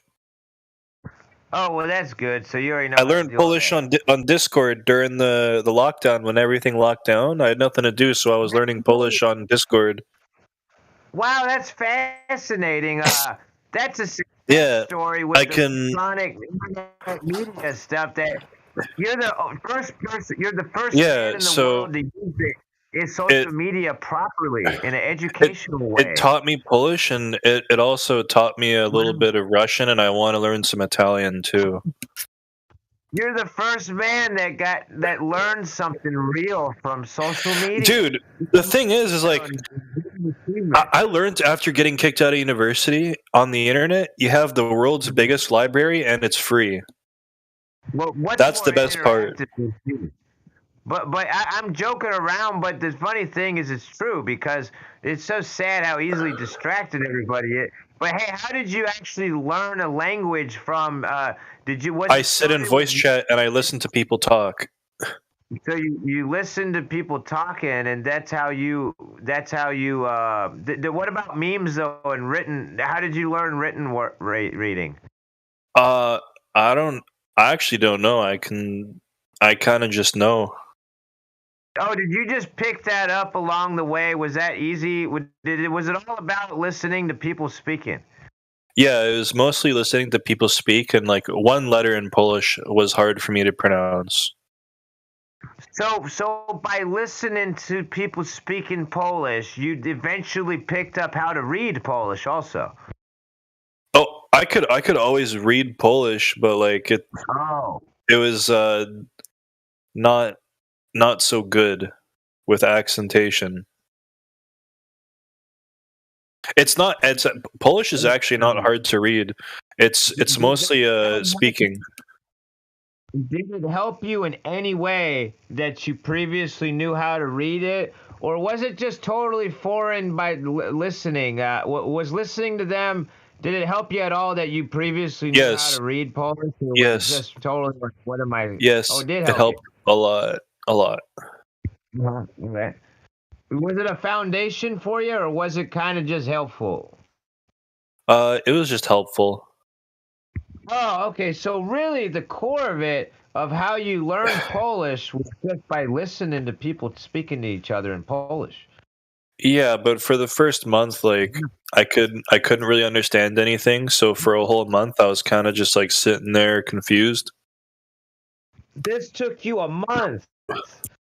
Well, no. It took me.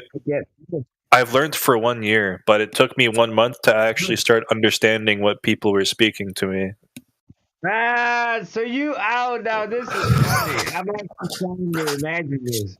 Wow. So a man actually tried to understand stuff, and it was all gibberish for a month, and then started to become clear after a month, and then after how long could you begin to start making out sentences? Maybe a month and a half, or? Well, making out sentences I could do in like the first week, but like conversations it took me maybe like half a year to be able to start having full conversations.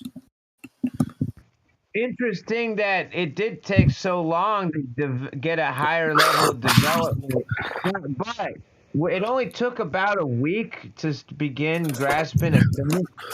Well, yeah, it's like a sentence is like 5 words. Like you don't.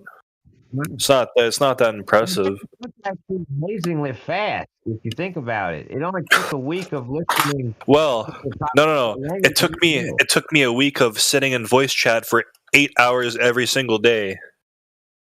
Wow. Yeah, I'd have to sit there the whole day. There's the word commitment or dedication. Well, I had everything was locked down for the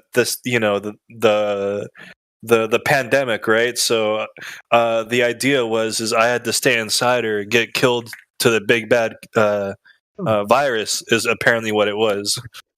Oh, were you fascinated trying to learn more, or were you trying to learn when the rules change, or were you trying to find out if the government's trying to kill you, or what was it that led you to do that for 8 hours a day? Because I had nothing. What else could I do? Everything's locked down. Hey, but listen to me. It actually helped me in life because during the lockdown, I went to a party with my friend, and the government hacked into my phone and found out where the party was, and they were gonna write me a ticket, but we all spoke Polish and pretended we were from Poland, and the guy walked away, the government guy. That's funny. No, what I'm fascinated is how rapidly to learn a language. That's why I'm asking you these questions. I'm trying to figure out, can I just go jump into Discord of insert any country, and just listen to them? And I was just wondering how quickly I would learn a language.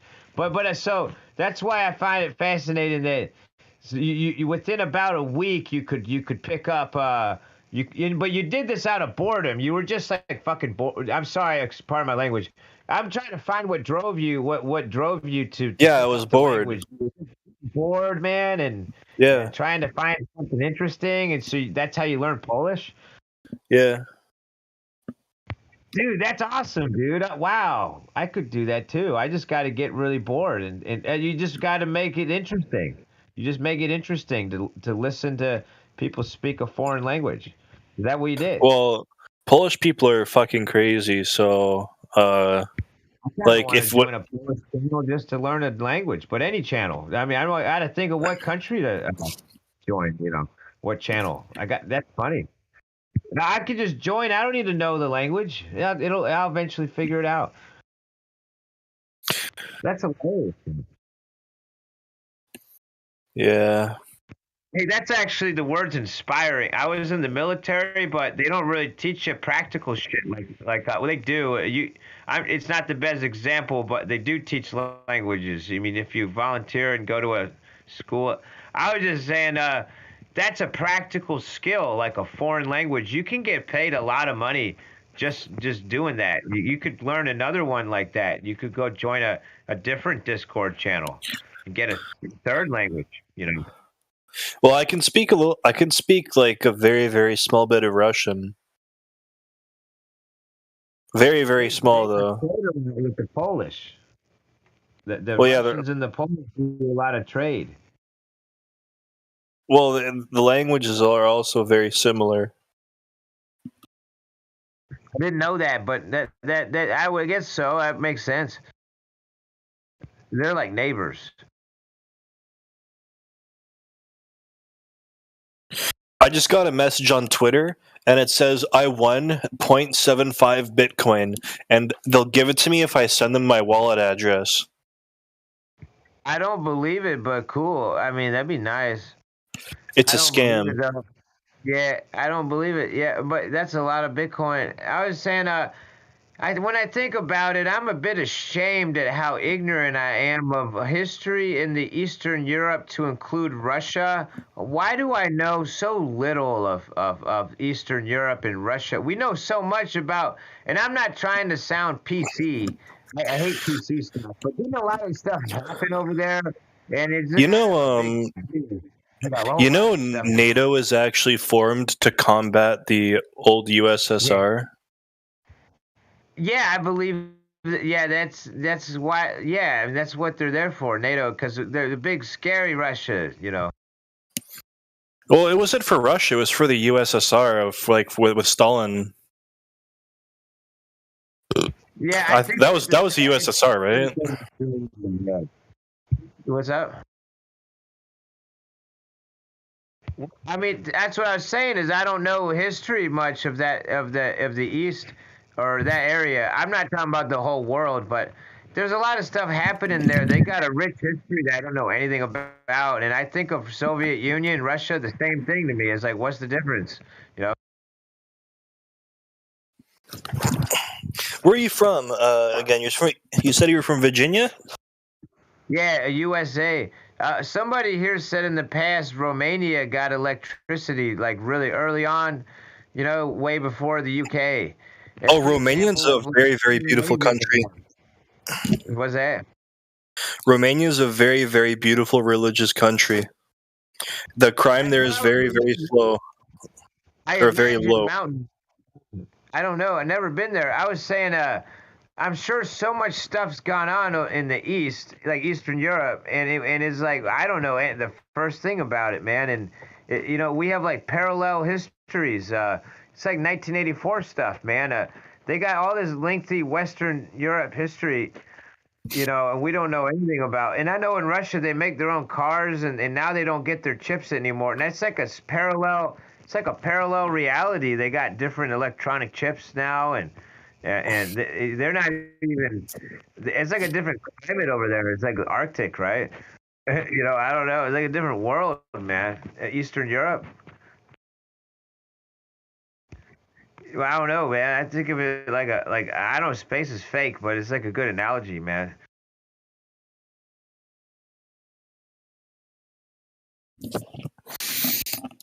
I always wondered why it's such a distant culturally and trade and everything. When you could just walk over there, there's no barrier there's no big ocean or anything. You know, Can you tell me what's the big Like, why did everybody push space so much, and why is it such a big? Why is it the big thing as opposed to exploring our own Earth first and understanding what's on our own planet? Dude, I wonder this all the time, like every day, man. I don't know. Isn't that funny?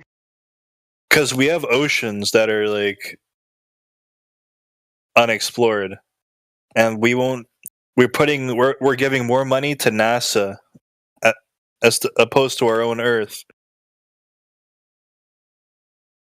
That's like you got to tie your shoes first before you can win a marathon. Yeah, I know. We got to explore the what's accessible. Yeah.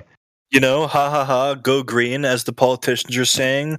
Yet they want to send billions and billions of dollars for NASA to pump out these carbon-emitting vehicles, as our politicians are getting in these carbon-emitting jets that apparently pollute the Earth. They all have these sprawling mansion compounds. All of them do. They all got motorcades, man, because they gotta have motorcades to feel important. You know, and nobody cares about them. They think they're the celebrities. I heard a joke that politics is like it's like celebrities for ugly people, something like that. You know. And they all got these complex, like they all got to have a really huge house with like a bunch of heat pumps, and I talk about saving electricity, carbon. Oh man, they're the most wasteful people, and they probably never had a real job in their lives. These politicians, that will try to tell you how to save the world. Well, their real job is telling you what to do. That's their job. They tell you what to do. Yeah.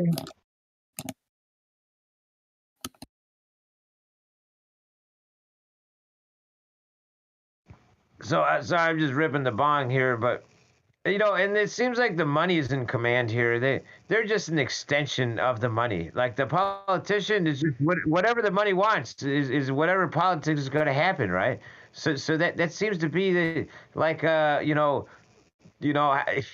I don't know how to make sense of this shit. So if money's not real, do you think it's some demonic evil force who's in the end actually controlling us, or do you think it's some human who psychologically manipulated us into doing all this stupid shit? Bro, that's exactly where I was going, but I didn't find the words. But you just found the words to what I was imagining, something like that. And then I just said, man, these are questions like mortals don't have the answer. Currently, you and I, we don't have the. I wonder these things, man. We may find this out one of these days. We found out the Earth is flat. That's a step in the right direction. But man, like the spirit of money. What is this thing? It's nothing. Is it from the ether? I was wondering that. Is it like, it's just symbolism, and symbols like, they summon these demons and shit, and it's just some trippy shit. It has to be like Solomon kind of symbols too. So man, this stuff's trippy, man. Like what you just said, great way describing that, I wonder about what is this, like the spirit of money or something. Is it like a real thing, or is it just like really advanced trickery, man, with paper and symbolism?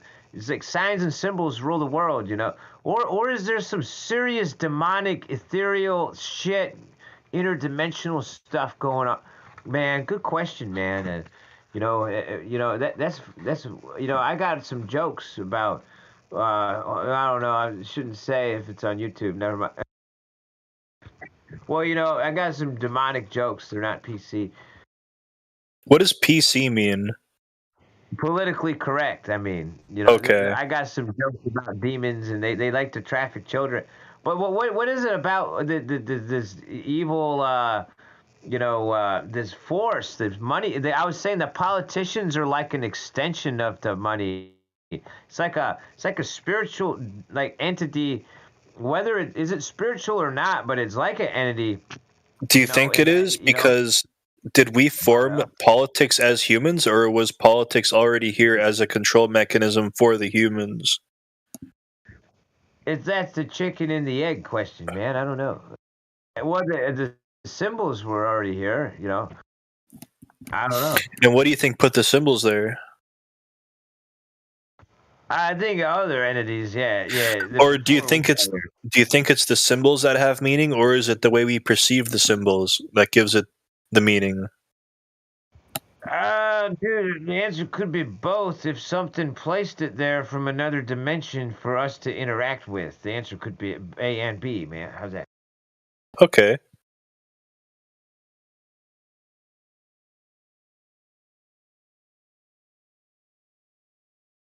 I'm just ripping the bong here, man, which is great, man. I don't smoke. Are you in Canada? I don't. I'm in it. I don't like Canada. I hate Canada. Dude, you gotta escape, man. I happen to be from America, but man, if I woke up and I was in Canada, I'd be trying to leave. Like the land isn't bad, but like the culture has turned pretty degenerate. I actually don't know a thing about it. I feel like I missed the boat. Sorry, I hit the wrong button. I might have missed the boat. Like, it might have been a cool place to visit in the 70s before I existed. You know, Canada, I hear they got maple syrup. But, man, the tyranny. Wow, I would have to get out of there with the tyrannical stuff up there. Seriously, just walk away. I got in trouble down here, and to get out of trouble, I took an anger management class, and the PhD psychologist dude, he says everybody gets angry, and when his first thing he explained, or the first advice he gave, is walk away, and I think about that, like, you know what gets me angry? Tyrannical shit makes me angry. So you can walk away. I happen to be from a badass country, but if I woke up in Canada, I would get angry, and then I would walk away from the problem. And if you walk away from the problem, it doesn't exist anymore. Isn't that funny? Now the problem is Canada turned gay with all the government, all gay and shit. I like that ideology that you have, but what do you do? Because right now we have a society where this control of tyranny, its tentacles are trying to spread to every single land and every single place that it can get to. Well, I wonder a lot about this, and what do we do? And I've been trying to figure out what to do. Is financially is one thing, and another thing is food is increasingly the organic store. And I got this bread it's not bread. It's made out of alternate stuff like almonds and stuff. But I gotta make a chicken coop. I don't want to do this stuff, but I have to. The food is no longer increasingly poisonous as the society corrodes. We've got to we got to get a backyard with our own chickens and stuff like something like chickens and stuff like that happening. And then that's one step, but they're going to try to microwave everybody, or they already are. But all I can tell you is start with a backyard and some chicken. I haven't got there yet. I'm looking into that. What do you mean when you say they're trying to microwave people? Oh yeah, obviously with the death towers everywhere. That's why they have them everywhere. They give everybody a phone so that they have your grid coordinates through triangulation, so they can beam you with microwaves, obviously. And then they let us talk on it for entertainment, so we get addicted. We get addicted to the death tower targeting beam calibrator device. You know, the cell phone. That's why everybody has one, so they can shoot you with death rays. Okay, yeah, but what do you think? It kills you instantly, or like what? Well, they just gotta dial it up, dude. That's it. Yeah, but they just have it on a steady beam all the time, dude. They just fucking It's like a radio signal. They just tap into your radio signal and they fucking. What, do you think they keep it on at low power to slowly kill you? Yeah. It's like that. Why else they dump chemicals in the county water for the same reason? Yeah, of course. That's why they put aluminum in the pancake mix. Yeah. Yeah, they have that thing on a slow cook all the time. That's why they put the towers right by all the schools. It's specifically like middle and elementary school. Got to have a cell phone tower right next to it, man.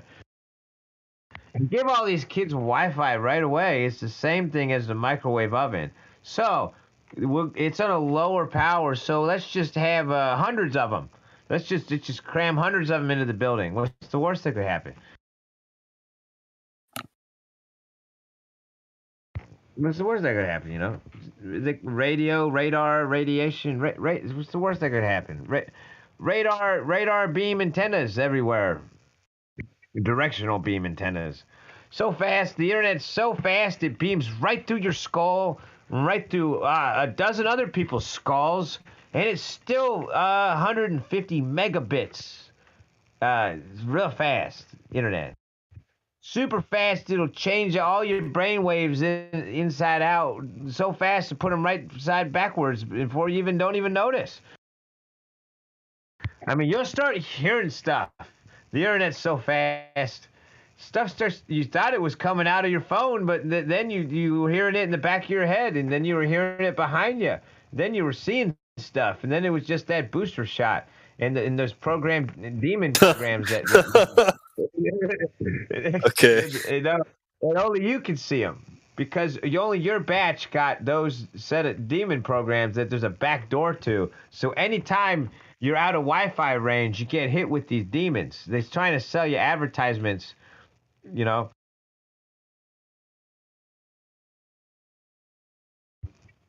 Anyway. Hey, Smurf. Hey, what's up, man? There's this guy that I became friends with on a Canadian politics Discord, and I ended up meeting up with this guy, and he got me to become super religious. I'm Christian right now. I'm reading the Bible. He's leaving Toronto. He thinks Toronto's going to turn into a shithole. And there's going to be some extreme control in a lot of high, dense population cities all over the world. I think he's correct, accurate in most urban areas, most places, especially in the West. It's because of food logistics and financial. And yes, I expect the same thing. And to be religious is a wise thing to do because that's where the wisdom is in the religious stuff to survive what you just described. Oh, yeah. What the hell? You were talking, I interrupted you, but you said he also said Toronto's going to go to shit. Then what else happened next? Sounds like a Pardon? You said Toronto's going to go collapse. It's going to collapse. Then what happened? I don't know what he didn't tell me what he thinks will happen. He just thinks that a lot of these big population cities are going to be very, very controlled. Probably through the cell phone towers, man. No joke. Let's just jump all the way down that rabbit hole and land at the bottom of the rabbit hole and get the flashlight out. Look around. They're wirelessly controlled by the booster shots, dude. The cell phone towers, man. I mean, of course. Of course. I mean, it's got to be the worst nightmare that you can find. I mean, what else could it be? I mean, dude, they're totally tightly controlled, man. Dude, they don't even talk anymore. It's all telepathy, but it's worse than that. They're a hive mind. You know, they're like automations, dude, and they do stuff like use the leaf blower and some of them advanced enough to change your oil. Maybe, I don't know. What are you talking about? The future smart cities where everybody's plugged in wirelessly. They skipped USB and plugged everyone in the smart city. You know, wirelessly. How? How? With the vaccine. That's something I don't understand. That. Why not? They put nanotechnology in the shots. It's smaller than 34 nanometers, so they shoot them in through the needle, bam, right in the bloodstream, boom, resonate with the cell phone.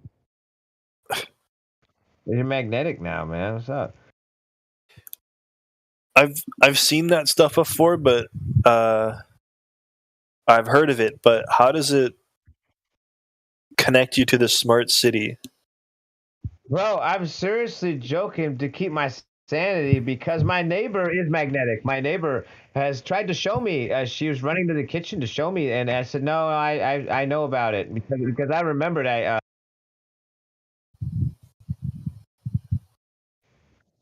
so I hit the wrong button. I remember I hit the wrong button. I remember those BitChute videos I saw, and I remembered, and I told her it's a side effect. Like I know about it, but my neighbor tried to show me, and she brought it up and told me that she became magnetic, and it happened after she took a second shot or something. So. No, did you say the second? I'm thinking about it. Wait, be dude, quiet, you be know? quiet. Did you say the second? What? How long after the second shot did she check her arm? Should we be talking about this or not? I don't remember if she said the. Wait, be quiet, be quiet, be quiet, be quiet, be quiet, be quiet, be quiet. They don't want you to talk about this here. Yeah, I think the live stream. I think the live stream's still going. I just really like how skeptical the group of people here always are. But you're right, I shouldn't talk about it. But this is my favorite group of people to talk about stuff. But yeah, I shouldn't talk about it. The most significant, biggest event that I've ever heard of. It makes you wonder who writes the history books, man. Well, probably the guys who are running the Discord servers telling you can't be talking about this stuff. Those who are writing the history books. Yeah, as well as all the people who are blindly following the rules. They're part of the writing. We're joking because they do shut down servers, but you're right though. That is funny. Yeah, it is true. They shut down servers over this shit. Although he's right and you're right too. You're both right. I mean, yeah. The messenger was right, and it's all right. The truth is that we're talking about the apocalypse. Well, I remember when this thing initially happened, I came in this Discord and I mentioned it, and I got instantly muted because apparently it's actually against the terms of service in Discord to talk about this. I don't know if that's true, though.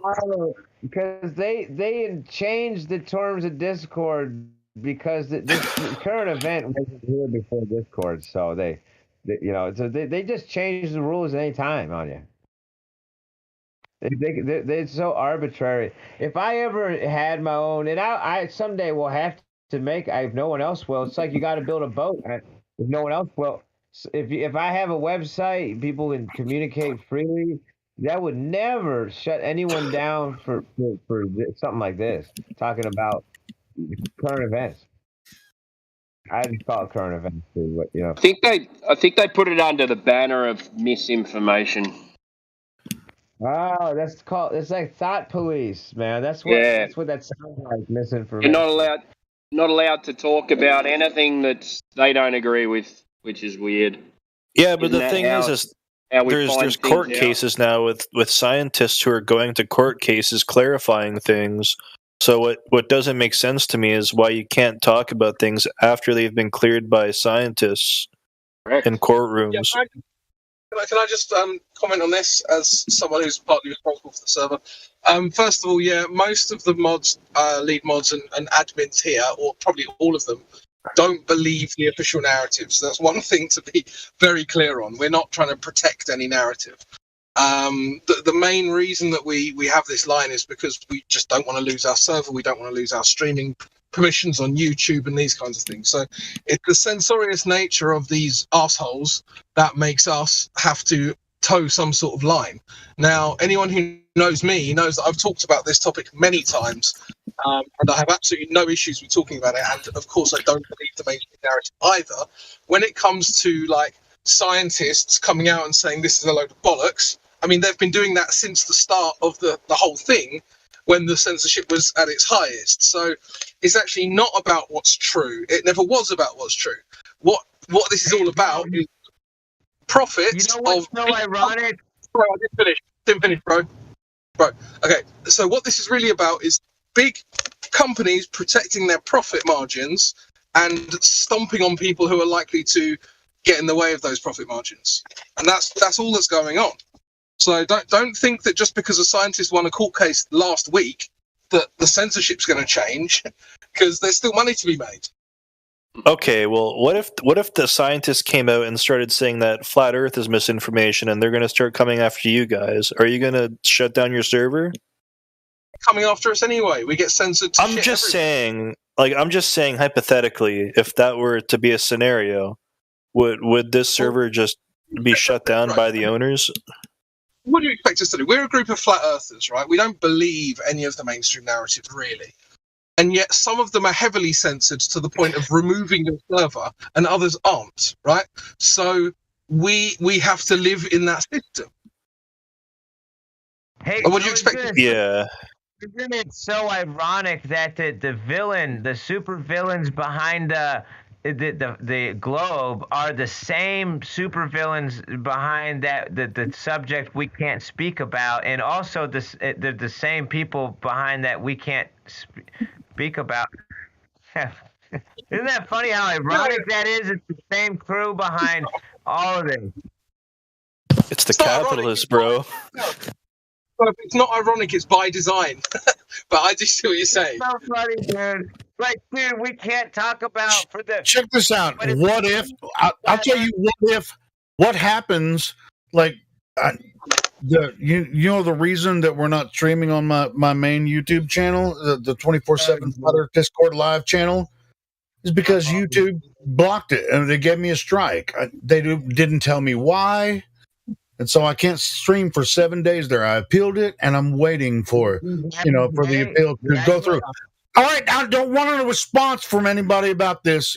So anyway, it's just like you feel like that you can come in here and say whatever you want, and YouTube's going to do this. But yes, YouTube will do it, but just like Crypto was just saying, we do have to sort of censor ourselves, and yes, we're pissed about it.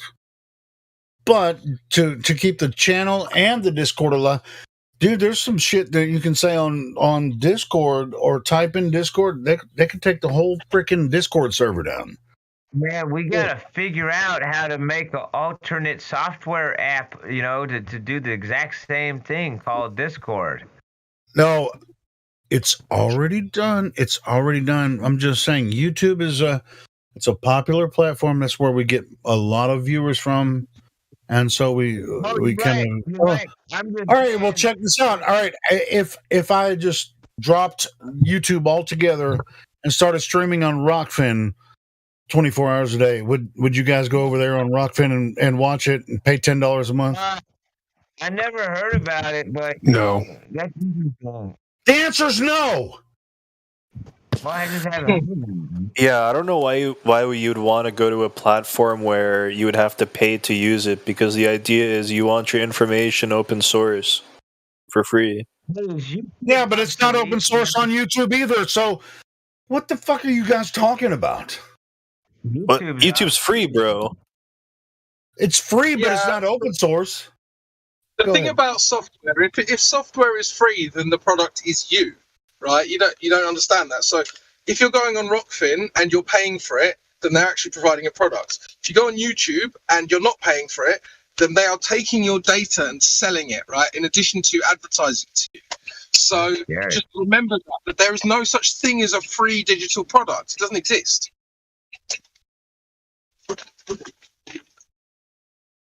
Okay. I think YouTube's obsolete, man. The future, YouTube won't be in the future, man. Well, it seems to be pretty strong in the present, so I don't see how it's going to get changed. Yeah, I was going to say I use YouTube, but fuck. I mean, data storage will become more decentralized someday. They try to keep everything really centralized, but I'm just saying electronics will get so interconnected someday, that someday the software, somebody will just bypass it. It'll get trendy and nobody will care about, like Bitcoin with file sharing or BitTorrent. Someday the software would just obsolete that, because YouTube sucks. Somebody has to hit the big delete button on YouTube. If everybody based everything off of what you think, Smurf, the world would be fucked. No, I have to think about that. You something. That's why I didn't want to come in, because Smurf was pissing me off with all that bullshit. But anyway, I did come in. Anyway, that's that. So if you're saying that, hey, YouTube's this and that, yeah, I experienced it today when I woke up. I woke up and they said, oh, you got a strike. They didn't even tell me why. Boom. You can't stream for 7 days. So anyway, go ahead, guys.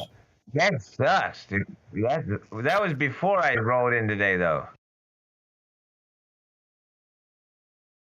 So how are you supposed to improve your stream to not infringe on their rules again if they don't even tell you what you did wrong?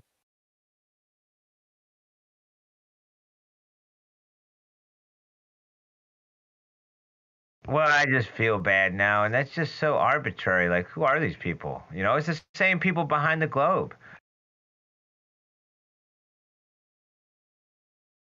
Like, I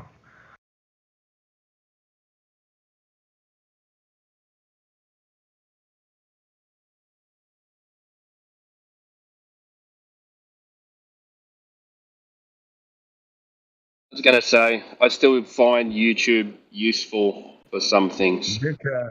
It's got a Freemasonic symbol for Gmail. The Gmail symbol is the Freemasonic apron. That's what I'm literally saying. Who are these people? It's the same company that owns YouTube. They bought it from, I forgot, in the past they bought it. So, I guess it's the Freemasons, I guess. The Freemasons are the ones who don't want us to talk about stuff. What, That's nothing sketchy about that. I guess they're the thought police, I guess.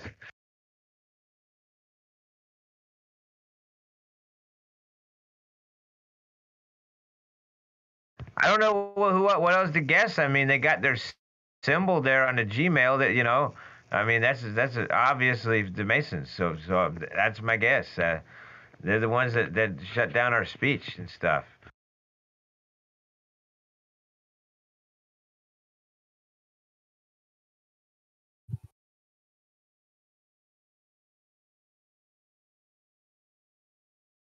I guess they're the ones behind the globe also, the Freemasons, I guess. They have that compass and all those portraits of paintings and shit and whatever, and then all the globe NASA lodges, Masonic lodges with symbols and wasn't whatever. Copernicus behind the globe? Yeah, they have that. You're right. And they had that symbol, the Masonic square and compass, with him too in the paintings. But they have the Masonic symbol on Gmail, is what I'm saying, which they own YouTube, which is the ones giving us issues, right? People that they probably Discord is probably are they owned by the same? Somebody owns the same at some point, the same thing, usually, Discord's a Chinese-owned company. Is it actually? What about all the moderators? Where does Discord get all their like their real moderators from? I hope they don't understand anything what I'm saying. Dude, they speak English. You gotta be kidding me. Yeah, you had my hopes up there thinking that I was under the radar there. No.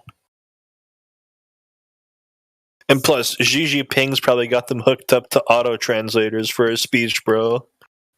Straight hooked up to their AI.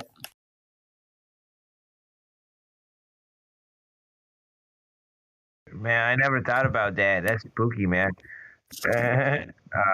It's like a scary movie. It's like something out of a scary movie, science fiction movie.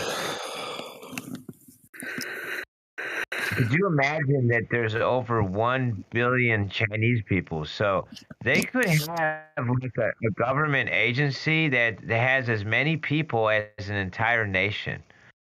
They could actually have as many spies. They could assign a spy to each person in an entire country, and they could do that shit. That's actually very scary thinking of that. Yeah, no, dude. Yeah, I Closer know. to closer to Wow. 2 billion. Closer to 2 billion, if you believe the numbers. What? Closer to 2 billion, 1.8. I'm pretty sure it is, if you believe the numbers. That's crazy. They're probably not counting. They're probably undercounting. I don't think they're counting everybody. I'm not sure the world's population is 8 billion. I don't believe that 1 minute. You're probably right. There's probably not that many people. You know, you're probably onto something. I never looked into that, but it sounds true. I mean, my gut feeling is that what you said is the truth, but I don't really know. They lie to us all the time with statistics. You know. Yeah, because you got to. I remember watching something once, and a guy did the maths from World War I, something like that, and he said, "It's probably not. It's realistically not possible that there's that many people in the world." You're probably right, because I noticed that they keep voting. So you're probably onto something there. Yeah. No, I was joking, but seriously, I think they've been stretching the numbers because they want us to feel that we're overpopulated. So of course they would lie about that number. That's their biggest. That's the core of their whole thing is there's too many of us, right? Well, imagine China didn't have that many people. Would everyone be as scared of them? You know what I mean? You say if they did not have that many people? Yeah, well, everyone's scared of them because of manpower. Yeah. What if it was just a lie? Oh well, people are scared. The government has control of so many people that probably don't exist. Is that what you're saying? I'm just saying the numbers would be overinflated to kind of psychologically abuse people into believing that someone's a power and someone's not. You're probably really onto something there because they do this a lot with things like, for example, like the globe, and they say, oh, the sun is just 400 times bigger and 400 times further away than the moon. Yeah, they do this with the propaganda, you know. Yeah, they just make stuff up. Yeah. Exactly. But yeah, they just make up stuff. Yeah, basically. Yeah. So yeah, they could totally just lie about the numbers, and I've never looked into that, but it sounds like exactly something they would do. I wouldn't be surprised at all if I found out that was the case. If I found out that to be so, I wouldn't be surprised. Now, how many people do you think there are? I mean, what would your rough guess be? I mean, do you have any idea? Is this number comprehensible? I'd have no idea, man. Yeah, like I wouldn't even want to guess, you know. How would you even begin to get a real number that it's not bullshit? Yeah, the information that we get is never honest, so you know you don't know where to start from and what timeline to start from. So there's so much lies, man. I notice how centralized the publishing companies are, and it's all owned by the same people, man. Ghislaine Maxwell's father owns the Macmillan for the Common Core education or something in U.S. You know, the dude wrapped up in the Jeffrey Epstein thing or something. Whatever. Anyway, he died. He died a long time ago, but yeah, I know what you mean. I'm just saying, I didn't look far into that. I started to find these connections, and I was like, man, who owns these publishing companies, man? And I started to read into this, and I was like, man, I don't know if I want to know who owns these. And I was wondering, man, how centralized then is all the so-called history? You know, I think it's all propaganda. What we believe is history, a lot of it's propaganda. I don't know what's real, man, with so much lies and stuff. I just don't know anymore, man. Like, you could turn on the television and the history in the making. I don't believe it. It's all lies, Yeah, might as well just turn that off, mate. Oh, yeah, I don't even have it, man. I can't believe people pay for that shit. I can't believe people pay for that, Yeah, pay TV. Fuck that. But I do for sports, but that's about it. I have that KO. Well, I do that for entertainment, but people actually believe in stuff on the channel. Can you believe that people actually believe stuff on television news? Isn't that wild? Yeah, I know. Yeah, I saw it on the news, mate. Yeah. Something like at least more than half the country believes that shit. Yeah, I'd say so. Yeah, but even those numbers, like what you were talking about before, that we're not allowed to talk about. They're saying that he's not even real. The truth is, he's not even a real character. I mean, he's a character. Is that I've seen the high definition zoomed in. They got masks. They put different masks on, so it's like a Hollywood prop. You know what I'm saying? Yeah, for sure. Yeah, I wouldn't be surprised. Like a Hollywood prop. So I'm saying the president doesn't even exist. And so all the politics is like, to some degree, fake. It's just fake. It's all fake to some degree. The whole thing's fake, and everything on TV news is fake all the time. Yep, I'd agree with that. I don't know how it got to that. I try to imagine, is it on the supply contracts or billions of dollars, or did it get all too big to rock the boat or something? How did everything become so fake? Was it always fake? Was it fake from the beginning? Yeah, I'd say so. You say it was always fake? Yeah, well, ever since they've had newspapers think about it, we're going to war, and everyone sign up now and come and protect your country. Yeah, and that's such bullshit. Who would put that in a piece of paper and have that distributed? Hey, let's beat a war drum. And they did that. They did exactly that. They do it. Beat the war drum. Yeah. Hey, Smurf. Have you seen that thing that Jacob Rothschild posted? Which thing, man? I've seen the occasional things. Well, he says, you probably don't know who I am, he says, but my family's worth over $500 trillion. We own all the media. We own all of the corporations. They own BlackRock. They own Vanguard. He says, we own everything. And not only that, we have financed every war since Napoleon, both sides of the wars. So you think it hasn't been fake for this entire? Yeah, it's all been big game owned by the elites for a very, very, very long time. Hey, how have they been getting away with that for so long?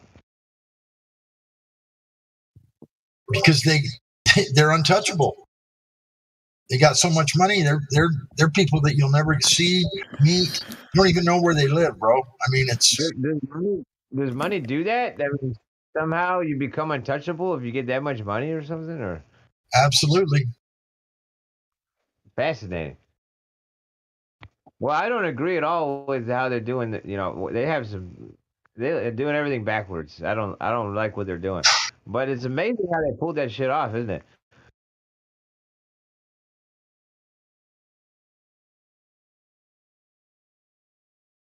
They're not behind the globe. Are they behind the globe also? They gotta be pushing it. They gotta be involved, participating in the globe thing.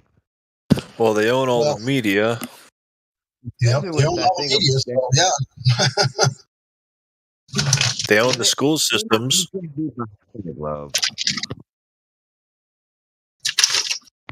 They own the school boards.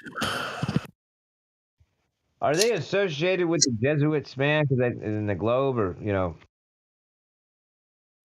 mean the Zionists? Well, that's a given. I found that online, but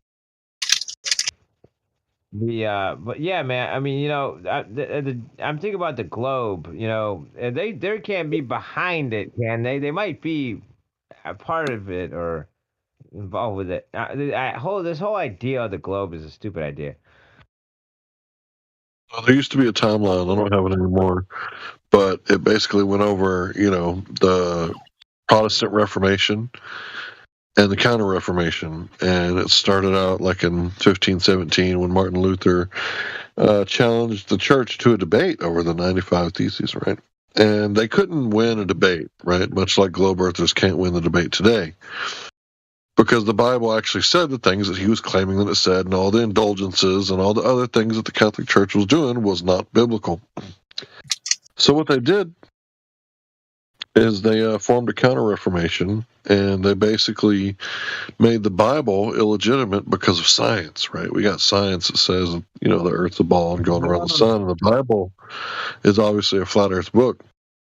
But the timeline is very interesting because it goes like piece by piece, move and counter move, right? Theory, falsification, and then ad hoc explanation. New theory, falsification, ad hoc explanation, right? Over and over and over again.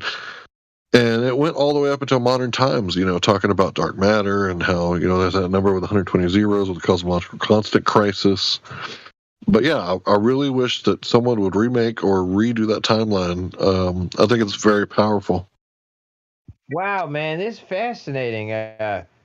Dude, you just summarized that amazingly. And I was just talking about who is behind, and they were talking about the Rothschild and such, the banking families. How did I wonder how the banking families got caught up into what you just said there. How did the modern day current, how did it all get wrapped up to the modern 21st century? Well, the Rothschild or Red Shield, right? They were the bankers for the Vatican. Still to this day, they're the Vatican bankers. So that's how it's all connected. A lot of people talk about, those who've been kicked out of like 100 countries or 80 countries 100 times or something like that, the Jesuits. And these Jesuits, they were a real big problem. And it all started with Ignatius of Loyola. He was the first Jesuit. But if you look at a number of colleges and education. Say what? Look at the number of colleges and indoctrination centers that are tied up with the Jesuits, and you can see why we have this one world religion now, this scientism. It's because, Anthony Fauci went to a Jesuit school. So did Donald Trump. A lot of people went to these Jesuit schools. I mean, even what's his name? Are they associated Jeranism. with? Is the Loyola dude, is he taught by or something, or knew Sabatian Zevi? Are you talking about 1666? Yes, yeah. Is that where this came from? Did that originate? What you were talking about, the Jesuits and stuff? Did they come from that? No, the Jesuits were around for about 120 years before that. Ignatius of Loyola, he was around, 1540. So I think it's a few years before 1540. He was injured in battle. His leg was destroyed, and he could no longer battle, but he still had that religious fervor, and he wanted to fight for the Pope. Well, he took his physical battle and changed it to, a mental battle. And basically they try to discredit the Bible with all this, science, right? That isn't really science. It's religiosophy, theory tales, and math magics really is what it is. But they're masquerading all that stuff as science, and they discredited the Bible because they couldn't defeat Martin Luther in a flat-out debate. Wow, this is I just got a bit confused. This sounds like a really big event, man. You're saying that this is all about the Counter-Reformation in the Catholic Church fighting Martin Luther. So they got this Loyola dude, and he tried to discredit the Bible, and that's where I'm confused. Why they would have tasked to do that? See, a lot of people think that the Catholic Church wrote the Bible when really it was compiled by the Council of Nicaea and the subsequent councils afterwards. They didn't really write the Bible. They just took the writings that were already there and turned it into a miniature library known as the canonized text. So that was fine for a long time. Constantine, allegedly converted. I think it was if you can't beat them, join them type thing, because there was too many martyrs that created too many new Christians. And the Messianic uprising basically overtook Rome until they legalized Christianity and made Catholicism like the religion to unite all the different religions in the empire. And Constantine wasn't concerned about getting the doctrine correct. He was only concerned about consolidating his power and consolidating his empire, his precious empire. So all this historical stuff is kind of lost on a lot of Protestants. They don't know what they're protesting or even that they are protesting. I call them Protestants with amnesia. Everybody should study the Reformation and Counter-Reformation. Ah, interesting. Hey, go on. That's very, very interesting, man. It's fascinating. Yeah, so of course, well, somebody showed me. So the guy in 1666, he was the rabbi who preached redemption through sin. He only had about 1 million followers. Right? That's got What's to be that? connected. It's got to connect or overlap somehow. Redemption through sin. No, because that was I kind of think he was like the forebearer of the Zionism movement, because he was talking about redemption. Well, what is redemption to? I thought that he must have, they inverted good and evil or something, and that must have influenced the Jesuits. I don't know. I don't know what the connection to the Jesuits would be. I just know that these. I'm just assuming there was one. I don't know that there's one. I was just wondering if you knew Right. about that. No, I don't know about a connection, but I did do a little research into this rabbi you're talking about from 1666. He was preaching that basically like wife swapping, and not just to do the dishes, if you know what I mean. Like a lot of weird stuff like that. And I think the redemption through sin kind of got bought by the Rothschilds in such a way that they wanted to have, Jerusalem back in a way. And the only way they could do that was through quite a few dirty deeds done dirt cheap. And I think that's what it was. I think it was kind of the beginning of, or the forebearers to Zionism. This Zebediah, what is his name? Rabbi Zeb, who was this? I forget. Something Levy? I tried to read about it to understand what's wrong with the world today, and that traced back to that dude.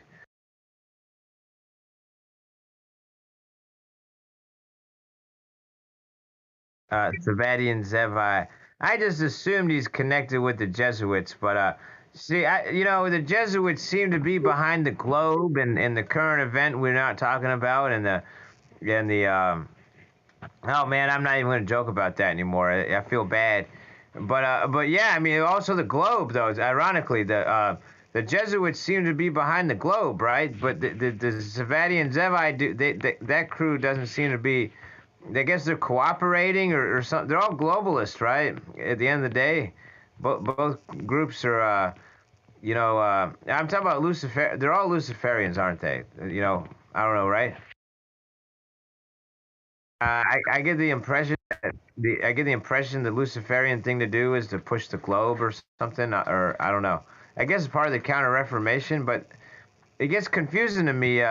Not everybody pushing the globe is a Jesuit. I mean, you got these Freemasons out there, and I wonder who the hell are they? Are they like some undercover, like Counter-Reformation arm of the Vatican or something, or the Freemason? What's with all this globalist stuff? All this. You know what I'm saying? You know what I'm saying, man? Yeah. So with the Masons, Cyrus,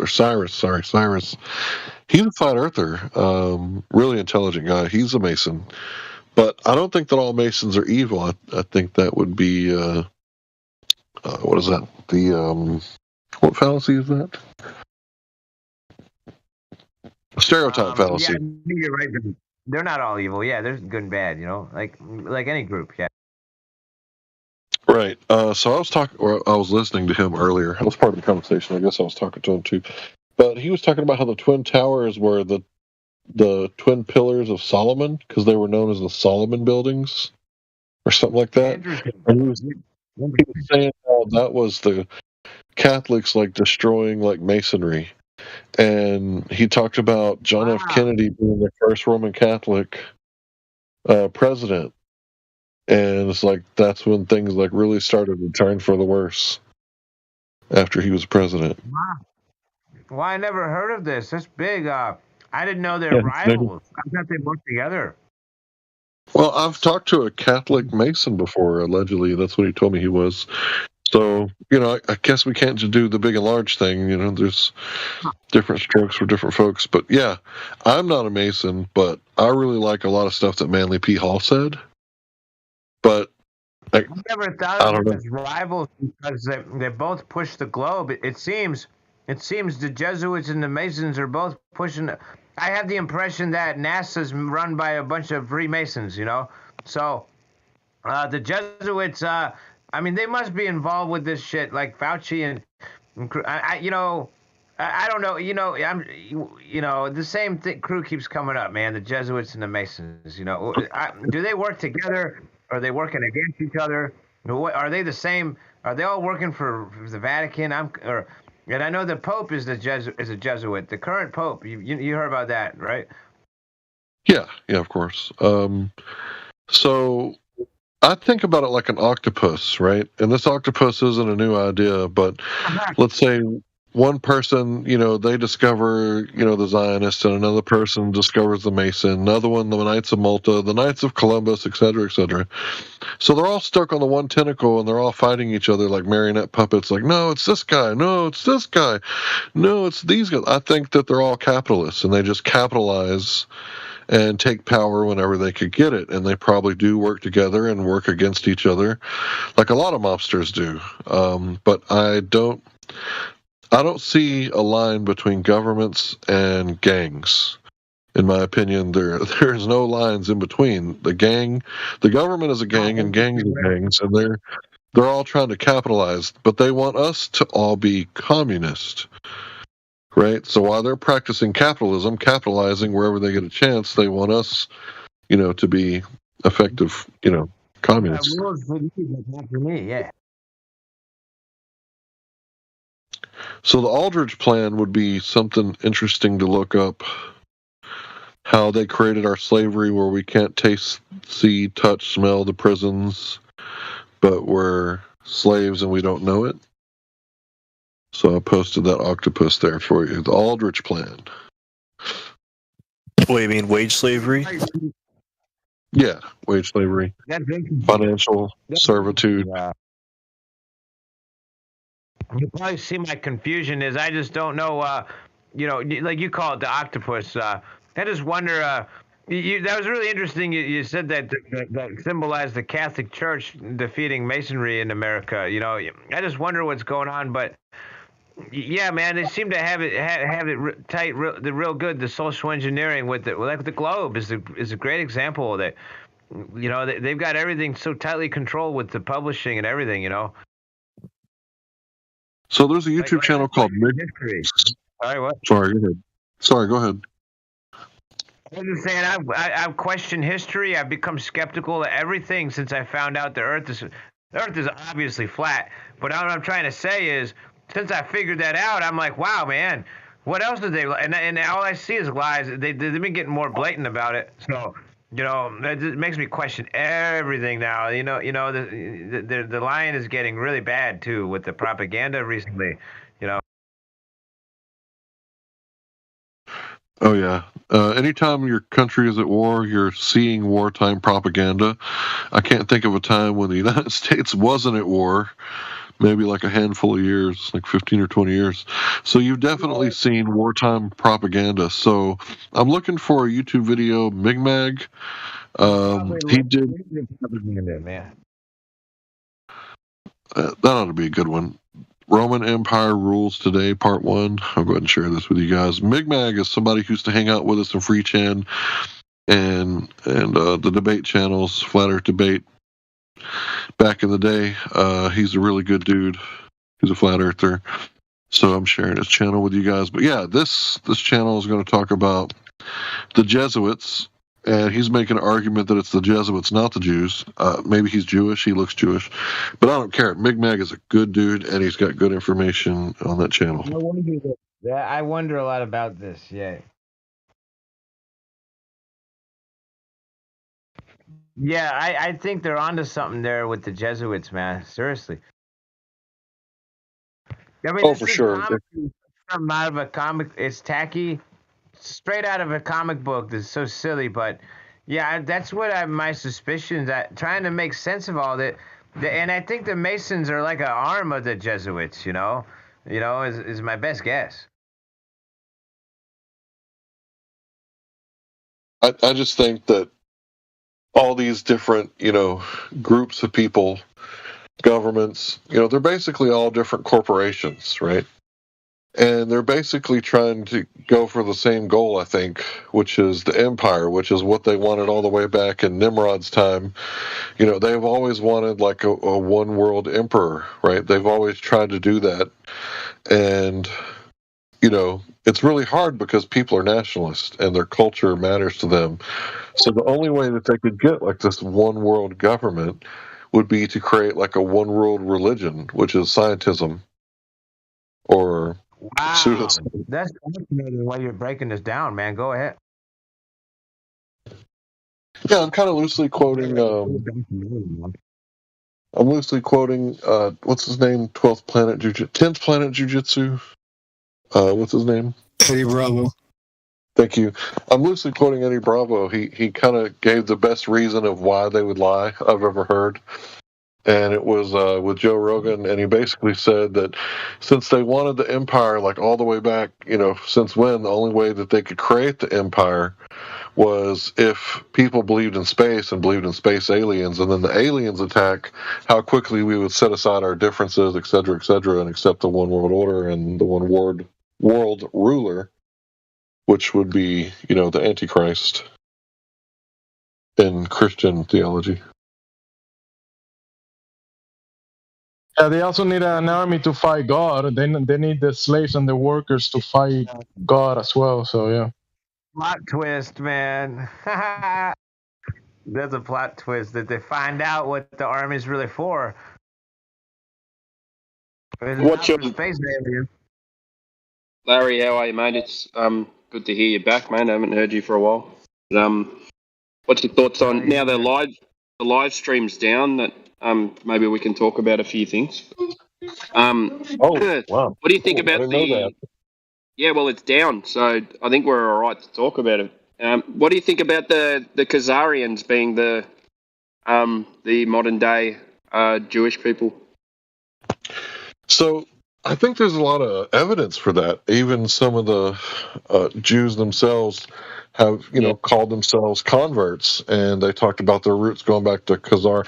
But just like the Mexicans, there's so many different types of Jews, right? Yeah. So there's Sephardic Jews and the ethno-Jews, right? But it's kind of like what the Bible says, like, how do you trace back your lineage? Even if I were to trace back mine, I'm sure the milkman somewhere, or one of my forefathers were lost at war and they thought they were dead and they had sex with another guy and then, whoops, you're not dead. So it's like, how do you really know, where you come from? So Jewish, in my opinion, it's a little bit Jew.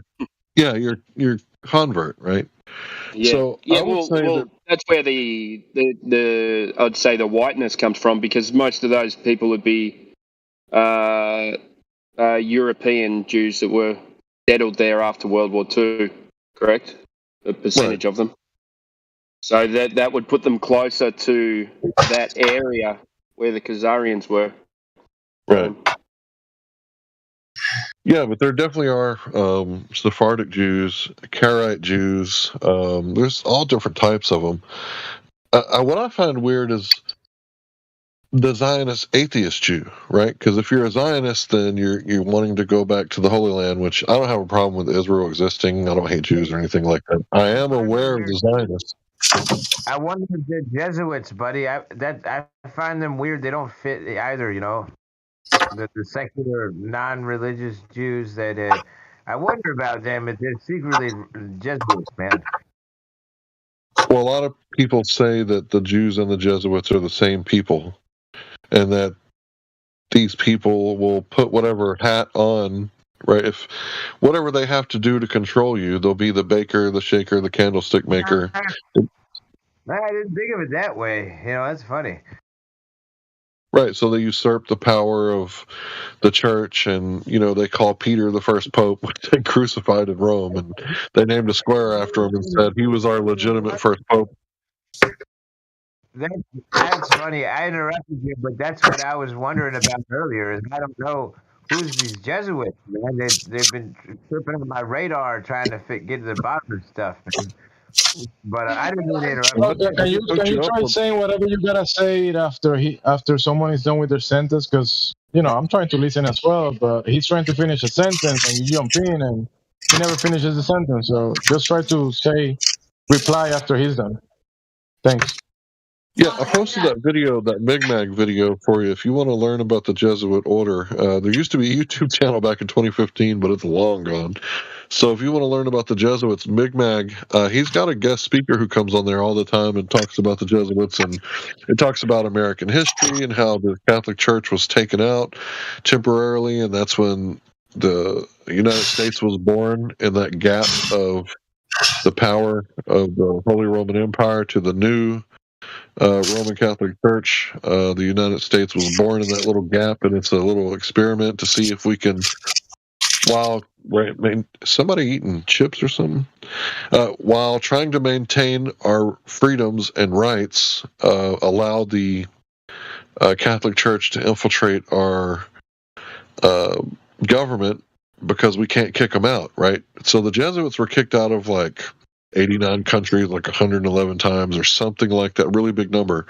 Even kicked out of Catholic countries. Well, the United States, we can't kick them out because of the First Amendment. So this really is an experiment. Are we going to check our government and checks and balances, and are we going to govern ourselves, or are we going to become lackadaisical and, allow the government to push and push and push and destroy us from within? It's well, you get served what you deserve. So do you want war, or do you want a TV? Well, if you got a TV, it's the most powerful weapon ever devised by man. So you're going to have propaganda in your house all the time. So do you want peace or a TV? A lot of people choose TVs. So we'll find out. Well, man, you blew my mind. I didn't look at it that perspective about the Jesuits like that. But yeah, man, very interesting. Very interesting. Thanks, man. I wonder a lot about that. I appreciate that. Interesting perspective there.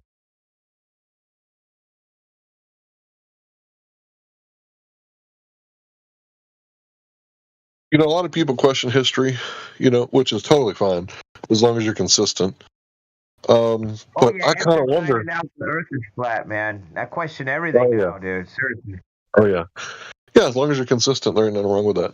But I kind of wonder, is there any truth to that? The Jesuits have been kicked out of all these different countries, and what did they do to get kicked out? Well, look at their oath, right? When you read their oath, it's okay, so they're basically taught to infiltrate, be whatever they have to be, control both sides of the conflict using Hegelian dialectic to basically, a means to an end.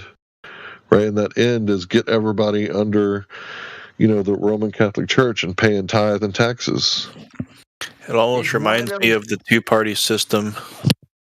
It's one of those things that fits and it explains a lot, but I haven't confirmed it. I didn't go and interrogate a priest myself and catch it in a book. But you know what? It fits and it explains a lot, and it so and it's one of those pattern things where you look at.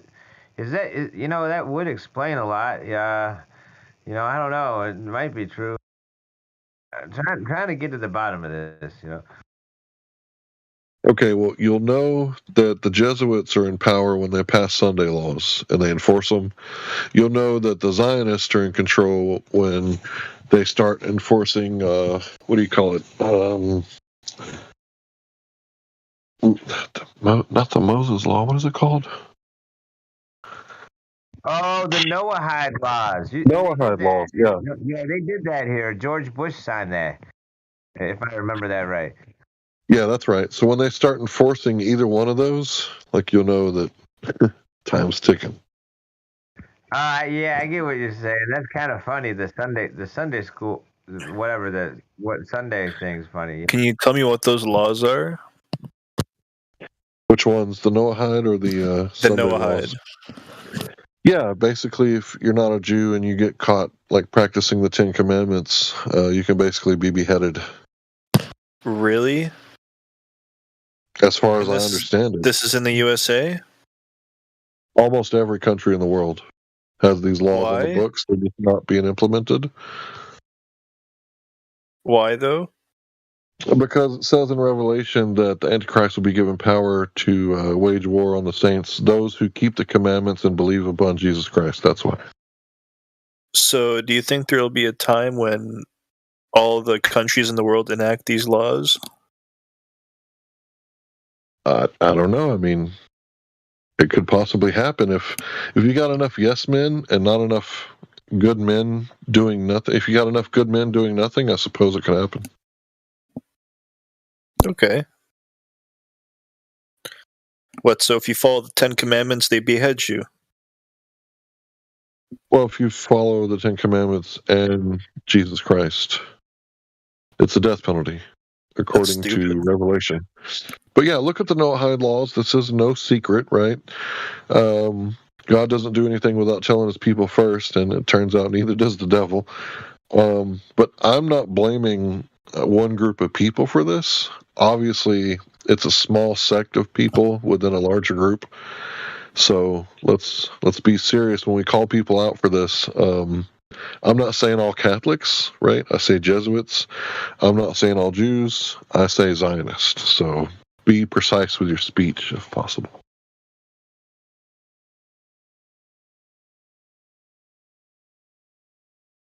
Oh, and by the way, most Zionists are Christians.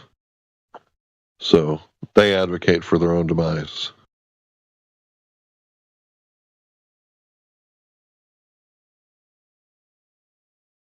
And it's not really a race thing. No, I mean, you could make it that way if you wanted to. The Zionists, they didn't make the globe, though. The globe, the heliocentric, was made popular by the Vatican, right? That's right. Yeah, I'm just find the whole thing confusing, and it just leads me back to wondering of the Jesuits and stuff. But now you mentioned the Zionists, and the whole thing, I get run in a circle or something. I get confused. But I'm trying to figure out where this globe thing came from, you know. But you were just saying the Zionists, and I was just saying the Copernicus and stuff in the Vatican, man. Aren't there two different things? They're two different things, the Zionists and the Jesuits, right? That's what some people think. Some people think that they're connected at the hip. Oh, see, I didn't realize that. Yeah, I just said it like 10 minutes ago. So I don't know that. They were two separate things. The Jewish Zionists just want their own homeland, and then you got the Catholic, the Jesuits, or some sort of something part of the Vatican, you know.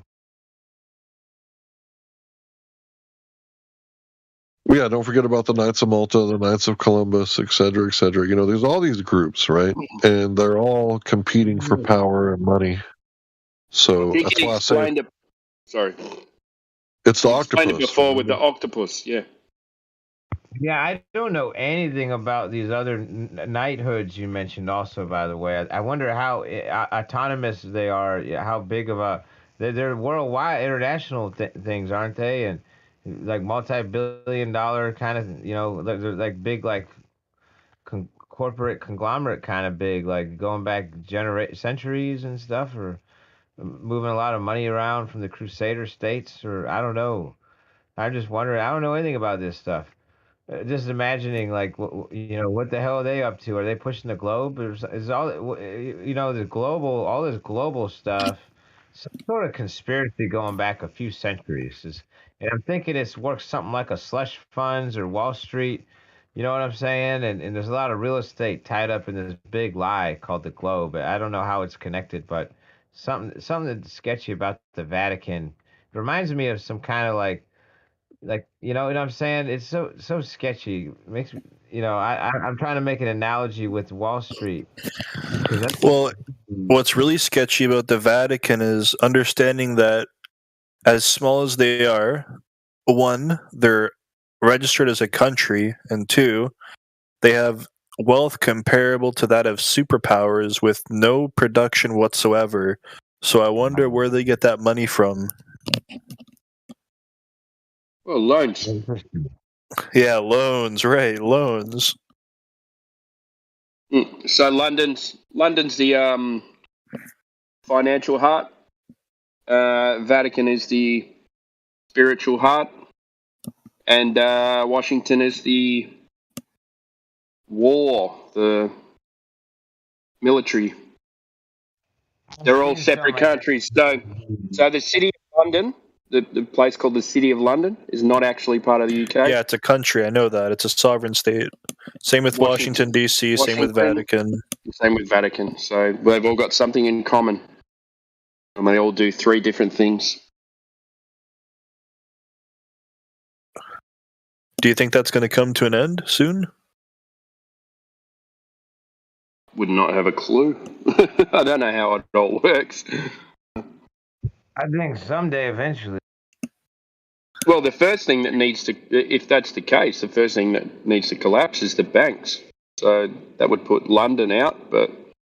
Well, London's already collapsing. So they make it look like that as well. So they also make it look like that. I don't know when, but all man-made things fail eventually, is all I know. So someday, I'd say I would be surprised. I don't think it can keep going on forever,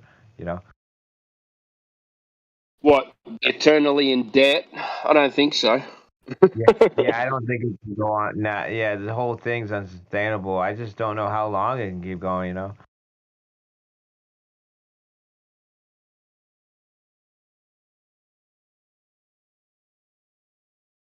I mean, maybe it'll go on another couple centuries, man. No idea.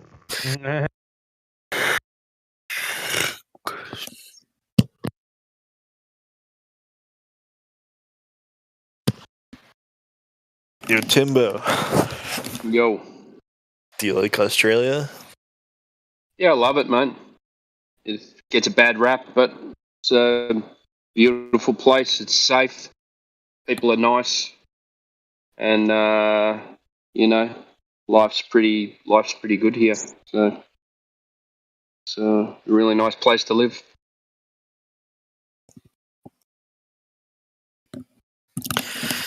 All right. I'm in Canada.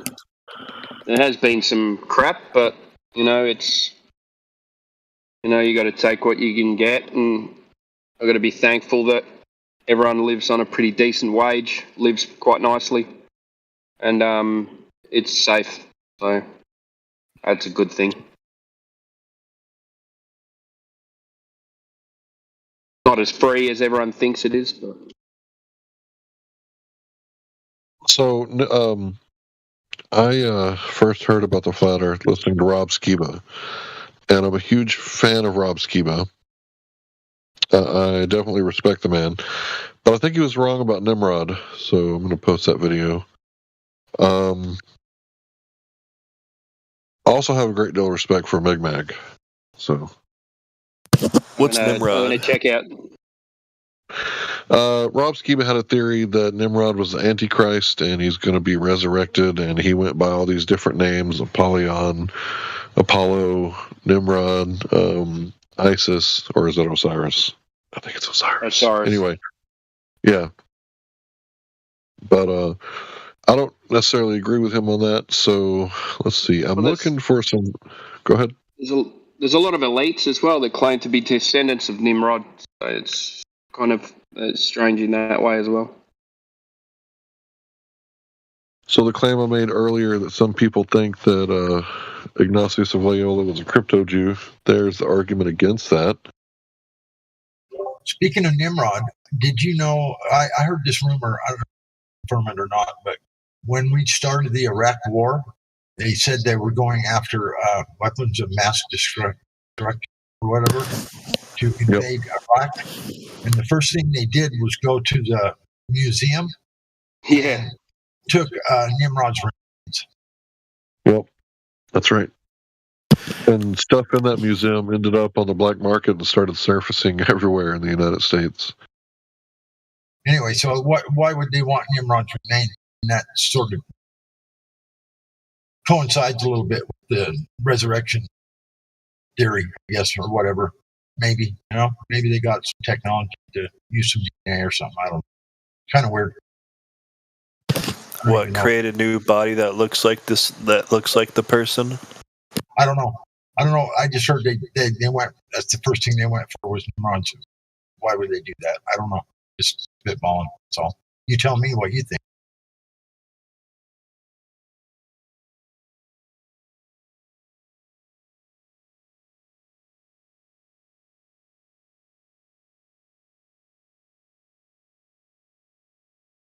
I think you're right, mate. I think they went in there searching for something.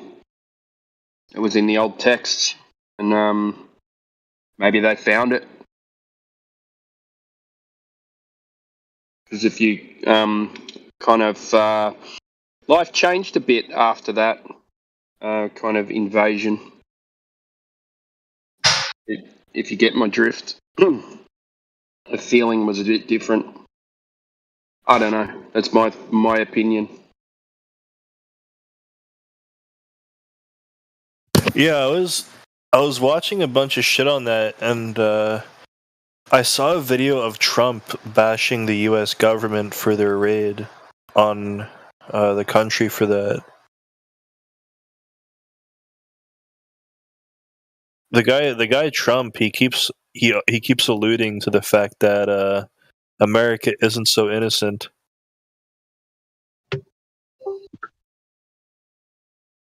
By the way, these videos that I'm posting, they're going to be like a gold mine for someone who doesn't know about the Jesuits, for someone who's only heard about the Zionists.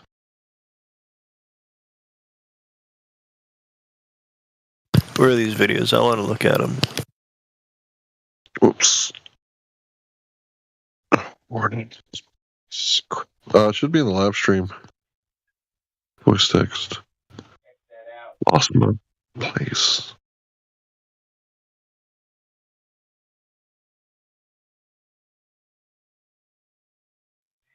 My phone is Julius. I either had to go to Joseph or the flat Earth guy. Y'all, because my phone died. But I'm still here charging my phone up. You're hot mic in there. No, I'm sorry. I'm hanging out with a friend of mine. Sorry about that. Sorry. No worries.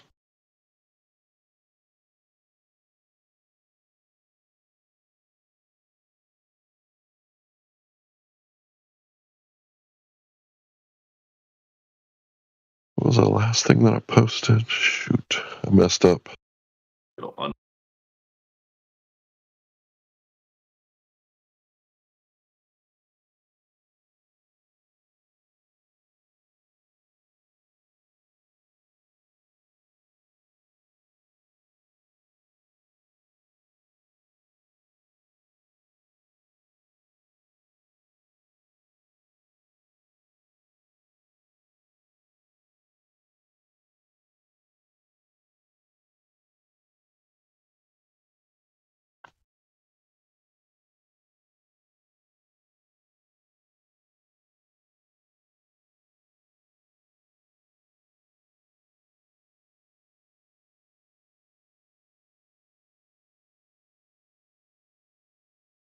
There's a good one. That's the one I was looking for.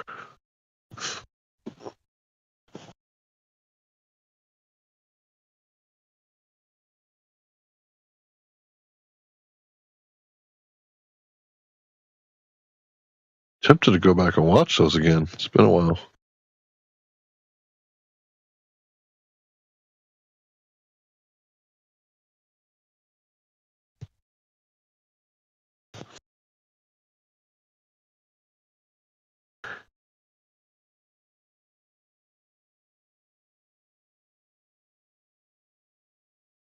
That's the one I haven't seen in a while, too. I'm just like spamming the chat. Helio not here to stop me.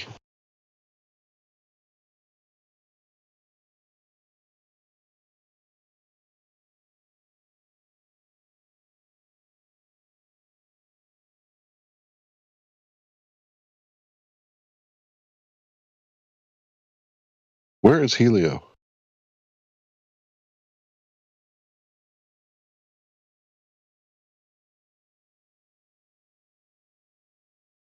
Helio was here like a while ago. Half an hour ago? Hour ago? He left. I don't know where he is. All right. I'm posting this last one, and I'm probably going to watch it. I'm going to watch it when I leave here.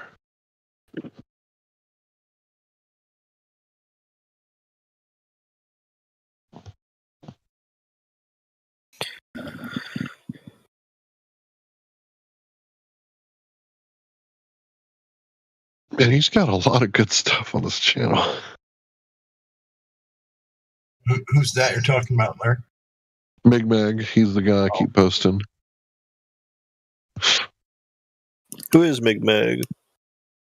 He's a Canadian guy who used to hang out in the Flat Earth Debate and 4chan back in 2015. With Nathan? Flat Earth Debate was originally run by a guy named Andre Asensi. His channel got deleted for no reason because we pretty much schooled the globe earthers on their own religion and then destroyed it. Oh, I see. So the Flat Earth Debate was Andre Asensi, and then later on,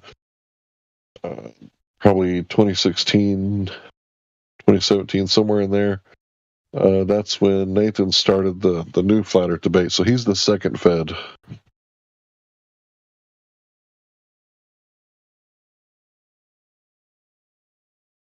And it was Raw. The second Flat Earth Debate channel. Yeah. I thought you said the second Fed. I'm going, what? Fed. FED, Flat Earth Debate.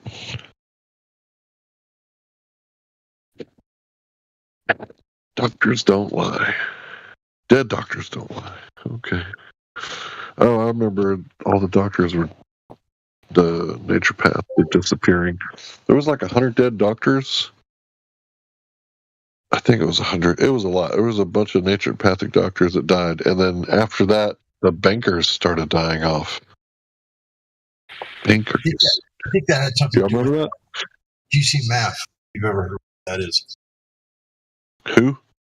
No, GC Math. It's a cure for cancer. Huh.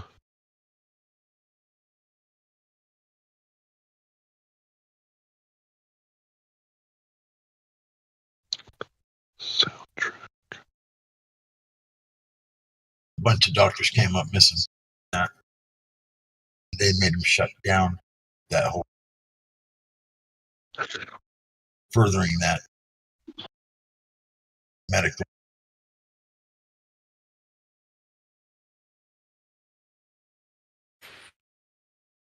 Big Mag has not posted in 6 months. Hope he's okay.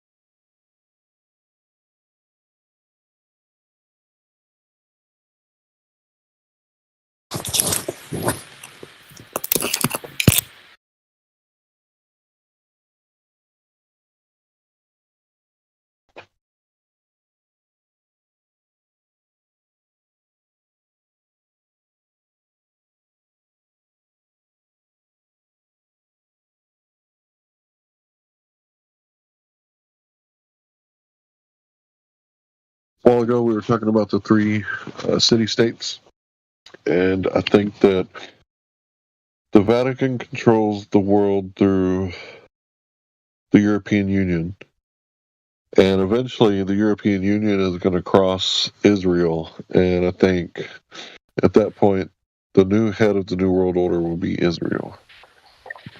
What do you mean they're going to cross Israel? The United Nations and Israel don't always see eye to eye. The United Nations has a soft spot for the Palestinians, of course, which is not exactly in line with the Sanhedrin. Okay. So I think eventually their power is going to be shifted from the United Nations to Israel. How is the United Nations going to give Israel all this power? Oh no, Israel's going to take it and usurp it from the United Nations. I think eventually everybody's going to fall in line, because there seems to be like only a few countries without a IMF World Bank type of bank.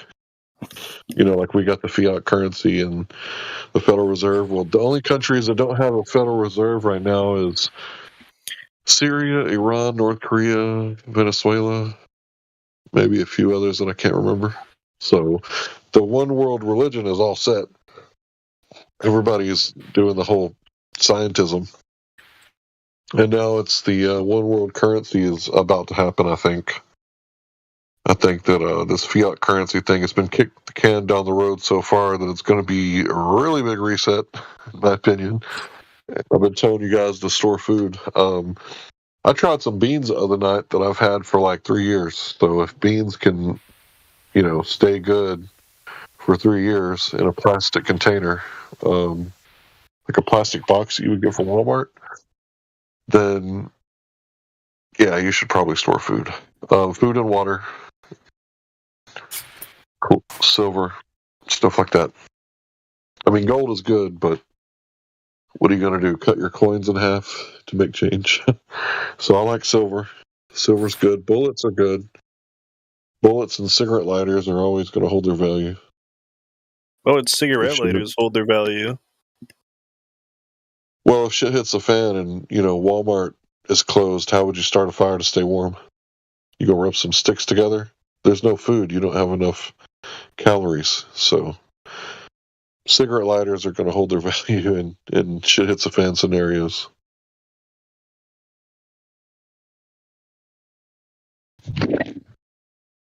All right.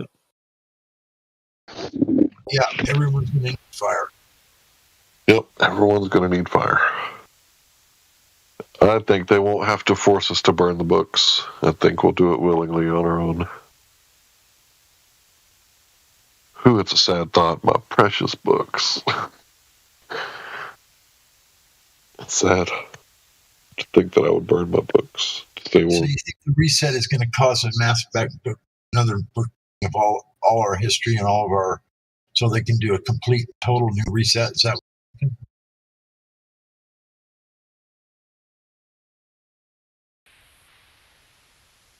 Well, look at England and the UK when they lost their world reserve currency and we got it. Like, they'll never be the superpower that they once were, right? And, you know, we made a deal with the devil, Saudi Arabia, because of the petrodollar. Like, we export our debt, right? And, you know, we got a lot of really nice stuff for the time being, you know, lattes and whatnot. But if Saudi Arabia were to kick us to the curb and we were to lose our world reserve currency, you know, we would really have to tighten our belts a little bit, and we'd be like a third world country, because we don't export anything since, you know, the new president took over. We were on the path to becoming energy independent and actually having energy surplus by 2030. But yeah, not anymore. That is so bizarre. Right, because who is serving the United States and making it great, right? Definitely not our president. He's making China great by passing all these laws to where we're going to electric cars, right? Because who has technology rocks? China. What do we have? We have, you know, the quote-unquote fossil fuel, coal, oil, natural gas. But, you know, we don't want to destroy the environment because the sea might rise 10 feet, right? So we got to destroy the environment another way with the lithium.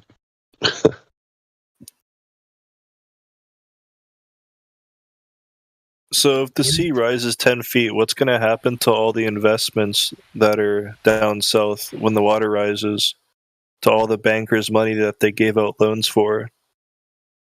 It won't. That's why they gave out the loans, because they know better. Think about it. Florida, all the money is right there on the coast that these California, investors invest in. Mexico, fucking Florida, like you said, anywhere down south, Hawaii. Manhattan Island. 95% of the world lives next to the coast. 95% of the world's population, right? Are you serious? I'm pretty sure. That's a huge. I didn't think it was that much.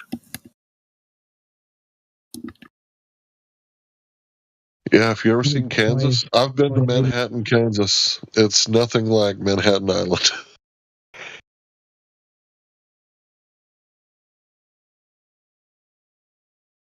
Cornfields are flat forever. You don't see any curve in those cornfields? No, I never seen any when I drove through. It's only on TV and in your head, bro. Well, probably not in your head, but you get it.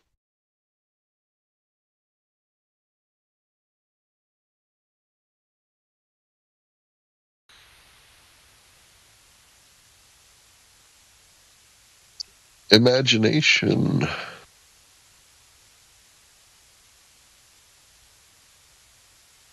Math magics. Religiosophy.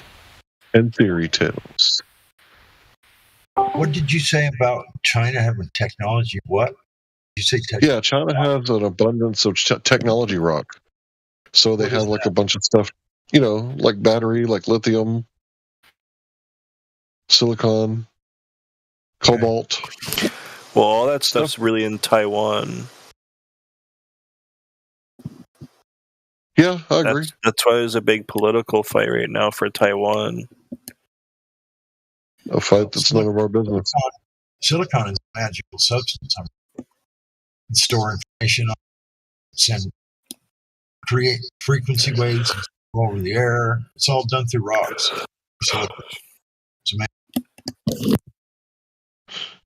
So if our president wanted to make America great, they would relax some of the laws of drilling and incentivize oil and natural gas. But dude, Biden literally just said a couple days ago that he's going to stop the drilling.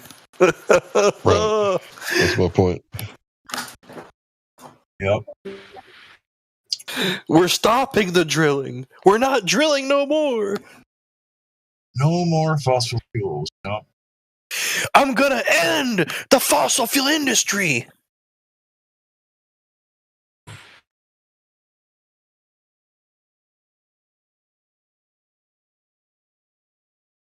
I love Sleepy Joe.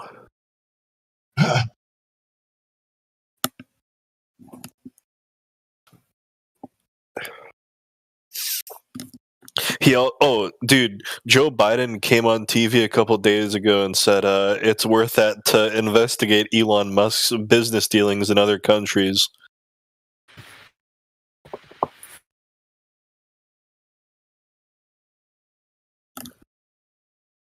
It's dissolved. Dude, it's hilarious. Elon Musk, he's part of the whole problem. He smiles at the camera, he laughs at the camera. The guy is fucked.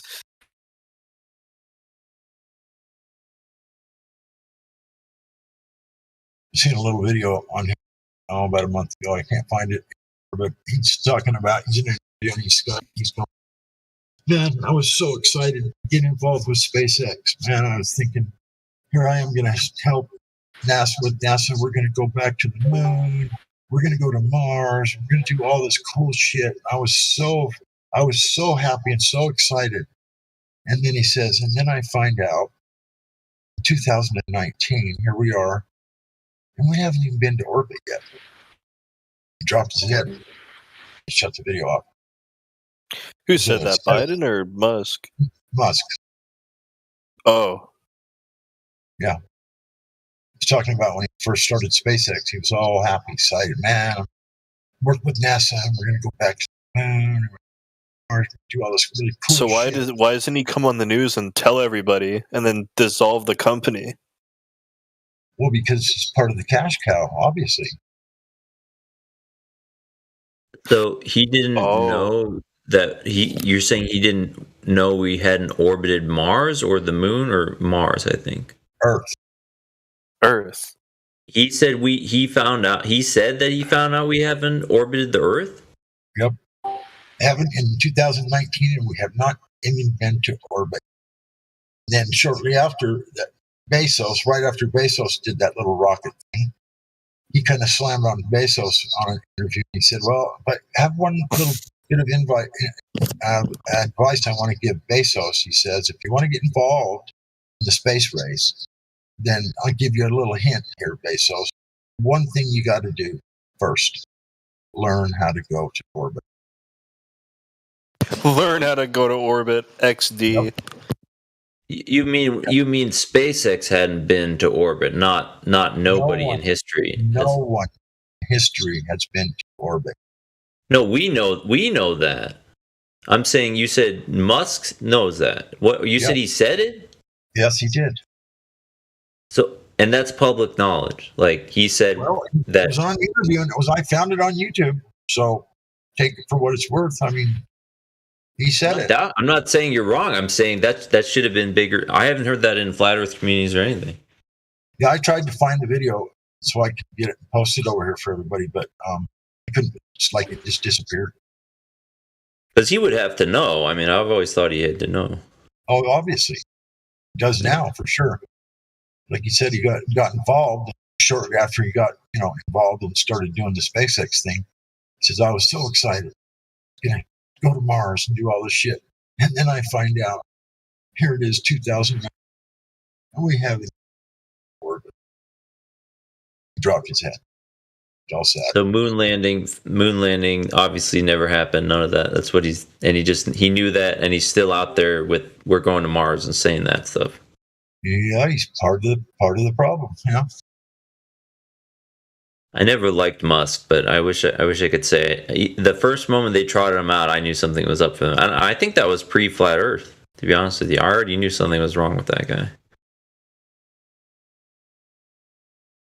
Well, we got to find this video. This is like a groundbreaking announcement there. Yeah, I've been searching. I searched for it today. I searched for it yesterday. I put in Google search for all of Elon Musk's interviews in 2019.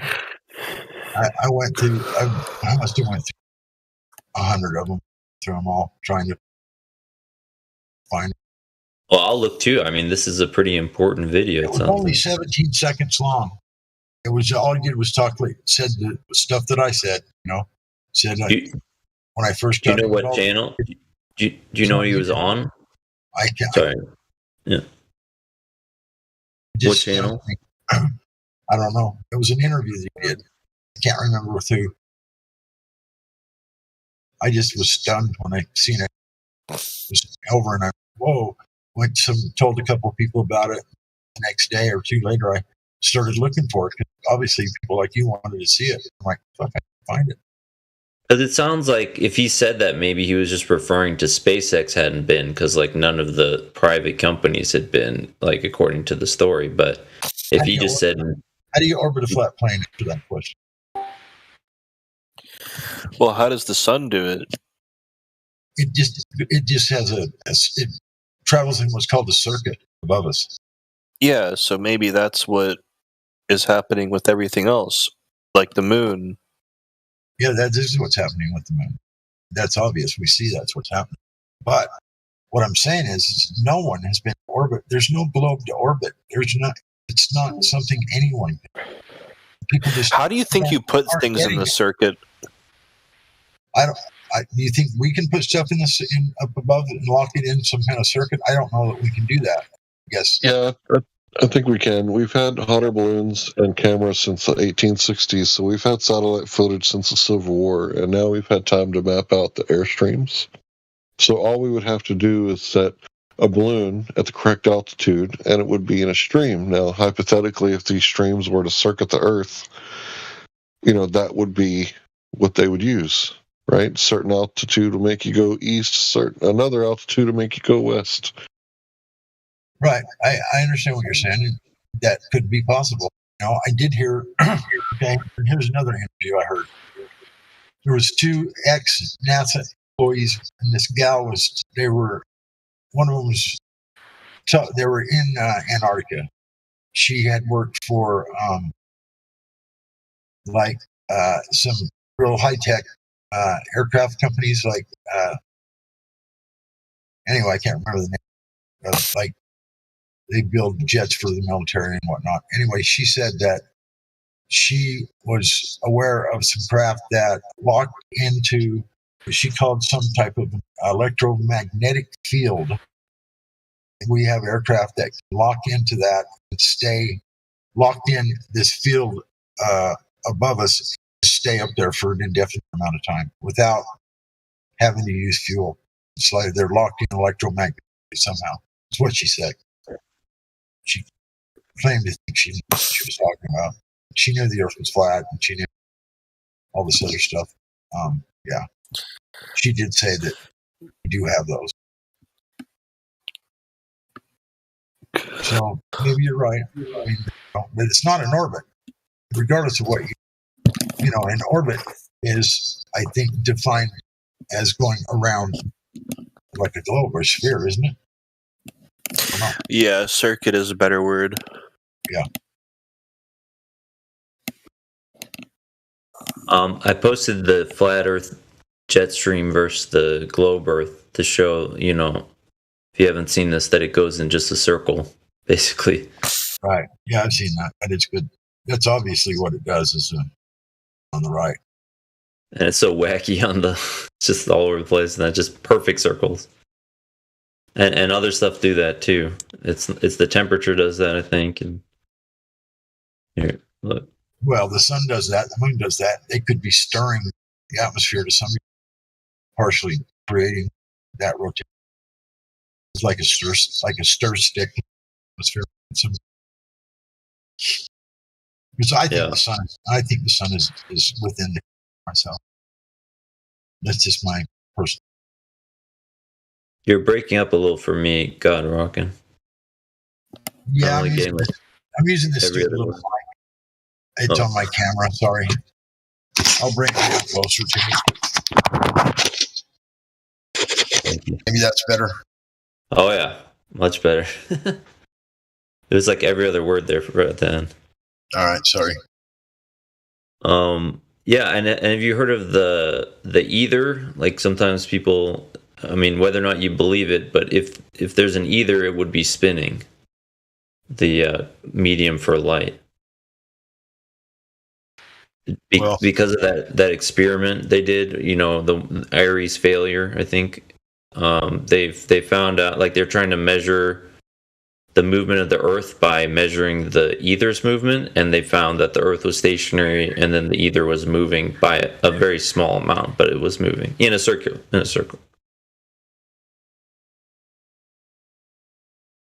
Yeah, that was it. Are you talking about Bob with the ring gyro or whatever it's called? No, this was in the 1890s. Oh, okay. The experiment before relativity was made, they were going to prove the Earth's spin by what they call dipping a toe in the ether. So just like if you have a boat, and in order to tell if the boat's moving or the water's moving, you can put your hand in the water and you can tell which of the two is moving. They thought the ether would be like water. And when they did the experiment, they found out they couldn't measure the Earth's spin, and then they found out that the ether was moving at a very small speed in a circle. So it's cited a lot. After that, they had to come up with relativity because they had no explanation for whether the Earth was spinning. So then they just said, well, if you relative to the Earth, it's spinning, which is a non-answer in some sense. But well, I think this is just my opinion. I think that it's water above, water below, firmament separated it, or in between. So, and anything other than that, I wouldn't have even an idea what would be there. Maybe water has a different state. It already has. How many has steam, ice, liquid? Maybe it's got another state that we're not aware of. So the ether is not the replacement for the globe Earth space. The ether would be all like sort of in the air, just all around us. Right. And basically it's like a wave is on water is a water wave, and a wave on an ether is a light wave. That's the easiest explanation. So basically they say now that, so if you look into physics or any kind of science, they say we don't know what light is. It's a wave, it's not a wave, it's something, it doesn't have a medium, it's a wave that doesn't use a medium, which makes no sense. So therefore, like they can't really throw out the ether. They have, but you can't, because then what is it? Doesn't all their other theories don't work then. I got a question for all the non-ether believing flat earthers, and I've heard Whitsitt answer the question because he's asked other people, but the Schwinger effect was recently proven when they pulled some particles, and these aren't temporary virtual particles. They pulled some particles out of the vacuum. So my question is, did they pull them out of nothing? Or is there something there, even though it's, most of the material has been sucked out of it? So if you type in the Schwinger effect, think big. I'll post it. Never mind. I'll post it. Think big. I don't believe in theory of nothing. I don't believe there's any place where there's nothing. I don't. That doesn't make any sense. There's always going to be something there. This nothing thing doesn't compute.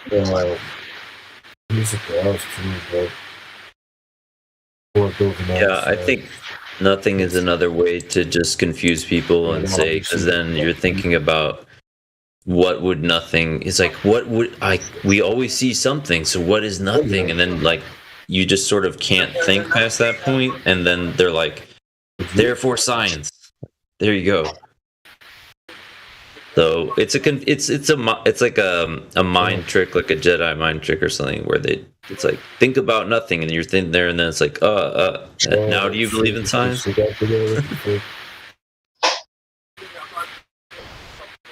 right, here it is.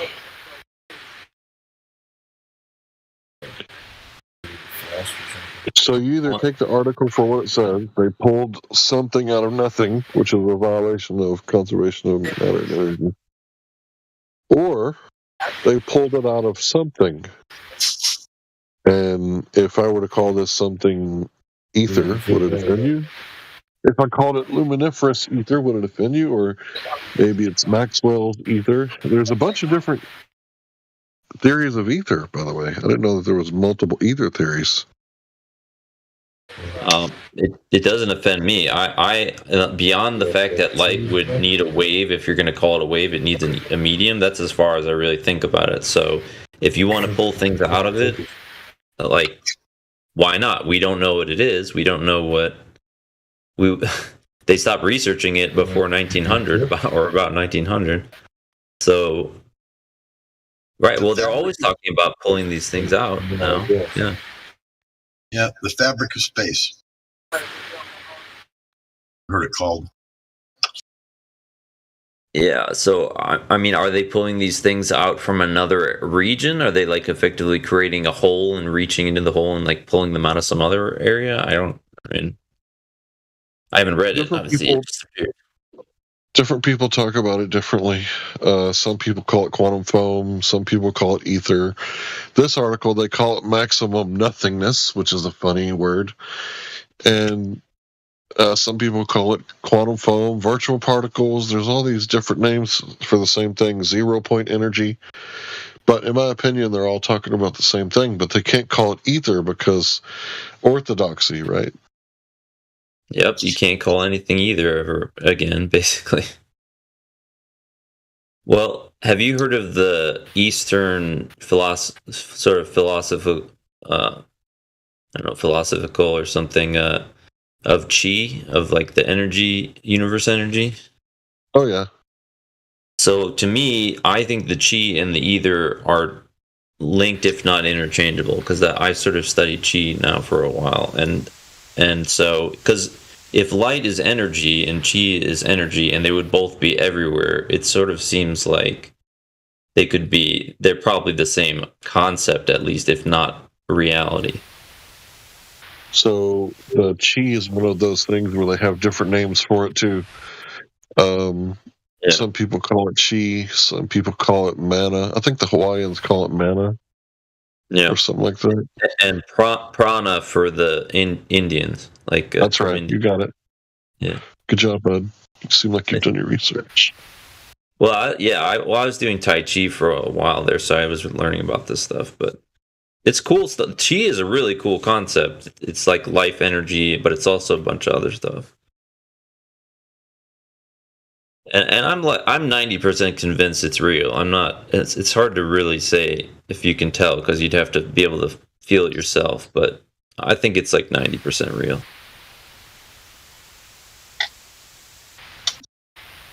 And completely ignored in Western society. We don't even talk about what life energy would be, or we don't even have a concept for that. We have energy in plants, like they talk about biological energy in biology, but they don't talk about the sort of electrical type energy that actually makes things move and grow and stuff.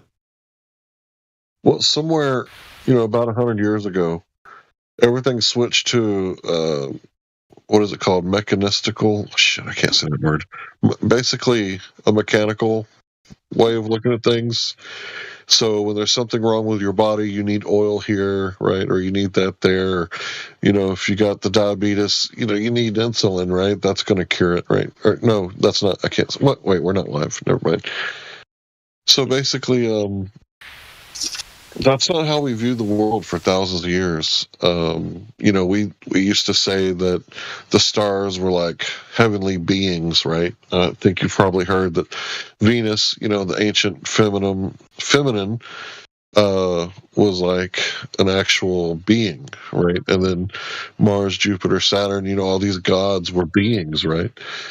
And it's really weird that the mechanistic worldview has completely taken over, but I think the pendulum is kind of swinging back a little bit, and there's great gaps in science and Western medicine because a lot of people don't understand that, we have a spirit, the emergent being. And I think a lot of Eastern medicine, even though they're under communism in China and places like that, I think they still understand that, we have a being inside of us, inside of the shell, right? A ghost in the machine or whatever.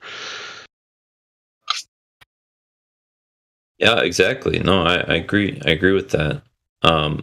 They even feel that, like inside the body, we have energy pathways that actually are running. Like you can't see them with equipment, but sort of they follow the lines of our arteries and stuff, and so our bodies have systems to move that energy around, that sort of invisible energy. So it's just complete. It's either, I don't know, like I wonder if they think it's racist to say just like that's completely bonkers, but Western medicine and thought just completely ignores all of that stuff. It's just bizarre to me. I don't get it.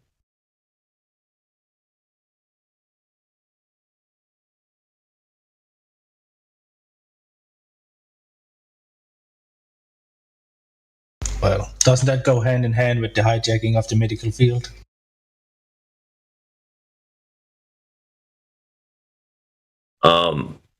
You mean the modern medical beliefs? Yeah, when Rockefeller took over the shit, they pretty much like banned herbal medicine and all that kind of stuff. Took it over to petroleum based, and yeah, I think it's just a hijacked thing that we are not allowed. Well, we are allowed to exploit, but we are not taught it. Yeah, well, it's gone to putting a band-aid on things instead of actually looking at the cause of things to prevent. Instead of preventative medicine, it's, reactive medicine. Yeah, and it's like if we've got the cure, we'll use it. If we don't have the cure, it's uncurable or something. Or obviously we can't talk about what's going on now, but just don't you think it's funny that they never talk about the actual what stress does to your body. Right. Yeah. You know, like all these kind of, I say simple things, but they're not really simple things. But if you can control your stress levels, then, you know, you're less likely to get sick because your body's not in a fight or flight producing, what's the stress hormone? I've lost it for a bit. You know, if you're always in that type of, you know, always in that state of mind, then you're going to get sick because your body's always under stress. Yeah. Yeah. There's ways we can take care of ourselves, and they don't teach it to us. They don't want to, like, we go to school and what are we doing? Well, if you're healthy, then they can't sell their drugs. Well, yeah, you can get into why they do it, and that's the first thing that anybody. How big is medicine right now? They're just charged. It's like half the money system is for medicine. Yeah, look at the profits they made in the last 3 years. Exactly. So they want to keep people in this belief system. It's not even giving them the medicine. It's the belief system. Like this, we're your salvation in some sense. You got to come to us when you're not feeling well, and you can't think about why am I not feeling well, or it's like, is there another way? Like, is there anything else I can do can I drink more liquids? Can I take vitamins? Something, you know, or good water as well. Not that shit that comes out of the tap. Yeah, I got a filtration system because the stuff coming out of the tap is just awful. Yeah. I mean, when you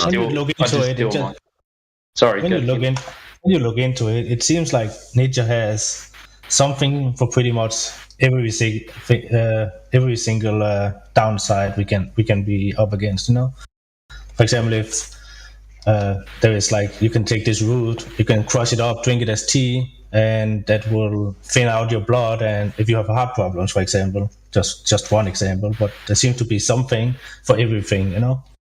Yeah, well, that's not saying that there is the final solution. I'm saying there is things that can help, but under different conditions.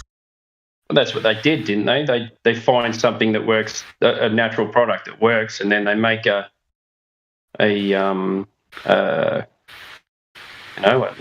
fake one of it.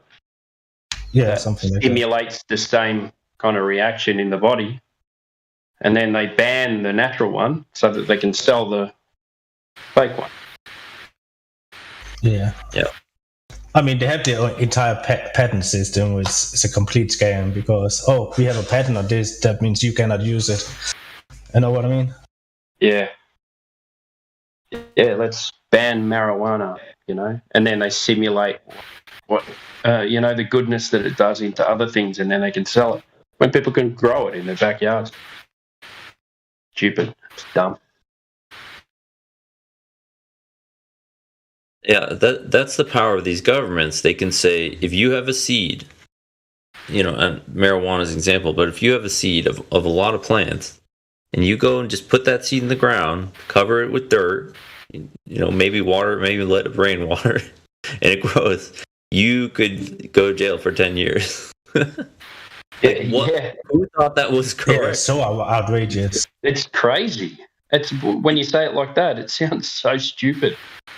You can grow like hemlock. I don't know for this for sure, but you could probably grow a poisonous plant or a whole garden of poisonous plants, like purify it into poison bottles, put them on your shelf. Nobody's gonna care. Nobody's gonna say anything to you. But you do something that because we've made a law, because men at some point, you know, we don't even know what the climate was. Maybe it was a financial decision. People said it was lobbyists for the paper and stuff, and then that law, and then we have a system of government, and maybe they can't ever change that law now, and it's mind-numbing. It's absolutely mind-numbing. Yep.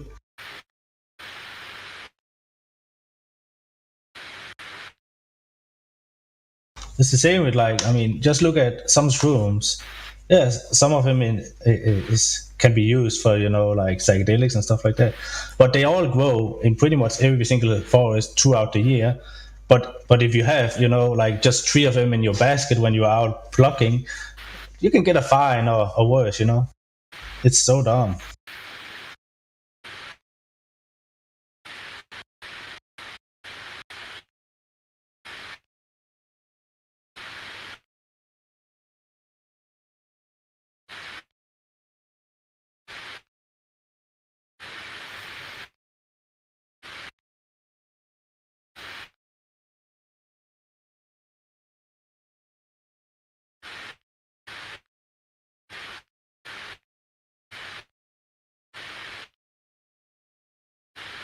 Well, I'll tell you what it is. It's to bring it back to flat Earth. It's the same. It's control mechanisms. It's mechanisms where we look at our world and we see something else. We look at our yard. We don't see the plants. We see, what we've been told is property or a yard or something, something crazy. And then they go, okay, if you believe that, well, what you see as level is a curve, and people in high places and have proved that you can never change it. I mean, you can't find out for yourself what the truth is because they've already done that, and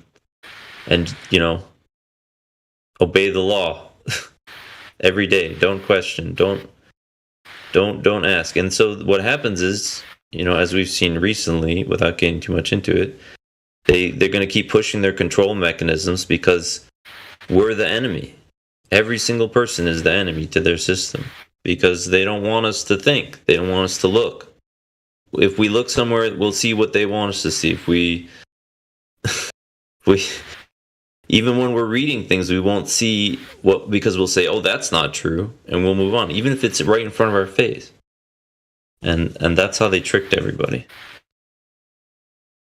I hope we can get out of it, though. I don't see a lot of people waking up. Like, I see, obviously, the people that are woken up are like pretty solid, but then the people who are not they're so far gone, and in some cases, just like, I don't like. What do you do then? I don't want them to be living in that world. I want them to be freer. I mean, free is the goal, but freer.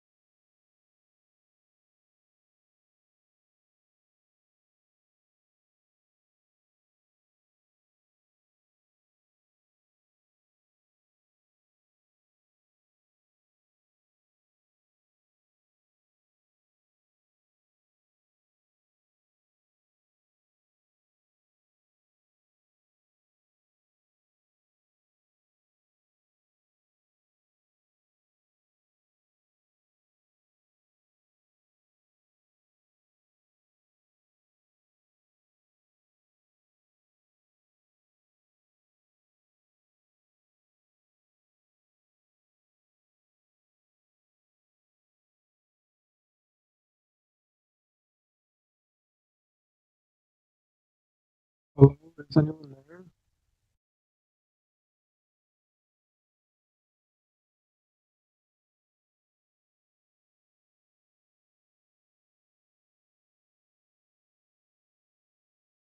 Well, are you guys there?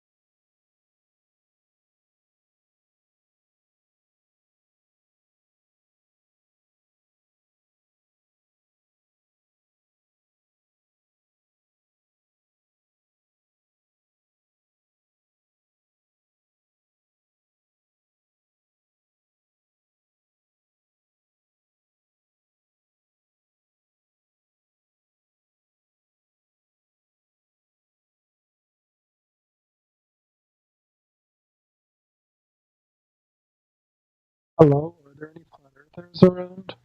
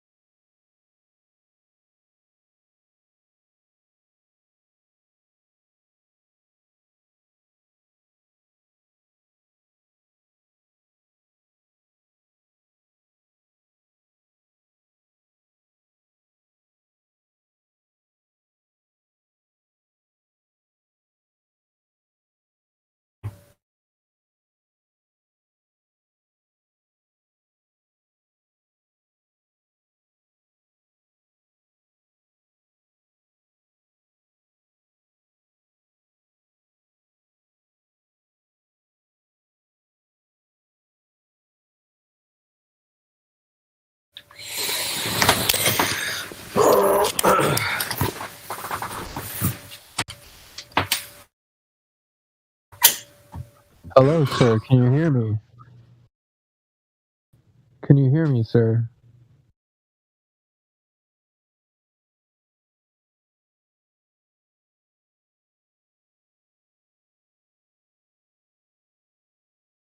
Hello, sir. Can you hear me? Hello. Hello, sir. Hello. How are you? You have reached a messaging machine. I am not here. Please leave a message. You know, my name on the server used to be Flat Earth Truth. I used to be a flat earther, like you. Are you not now? I'm an ex-flat earther. Oh my gosh. So you've changed your stance, huh? Yes, sir. Are you happier now? Well, I'm about the same, but it makes more sense now. Oh, you didn't change your worldview, huh? Other than the shape. Yeah, I still have the same political beliefs. I'm not talking political. I mean, like, your day to day, like, you're looking around the world saying, okay, it's this, or I know, I guess you went back though, right? People are saying you didn't necessarily.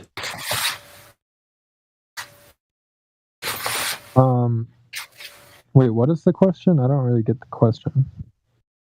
Okay, so when you become a flat earther, you look around and you notice that things are different than you've been told your whole life, right? So if you were an ex-flat earther, did they go back to like before? I'm sort of poking fun at you, but Did what go back to before? Like my beliefs in general? no, I'm saying if you weren't ever a flat earther, as they're saying, you won't know what I'm talking about, I guess. Well, I mean, when you first realize the Earth is flat, it changes everything. It changes your everything. Worldview. Right, that's what I'm talking about. So when you went back, did it change it back? Is the question.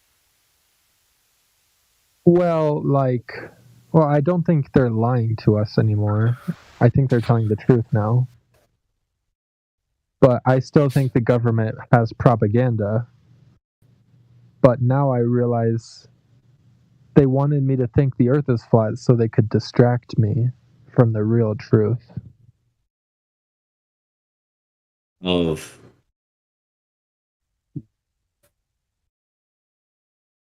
the government lying? Yeah. So you woke up and you were like, okay, the horizon is flat, and you were reading all this stuff and you're saying, okay, like ships aren't going over the curve, and all that made perfect sense to you. And then you're like, wait, no, this was all a trick to get me to not notice what? Exactly. Well, I can't say it in the Discord server, otherwise I'll get banned. Well, yeah, if it's anything to do with recent events, don't say it, obviously. Well, it's not about COVID or anything. I don't know how recent you're talking about. No, that's... It's ancient history. It's about ancient history. Okay. Okay. You've lost me there, actually. Well, it's kind of about what Kanye West is talking about, actually. I'll just put it like that. Don't talk about that. Have you heard about Kanye West? Yeah. I know all, actually. Yeah, I've been following him a lot recently in his struggle against the media, so I kind of agree with him. So why are you here then, if that's your sort of main goal? I mean, you can't even talk about that here. Well, I'm here because when I was a flat earther, I became friends with all the other flat earthers, but now that I'm a globe earther, they're still my friends. Oh, okay. But are you here to sort of learn, or, I understand? Just hang out? Well, I'm here mostly just to have a conversation with others and to, escape the boredom of my life.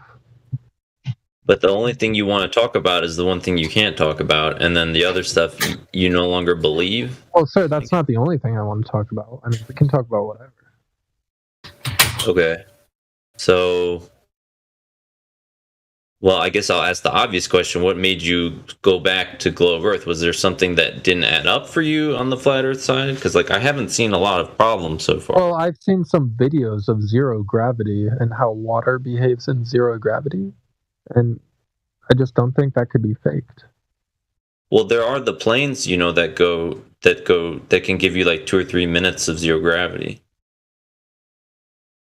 Well, I didn't know that, but oh, you don't know what about I'm that? saying is, well, doesn't gravity kind of go against the flat Earth in general? Anyways, like, don't most flat Earthers not even believe in gravity? Well, you mean the don't like that the plane thing wouldn't work? The plane thing works. Like we believe that. Yeah, but don't most flat Earthers say like gravity is not real? Well, I mean that, like, I can't fly right now, or I don't know how. Well, yeah, they just say it's buoyancy instead of gravity. They just say it's buoyancy, but can you prove otherwise?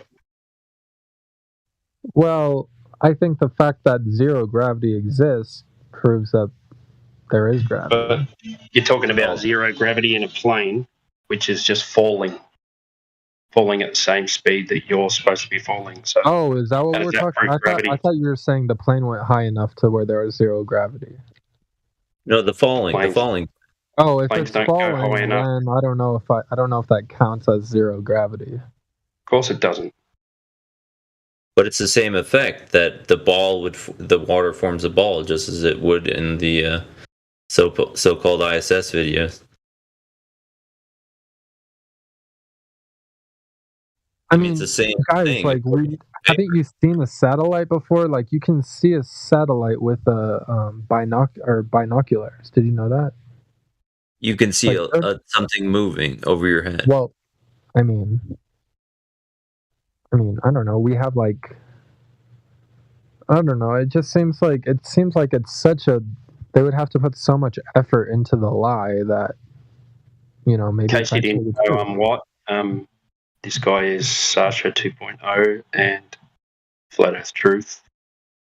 Been on here many times with different names, and he's a reality denier. No, don't say that about I'm not Sasha. a reality denier. I'm actually awakened to reality. I understand the true reality. What is true reality then? That which is real.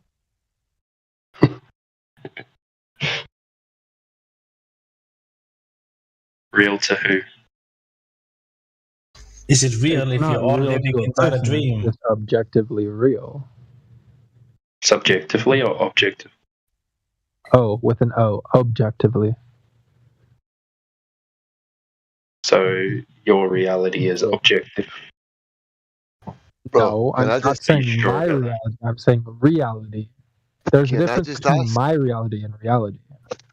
Bro, can I just ask you, did you say you were a flat earther until you seen water on a TV screen, 0G water? You're now a globe earther because you seen that, mate. Sir, would you like who me are to you send trying you to a bullshit? video? It's a Bro, very I wasn't finished convincing speaking. video. I wasn't finished speaking, bro. You didn't need to speak over me, man. I'm sorry. But on you go. You've got something that important to say. You're going to send me a video and that. So what made you a flat earther? Tell me what you made you the flat earther in the first place. Then what was reconciled in your mind to make you forget what made you a flat earther and decide that water on a screen's enough to become a globe earther again? Don't bullshit, bro. I was in YouTube. I've been in there for hours and I heard you saying that and I knew you were bullshitting just by the tone of your voice, let alone the content of what you said. That's why I came in here, because you're talking at your arse. I first became a flat earther when I saw the black swan because I didn't know how to disprove the black swan. What? That's another picture on a screen, bro. Like you don't experience reality and realize you're not fucking moving in multiple directions right now at millions of miles per hour through a vacuum with all the constellations that have been the same for thousands of fucking years since they were named, but water on a screen, which is the same on the Gravity movie or that Jennifer Lawrence movie Passengers, where the whole swimming pool's floating in midair. Like, would that have made you a globe earther as well if you watched Passengers? He says he's getting a call.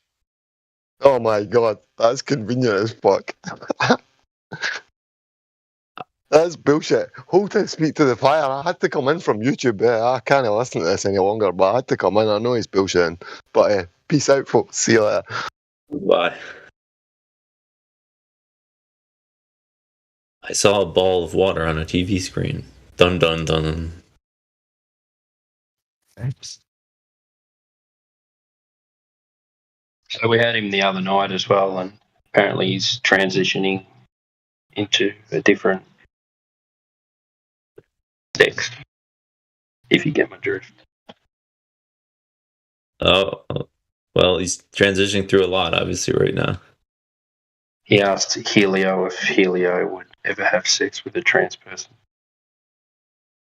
Oh wow, I didn't see that coming from what kind of person I thought he seemed like. You're like a concerned troll. Yeah. I mean, I could hear the trolling, but if somebody's gonna claim they were a flat earther, like, I mean, to say that on here, you'd have to. I mean, it's hard to prove to people you were even a flat earther at one time. So, I mean, it's very rare to see people cross back.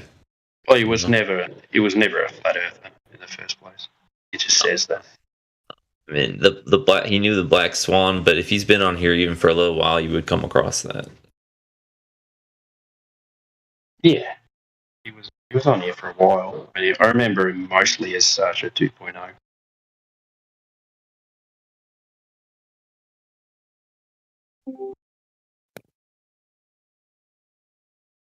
Okay, I'm back. Got a phone call. Welcome back. Before you start, tell us your story about going from a flat earther back to a glober. Go on, because you were never a flat earther. It wasn't one thing. It was kind of a process. But the more evidence you see, and the more you understand that, maybe the scientists. Hello. Really, what it comes down to is you got to realize maybe these people know more than me. Come on, explain it then. Go. If you know it so well, explain it. I mean, it's kind of a broad topic.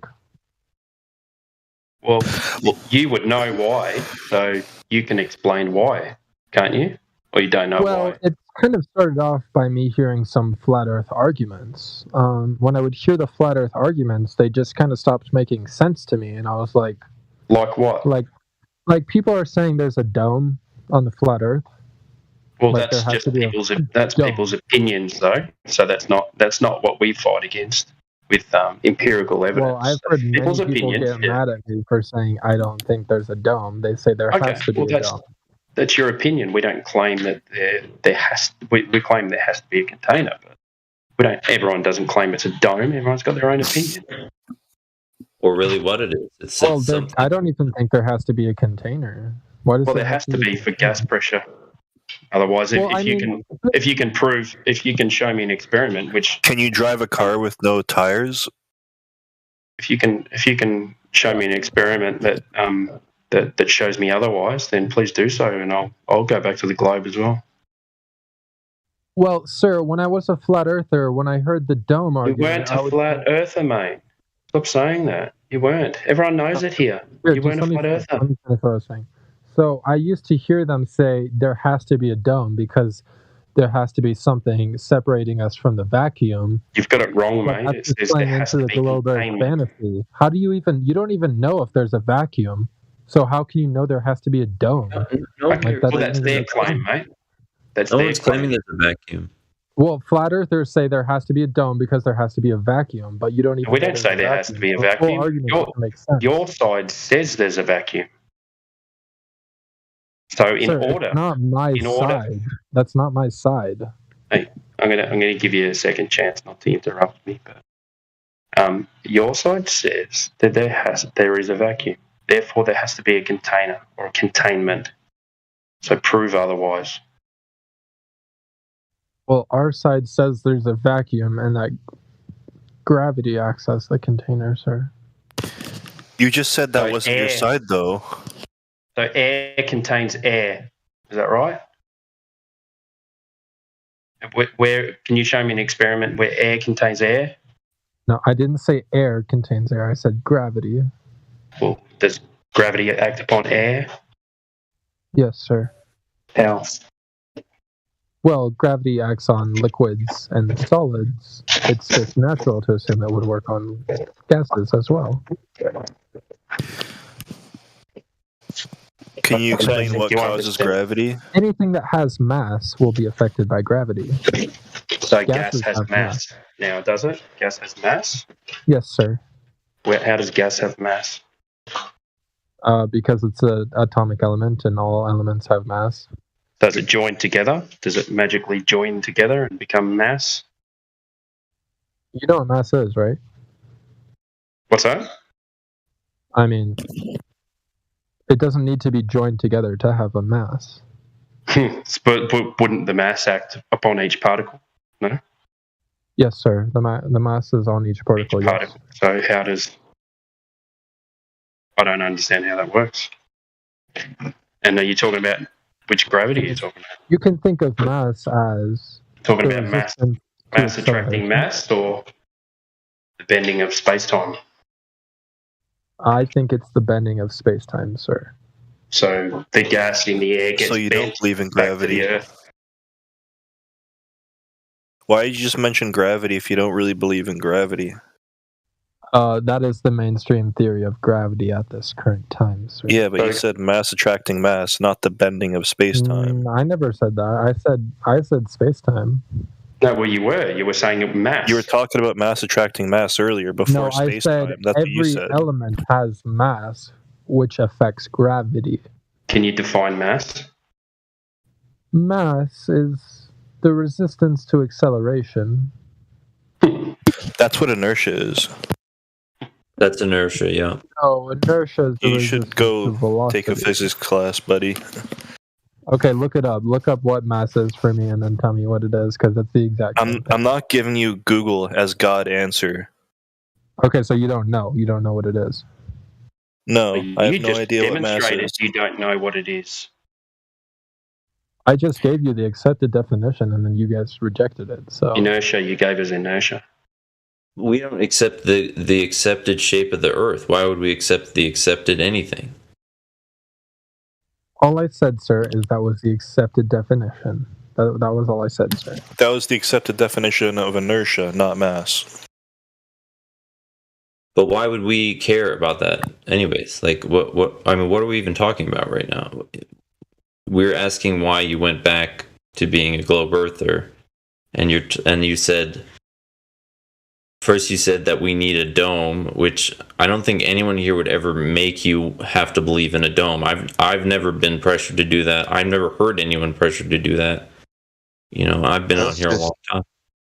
Well, that's just basically coming from the Bible. A lot of people believe it because of the biblical references and the ancient civilizations that depicted the Earth to be an enclosed stationary plane. That's what everybody always thought for fucking thousands of years, that this place, because it kind of looks like a dome above you when you look at the stars at night, kind of looks like it's curved around just due to the way that we see, due to the lens in your eye, due to perspective, due to multiple fucking things.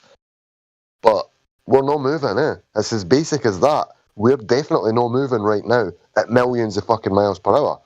So, that's just fucking ridiculous. Okay, another accepted definition of mass is the number of matter inside of an object. That was a good reply to what I said. That cleared that up completely. Avoid exactly everything that I said and just come out with a definition for fucking mass. Well, who are you trying to kid saying you're a flat earther? Well, Satoshi Nakamoto did not accept my definition. He said that was wrong. So No, because that was the definition of inertia, not mass. well, sir, Like, it's also if you tell me the definition of black, I'm not going to tell you that's white. Sorry, but that's not how things work. okay. Well, you've never heard of the physics definition of mass, and that's okay. Yes, I have. That's inertia. What you said first was inertia. Yeah, would you say resistance to motion? That's definitely inertia. Yeah.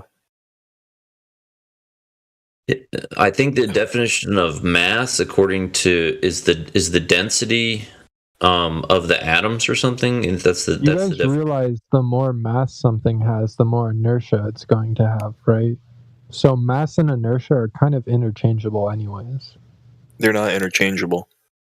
And the definition mass of is force quantifiable. mass. You're gonna say that's the same. Inertia is not quantifiable. Interchangeable. You know, saying mass, like saying both mass and inertia are the resistance to acceleration. No, it's not. Mass is quantifiable. Inertia is not. Well, quantifiable by mean that you can measure it with a number. This ball has a mass of said kilograms, whereas this ball's inertia causes it to slow down when you move it across a surface.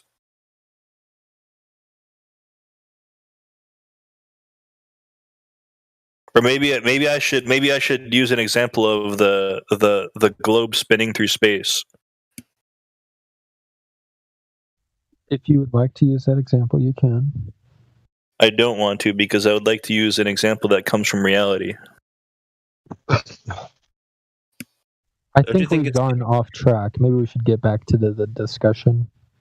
Don't you think it's So move away from verifiable reality and get back to waffle, basically? Don't you think it's convenient that the ball flying through space never meets resistance because space is empty and therefore it's okay? I mean, you don't think that's convenient? And if there's the vacuum of space out there, how is it not sucking out, or how is our atmosphere not pushing out into this vacuum? Because of gravity, sir. So, do you know gravity is the weakest force? Where's the experimental evidence? So the moon can pull our water's tides. The water, which is a lot more dense than our gas, but you're telling me that the Earth can hold this gas, even though the moon can pull the water's tides. Sir, you know the moon pulls the tides from gravity, right, sir?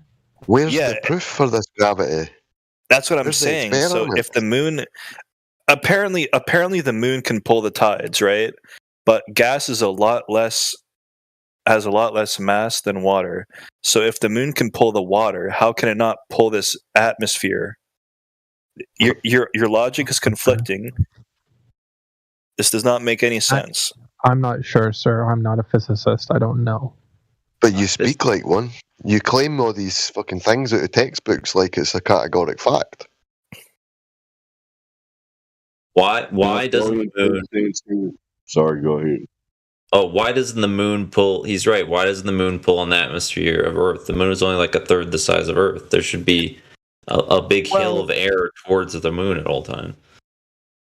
I mean, I'm guessing it has something to do with fluid dynamics. No, what I'm trying to point at is the fact that if you're using gravity as a point to justify this, because water's a lot heavier than the gas, so it's going to have, if you're using gravity as the argument, there's going to be much more gravitational attraction.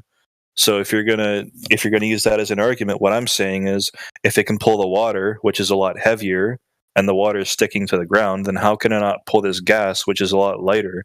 Which means that the gravity should pull the air a lot easier if you're believing in this gravity. It is pulling the air, but air is invisible. But you said the gravity from the Earth is holding the atmosphere still. So you just contradicted yourself. Thank you. Well, I just said perhaps it is pulling the atmosphere, but we just can't see it because the atmosphere is invisible. What about all the clouds? How is all that staying in place then? Do you think clouds stay in place, sir? It's being contained within our plane. It's not floating out into the vacuum of space. Like you said, you believe in this vacuum. Okay. What's That's what wrong I'm with that? saying. You're contradicting yourself. Your points are not flowing I consistently. never contradicted myself, sir. Okay. Well, I mean, you have a little bit. Like, I mean, just if you look at what you're saying, you have to understand that not all those things can be true at the same time. So even if you didn't think it was a contradiction, it would have to be just by logical terms. I mean, why? Well, there are would the many moon do contradictions one on thing the and flat Earth as well. Like what? Well, the sun. How does the sun set Whoa, and wait a rise? minute. You just said there's contradictions on the flat Earth, then you jump to the sky. Well, sir, how does the sun set on a flat Earth? The sun goes away from you, bro. Just like a plane. If a plane was at cruising altitude and it was flying away from you, as it got away from you, it would gradually It doesn't look like it's descend going down. away. It Bro, I looks like was it's still going fucking under. speaking, man. I was still speaking again. That's the second time you've done it. I don't see why. Do you need to cut me off so you can add some bullshit into what I'm saying so you don't have to actually answer what I'm saying? Because that's what it seems like. That's what it seems like you're doing with other people as well. Well, sir, I'm sorry, but I said that because you made an illogical statement. I never finished what I was fucking saying, bro. My apologies. You don't give a fuck. Don't give me an apology or a sir condescending like, Ken. You're obviously here to bullshit, man, saying you're a flat earth. You were a flat earther. You've got no reason whatsoever to believe you were a flat earther, just going by what you're claiming, mate. The stuff that you're claiming, you were obviously always a globe earther. You thought you would come in here and try and bullshit us and say you all used to be a flat earther and try and fucking insult us. Well, sir, there was a few months where I was a flat earther. I don't Thank you, believe that for the Panto. lightest second. Thank you, Panto. That's what I was going to say. Go ahead. No, Dave, on you He go, was man. never You were a going to flat say something. No, definitely not. Asking, Sasha, are you claiming that you really used to think the Earth was flat? You gave up on the globe. You used to think that. Okay, You might. guys, you guys are leveraging too much things against me. I don't want to get I'm banned. not I just want to have a leveraging discussion. anything. I don't appreciate anybody trying to make light of somebody. When you actually accept the truth, you face all the ridicule and all the bullshit you could go through from everybody else. And you just flippantly act like you can go back to the globe without any evidence. You know, you're Sir, just I full of get shit. ridiculed by the flat earthers every day. Bullshit. You guys have been ridiculing me for the past 5 minutes. What, ridiculing you how? You've came in and lied that you used to be a flat earther. You've came out with stuff that you cannot Sir, prove. I know so you myself stop more than speaking you know over the me. top of me. Stop speaking over me when I'm fucking making a point to you. That's 3 times in a row, mate. What the fuck? You shouldn't be doing it to normal members, never mind staff.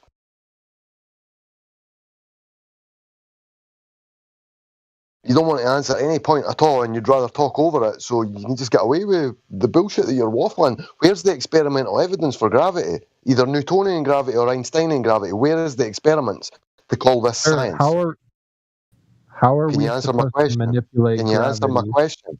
Can you answer my question? Yes, I just did. Why don't you answer what Panto's asking you, please, instead of trying to go to Well, something he else? wanted to show an experiment demonstrating gravity. I'm telling him that's impossible because you can't manipulate gravity. Right, exactly.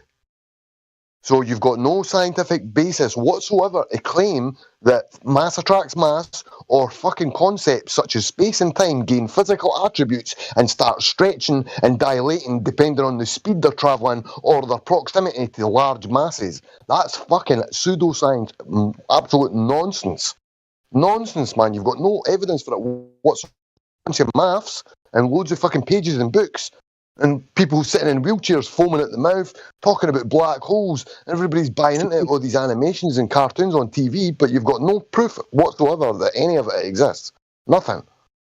Sasha, you realize you're in here basically trying to tell us all how great Santa Claus is and he's real. You might as well be trying to do that right now. Go ahead. That's a false equivalency. Well, because funny Santa one, is fake, but the globe is real. So we've got They're proof for both Santa. fictional things with no evidence. Go ahead, Panto. No, we've got proof for Santa, Dave. I mean, I see him on the TV all the time. You can track him on radar. Fuck's sake, man, you can buy an app and it tells you where Santa is. fuck's sake. I mean, he's got to be real. We can buy an app to tell the ISS is flying over us. We see a fucking light in the sky, and then we see people hanging on wires.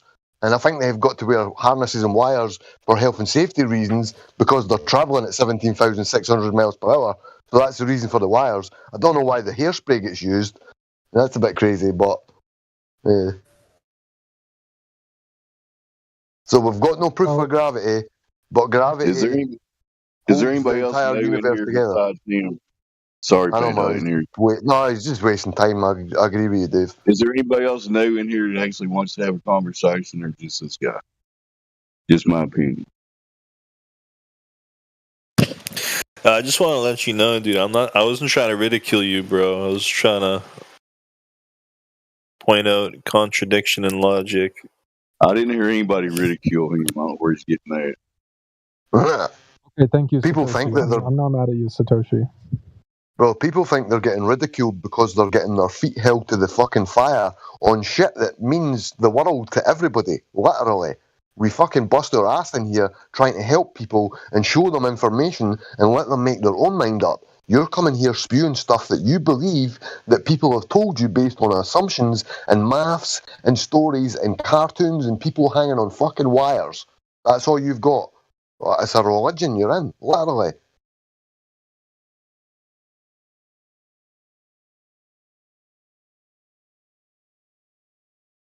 No comment. Well, I guess a logical question would be, what do I need to do to prove the globe Earth?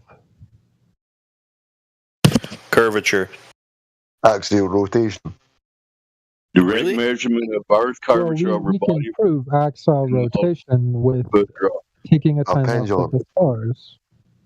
Right, and that proves that the stars are circling above your head like they have done for millennia, but they were named like 4,000 years ago or something, and they're still the same, but you claim we're barreling with all these different vectors at mind-boggling speeds, at least 4 separate motions the Earth's claiming to do, but the stars have been circling for thousands of years.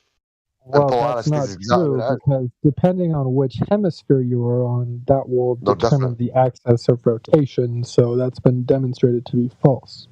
What's been demonstrated to be false? What I said to you was... said that it was the stars that were circling above us. The stars have been circling above us, yeah, man. In the southern hemisphere, they circle above us just like what they do in the fucking north. Well, why is there 2 poles? It's almost like it comes from the hemispheres of the Earth. You said there is 2 poles. We've got a North Pole star, then you've got Well, Sigma have you ever Octantis. seen the celestial poles? Man, if you That's what keep you're talking speaking about. over me, I'm just going to fucking mute you, yeah. Well, you just ask a question and then you go on to speak. It doesn't make sense the way you talk. Well, just wait till I finish actually a sentence. Sasha, you know how to have a proper conversation. You wait till everybody gets done, and then you respond. If you can't do that, you don't need to be here. Go ahead. And you actually respond directly to what I've said instead of like completing utter irrelevant stuff. I'm trying to make progress with you guys. What progress, man? How can you make progress? You're asking us what you can do to prove the globe to us. We're not going to go back to believing in fucking nonsense, man. We've already made the transition away from that shit. You can't come in here and prove anything to us. Just saying gravity and mass and random stuff, that doesn't like make us like it's not gonna change our mind. Yeah, we already used to believe all those words. All those words used to program our minds, but we've moved away from that shit, bro. You cannot prove nothing to us. Like if gravity really is such a big deal, try putting an anvil in some mercury and watch what happens. See how much the gravity works for you then.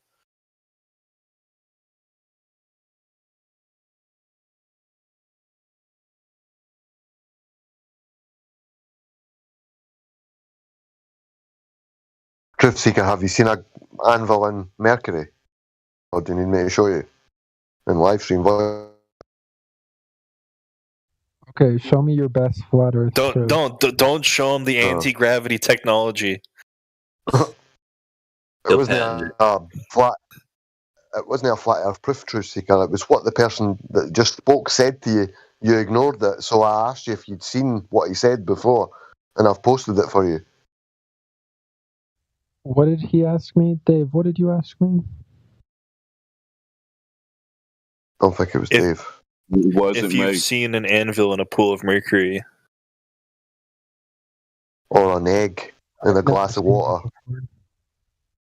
and then add some salt to the water, and then see the egg go from the bottom of the glass to the top of the glass just by changing the density of the medium. So density and buoyancy appear to dictate rise and fall in the medium. That's what we can verify. Yeah, but there's no mechanism behind that, right? Right, so, but that's scientific. You can manipulate the mass of you can change the density of that, the solution that the egg's in, so you can verify that scientifically with an independent variable. You can verify that.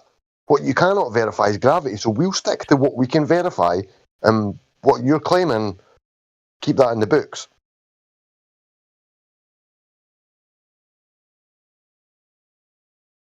I've heard that pure mercury is actually not toxic for you. Is that true? What, sorry? Mercury. Mercury is extremely toxic. I mean pure mercury, not the solution they used to make the hats. Oh, right, I don't know, man. It is extremely toxic.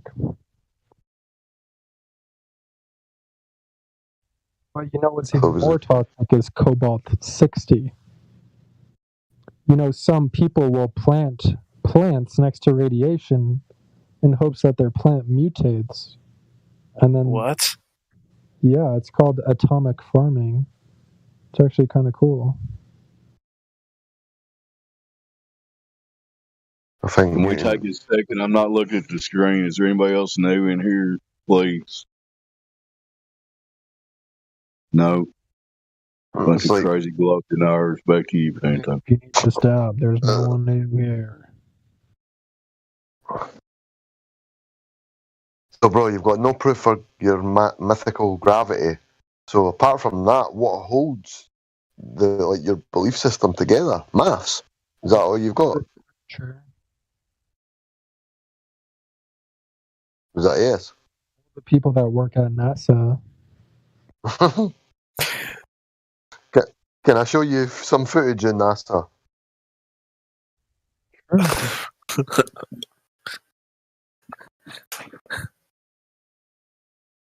Will you actually view a video in NASA? Your friends that hang on wires? Or am I wasting my time even putting it in the live stream voice text for you? Show him the Twitter that went to the moon. That would be good.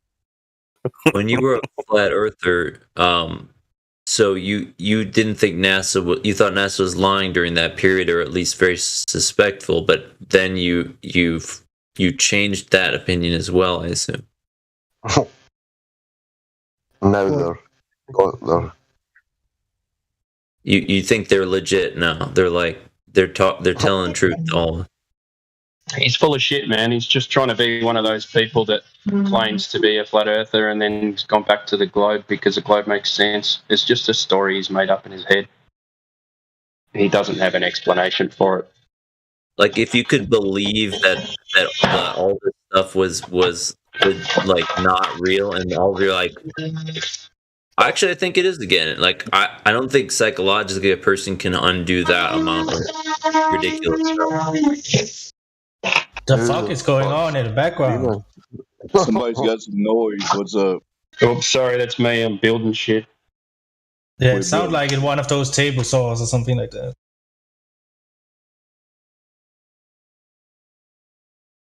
Make sure you use your water bubble level to build whatever you're building, because that's what everybody does.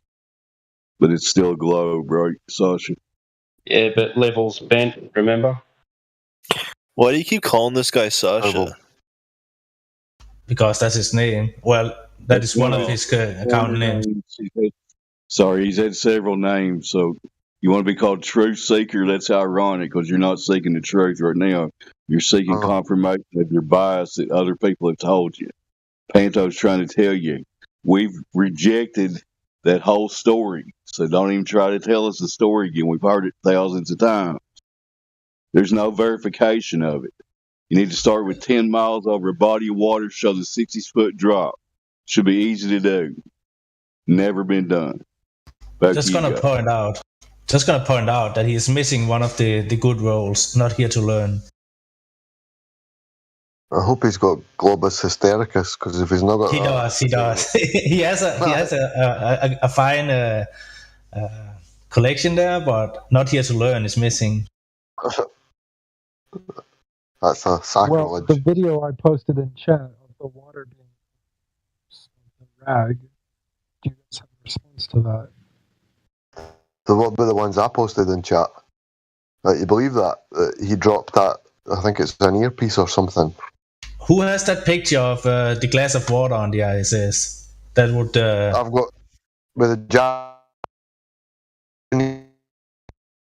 You cut out there in the end. Is that the one you're...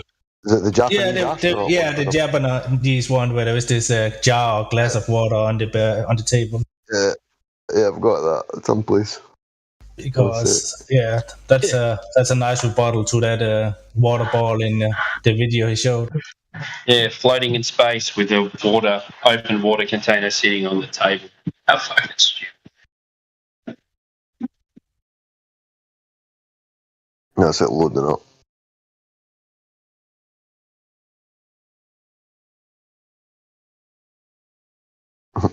Well, another hole in the flat Earth model is why do all the planets look like circles?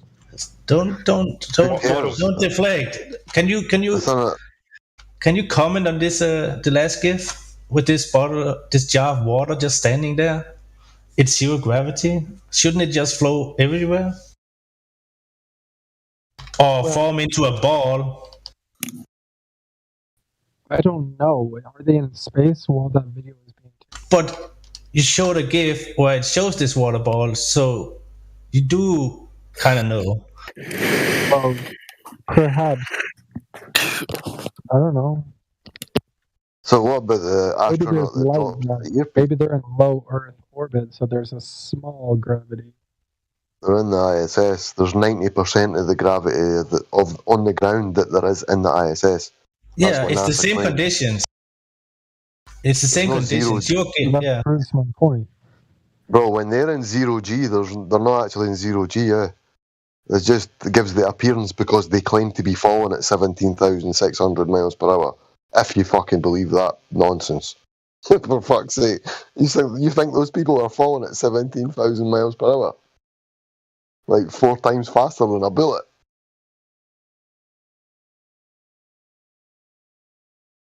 Avoid that question as well. So you're going to ignore what he's dropping, that earpiece that that astronaut is dropping? How does that happen? Should be equal. He's not going to answer. Nah, he's not going to answer. See if I can get somebody from the lobby. How does Santa Claus make the reindeer fly? True secret. Tell us all about that. It's the same story, basically. I'm not going to entertain these Santa Claus stories. Those are for children. So is the globe. Yeah, so is flying balls. And if you were never told when you were a child that the Earth was a globe, you would never fucking believe it.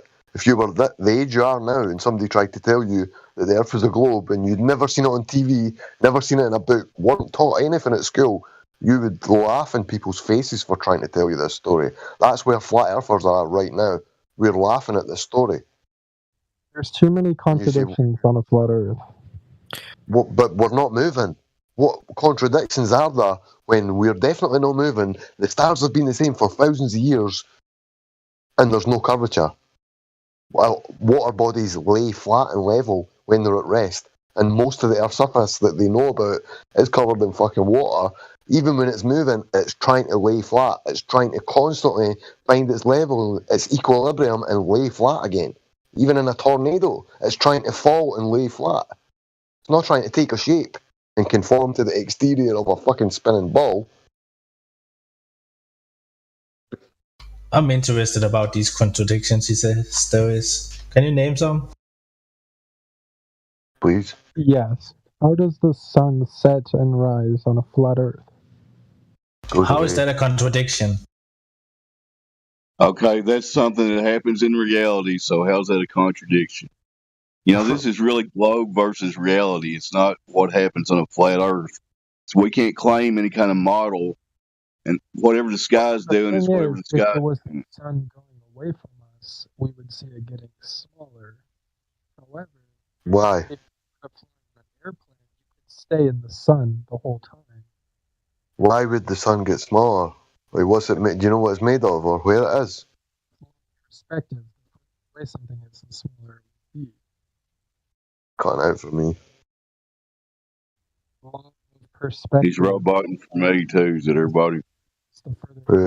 Same here. Hello? Your I mic said went law bad. of perspective.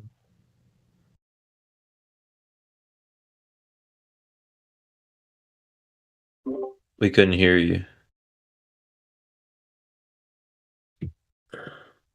All I heard is something about perspective or something. But the sun and the shit in the sky is doing whatever it's doing. So quit talking about the sky.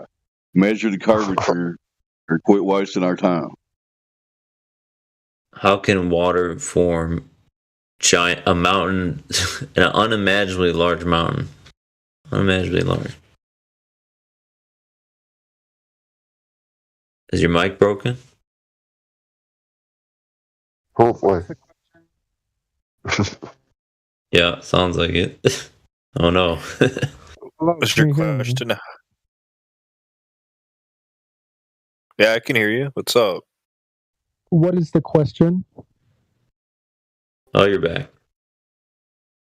The question: How can water form a mountain bigger than the country of America?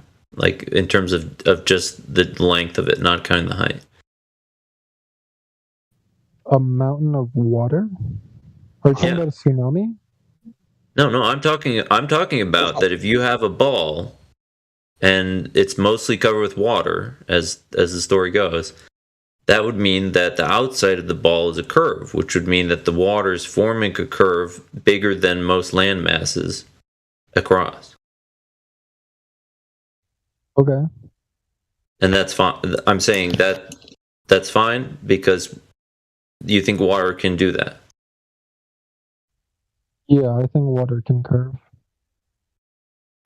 And that big like gigantic mountain waters, water mountains. Like at the equator, like the bulge. Like if you were standing at one end and you were trying to look across, you couldn't see to the other end because there would be a mountain of water. That's what the claim of the horizon, that we're blocked by that mountain. We can't see over it. It's true. You're cutting out. I can't hear anything. I said, yeah, I agree with that. It's the fucking space satellites again, man. You might went to shit, man. You need to adjust your satellite or something.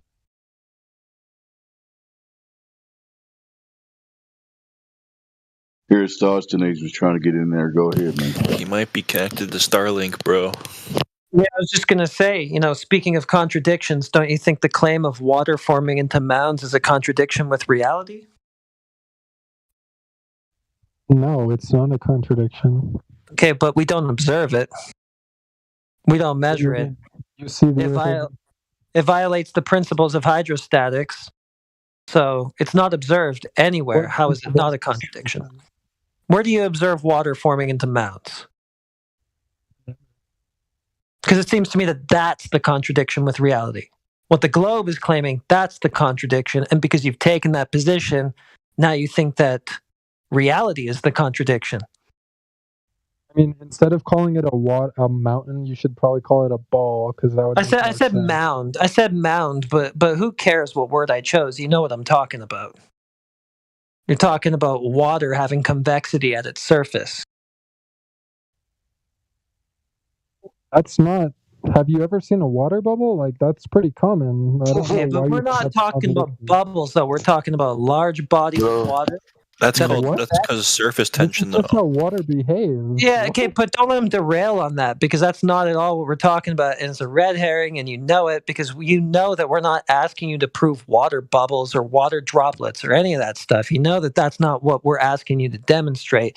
We're asking you to demonstrate a large body of water showing convexity, and then you go to that instead. It's a blatant red herring, which shows that you have the position that is contradicting reality when you got to do that. Why would you do that? Why don't you just address? Why don't you just address what's on the table instead of going there? Do you think that we're I don't skeptics? know how I'm supposed to show you this. How can I show you that? Because you can't. Because you can't. That's why you're going to something that we didn't ask you to you're show us. purposely asking questions that I can't answer. No, I'm trying to expose the fact that you have the contradiction with reality, not us. Right? Sasha, I think you're trying to convince yourself, bro. Yeah, go ahead.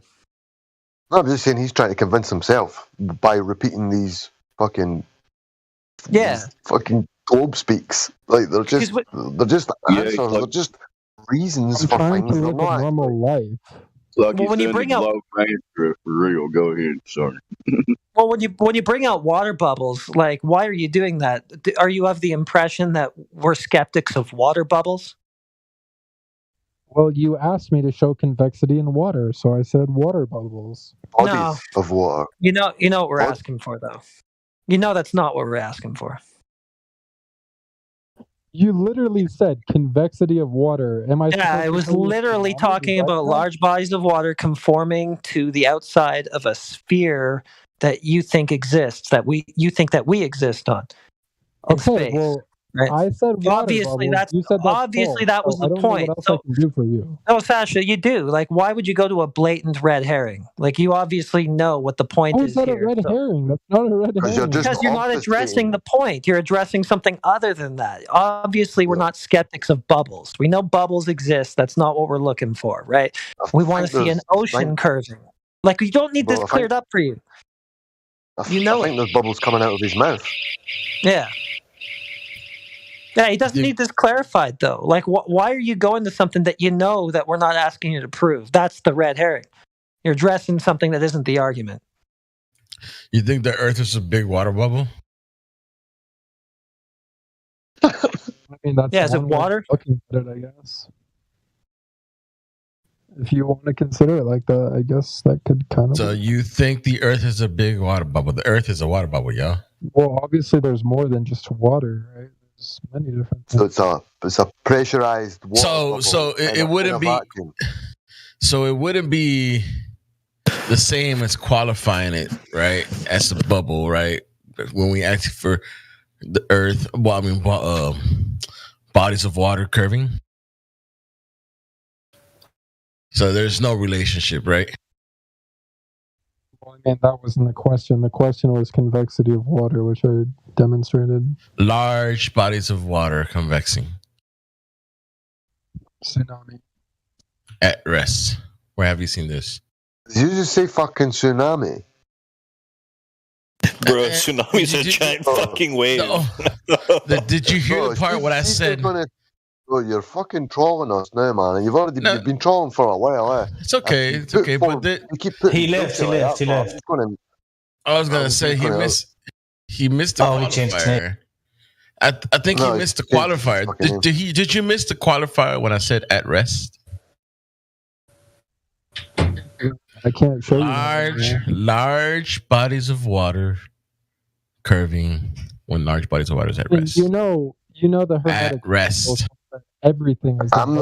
Sasha, I'm not going to keep listening to you obfuscating and your logical fallacies and your fucking bullshit much longer. Like you've been sitting for fucking hours. I've been here for like 1 hour. I've been here for an hour. You've been here for longer than that. Did anybody give him the not here to learn tag? He definitely needs that. Just my opinion. I'll give him it. Nah, just give him the being an asshole tag. How am I being an asshole? What? Because your answers are non-conforming to the question. They're obfuscating to the question that we're actually asking you. Well, the question that you're asking is impossible for me to answer. So why? Because you never see large bodies of water at rest. I mean, that could be your legit answer. I have never seen it. You guys would just reject that. So give an example that is not a large body of water at rest.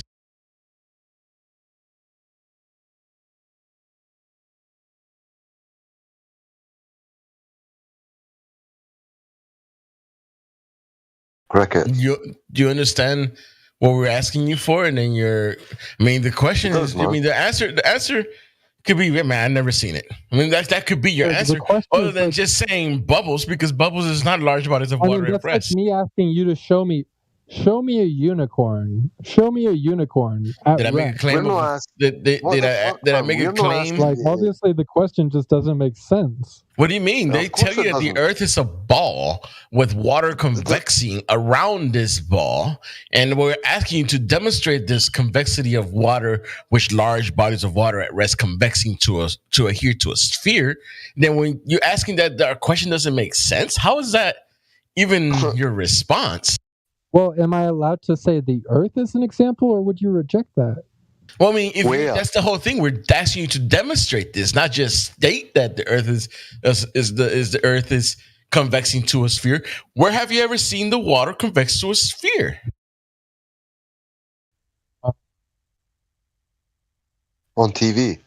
I mean, well, now he's saying that being go ahead. Gravity, so it would need to be a celestial object.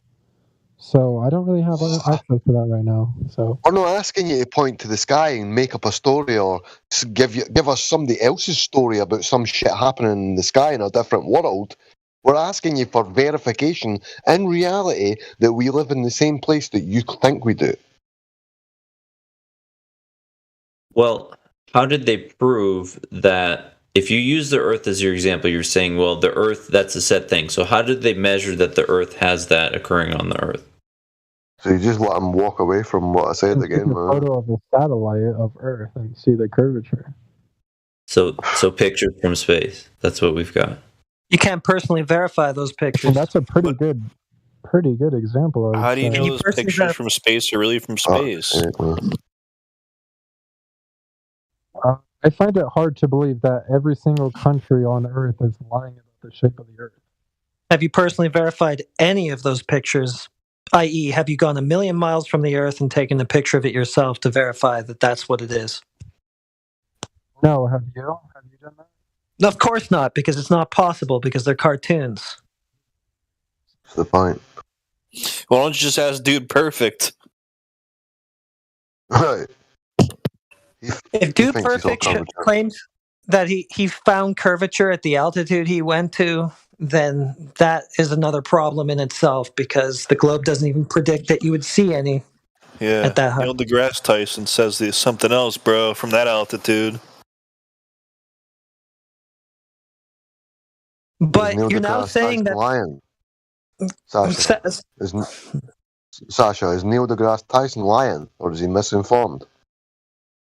Lying about what? I hardly heard you there, bro. Sasha, can you hear me? Oh, can you hear me? Yeah, man. You seem to be cutting in and out. Yeah, I said, what is about what? What is he lying about? About the Felix Baumgartner jump specifically, where he claimed that, Felix Baumgartner claimed that he saw the curvature of the Earth, and Neil deGrasse Tyson says blatantly that he never saw curvature from that Earth, and he had a beach ball in his hand, and he likened the Red Bull jump 127,000 feet to 2 millimeters off the beach ball, saying you would not see curvature from that height. So, is he lying? I don't know. I'm not a mathematician. I'm not really sure. No, I'm asking you, is he misinformed then? If he's saying that, is he misinformed? Perhaps. The world's most foremost astrophysicist. Come on, bro. I mean, maybe it was a pseudoscience. Maybe he thought he saw curvature, but he actually didn't. Well, astrophysics is actually... Well, Sasha, pseudoscience. Man. You've told us now that being asked to demonstrate your claim of a globe is like being asked to demonstrate a unicorn, and I agree. So that about sums it up. So that. Same with me. Yeah, that was my point with what he's trying to tell us, how Santa gets the reindeer to fly. Explain how that works. Same thing.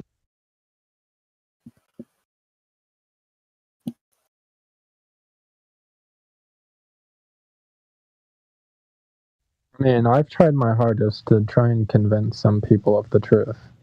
That's all I'm here for, is to try to spread truth. No, you're not, man. You're fucking spreading utter fucking garbage, mate. Like, unverifiable, and you've admitted it yourself that all these things you're claiming you cannot verify. You likened it to trying to prove fucking unicorns. Like, If he asked me to show water in a sphere, the only thing that creates a sphere is gravity, so it would have to be a celestial object, right? So obviously that's impossible for me to do.